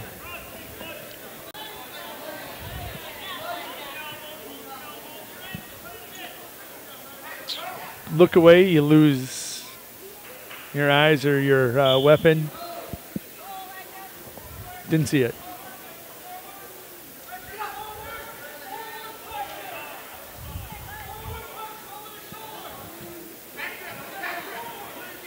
Wells trying to fight off back points, giving up any at the end of this period.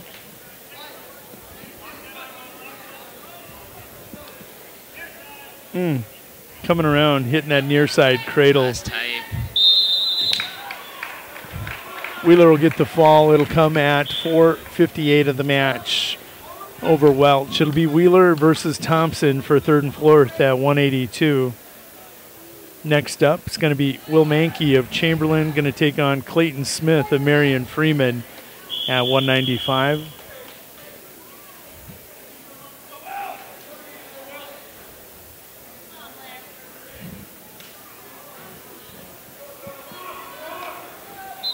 Smith only a sophomore. Big sophomore.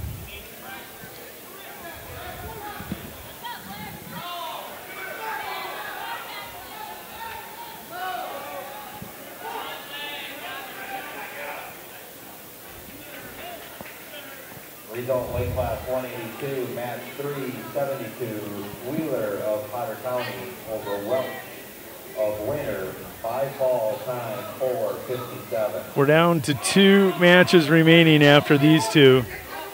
Cameron Stiles versus Waylon Marshall of Todd County and Jadian Biggers versus Henry Eyeshot. Both of those could be explosive finishes to this consolation semis. Blair with an escape. I think he's 5'2" now. I think that's 7-2. Maybe. Oh, he's got the takedown and he has got the head lever.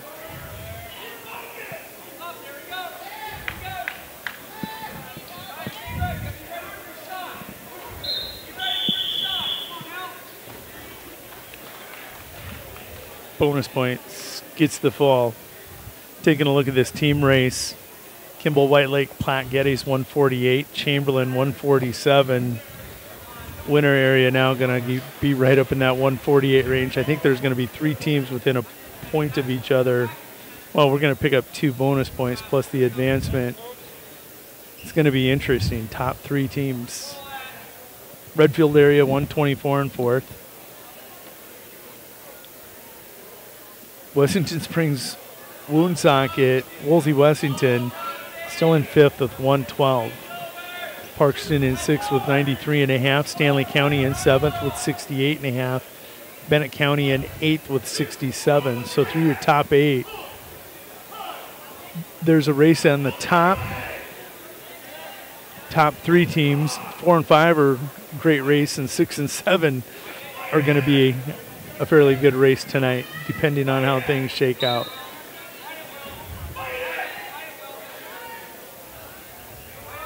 Smith up 4-0 and going to get the fall. Waylon Marshall, 26-9 junior for the Todd County Falcons, ranked 8th in the A's, will take on Cameron Stiles, freshman out of Kimball White Lake Platte Geddes, 12-15 on the season.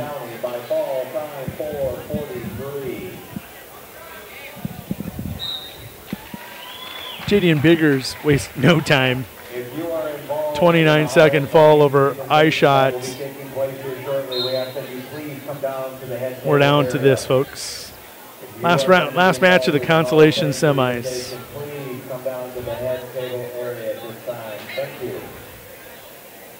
adult weight class 220, match 376. Blair of Winter over Marshall of Cobb County by fall time 4:43. I apologize, that's the repeat. Weight class 285, match 377. Kickers of Lyman over Ixtad of Wessington Springs, Wolsey, Wessington by fall time 28 seconds. Weight class 195, match 374. Smith of Marion Freeman over Mancy of Chamberlain by fall time 2:14. That camera's turned off right now. One shot of fame. Right out here. Jump out. Marshall leading this match now 2-0. You feeling wore down, Coop? A little bit. Me too. Not in shape for this quite yet. His head's down, but he's listening for the whistle. Look how explosive he'll be. Him and his brother are explosive off the whistle. Uh-oh. You gotta be careful here.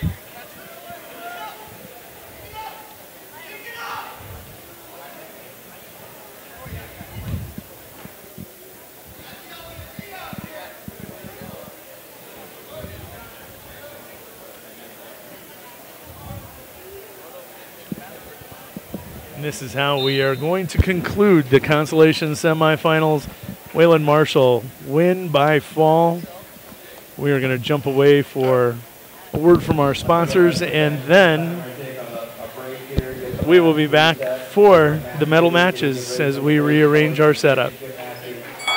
The winner and still champ! Cowboy Country Stores on Harrison Avenue and in Fort Pierre announced their brand new Champs Chicken menu. Chicken fried chicken, Champs Chicken on a stick, all in addition to their delicious Champs Chicken. Before you hunt, grab and go. When you're running to and fro, stop on by Cowboy Country Stores on Harrison Avenue and in Fort Pierre and check out the new Champs Chicken menu. Soups, chili, and pizza available at all 3 Cowboy Country Store locations, along with hunting licenses. Hey, Stanley County sports fans, Wind Circle is proud to make possible this live stream of area sporting events. At Wind Circle, we're proud to be locally owned since 1995, and that means being involved in our area communities as in this live streaming. Wind Circle, proud to host phone service, voice, video, data, and fiber cabling, and proud to support the Stanley County Buffalo area sporting events. We are Wind Circle, 605-224-1111. Where will you find Black Hills State University graduates? Everywhere, locally, nationally, and internationally. Black Hills State University is where community leaders are inspired, where future teachers are prepared, where global connections lead to business connections, and where underground research is changing the way we understand the universe. Visit bhsu.edu and enroll now at Black Hills State University, where you can earn your degree affordably and with campuses in Spearfish and Rapid City. Stay in the beautiful Black Hills. Where does your future begin? At Black Hills State University, where anything is possible. I've worked for Scotchman Industries for 40 years, the last 17 as president. Being part of this company for all these years and being a member owner of West Central Electric Cooperative sometimes seems one and the same. As an owner, you have the opportunity to be part of the decision-making process. The legacy of Scotchman Industries is only matched by the legacy of my electric co-op. I could not run my company without West Central Electric. A message from West Central Electric, your local Touchstone cooperative. It's the kid in grade school who paints her face blue and white before every home game. It's the accountants and salesmen who give up their Friday evenings to referee. It's the cashier at the corner convenience store who wears school colors on every game day. What makes high school sports here in South Dakota so special? They do. You do. We all do. This message presented by the South Dakota High School Activities Association and the South Dakota Interscholastic Athletic Administrators Association. American Lodge and Suites. Welcome to the end of the day. Amenities include indoor heated pool and hot tub, free hotel-wide high-speed internet, guest reception, a nearby fitness center, and whirlpool and fireplace suites. Kids 12 and under stay free. Senior and AAA discounts and special rates for families, corporations, government, and groups are available. All major credit cards are accepted. When you expect more, you expect more. When you expect more, Dakota Prairie Bank, providing great service right from the start. It's our promise to you that sets us apart. With every handshake and a smile, we go that extra mile. When you expect more, you expect more. When you expect more, Dakota Prairie Bank.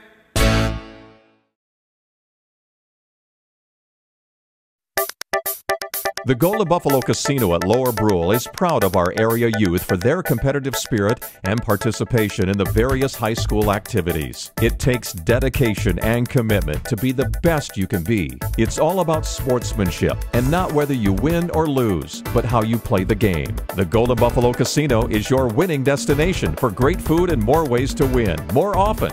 Our youth, our future. We at the Golden Buffalo Casino say thanks for all you do. Looking for future leaders we can believe in? Look no further than the high school student athletes right here in South Dakota. High school sports teach young people how to be effective leaders.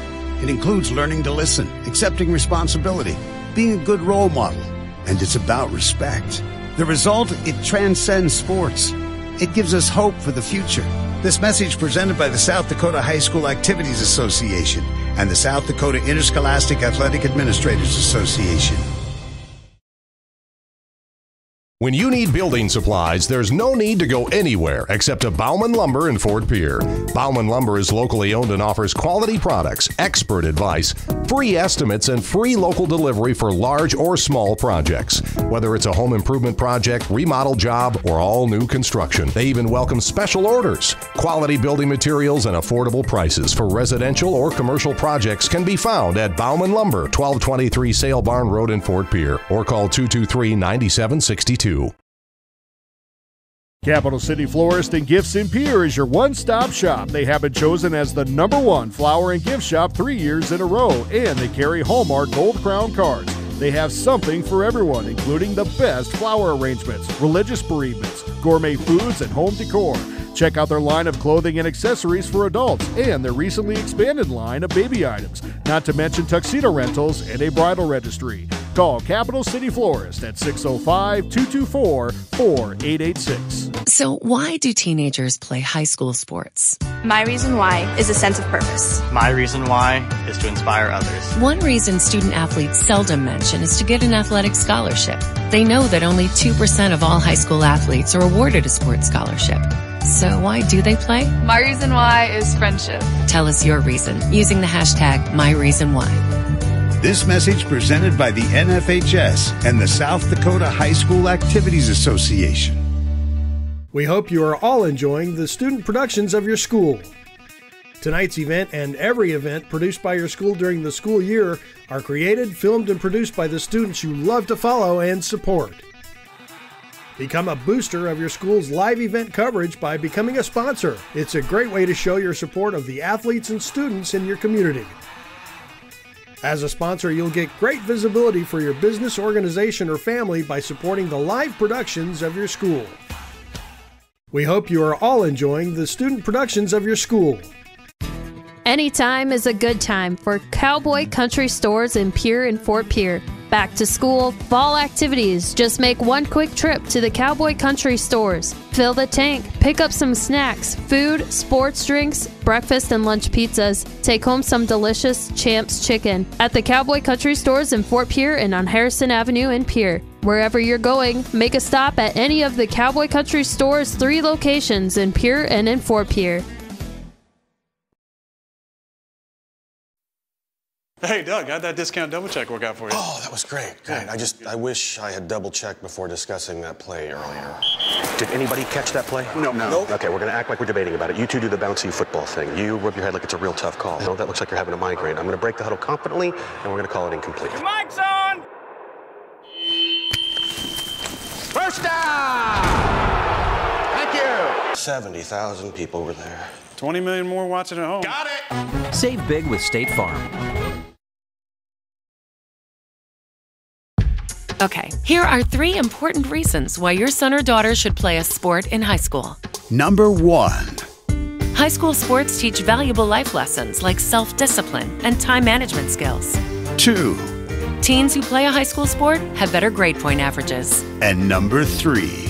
High school sports are safer than ever before. This message presented by the South Dakota High School Activities Association and the South Dakota Interscholastic Athletic Administrators Association. Shane's Pharmacy is a proud sponsor of Stanley County Sports and your local cheerleader for good health. Our staff of caring and helpful professionals are here to improve your health and save you time and money. Shane's Pharmacy proudly supports hundreds of local organizations to improve the well-being of our community. We help seniors find Medicare D plans that are right for them. We also find manufacturer programs, coupons, facilitate the 340B program, and make recommendations to save people money so they can afford the medications they need. Come on over to Shane's Pharmacy and feel better for less. The winner and still champ. Cowboy Country Stores on Harrison Avenue and in Fort Pierre announced their brand new Champs Chicken menu. Chicken fried chicken, Champs chicken on a stick, all in addition to their delicious Champs chicken. Before you hunt, grab and go. When you're running to and fro, stop on by Cowboy Country Stores on Harrison Avenue and in Fort Pierre and check out the new Champs Chicken menu. Soups, chili, and pizza available at all 3 Cowboy Country Store locations, along with hunting licenses and ammunition. Hey Stanley County sports fans, Wind Circle is proud to make possible this live stream of area sporting events. At Wind Circle, we're proud to be locally owned since 1995, and that means being involved in our area communities as in this live streaming. Wind Circle, proud to host phone service, voice, video, data, and fiber cabling, and proud to support the Stanley County Buffalo area sporting events. We are Wind Circle, 605-224-1111. Where will you find Black Hills State University graduates? Everywhere, locally, nationally, and internationally. Black Hills State University is where community leaders are inspired, where future teachers are prepared, where global connections lead to business connections, and where underground research is changing the way we understand the universe. Visit bhsu.edu and enroll now at Black Hills State University, where you can earn your degree affordably and with campuses in Spearfish and Rapid City. Stay in the beautiful Black Hills. Where does your future begin? At Black Hills State University, where anything is possible. I've worked for Scotchman Industries for 40 years, the last 17 as president. Being part of this company for all these years and being a member owner of West Central Electric Cooperative sometimes seems one and the same. As an owner, you have the opportunity to be part of the decision-making process. The legacy of Scotchman Industries is only matched by the legacy of my electric co-op. I could not run my company without West Central Electric. A message from West Central Electric, your local Touchstone cooperative. It's the kid in grade school who paints her face blue and white before every home game. It's the accountants and salesmen who give up their Friday evenings to referee. It's the cashier at the corner convenience store who wears school colors on every game day. What makes high school sports here in South Dakota so special? They do. You do. We all do. This message presented by the South Dakota High School Activities Association and the South Dakota Interscholastic Athletic Administrators Association. American Lodge and Suites. Welcome to the end of the day. Amenities include indoor heated pool and hot tub, free hotel-wide high-speed internet, guest reception, a nearby fitness center, and whirlpool and fireplace suites. Kids 12 and under stay free. Senior and AAA discounts and special rates for families, corporations, government, and groups are available. All major credit cards are accepted. When you expect more, you expect more. When you expect more, Dakota Prairie Bank, providing great service right from the start. It's our promise to you that sets us apart. With every handshake and a smile, we go that extra mile. When you expect more, you expect more. When you expect more, Dakota Prairie Bank.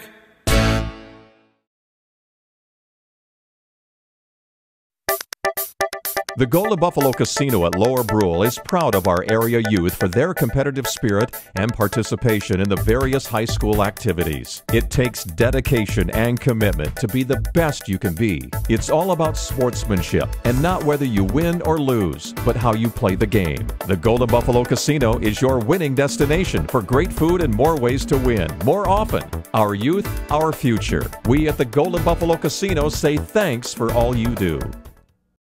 Looking for future leaders we can believe in? Look no further than the high school student athletes right here in South Dakota. High school sports teach young people how to be effective leaders. It includes learning to listen, accepting responsibility, being a good role model, and it's about respect. The result, it transcends sports. It gives us hope for the future. This message presented by the South Dakota High School Activities Association and the South Dakota Interscholastic Athletic Administrators Association. When you need building supplies, there's no need to go anywhere except to Bauman Lumber in Fort Pierre. Bauman Lumber is locally owned and offers quality products, expert advice, free estimates, and free local delivery for large or small projects. Whether it's a home improvement project, remodel job, or all new construction, they even welcome special orders. Quality building materials and affordable prices for residential or commercial projects can be found at Bauman Lumber, 1223 Sale Barn Road in Fort Pierre, or call 223-9762. Capital City Florist and Gifts in Pierre is your one-stop shop. They have been chosen as the #1 flower and gift shop 3 years in a row, and they carry Hallmark Gold Crown cards. They have something for everyone, including the best flower arrangements, religious bereavements, gourmet foods, and home decor. Check out their line of clothing and accessories for adults and their recently expanded line of baby items, not to mention tuxedo rentals and a bridal registry. Call Capital City Florist at 605-224-4886. So why do teenagers play high school sports? My reason why is a sense of purpose. My reason why is to inspire others. One reason student athletes seldom mention is to get an athletic scholarship. They know that only 2% of all high school athletes are awarded a sports scholarship. So why do they play? My reason why is friendship. Tell us your reason using the hashtag #MyReasonWhy. This message presented by the NFHS and the South Dakota High School Activities Association. We hope you are all enjoying the student productions of your school. Tonight's event and every event produced by your school during the school year are created, filmed, and produced by the students you love to follow and support. Become a booster of your school's live event coverage by becoming a sponsor. It's a great way to show your support of the athletes and students in your community. As a sponsor, you'll get great visibility for your business, organization, or family by supporting the live productions of your school. We hope you are all enjoying the student productions of your school. Anytime is a good time for Cowboy Country Stores in Pierre and Fort Pierre. Back to school, fall activities. Just make one quick trip to the Cowboy Country Stores. Fill the tank, pick up some snacks, food, sports drinks, breakfast and lunch pizzas. Take home some delicious Champs chicken at the Cowboy Country Stores in Fort Pierre and on Harrison Avenue in Pierre. Wherever you're going, make a stop at any of the Cowboy Country Stores' 3 locations in Pierre and in Fort Pierre. Hey, Doug, how'd that discount double check work out for you? Oh, that was great. Great. I wish I had double checked before discussing that play earlier. Did anybody catch that play? No. Okay, we're going to act like we're debating about it. You two do the bouncy football thing. You rub your head like it's a real tough call. No, that looks like you're having a migraine. I'm going to break the huddle confidently, and we're going to call it incomplete. Your mic's on! First down! Thank you! 70,000 people were there. 20 million more watching at home. Got it! Save big with State Farm. Okay, here are 3 important reasons why your son or daughter should play a sport in high school. Number 1. High school sports teach valuable life lessons like self-discipline and time management skills. 2. Teens who play a high school sport have better grade point averages. And number 3. High school sports are safer than ever before. This message presented by the South Dakota High School Activities Association and the South Dakota Interscholastic Athletic Administrators Association. Shane's Pharmacy is a proud sponsor of Stanley County Sports and your local cheerleader for good health. Our staff of caring and helpful professionals are here to improve your health and save you time and money. Shane's Pharmacy proudly supports hundreds of local organizations to improve the well-being of our community. We help seniors find Medicare D plans that are right for them. We also find manufacturer programs, coupons, facilitate the 340B program, and make recommendations to save people money so they can afford the medications they need. Come on over to Shane's Pharmacy and feel better for less. The winner and still champ, Cowboy Country Stores on Harrison Avenue and in Fort Pierre announced their brand new Champs Chicken menu. Chicken fried chicken, Champs chicken on a stick, all in addition to their delicious Champs chicken. Before you hunt, grab and go. When you're running to and fro, stop on by Cowboy Country Stores on Harrison Avenue and in Fort Pierre and check out the new Champs chicken menu. Soups, chili, and pizza available at all 3 Cowboy Country Store locations, along with hunting licenses and ammunition.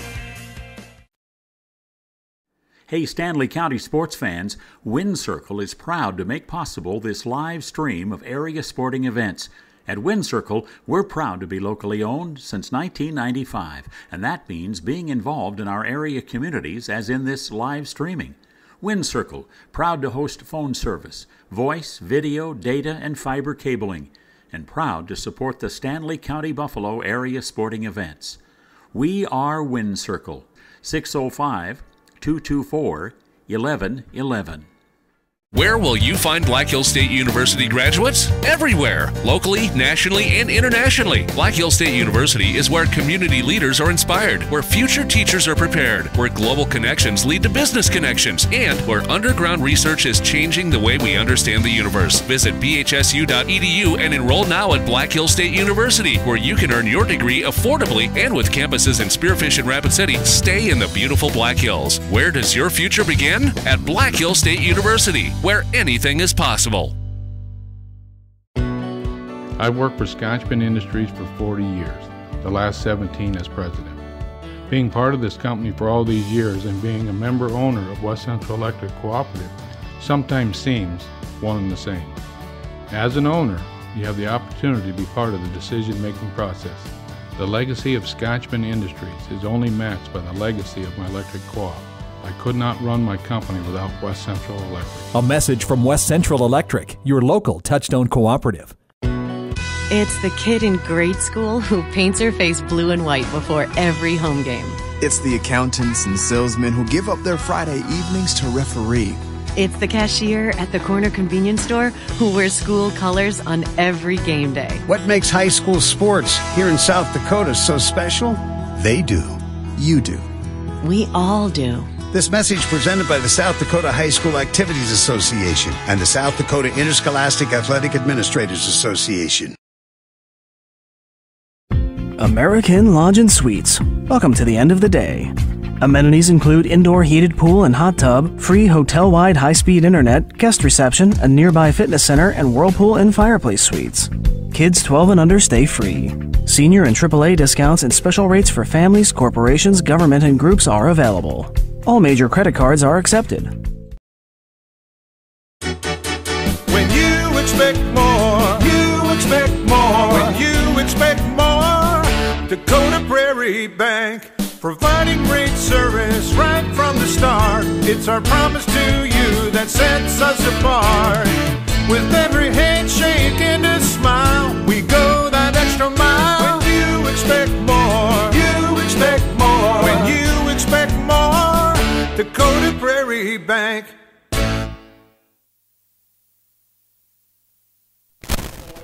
Getting for the record of 32-10. His opponent with a record of 16-9 from Miller Herald, Blake Foreman at 126. With a record of 37-3 from Bennett County, Jared Harris. His opponent with a record of 25-4. With number 2 in the state class A from Cleveland, Colin Powell. At 132. With a record of 23-13 from winner Jack Kruger. His opponent, the 34th place match with a record of 18-7 from Sunshine Bible Academy, Ivor Hall. The championship match at 132 with a record of 33-6 from Kimball White Lake Park Getty, Wyatt Talbot. His opponent with a record of 22-7. Welcome back to Parkview Gymnasium here in Fort Pierre, South Dakota. Face-offs just getting concluded, and we are getting ready for the consolation and championship matches in the 2019 Big Dakota Conference Wrestling Tournament. Jody Brozick, Brian Minning back on the mic. We're going to straighten that bugger out, get her flat for you. That's one of the things I noticed about your mics. We're going to have to replace them, the equalizer, some of the other things. Been a great day of wrestling here, and taking a look right now at team standings as we go to the championship round. Winner area going to go into the championship round with a lead, 151.5 points. Kimball White Lake Platte Geddes in second. They're the number 3 team in Class B with 148. The number 7 team in Class A, the Chamberlain Cubs, are in third place today with 147. Redfield area still in striking distance, but a distant fourth at 124. Wessington Springs Woonsocket, Woolsey Wessington in fifth with 112. Parkston now in sixth with 93.5. The battle for seventh place, Stanley County leads 68.5 points to Bennett County's 67. Who'll win the battle of the counties? Let's figure it out to round out your top 8. Mobridge Pollock sitting in ninth at 61, and then Potter County distant 10th at 53. Top 10 here at the 2019 Big Dakota Conference Wrestling Tournament. We'll take a look at the championship matches. We're going through face-offs right now. Get you ready for the 106-pound match. Riley Weber, top-ranked wrestler in 11B, 22-2 junior, will be taking on Riley Whitley, 27-2 junior out of Redfield. Dolan Weber 1, Whitley 4, 1 versus 4 in the state of South Dakota. The consolation championship match at 106, Neyland versus Muirhead. Neyland unranked in Class 11A, taking on the number 7 ranked 11B wrestler in Bryson Muirhead of the Lyman Raiders. Moments away from the consolation and championship matches. We're going to let you hear the sights and sounds, and I'm going to have a bite to eat before we let her rip. Well, and before we get started here, a big thank you to Cooper Carter for stepping up and absolutely doing the majority of the broadcasting today. I know it's a long day, and he knows his stuff. It's as a former wrestler, he obviously knows what he's talking about compared to someone like myself. So I got to admit, you've learned a ton about wrestling here in the last few years, Brian, compared to year one to now. You're not the same individual, not at all. As we get the pleasure of hosting the region tournament here in a couple weeks as well, so we'll see how that goes here in a couple weeks.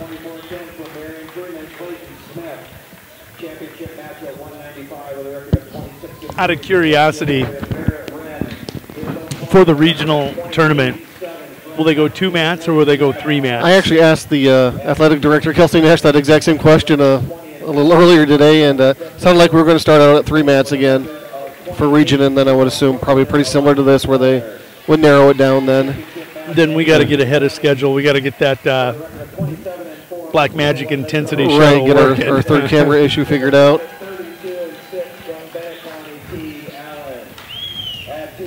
Final face-offs, and then we're rolling. I'm going to take another quick bite, and here we go.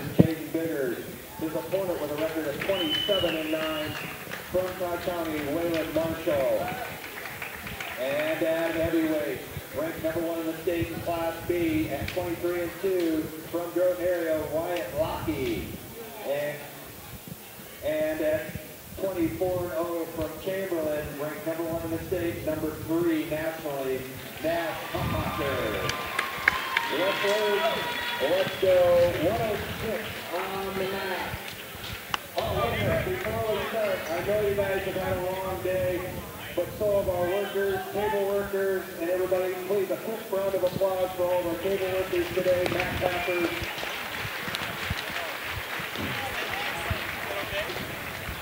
And also, I know it's time for one more round of applause for our officials, Mr. Chris Dozart, Mr. Steve Brown, Mr. Devin Kessler. All right, here come our 106-pounders getting ready for the 3rd and 4th and championship matches here.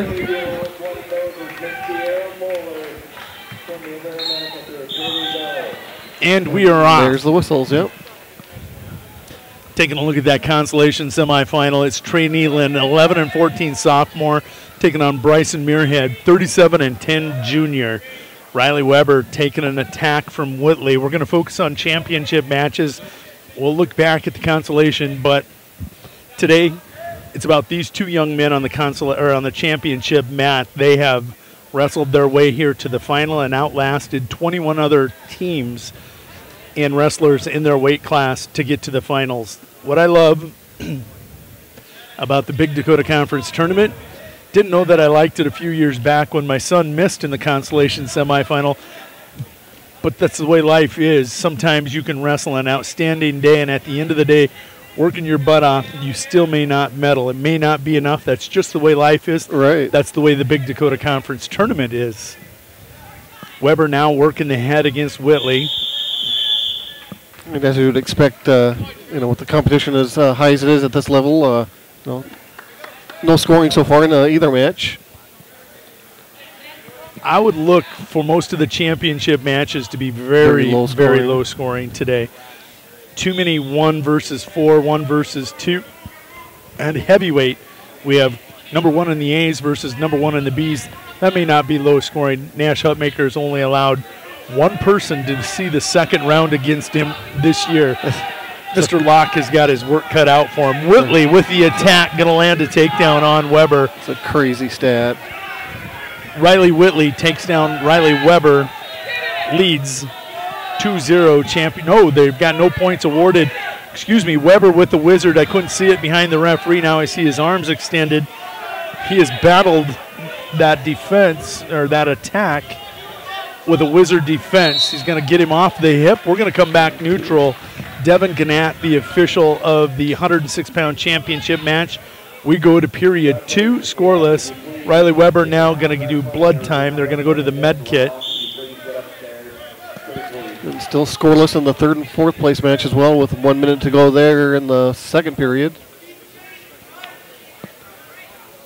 While this is happening, blood time, we're going to pop over, take a look at the third and fourth place match. Nealon in that white singlet. I love Chamberlain's metal singlets.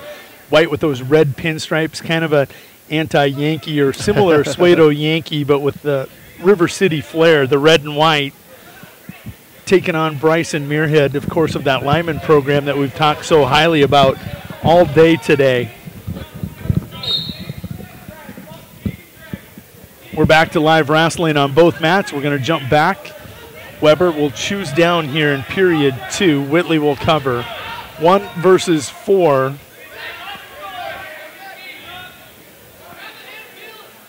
Here at Parkview Stadium in the championship match. Whitley really working a tight waist, forward pressure. Thinking leg ride. Thinking about ducking underneath. Not going to attempt either. Right now just trying to get a ride out.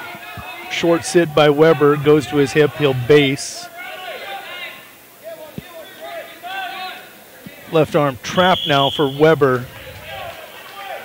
Doing a good job working back up to his base. Whitley will sit him back on his hip. As period 2 comes to an end here in the third and fourth place matchup. Still scoreless. Scoreless. Isn't that crazy? Right.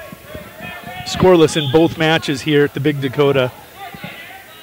Nealon chooses down to start period 3.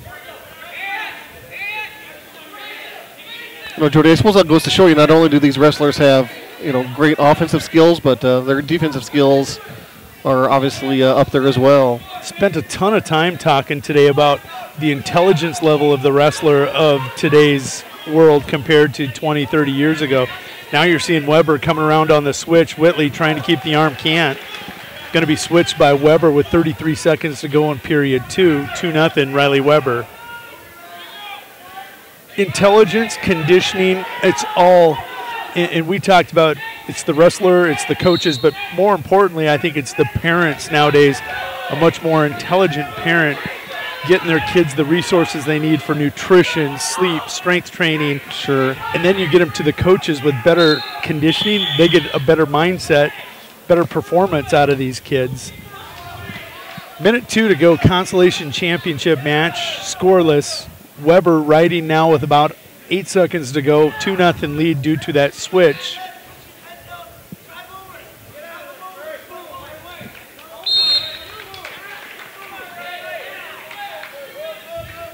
Weber will see what Whitley is going to choose. He's going to pick him on his feet. You saw Whitley with a nice attack in the first period, defended. I thought he had the takedown, didn't see the wizard. Official Devin Gannett not awarding it, rightfully so. Great defense by Weber on that single leg wizard defense. A lot of head battling. Nealon not able to escape. Muirhead with the hooks thrown in. Working a power half. Muirhead working the power half on Nealon. Nealon going to fight out of it and flatten out Weber with a takedown on Whitley, commanding 4-0 lead in a low-scoring match. Whitley's going to have to open up now here, take a few chances.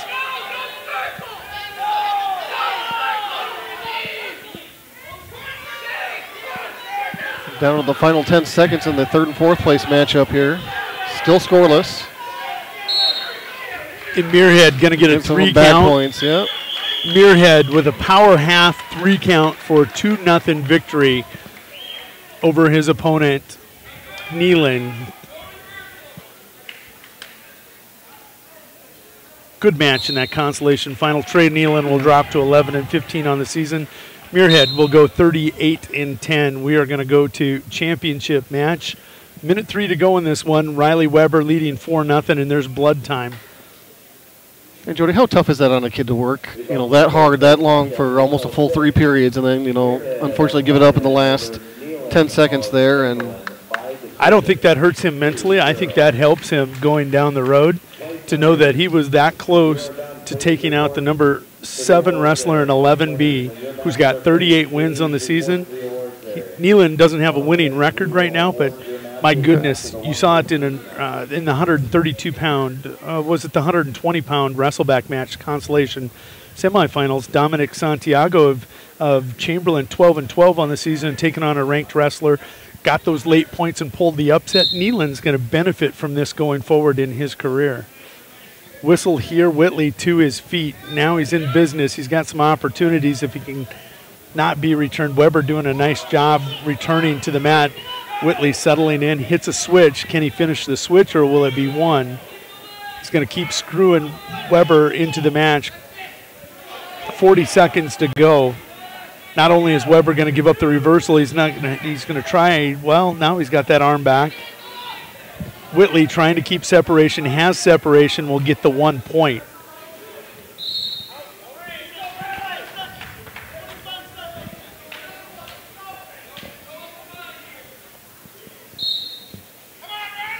.25 seconds for Whitley to do something here, down 4-1. He's on the attack. Weber circling, staying in the center. That's more important than anything. Jap Wizard by Whitley, no point scored.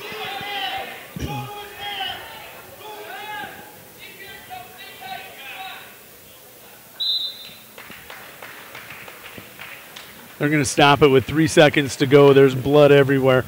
Riley Weber going to be your champion as he's going to get awarded the takedown. 6-1. Riley Weber will remain number 1 in the state of South Dakota and 11B with this 6-1 victory.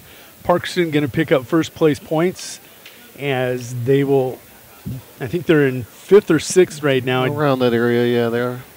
Don't know that they have a chance to catch the upstart Wessington Springs Woonsocket Woolsey Wessington team, but this will be a jump start on every attempt to do so. Riley Weber paid his dues, down from 113 to 106, I believe, in the past. Going to be your champion. Going to go back to split screen. And we are going to queue up your 113-pound championship matches and consolation championship match. Dreger Monson of Groton area, 32-9 sophomore in that black smoky gray singlet with the gold waistband, taking on Landon Sudbeck, sophomore for the Parkston Trojans, 17-12 on the season. Sudbeck 11-11 or in Class B at 113. Jumping to the championship match. This could be a really good one. Max Donovan picked up his 100th pin of his career earlier today in the quarterfinals. That was a quarterfinal match, I think, that he got it. Max Donovan ranked 3 in Class A, defending state champ at 113. Senior, 25-3, taking on third-ranked Keaton Hayter out of Wessington Springs Woonsocket Woolsey Wessington, an 8th grader ranked 3 in 11B. 3 versus 3, 3A, 3B. Hayter, an 8th grader. Donovan, the senior. The future versus the current. Right, that's a good way to put it. Donovan, first takedown, leads 2-0. And I'm wondering right now, how many times have these two possibly faced each other this year? Donovan working cheap tilt right now. Eventually, what you're going to see him do is get that arm. He's going to come to a crossface. He'll post the arm behind the knee. You will see him attempt to cradle. There it is. Post behind the arm.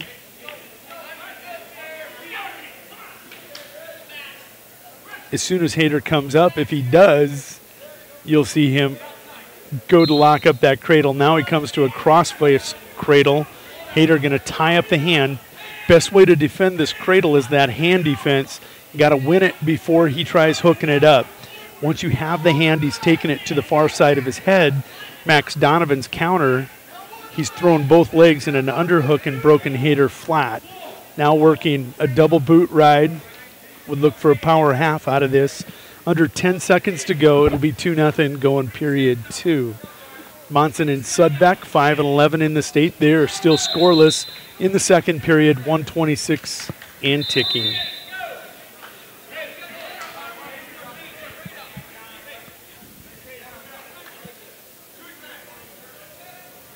Donovan will choose down in period 2. I heard the coach's corner from the black and gold of Woolsey Wessington to his back, they said.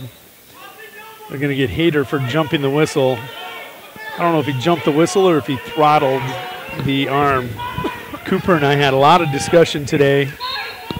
That was a clean referee's position. Max Donovan away in 6 seconds. 3-0 Donovan. Donovan cat quick will come around the corner. Sweet single. Pull Hayter to the mat for a 5-0 lead. There's the cradle. Max is going to lift and try driving that head to the knee. He's got the hand posted behind Hayter's left knee. Hayter trying to stay long.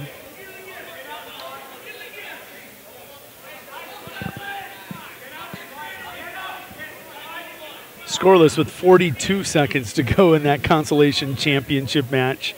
0-0. Second period in that one as well. Donovan going to work the cradle from the other side. Cross-face cradle from the right side, left side. Kind of looking for a Turk.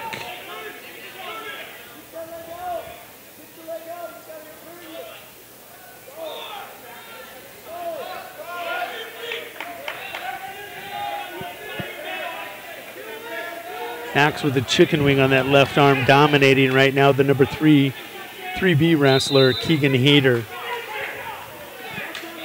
We finally have an escape by Sudbeck, I believe, for Parkston over on the 3rd and 4th place match. Parkston wearing new singlets here in the championship round. The midnight blue with the orange trimmings, I like it.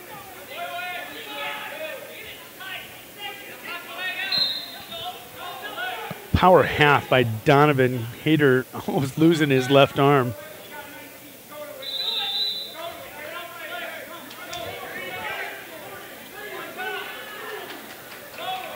Keegan Hayter going to be cautioned for stalling. So then, Jody, what does Hayter have to do then, I guess, in this third period to try to get himself back into this matchup? He's going to go down here to start this period, down 5. If I'm Hayter, he's going to go on his feet. He's been dominated on his feet. He's been dominated when he's on bottom. Their best choice right now is on his feet. He's looking for something foot to back. And the head snap of Donovan will put him on the defense right away. Donovan playing defense now as Hayter is squared up with him. Nice thing about Donovan here, sometimes your best defense, you'll see wrestlers with big leads go into kind of a cocoon. Best defense to be, for lack of better terms, is a good offense. Don't want to be cautioned, want to stay aggressive, keep your opponent on his heels.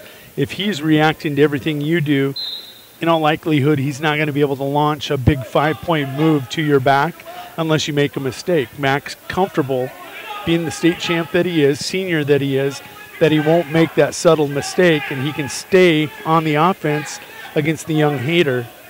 Blood time here. We're going to go back over to the consolation championship match just briefly. As Monson now leads 3-1 with a minute to go in the third.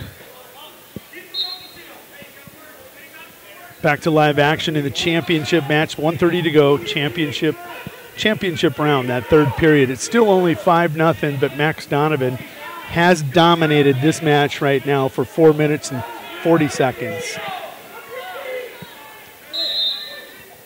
See how Hayter, they awarded the takedown, took it away. And I don't mind the call. Referee realizing his mistake as Donovan had gotten in on the leg, but here again, Hayter, if he scores that takedown, Max Donovan was on defense, not playing offense, allowing his opponent to get back in this match. This works to his benefit now. He's going to get a stalemate, and he has ran off about another 30 seconds off the clock, and that'll work to his advantage. Conclusion here, 20 seconds to go. It's a 3-3 match between Sudbeck, who is in that blue singlet, and Monson, who is in the black singlet with that gold band around the waist.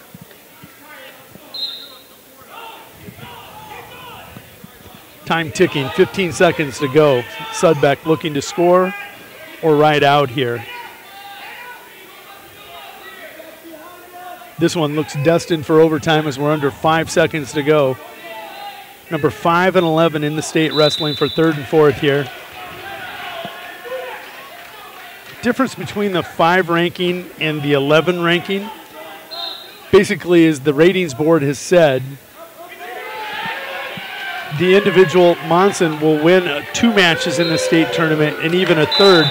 They're saying Sudbeck will only win 1. Well, that ranking is going to change this year. As in the head-to-head, Sudbeck gets the victory. You'll see him jump from 11. Monson will fall from 5. We go to championship match.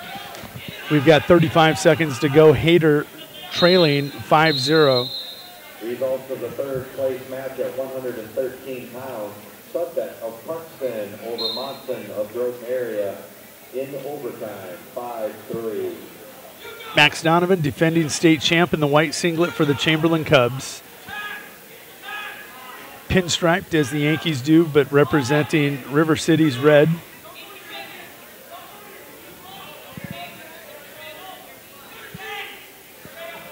Under 10 seconds to go. Donovan with the 5-0 lead. But here, now Hayter goes to that front head tie. That could have got interesting. Blood time. Probably not enough time for Hayter to overcome this 5-point deficit. Good match, though. Could have been a runaway. He was able to defend the cradle well from Donovan. Interestingly, I've never seen Donovan win a match without landing 1 cradle during the match. So kudos to Hayter.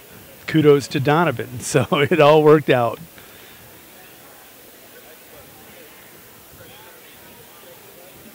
I'm assuming a move like that cradle is your go-to move if you have 100 career pins. It's without a doubt, of the 100, I'll bet 90 of them were in the cradle. Donovan goes on offense to be a defense. He won't land it, but he's going to be your 2019 113 pounds Big Dakota Conference champion. As they are awarding, well, let's go ahead and see if I can't pull that up. You'll see the awards board behind the mat. Riley Weber getting his award back there. Results for the championship match at 113 pounds. Donovan of Chamberlain over Hayter of Washington Springs. Moves up to Holy Washington. Let's queue up the 120-pound matches. All right. Dominic Santiago, unranked 13-12 freshman, upsets a ranked wrestler to get in for third and fourth. He'll be taking on Trey Frost, the sophomore out of Stanley County, who gets to the medal round with a hard-fought victory in that consolation semifinal. Frost, 16-13, Santiago, 13-12. The matchup of the night, in my opinion, one of 2.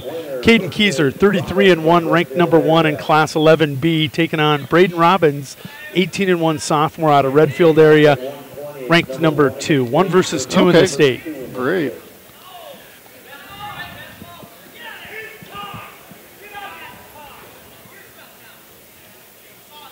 And again, Jody, any idea have these two seen each other this year? Not at all. More likely not. This will be the only time we get to see Redfield. This is huge for seeding when it comes to the state tournament. Okay. 1 seed typically has a little easier draw into the finals. Not a lot easier, but a little bit easier than the number 2. In all likelihood, The winner of this is the 1 seed going into the state tournament. The loser, the 2 seed. Little tidbit, I'm full of them here today. Braden Robbins, his father, Royce, lives in Hamel, South Dakota. He's got half-brothers wrestling in the winter program. Braden spends his summers in winter. These kids know each other very well. Okay. Braden in deep. Keyser with a wizard defense.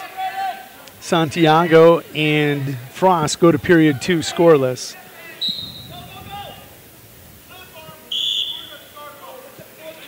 Both have common victories over Landon Sudbeck, Grayson Hansen. They beat the same exact people, the same ranked wrestlers. Soak up number 3 defending state champion, Keyser with 2 victories over him, Robbins with 1. Grayson Hansen, Keyser with a victory over him, Robbins with a victory over him. This one could be very close, and I believe a couple years ago they wrestled the last time that Redfield was at the Winter Invitational, Quarterback Club Invitational. Keyser may have a victory over him there, if I remember correctly.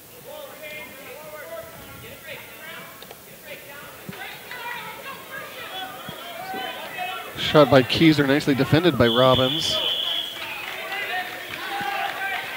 Really, this matchup is the physicality of Braden Robbins versus the cat quickness of Caden Keyser. Braden's going to do counters. You won't see a lot of shots. He'll be more of a physical upper body presence. Caden's going to try to move him, create angles, getting shots he's gotten all year long. We'll go to period 2, scoreless. Looks like Santiago currently leads here in the 3rd and 4th place match, 2-1 over Frost. 37 seconds to go in the 2nd period.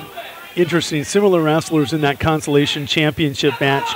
Dominic Santiago, 13-12, winning record, but not by a lot, of freshman. Frost, 16-13, winning record, not by a lot, a sophomore. Really expect a close one there. Robbins going to get the escape 5 seconds into period 2. Keyser will surrender it. They're going to win this one or lose this one on their feet.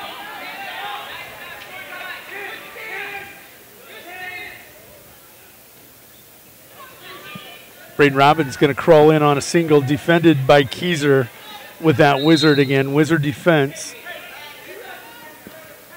Keyser going to keep pulling that wizard forward, keeping Robbins with forward pressure. Robbins trying to limp arm that out and go to the ankle or the knee, can't do it. They'll stalemate All it. tied up at 3 apiece in the 3rd and 4th place matchup, going into the 3rd period now. Good matches on both mats at this time. Equally matched matches. Different levels at this time, but that's okay. These two, we'll see these other two ascend here in the future, and that's who they'll have to compete with for titles in the future. Oh, cat quick shuck. Braden squares up, faces him. Caden trying to get up and elevate, trying to go upstairs physical with him. Don't know that he wants to do this. This kind of plays into Braden Robbins' hands. Trying to go upper body. Caden Keyser more of shots and angles.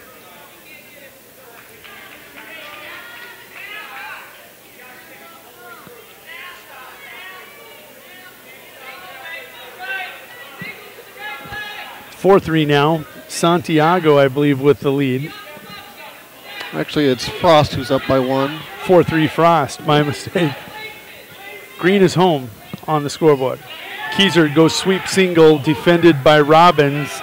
Short time, 15 seconds to go here in period 2. Period 2.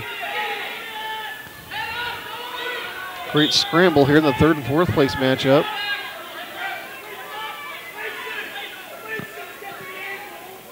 I may have said scoreless in championship match. Keyser in on a blast double. Can he finish? He's not able to. The strong hips of Robbins will fight off that attack. Robbins goes to the 3rd period leading 1-0. Frost leading 4-3, 24 seconds and ticking. Santiago went on a single leg though. Lost it looks like. Frost able to defend it.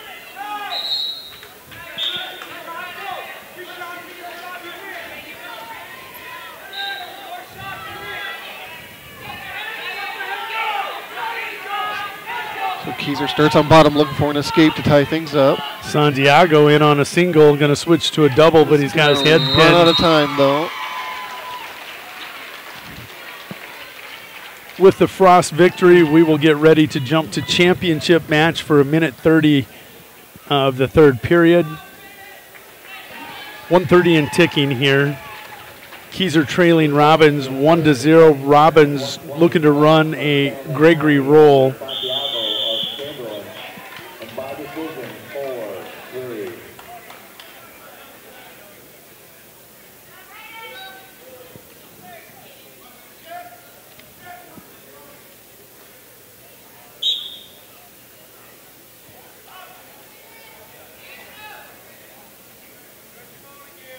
At the whistle, Caden slow to start.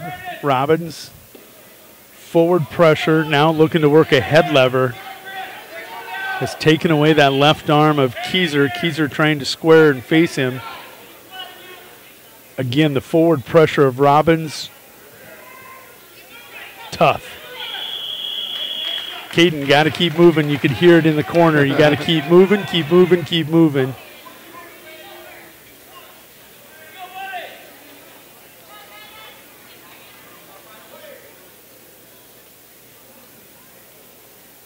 Caden starts with his head down at the whistle. Robbins going to be cautioned, never comes to the belly.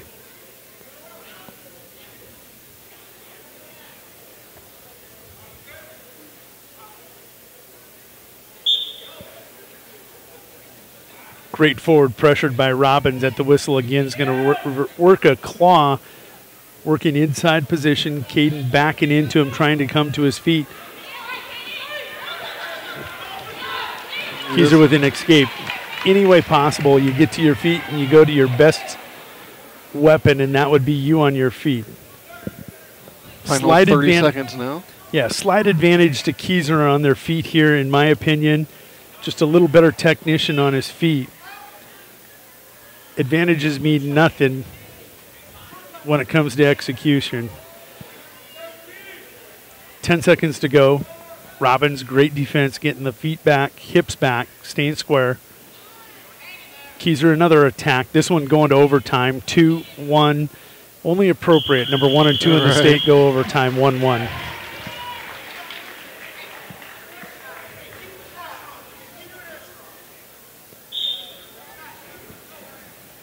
Now it comes down to conditioning.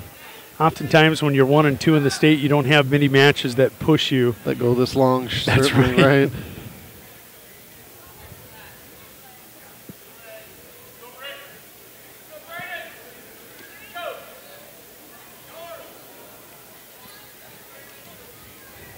Robbins with the first 2 attacks here of overtime. Thing that you'll want to know, we won't even talk about it till we get there.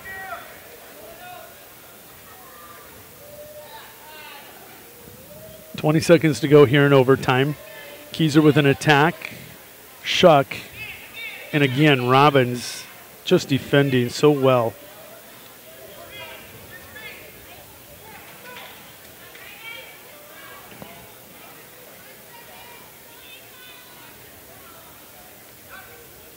Yeah, you can just see how equally matched they are. So, now that we've went through sudden victory, what you need to know is first point scored in the match. If this goes scoreless in this 30-second period and the next, we'll have choice in ultimate tiebreaker. Ultimate tiebreaker, you choose. If you go down, you have 30 seconds to escape. If not, you can go up and you have to ride him for 30 seconds. Okay. Robbins would have choice if this remains scoreless after the next 2 periods.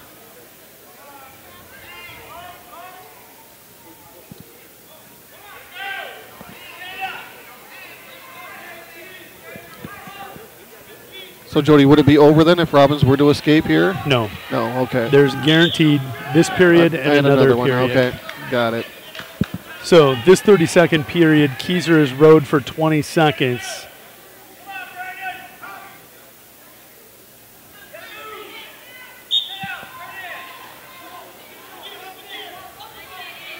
Five seconds to go. 4, 3, 2, 1. Keyser has rode. So if Robbins rides Keyser out, or if Keyser would switch him and somehow he would reverse him back and it still remained tie tied, we would go to the ultimate tiebreaker. Keyser here has been rode. First time it was like a minute 10. Robbins nearly hits the Gregory roll. Keyser will roll through. It's going to come up, face him, and separate. It's still not over. It's 1-0 with 12 seconds to go. Robbins now will have to go on the attack for the first time here in this match. 5 seconds to go. 3, 2. Keyser victorious in overtime. 2-1. What a great match. Yeah, absolutely. Don't you pay for 1 and 2 to end in overtime? Maybe 2-1, one way or the other. There you see Max Donovan climbing the awards podium to receive his award. Caden Keyser, your 2019 120-pound champion, and we are going to go to our matchups for 126. Grayson Hansen, 5th ranked at 120, wrestling at 126 today, of Kimball White Lake Platte Geddes, 32-10. Was going to see Blade Foreman of Miller Highmore Herald. That match is over as one of the wrestlers will forfeit. Okay. We'll go to our championship match, and we are going to focus on Colin Powell, 2nd ranked in Class A at 126, 25-4 senior, taking on Jared Harris, a junior out of Bennett County, 37-3 on the year. Jared Harris taking a look at him at 126, ranked 7th in Class B. And taking a look at Class A, confirming Colin Powell, number 2 in Class A.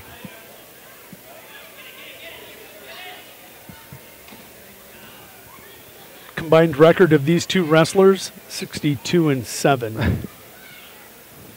They're used to winning a lot. Neither one of them used to losing. Right. Powell with first takedown will lead 2-0. One of the things that you're going to notice about Powell, very methodical in his approach. He's got a game plan. He's got a chain that he'll run together. He always knows where he's at, what he needs to do. Right now he's going to work some, looks like basically a cloth breakdown. Harris trying to come to a knee. One knee becomes 2, possibly, not if you're broken down.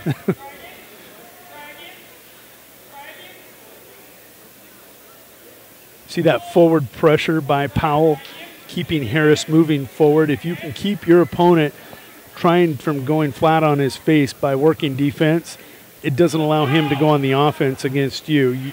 Collins right now just trying to get Harris broke down where he can start to run a chain of moves on him. So far, Harris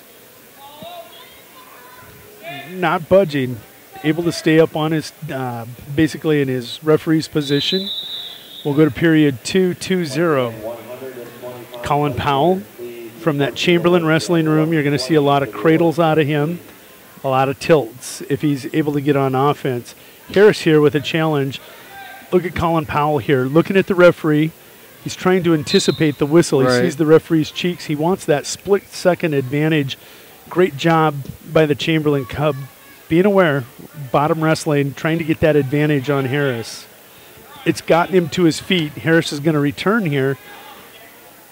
But it all starts by getting to your feet. I like the style here. It's an attack-style wrestling. Get to your feet, create opportunities from your feet. He's going to peel hands and separate. Harris has got a nice lock. He's going to have to return shortly.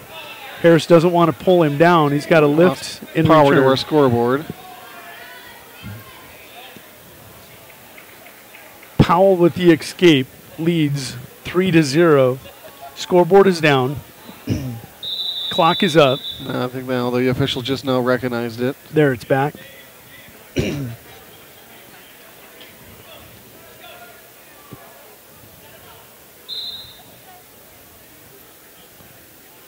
Harris with 40 matches on the year already. He's one of those kids. Next weekend, depending on where they wrestle, he could pick up another 4 at regions and 4 at state. Could pick up 12 more matches, be in that 52-match range. If he would lose in any of those matches or tournaments going to wrestle-backs, you could see him in the mid-50s by the end of the season. Powell, 29 matches. He's been in the championship bracket quite a bit also.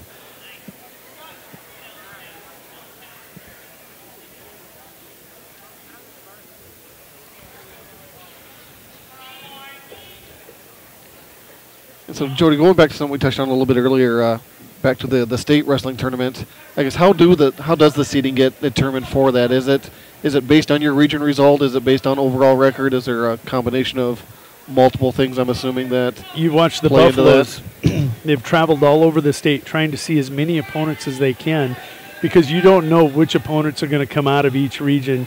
You want to have as many matches against kids as you possibly can, because it goes to head-to-head or then common opponents. If you beat somebody that lost to somebody you beat, you get the edge in seeding on them. Ultimately, though, if you've beaten a person only once during the season and then you get to the regional, they beat you, that basically counts as a double victory in the seeding. So they would jump to a 2-1 advantage over you if you'd beaten a person 3 times and they'd beaten you once. If you somehow had saw each other 4 times in the year, they get a victory on you in the regions. It's 3-3. Then it becomes most recent victory, has seeding criteria over their opponents. This match can't hurt any of these wrestlers because it's A, B, different classes. Yeah. Sure. But today, for Powell, he's getting a much-needed bigger tournament. A's typically wrestle smaller tournaments. They don't get as many matches, repetitions during the season. B's get all kinds of repetitions. For Harris today, he came in here and he got to see Groton area from the northeast corner of the state, Parkston over from the central portion of the state. This is the only time Winter area sees Bennett County before the state tournament. So it's an opportunity for him to get some criteria on Winter area wrestlers also. You think about in that southeast corner, Marion Freeman, them being here today, especially with the Kimball White Lake Platte Geddes tournament that was canceled in week 1. This tournament has become huge for state seeding this year, where in past years, although important, it may not have been as important because of that opening tournament of the season at Kimball. With inclement weather this year, you saw 2 tournaments canceled in December. The Big Dakota Conference tournament is a super big tournament for the teams here in the B's today. Powell working still only 3-0 lead.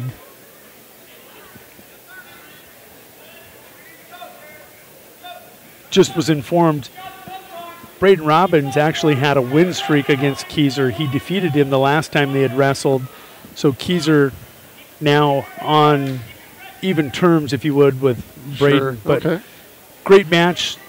Braden, in all likelihood, probably going to be the 2 seed in the state tournament because he defeated Sokup. They're not going to see each other in the regional. He'll carry that seeding position on into the state tournament over Sokup. Powell going to be victorious by a final 3-0. Jared Harris, although losing, just wrestled the number 2 kid in the A's. Pretty damn tough. Right. So you can see the awards stand over there. Robbins and Keyser, neither one of them really upset or overly happy with the performance there. Let's queue up 132. This is going to be Gabe Skewstead. First, let's go to the consolation championship match. Winter area's Jack Kruger, 8th grader, 21-13 in that gold singlet with the purple banding, taking on Sunshine Bible Academy's Ivor Paul. Ivor, 11th ranked at 132. Jack Kruger, 8th ranked for the Winter area wrestling team. Your championship match, Wyatt Talbot of Kimball White Lake Platte Geddes. He comes in ranked number 4 at 132 in Class B. He is taking on the Class A's Gabe Skewstead, who checks in at number 3. 3A versus 4B in the championship, 8B versus 11B in your consolation championship match. This one huge, the consolation championship match for region seeding. Championship match, Talbot with a victory over Kruger will have criteria on him at regionals. Championship match, these two just get to wrestle, let it fly. This is just for pride and honor because Kimball and Chamberlain, 20 miles apart? Right. Don't tell me they don't see each other in the sunburn and it's not kind of a smile and a wink. Don't have to wrestle you next year. Skewstead, senior, I believe.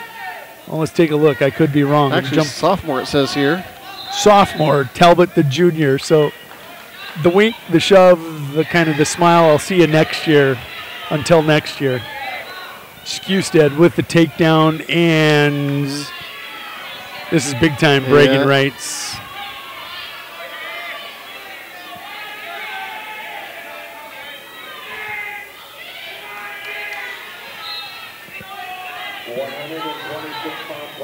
The team race now, winner at 155.5, Kimball Whitelake Platte Geddes at 153, Chamberlain at 151.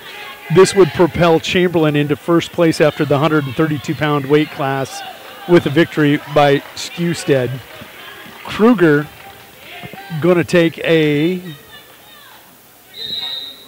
3-2 lead over Ivor Paul, looking back behind me as I'm watching championship more than the consolation championship match. Talbot will go down. And does it mean it's probably no surprise? Another Chamberlain Cup here in the finals. They line up, don't they? Max Donovan, looks that way. 113. Colin Powell, 126. Skewstead at 32.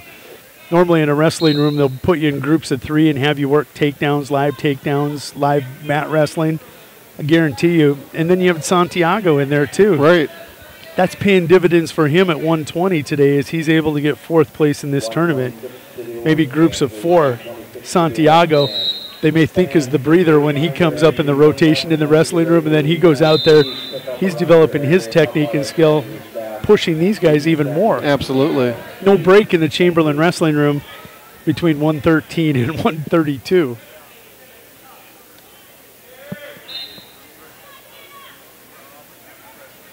Skewstead 5-0, courtesy of that early takedown and 3-point near fall, almost a pin. Kruger, I'm not sure which one's right here. He's got the 3rd and 4th place matchup. Kruger, if I take a look at the scoring,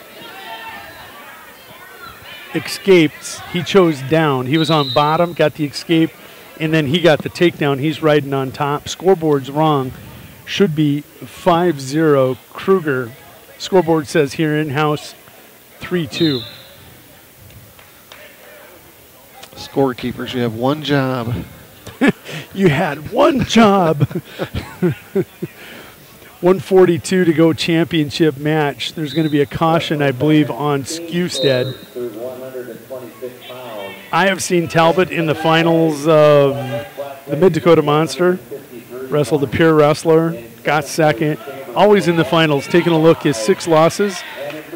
Maybe always in the finals. He's 4 in the Bs. He's wrestled so many A guys, he's probably sick of the A's. Pierre, now Chamberlain.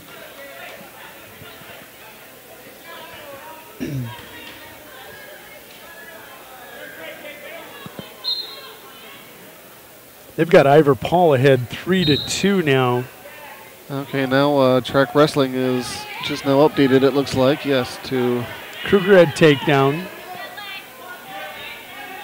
Yeah, it's backwards because Kruger didn't give up the escape, didn't give up a takedown, has never been down. It's actually 5-0 if I'm following along and the coaches catch that. 5-0 right now, Kruger over Paul, unless I am. See, now they're updating it, reversing it. Right. 3-2, now they'll get it to 5-0.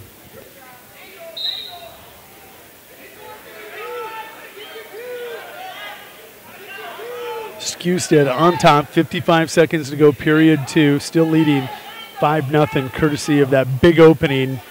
Looking for a cradle here, and he's going to release Talbot. Talbot is free, 5-1, 43 seconds to go, period 2.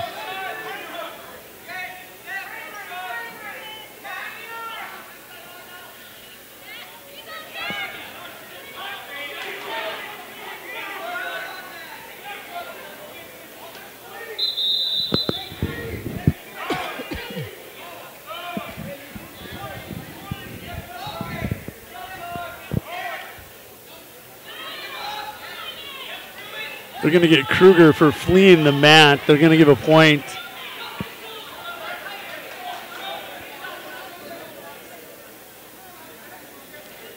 I learned something new. I didn't realize that was a thing.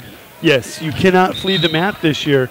In the past, you saw it happen all the time. This year, referees are being instructed to award a penalty point. You are to continue action on the mat, not to ever try to get a break in the action. Edge of the mat wrestling is so big in high school this year. They're allowing pins off the edge of the mat, takedowns off the edge of the mat. You can't flee. You got to keep action going and live.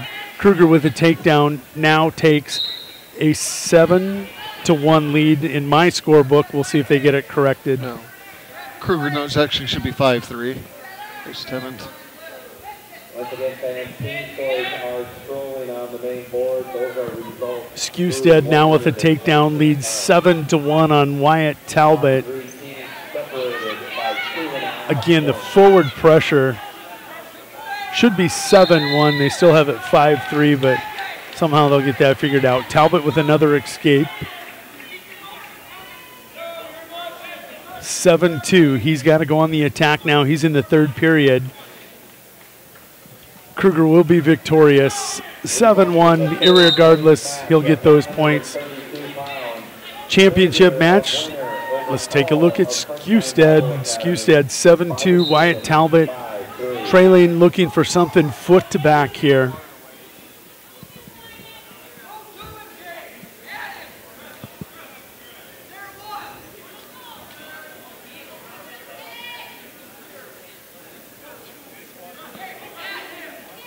Talbot becoming more aggressive. We talked in that 113-pound match. Skewstead's won on defense. Now he's starting to come alive a little bit, but he's backing up. Needs to come forward, go on the offense here if he's comfortable. Talbot's a good enough wrestler. Maybe he doesn't want to do that.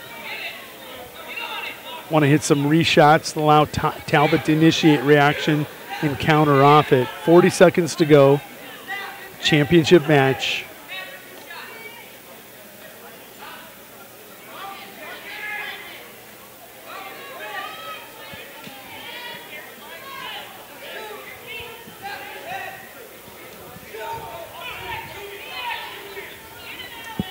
There's going to be the caution. 20 seconds to go. See, Coach Donovan, you need to go. You need to go. His offense has went asleep. He's becoming defensive, and that's when people get thrown for big moves.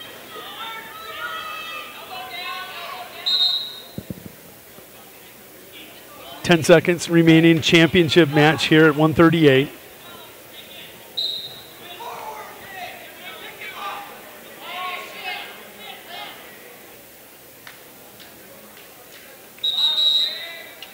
Gabe Skewstead, your 2019 132-pound Big Dakota Conference champ.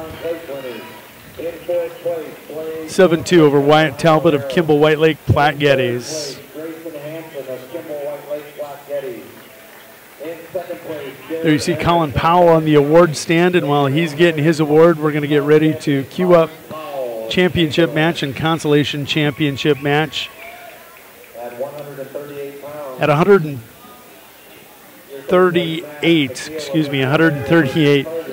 Senior J.D. Carter, the Stanley County Buffalo, 19-9 on the season, ranked 5th, taking on Karsten McNeil, a senior out of Redfield, 28-5. The Pheasant ranked 4th in the state. J.D. Carter, the Buffalo, ranked 5th. Wyatt Turnquist in the championship mat in that gold singlet, 34-2, ranked number 1 in Class B, taking on Tate Hayter, ranked number 3 in Class B, a senior, 26-3. Turnquist with a victory over Hayter a week ago, takes an early 2-0 lead. And Cooper advised me earlier that McNeil has 3 victories over JD this year. Okay. So, getting back to criteria, they're not going to see each other in regions. They're in different regions. Oh, whoa. Maybe I am wrong. Redfield, are they still up in Region 1 or did they get moved? I think Redfield is in Region 1. I'm going to make sure before I make a mistake. Redfield is in Region 1. So McNeil is going to maintain criteria over J.D. Carter going into the state tournament regardless of the outcome of this match. This championship match, if Hayter would tie this up with a victory tonight, he would propel himself to the number 1 seed in the region tournament, and that means an easier draw for him at region in all likelihood. It's not going to matter. These two would end up seeing each other there one way or the other. Sure. Wyatt going to get another takedown. Leads 4-1.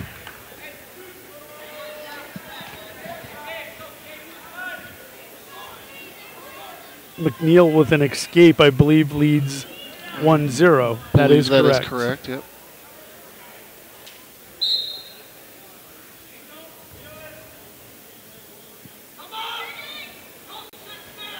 Turnquist going to hit a cheap tilt. And he'll pick up a 2-point near fall with that cheap tilt of Hayter. Now leads 6-1. His victory, I believe, was 9-2 in their first meeting.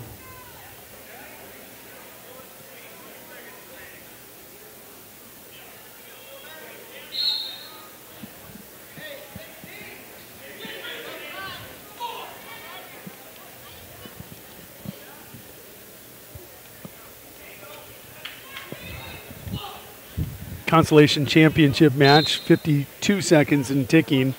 Still 1-0 McNeil with the lead on J.D. Carter in that purple singlet.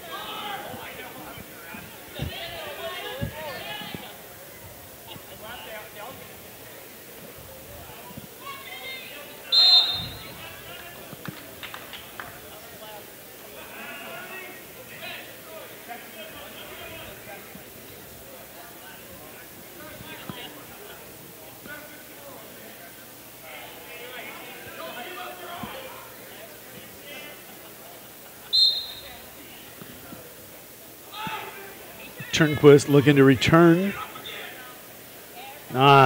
Cheap tilt. Stalled once. Going to get it the next time. Going to pick up a 3 count, it looked like, and a 2-point near fall. 8-1.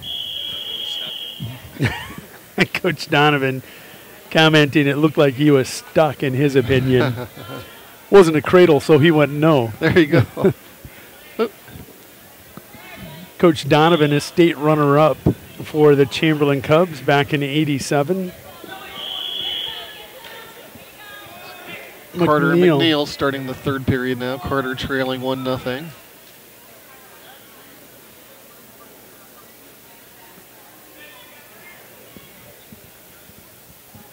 JD going to start down. And again, the forward pressure by McNeil taking JD off his offense. Now he's got to work to get up to his base and then go on offense. That forward pressure just takes so much energy out of the bottom wrestler. You see Wyatt doing it there, setting up a cheap tilt on Tate Hayter. He's going to pick up another 2 or a 3 count. Now leads 13-1.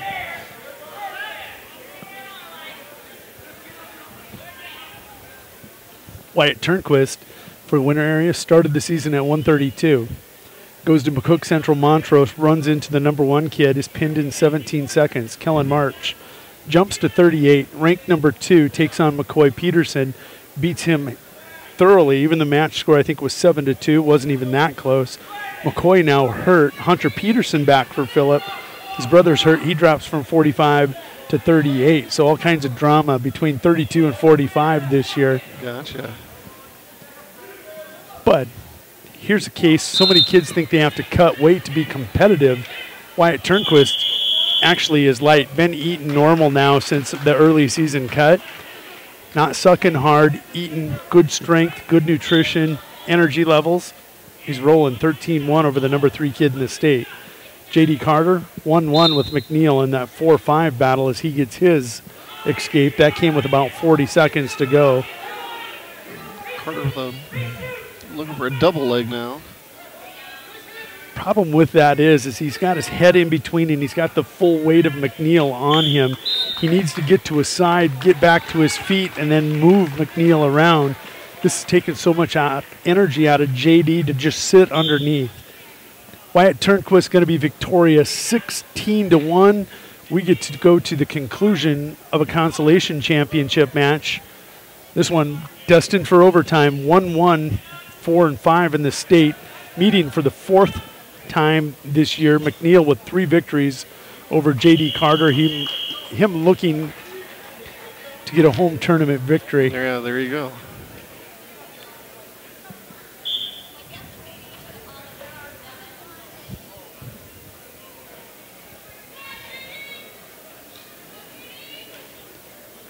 JD working a head tie.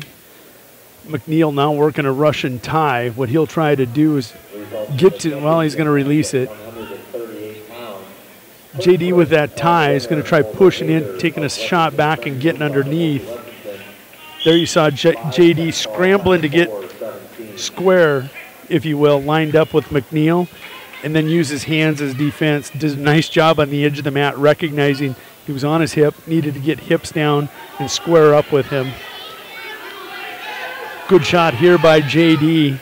McNeil on his hip and on his back in a really bad position. This is no point scored. This is a mad scramble. JD needs to stay hooked and not give up an ankle in the back. If McNeil comes around to the side and hooks it, like there is two. McNeil with a 3-1 sudden victory.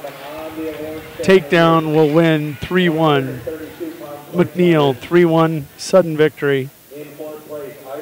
Great match, though. J.D. Carter closing the gap on the number 4 ranked kid in the state. Gabe Skewstead getting his award, along with Talbot, Kruger, and Ivor Paul. Let's cue up the 145-pound championship matches. At 145, it is winner areas Aaron Gilchrist, high energy sophomore, 27-17 for the Warriors, taking on Camden Yost, ranked 12th. He's actually got a victory against Yost early in their tournament. 8th grader, 20-4 for Wessington Springs Woonsocket, Woolsey Wessington. Second match between these two, again, criteria. Spencer Hansen earlier at the year at 152 makes the cut. He is now at 145.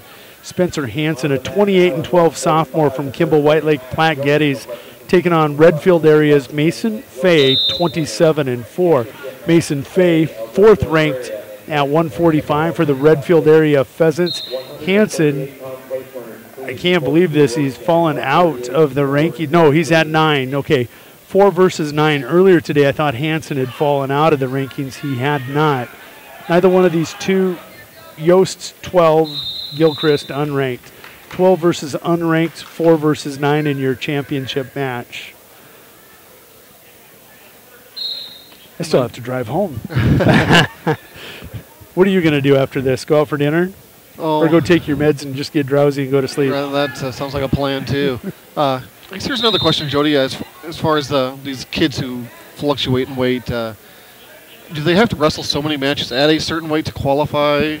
They do. Like Hansen has made the cut. Turnquist has got enough matches. I think you have to have 6 weigh-ins at a weight class.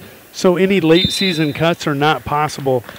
By mid-November, you'll have an idea of who's cutting to cut weight and drop into a lower weight class with those 6 weigh-ins. It's possible, though, to go up. You don't have to have a number of weigh-ins to go up. Okay. So like a wrestler, we saw Nick Casperson a couple years, or it was last year, excuse me. He's at 195, ranked number 1. Goes into the regional, bumps to 285 because he wants a shot at Nash Hutmaker. No problem with going up. It's just when you come down. They want you to get there once and maintain the set number of weigh-ins to prevent these late season drops from, let's say, 32 to 20. Right. Or 38 to 26. Fan Hansen goes scoreless in period 1. Gilchrist in his match.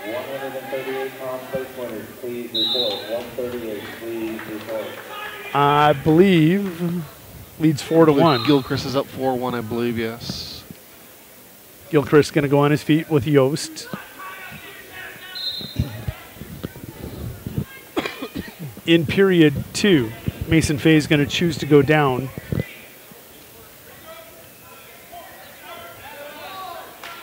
Taking a look at Mason Fay's season right now.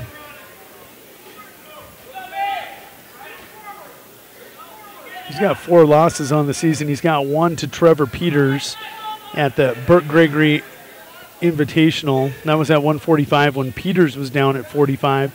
He lost to Jackson Eklund and Mount Vernon Plankington. Hunter Peterson got him in the Miller Highmore Herald tournament in the championship match. So he's got all good losses to kids that are ranked in the top 4 or higher this year. Mason Fay with quite a nice little season for Redfield. 27-4, no bad losses there for him. Taking a look at Hanson, 28-12, coming down kind of the opposite side of the spectrum. Ranked 9th because, well, this is not the, it's got him listed from Tacoma, Washington. This Spencer Hanson, yeah, folks, Trek Wrestling wrong there. That's funny. Taking a look, his high school season isn't here in its entirety. Got 4th at the Winter Invitational. He got beat in the semifinals by Tegan Clark, and then he got beat by Urel Griffin. Those were 2 of his most recent losses. Here he is in the finals today. An opportunity to start seeing his season go the other direction. Trails right now 2-0. Gilchrist 8-3 lead, consolation championship match. Updated team scores after 138. Winter area 164, Chamberlain 159, Kimball White Lake Platte Geddes 153, starting to separate a little bit from the rest of the field. Redfield at 124. 5th place is Washington Springs Woonsocket at Woolsey Washington at 112. Parkston in 6th at 100.5. Stanley County at 71.5. Bennett County at 67. Mobridge Pollock now back in the picture with 61. Potter County at 53 and 10th. Lyman in 11th at 52.5. Miller Highmore Herald back in the game at 12th with 50. Groton area in 13th with 49. So there's some real nice team races taking place up and down the team standing board right now, and every one of these matches has implications on those races.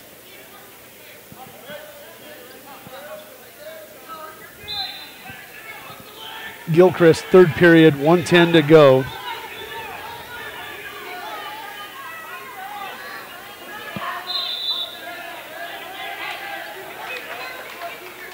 Going to get a reversal and take a 14-4 lead. Period 3 championship match. Hanson down, trailing 2-0. This may have the makings of overtime or a 2-1 type of match. Fay was very impressive in his semifinal match with Gilchrist. Gilchrist high energy, a lot of motion. Fay very methodical, able to score off every one of Gilchrist's mistakes. Doesn't make many mistakes. Hanson here doesn't make mistakes. Not that high energy you see out of Gilchrist. Going to have to make something happen in the next 1:15. Yeah.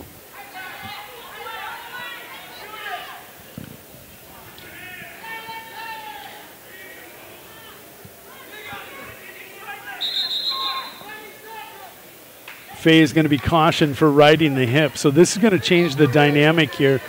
Now if Hanson's able to get an escape, get to 2-1, go on the offense, and Fay would get cautioned again, it would immediately be a penalty point 2-2. So referees here saying methodical is nice, but you're not working to push action here on the top here, Mr. Fay. Okay. Fay, a freshman, will learn that. Just sitting on a side, not a good idea. At least want to work side to side. Gilchrist going to be victorious, 14-5 for winner area. He will be the consolation champion here at the Big Dakota Conference Wrestling Tournament.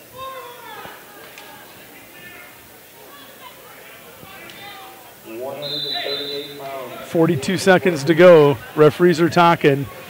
That's not a, if you're Mason Fay, he looked at the coaches, he goes, what am I to do? Drive him forward and keep him flat, they're saying, instead of this basically crab ride that he's working, or claw ride. Hanson to his feet. He's got to create separation now. Hanson now is getting opportunities. Fay going to be cautioned, 1 point.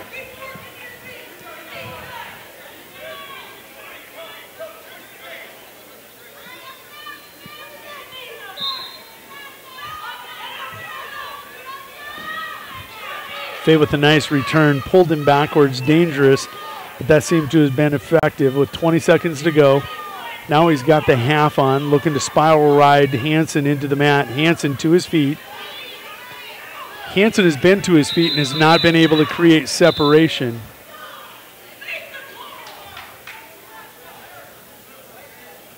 .11 seconds to go.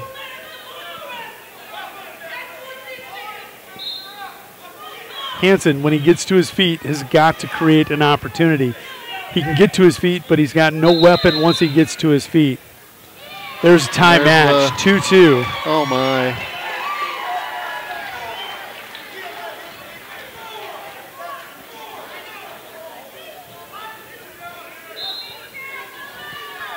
This one will be interesting when they review the tape. The officials go back. I know the officials go back and review tape. Right now, in the heat of the moment, they're taking a lot of pressure from coaches from both sides. Make the call. Why'd you make the call? Right. So we're on our feet. Faye with the shot. Hanging on. See, again, he's got all the weight of Hansen on his hips. He's got to come up, come to a side, create separation.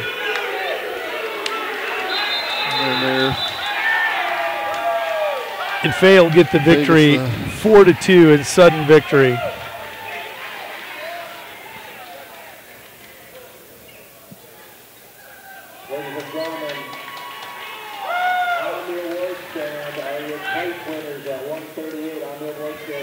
So, interesting match. Good match all around, whether it was 2-0 or 4-2 in sudden victory. Interesting match. We'll go to split screen.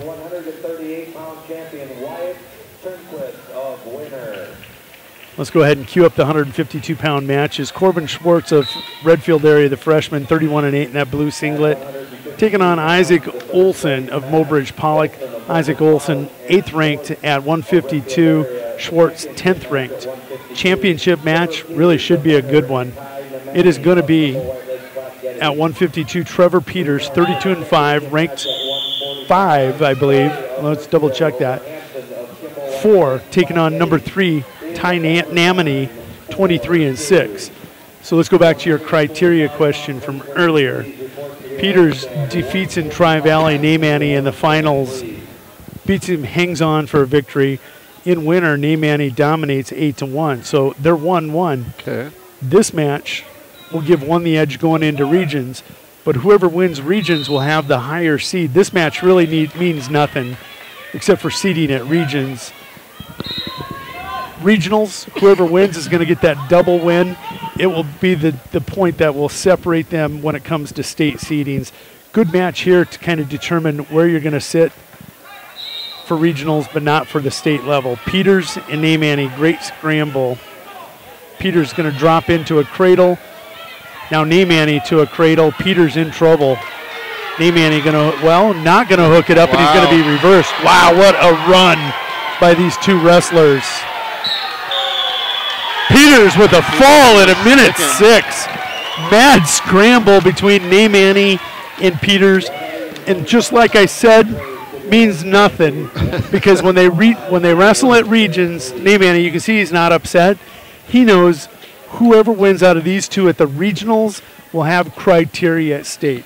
This was just an opportunity to have a rubber match to see, okay, 3 or 4 seed. Basically, that's what they were wrestling for, 3 or 4 ranking in the state.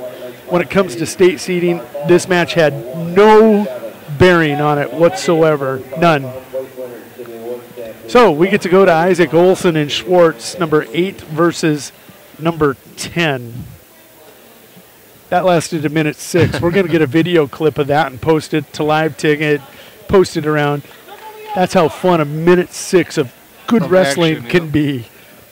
Peters, good defense, Namany's attack, hooks up a cradle, Namany recradles. Peters rolls through and recradles him and catches him flat. So, and Namany just walked off with a smile on his face because he knew that was 66 seconds of fury between him and Peters. Olson and Schwartz, 1-0 here. Let's take a look. Olson, 1-0 lead. Schwartz, again, the freshman, 31-8, one of those young, up-and-coming wrestlers out of that Redfield area. the future, taking on Isaac Olson, who it seems like I've been watching for 6 years now, and I probably have. He's probably been wrestling since he was a 7th grader.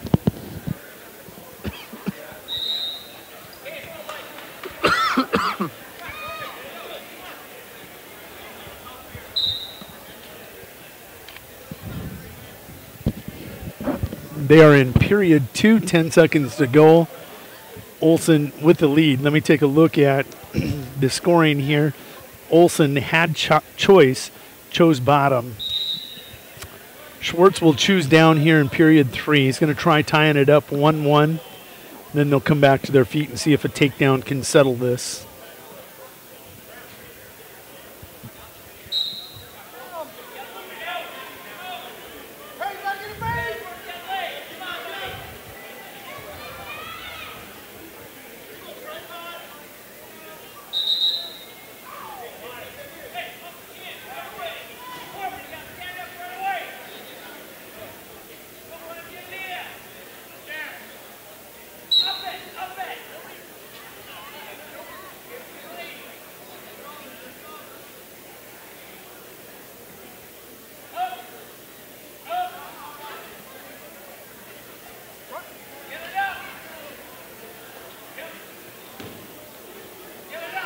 Olson doing a good job here, not allowing Schwartz to get to his feet.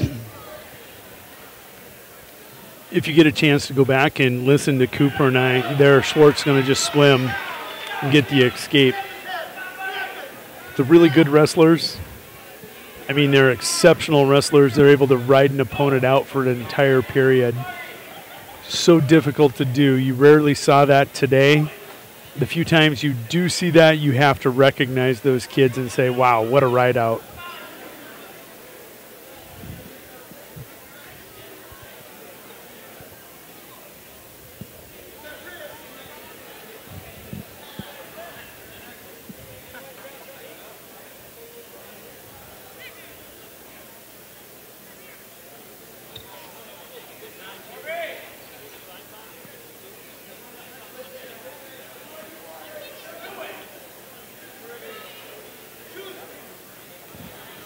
Under 30 seconds to go. Both wrestlers circling here on the edge of the mat.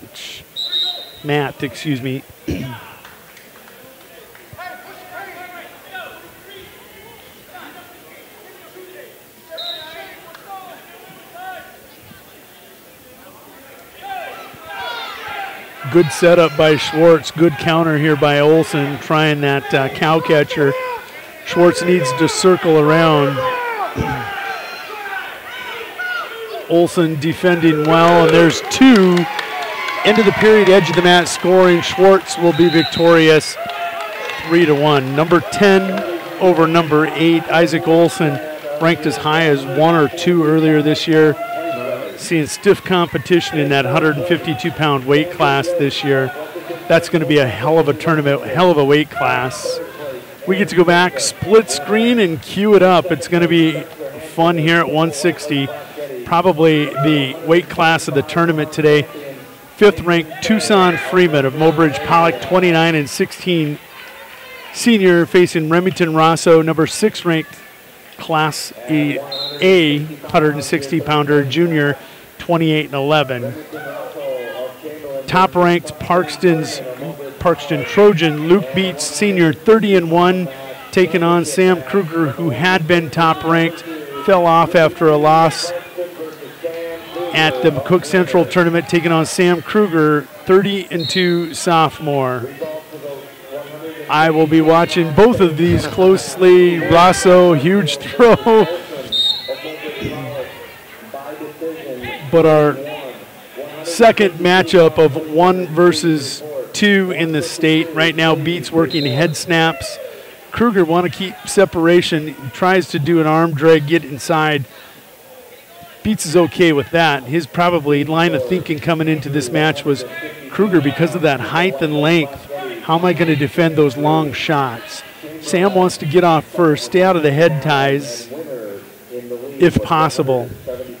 Is that an advantage for a wrestler then, if they have a height advantage? Seems to be. We were talking today how the old mold of a wrestler was a wrestler 5'6", bulky, stocky, could overpower an opponent. Now, the length of wrestlers with the rules, the leverage that you get with the understanding of hips and different pressure points, it is an advantage for the longer wrestlers on their feet, I think, because they're able to score from longer distances. They're able to defend quite easily and force your opponent to take longer shots. Now, when it comes to bottom wrestling, when you go down underneath the shorter guy, I don't see a benefit. When you're on top, you have a benefit. The long arms, those cradles we talked about from the Chamberlain wrestling room, Sam Kruger, you'll see him try those possibly here as we advance into this match. 2-0 in your consolation championship match. Remington Rosso with the lead, 2-0 there in period 2. Rosso sitting in on that trapped leg of Freeman.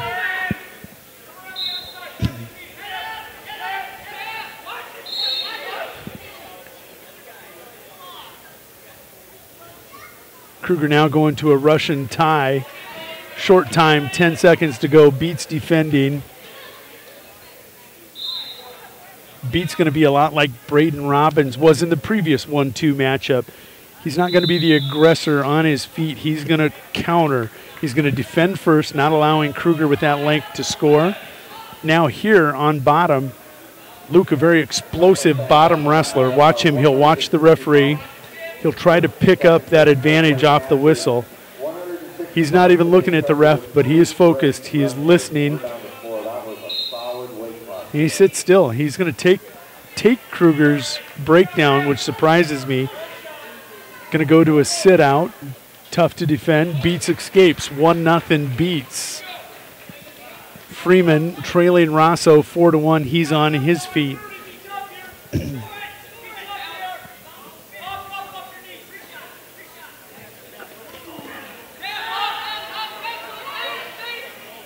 Now, we talked earlier about 67-7 between the two wrestlers. These two, 60-3 amongst them. Beats with a nice shot. Did what I said he wouldn't do. Kind of coming out of his box. Coming out of his comfort zone, taking that shot.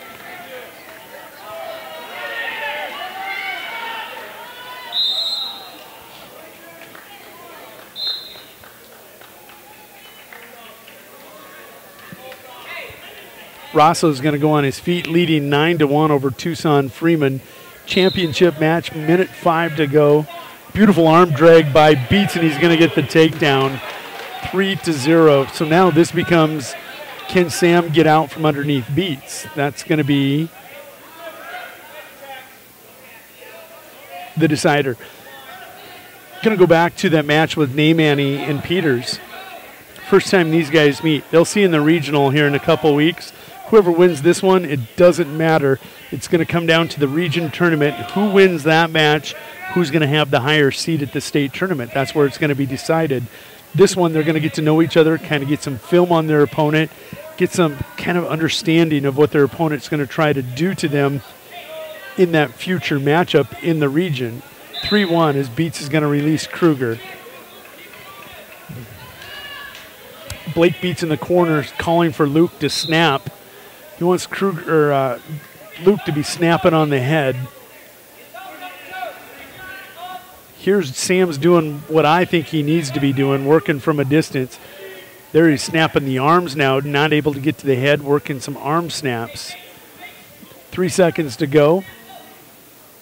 We'll go to period 3, 3-1. Luke Beats, top ranked at 160, leading number 2, Sam Kruger. Remington Rosso, 36 seconds away from a consolation championship match, or title here at the 2019 Big Dakota Conference Tournament. Rosso, 6 in the A's, taking on 5 in the B's, Freeman. Kruger with another escape to get within 1 now.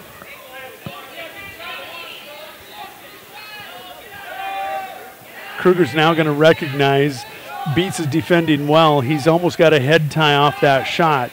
Beats snapping back so far. If he can half shot or fake shot, get Beats to his knees, he can go to a head attack, kind of a front headlock series. Arm drag there by Kruger on Beats, not going to be effective.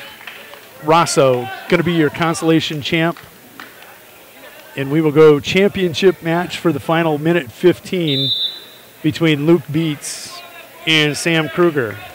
Results for the third place match at 160 pounds. Bristow of Chamberlain over Freeman of Mildred College by major decision 10-1. 152 place winners, please report. 152 place winners, please report.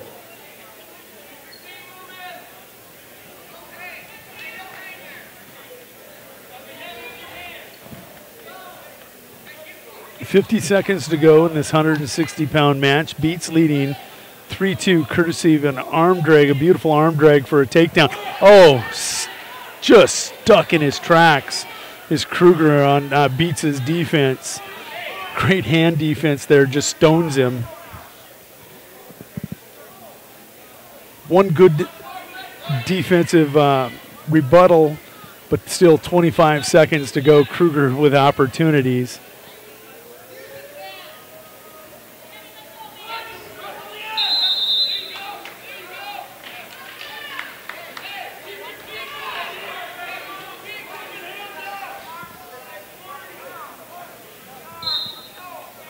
.15 seconds for Kruger.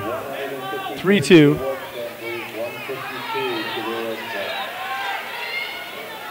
With under 5 now, we're hitting 5. No opportunity. You're not going to score with him knowing that the clock is his friend. Luke Beets going to be victorious. He is the 160-pound champion in the 2019 Big Dakota Conference Wrestling Tournament. Beets will remain number 1. Kruger probably going to remain number 2, and none of this matters. It'll be decided next 2 weeks from now in Parkston on Luke Beets' home turf. Trevor Peters getting his award. While he's getting that, let's go ahead and cue up the 170-pound championship matches. Reed Wazorek, the Stanley County Buffalo. He is really peaking here at the end of the season. Reed, 21-11 junior for the Buffs, taking on Cheyenne Eagle Butte Dupree's Hunter Stombach. Stombach 3-1 on the season, according to Track Wrestling. I think he's got more matches than that. Championship match, winner areas Riggin Shippey out of Coloma High School, the 24-13 senior, ranked number 8, I believe. No, he's going to be ranked at 170. Shippey ranked 9, and he is taking on Seth Tabay, unranked junior, with that big victory over Wazorek. Wazorek ranked in the most recent polls at number 11th. Tabay with an upset in the semifinal. So you have number 11 wrestling unranked in the consolation championship match. Number 9 wrestling against Tabay. Shippey with a takedown quickly leads 2-0, 1:10 to go here, first period. Wazorek in his match leads 2-0. Stombach will choose down.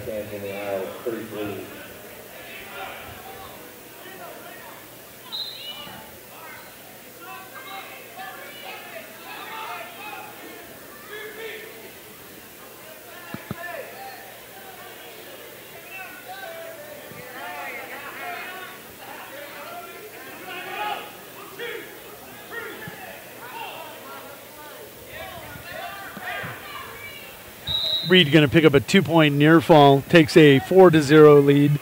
1:30 and ticking approximately here in the second period. Shippey leading 2-0 over Tabay. Shippey going to be cautioned for both jumping the whistle and throttling the elbow. Caution on Shippey. Team standings now through 160 pounds, the 160-pound weight class. Winner area at 174, Chamberlain at 163, Kimball White Platte Geddes 153. Distant fourth is Redfield area now at 134.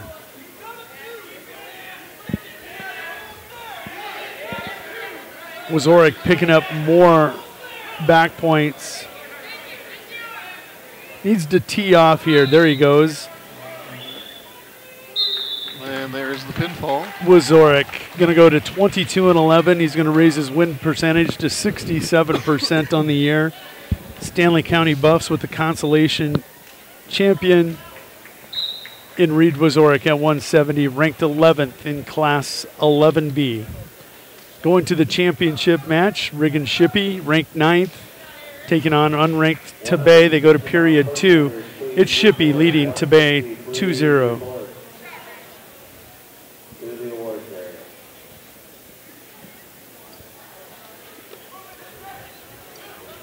Tabay a junior, Shippey the senior. Junior looking for the headlock. Shippey will settle back, recognizes it, keeps the hips back, weight back, and will pop the head. When he pops that head, he's going to get a 2-point takedown, now leads 4-0.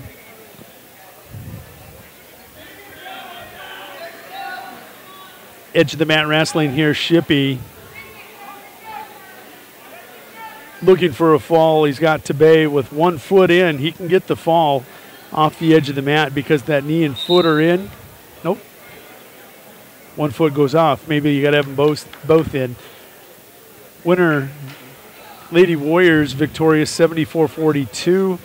Shannon Eagle Butte Braves victorious 69-55. Picking up some scores from around the area tonight. Shippey now leading 7-0, courtesy of that 2-point takedown, 3-point near fall. Here looking for a fall. Is a little high, needs to get back chest to chest. There he's going to get the fall. Riggin Shippey, your 2019 Big Dakota Conference champion at 170 pounds. Riggin will run his record for the season, I believe, to 24 or 25 and 13.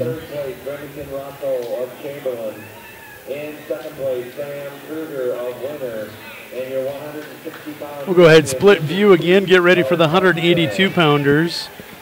Taking a look at tonight's matchup. Josiah Thompson of Chamberlain, Class A wrestler. He's a junior for the Cubs, 19-15 on the season.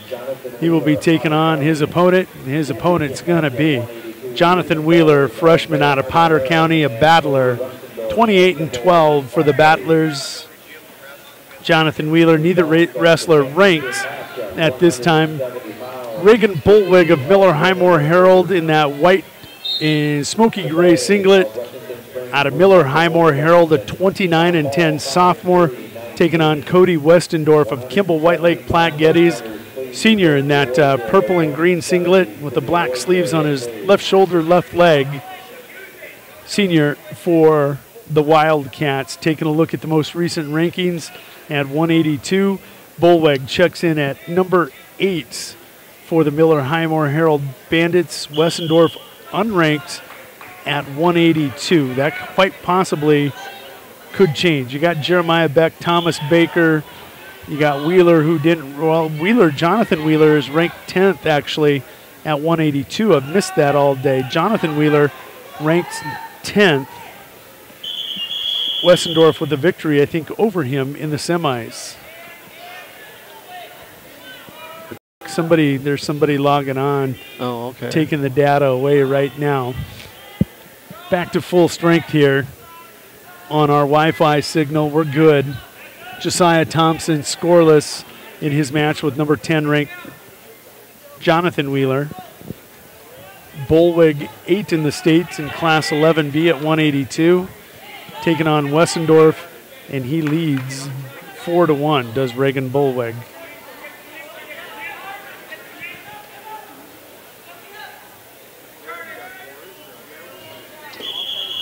Gotta go take a look at the brackets really quick at 182 and see if Wheeler. 170-pound place winners, please report to the awards area. 170 to the awards area, please.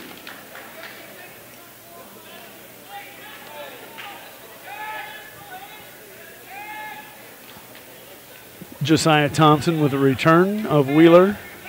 Still scoreless, minute to go. Bolwig still leading his matchup, 4-1 in the championship matchup.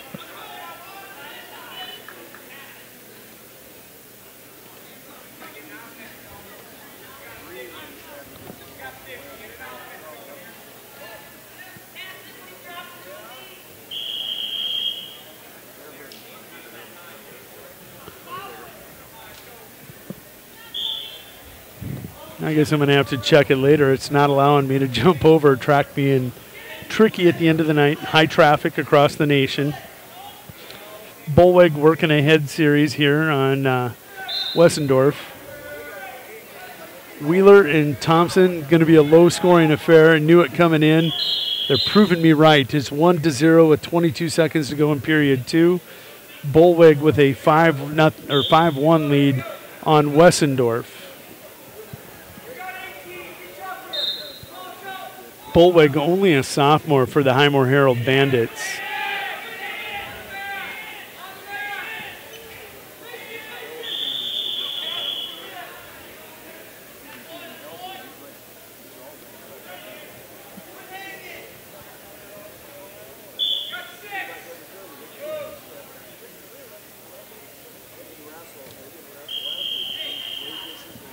They'll go to period 3 in the consolation championship match.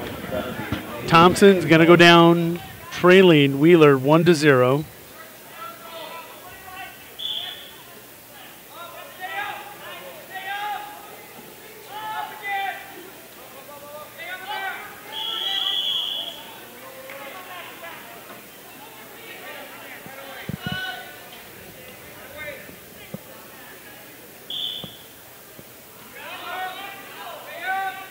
At this point in the tournament, I think everybody starts to get ready for the Polar Bear show. And tonight's going to be extra special because he gets number 1 in the B's against number 1 in the A's. Sure. Lock going to be a mismatch by size and probably popularity. Popular probably in the northeast corner, but Nash just popular everywhere. Nash being the Polar Bear. Bullweg going to hit a headlock. Nice takedown.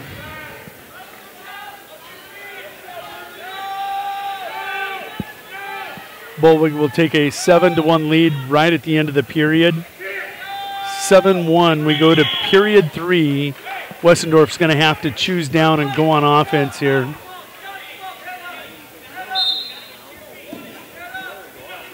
Nice return by the sophomore. Driving forward on Wessendorf, working in Iowa State. Clearing his legs. Has a chicken wing on that left shoulder where the brace is.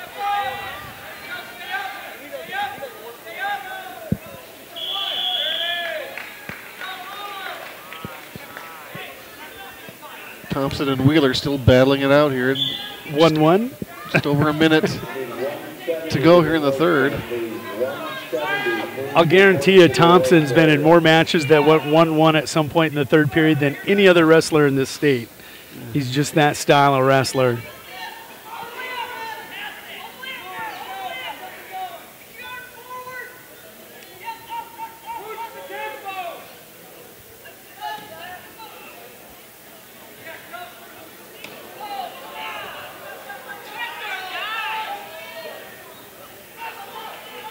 Wessendorf's going to get the escape after that exchange. Wessendorf's hurt.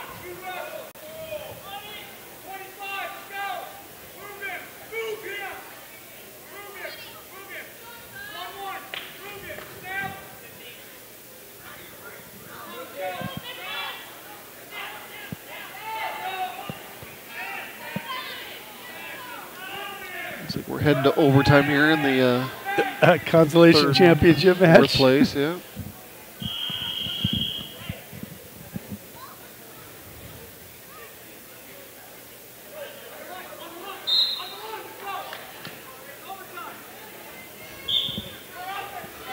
Sudden victory. Thompson with an uncharacteristic shot from him. Surprised me, surprised Wheeler. He's in deep, couldn't finish it inbounds.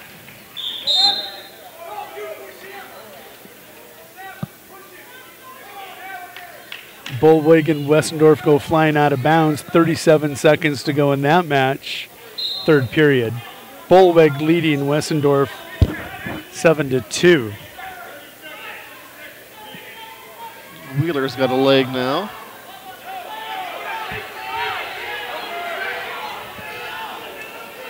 Gonna be able to get the takedown, and he does. That'll be a victory for Josiah Thompson, or excuse me, for Jonathan Wheeler. Bullweg going to land a headlock in that championship match. We'll jump over, let you take a look at this conclusion. He's got a 9-2 lead. He'll get a 3-point near fall. He'll be victorious. 12-2 over Wessendorf in this 182-pound championship match. Reagan Bullweg, the 2019 Big Dakota Conference champion. 195. Let's go ahead and cue him up here quickly. In your consolation championship match, Riley Stevens, senior, 20-14 for Wessington Springs Woonsocket Woolsey Wessington, taking on Clayton Smith, 24-10 freshman, sophomore, for Marion Freeman. Championship match is Barrett Wren, 26-3 senior for the Redfield area Pheasants, taking on Slayton Negebauer, 28-7 senior for the Parkston Trojans. Checking the most recent polls, you have, first of all, Stevens checking in at number 10 in the consolation championship match in that smoky gray singlet. Over in your championship match, it's number 5, Slayton Negebauer, taking on number 2, Barrett Wren. Barrett Wren in that royal blue singlet, midnight blue singlet with the orange trimmings of the Parkston Trojans is what Negebauer would be wearing. 182-pound plate winners, please report to the award stand. 182 to the award stand, please. Consolation championship match. Moving to period 2 now.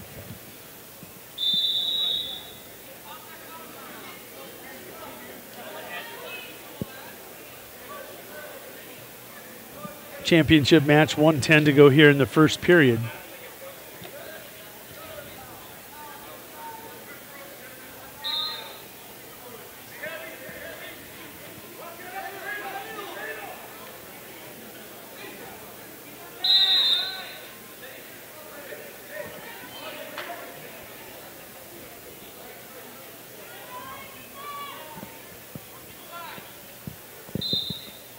I know we have some old Trojans checking in. Miles Semler from around the area. Mr. Mahoney up in Bismarck, North Dakota. They're watching their team.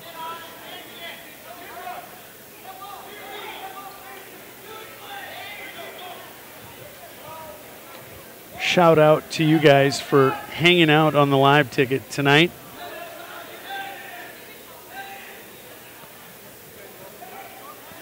Three seniors out here on the mat and one sophomore. Clayton Smith, the oddball out there, is a sophomore. Next year, look for him to be in the finals, one of the finalists, quite possibly. Championship match goes scoreless through the end of the first period. Negebauer will defer. Wren's going to go down. This could have the makings of one of those overtime matches that we've seen here quite a bit tonight in the finals. Medal matches. Wren 2, covered by Negebauer, who is number 5. Wren will get the escape scores first. That's huge in potential overtime matches. Stevens picking up a 4 count and a 2-point near fall. It's going to take a 5-0 lead over Clayton Smith in the consolation championship match.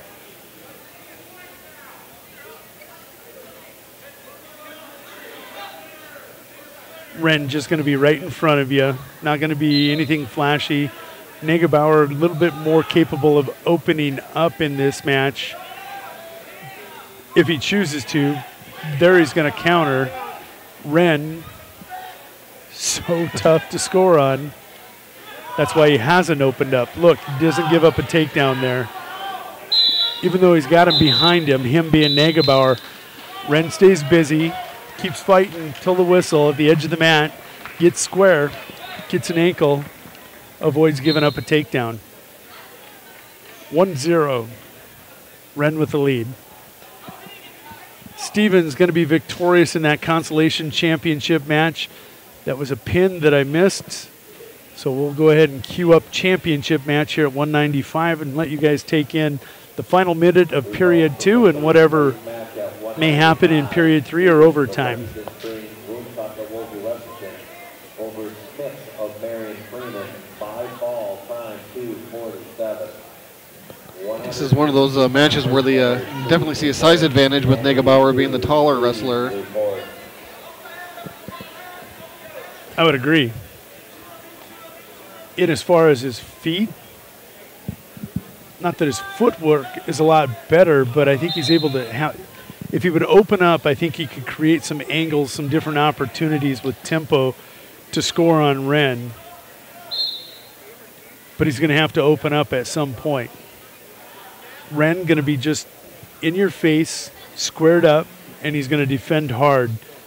He's going to look to counter off your mistakes, and that's why Negebauer won't open up at this point.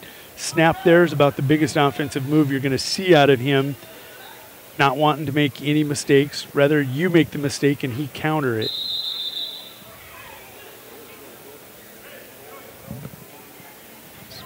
Go to period three. Yeah. Yep.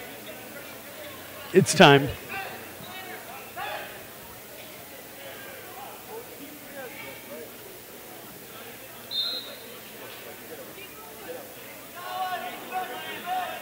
Ren kind of fitting that mold of old school wrestler, short, compact, strong, powerful, drive you forward. Here he's able to break down Negebauer, tie up that right leg.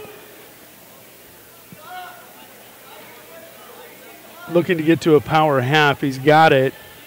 Negebauer using that length to get the left leg up and defend. Negebauer needs to come to his feet right now. Needs to come up and corkscrew backwards out of that to come free. You see right now Ren pushing on that head and trying to not allow him. Again, the defensive Ren. Twice Negebauer had opportunities to score on him and he kept wrestling, not giving up, surrendering points.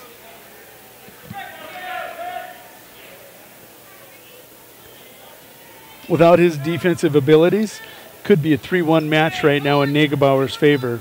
Here you see him from that right side digging hard with the Iowa State, trying to create an arm bar. He's got that left arm posted between the thighs of Negebauer, using that to pry. Nope, he's not going to get it.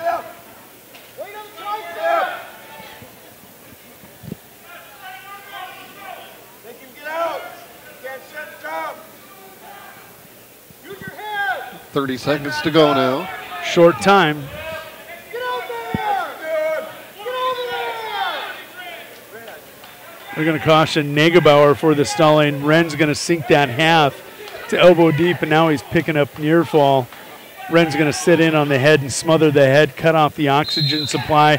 He'll get the fall. That's going to come right at 5:50 of the match. Number 2, Barrett Ren, your 2019 195-pound champion of the Big Dakota Conference Wrestling Tournament. We'll go split screen, get ready for the 220-pound match. Preston Worth of Potter County, the senior, 20-9, taking on Elijah Blair, 28-12 senior out of Winter area. Your 220-pound championship match, Tyler Rezick, 27-4 senior out of Kimball White Lake Platte Geddes, taking on T. Allen, the senior, 32-6 out of Bennett County. Taking a look at the most recent rankings at 220. Preston Worth checking in at number 8, Elijah Blair number 7, T. Allen number 4, Tyler Rezick number 2. 7-8, 2-4. Blair with a victory over Worth earlier this year. Still means nothing if he wins this match because it'll all come down to the regions. Rezick so powerful. Going to take down T. Allen, pick up 2-point takedown, 2-point near fall.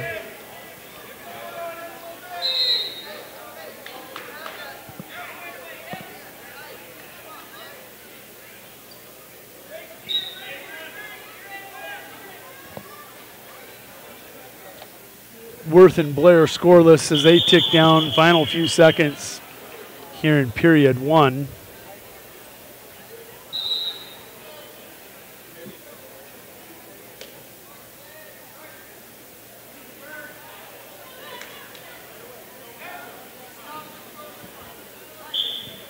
Worth will go down in that consolation championship match to start period 2. championship match. Rizek out 4-0. There's still a minute 10 to go here, first period. T. Allen looks light for 195 compared to Rizek. Excuse me, 220. Allen looks like he might have come up from 195. Rizek using that weight advantage to his benefit.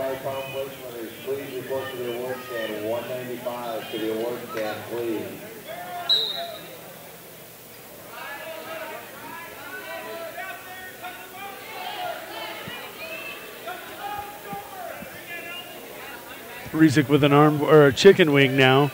He's going to switch up. No, he doesn't switch it to an arm bar. He just elevates it over. He's going to settle in. This is it. If in fact Allen came up from 195 to 220, these 25 pounds are big difference, 10% weight difference. Rizek will get the win by fall. Tyler Rizek of Kimball White Lake Platte Geddes, your 2019 220-pound Big Dakota Conference champion. That being said, we get to focus on winner areas. Elijah Blair, Worth on bottom. Blair trying to force the far side half. He's pushing down on the head. What he needs to do is push to the side and lever the other arm over, creating torque on that shoulder. Not quite being only a second-year wrestler, not knowing how to execute that far side half. But scoreless with 30 seconds to go in the third period. Or excuse me, second period. Worth will get the reversal, 2-0.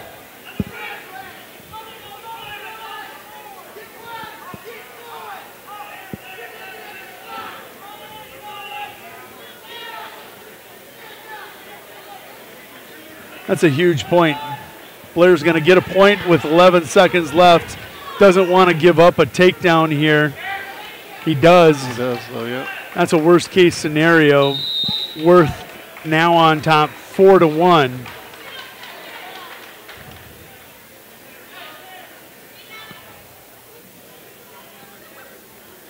Preston looking for redemption from the McCook Central Montrose tournament. If I go back and take a look,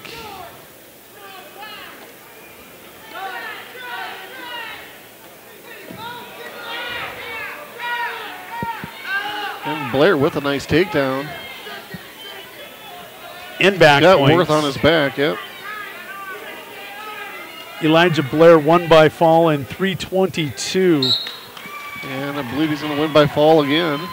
That one's going to come in 3:24. 3:24 this time. The first time they wrestled, 3:22. Consistency. That's consistency, yeah. We're going to go split screen for the big boys. Consolation championship match, Jadian Biggers, 26-11 senior for the Lyman Raiders, taking on Waylon Marshall, a junior, 27-9 for the Todd County Falcons. Biggers checks in 11 in Class B, Marshall at number 8 in Class A. Of course, the championship match, Wyatt Locke, 23-2 of Groton area, junior, top ranked at 11B, taking on the Polar Bear junior Nash Hutmaker of the Chamberlain Cubs, 24-0.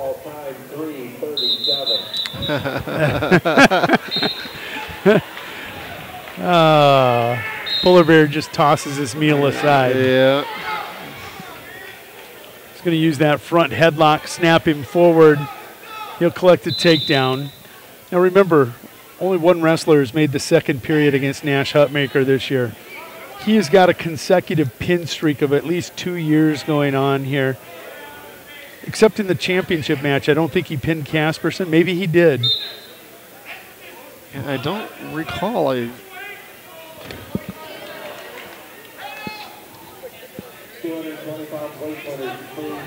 remember watching it on television because of the hype, but I don't remember if he pinned did. him or not. I think it was like a 5 or 7-1, 7-2 victory. The Polar Bear leading this one 2-0 with 1:09 to go. I think Wyatt Locke has taken a beating already. But I love the fact that he's wrestling to wrestle. He's not wrestling not to lose. He's just wrestling. Nash with a nice breakdown, immediately working for the power half. Locke trying to sit that right leg through to prevent it. Nash with an arm bar. That's trouble for Locke. Can't get the country boy, so he's going to try to get that shoulder up. Nash Hutmaker for a 285-pound heavyweight, all kinds of chain wrestling out of a big man. You don't see out of a lot of big men. Locke going to be down 2-0 with 42 seconds to go. 2-1 scores. Blast double by Locke. It's going to be dropped to his back, and this might continue the streak. It does. And there it is. 127 of the match. Nash Hutmaker victorious over number 1 ranked Locke of Groton. And just checking in, friends saying. And Mr. Adam Dannenbring must be listening in because everybody says he is telling us that Nash won over Casperson by a score of 3-1. 3-1. A lot of people checking in. My check-in's telling me they think he pinned him. Yours official 3-1.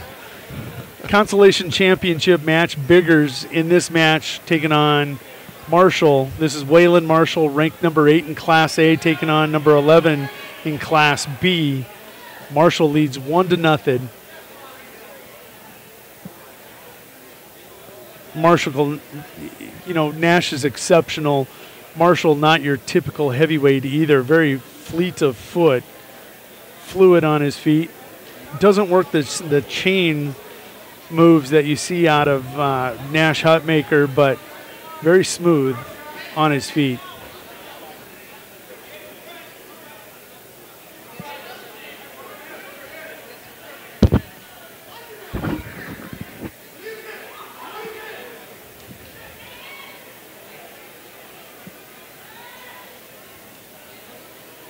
JD and Biggers, Waylon Marshall going to round things out here in the 2019 Big Dakota Conference Wrestling Tournament. It's 1-0 Marshall with the lead. As we tick off the final few seconds, we go to period 3. It appears the Winter Warriors are going to go ahead and take home the team title. Winter Area Warriors because of the co-op with the Cologne High School. Winter Area Warriors, and we've got to take a look at those team rankings, standings. Winter Area 185. Chamberlain will pick up points out of Nash Hutmaker's pin in the finals to close that gap. They're at 163 right now. Kimball White Lake Platte Geddes at 159, and Redfield Area distant 140 in 4th place. Been an entertaining day though, team race wise. Biggers on bottom, trying to claw his way out of there.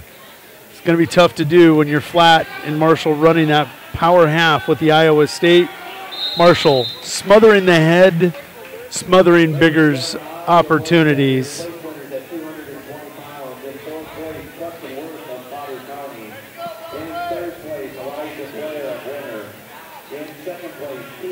Marshall victorious, win by fall. And that's how things are going to wrap up. We'll go to the award stand. Take a look at the champs. Rezick, T. Allen, Elijah Blair, and Preston Worth. Kimball White Lake Platte Geddes, Bennett County Warriors, Winter Area Warriors, and the Potter County Battler. Once again, I need 285-pound place winners to the award stand, please. 285 to the award stand, please.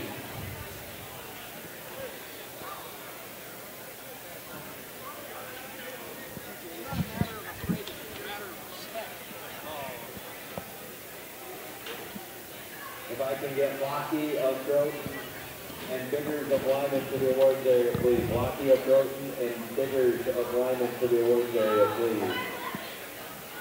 I'm going to close down track wrestling as we got the scoreboard up above to help us out. Swing that camera over just a little bit on the podium.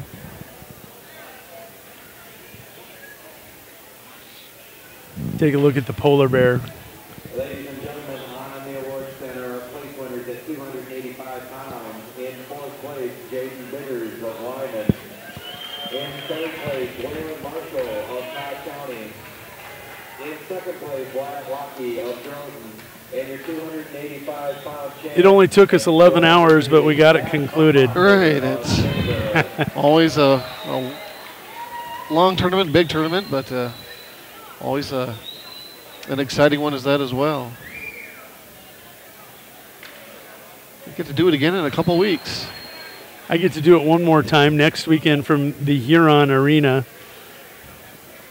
After that, my season closes down as I'll work with Tony Kinnenberg at the regional over in Parkston, and then I'll see you at the state wrestling tournament. Probably not going to make that, but what? I figured you'd become a big wrestling fan and you'd make your way out there. I better start my recruiting process for 2 weeks from now to get some people on here who know what they're talking about. Cooper Carter. I'd go with Brad Stover. Brad's probably running those scoreboards and don't give him an easy excuse. stuff he can do. Don't give him an excuse. Who are you traveling with? Who? Connor. Gotcha. My youngest one. Doesn't know if he's going to wrestle or play basketball yet. Gotcha. I know. Always a dilemma, huh? You know which one already. I already know which one. The one with less injury factor. What's that? The one with less injury factor. Oh, hell no. We're going to risk it. We're going to lay it on the line. There's the team going up on the stand. That's going to be the winter area wrestling team taking the podium for the team picture.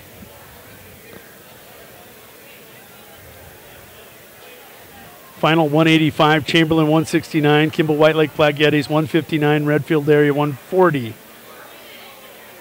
Those were your top four here at the Big Dakota Conference Wrestling Tournament. Too many bigs out there. Brian, it's been a pleasure, but I think it's time to wrap it up. All right, I was just going to mention it's a short month, but it's going to get busy here for Go Buff Live Productions. I believe we have basketball tomorrow night and another one on Tuesday night, so back-to-back games. If memory serves me correctly, I believe those are both girls' matchups.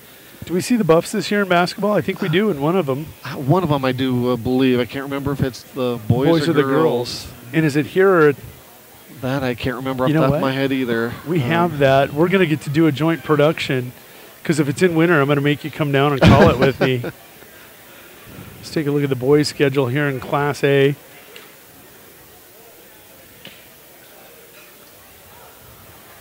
Well, everything being slow now at the end of the day as things are wrapping up. There is, if it's not the boys,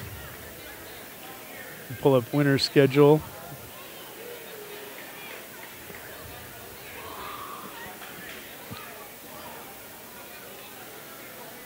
The Activity Association site is just never cooperates when you want it to.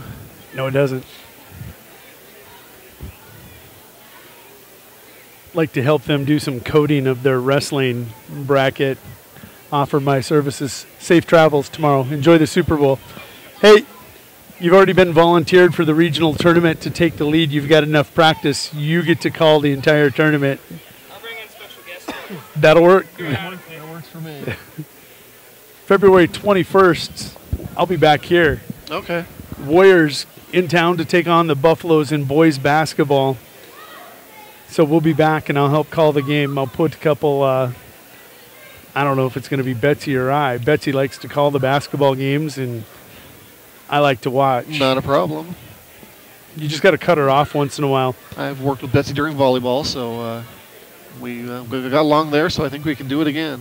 See how I let you talk there and finish your statement? Anyhow, with love, Bets. Right. For Brian Menning, this is Jody Brozick saying thank you for watching and listening to Go Buffs Live's coverage of the 2019 Big Dakota Conference Wrestling Tournament. Good night. Good night and safe travel to all the teams.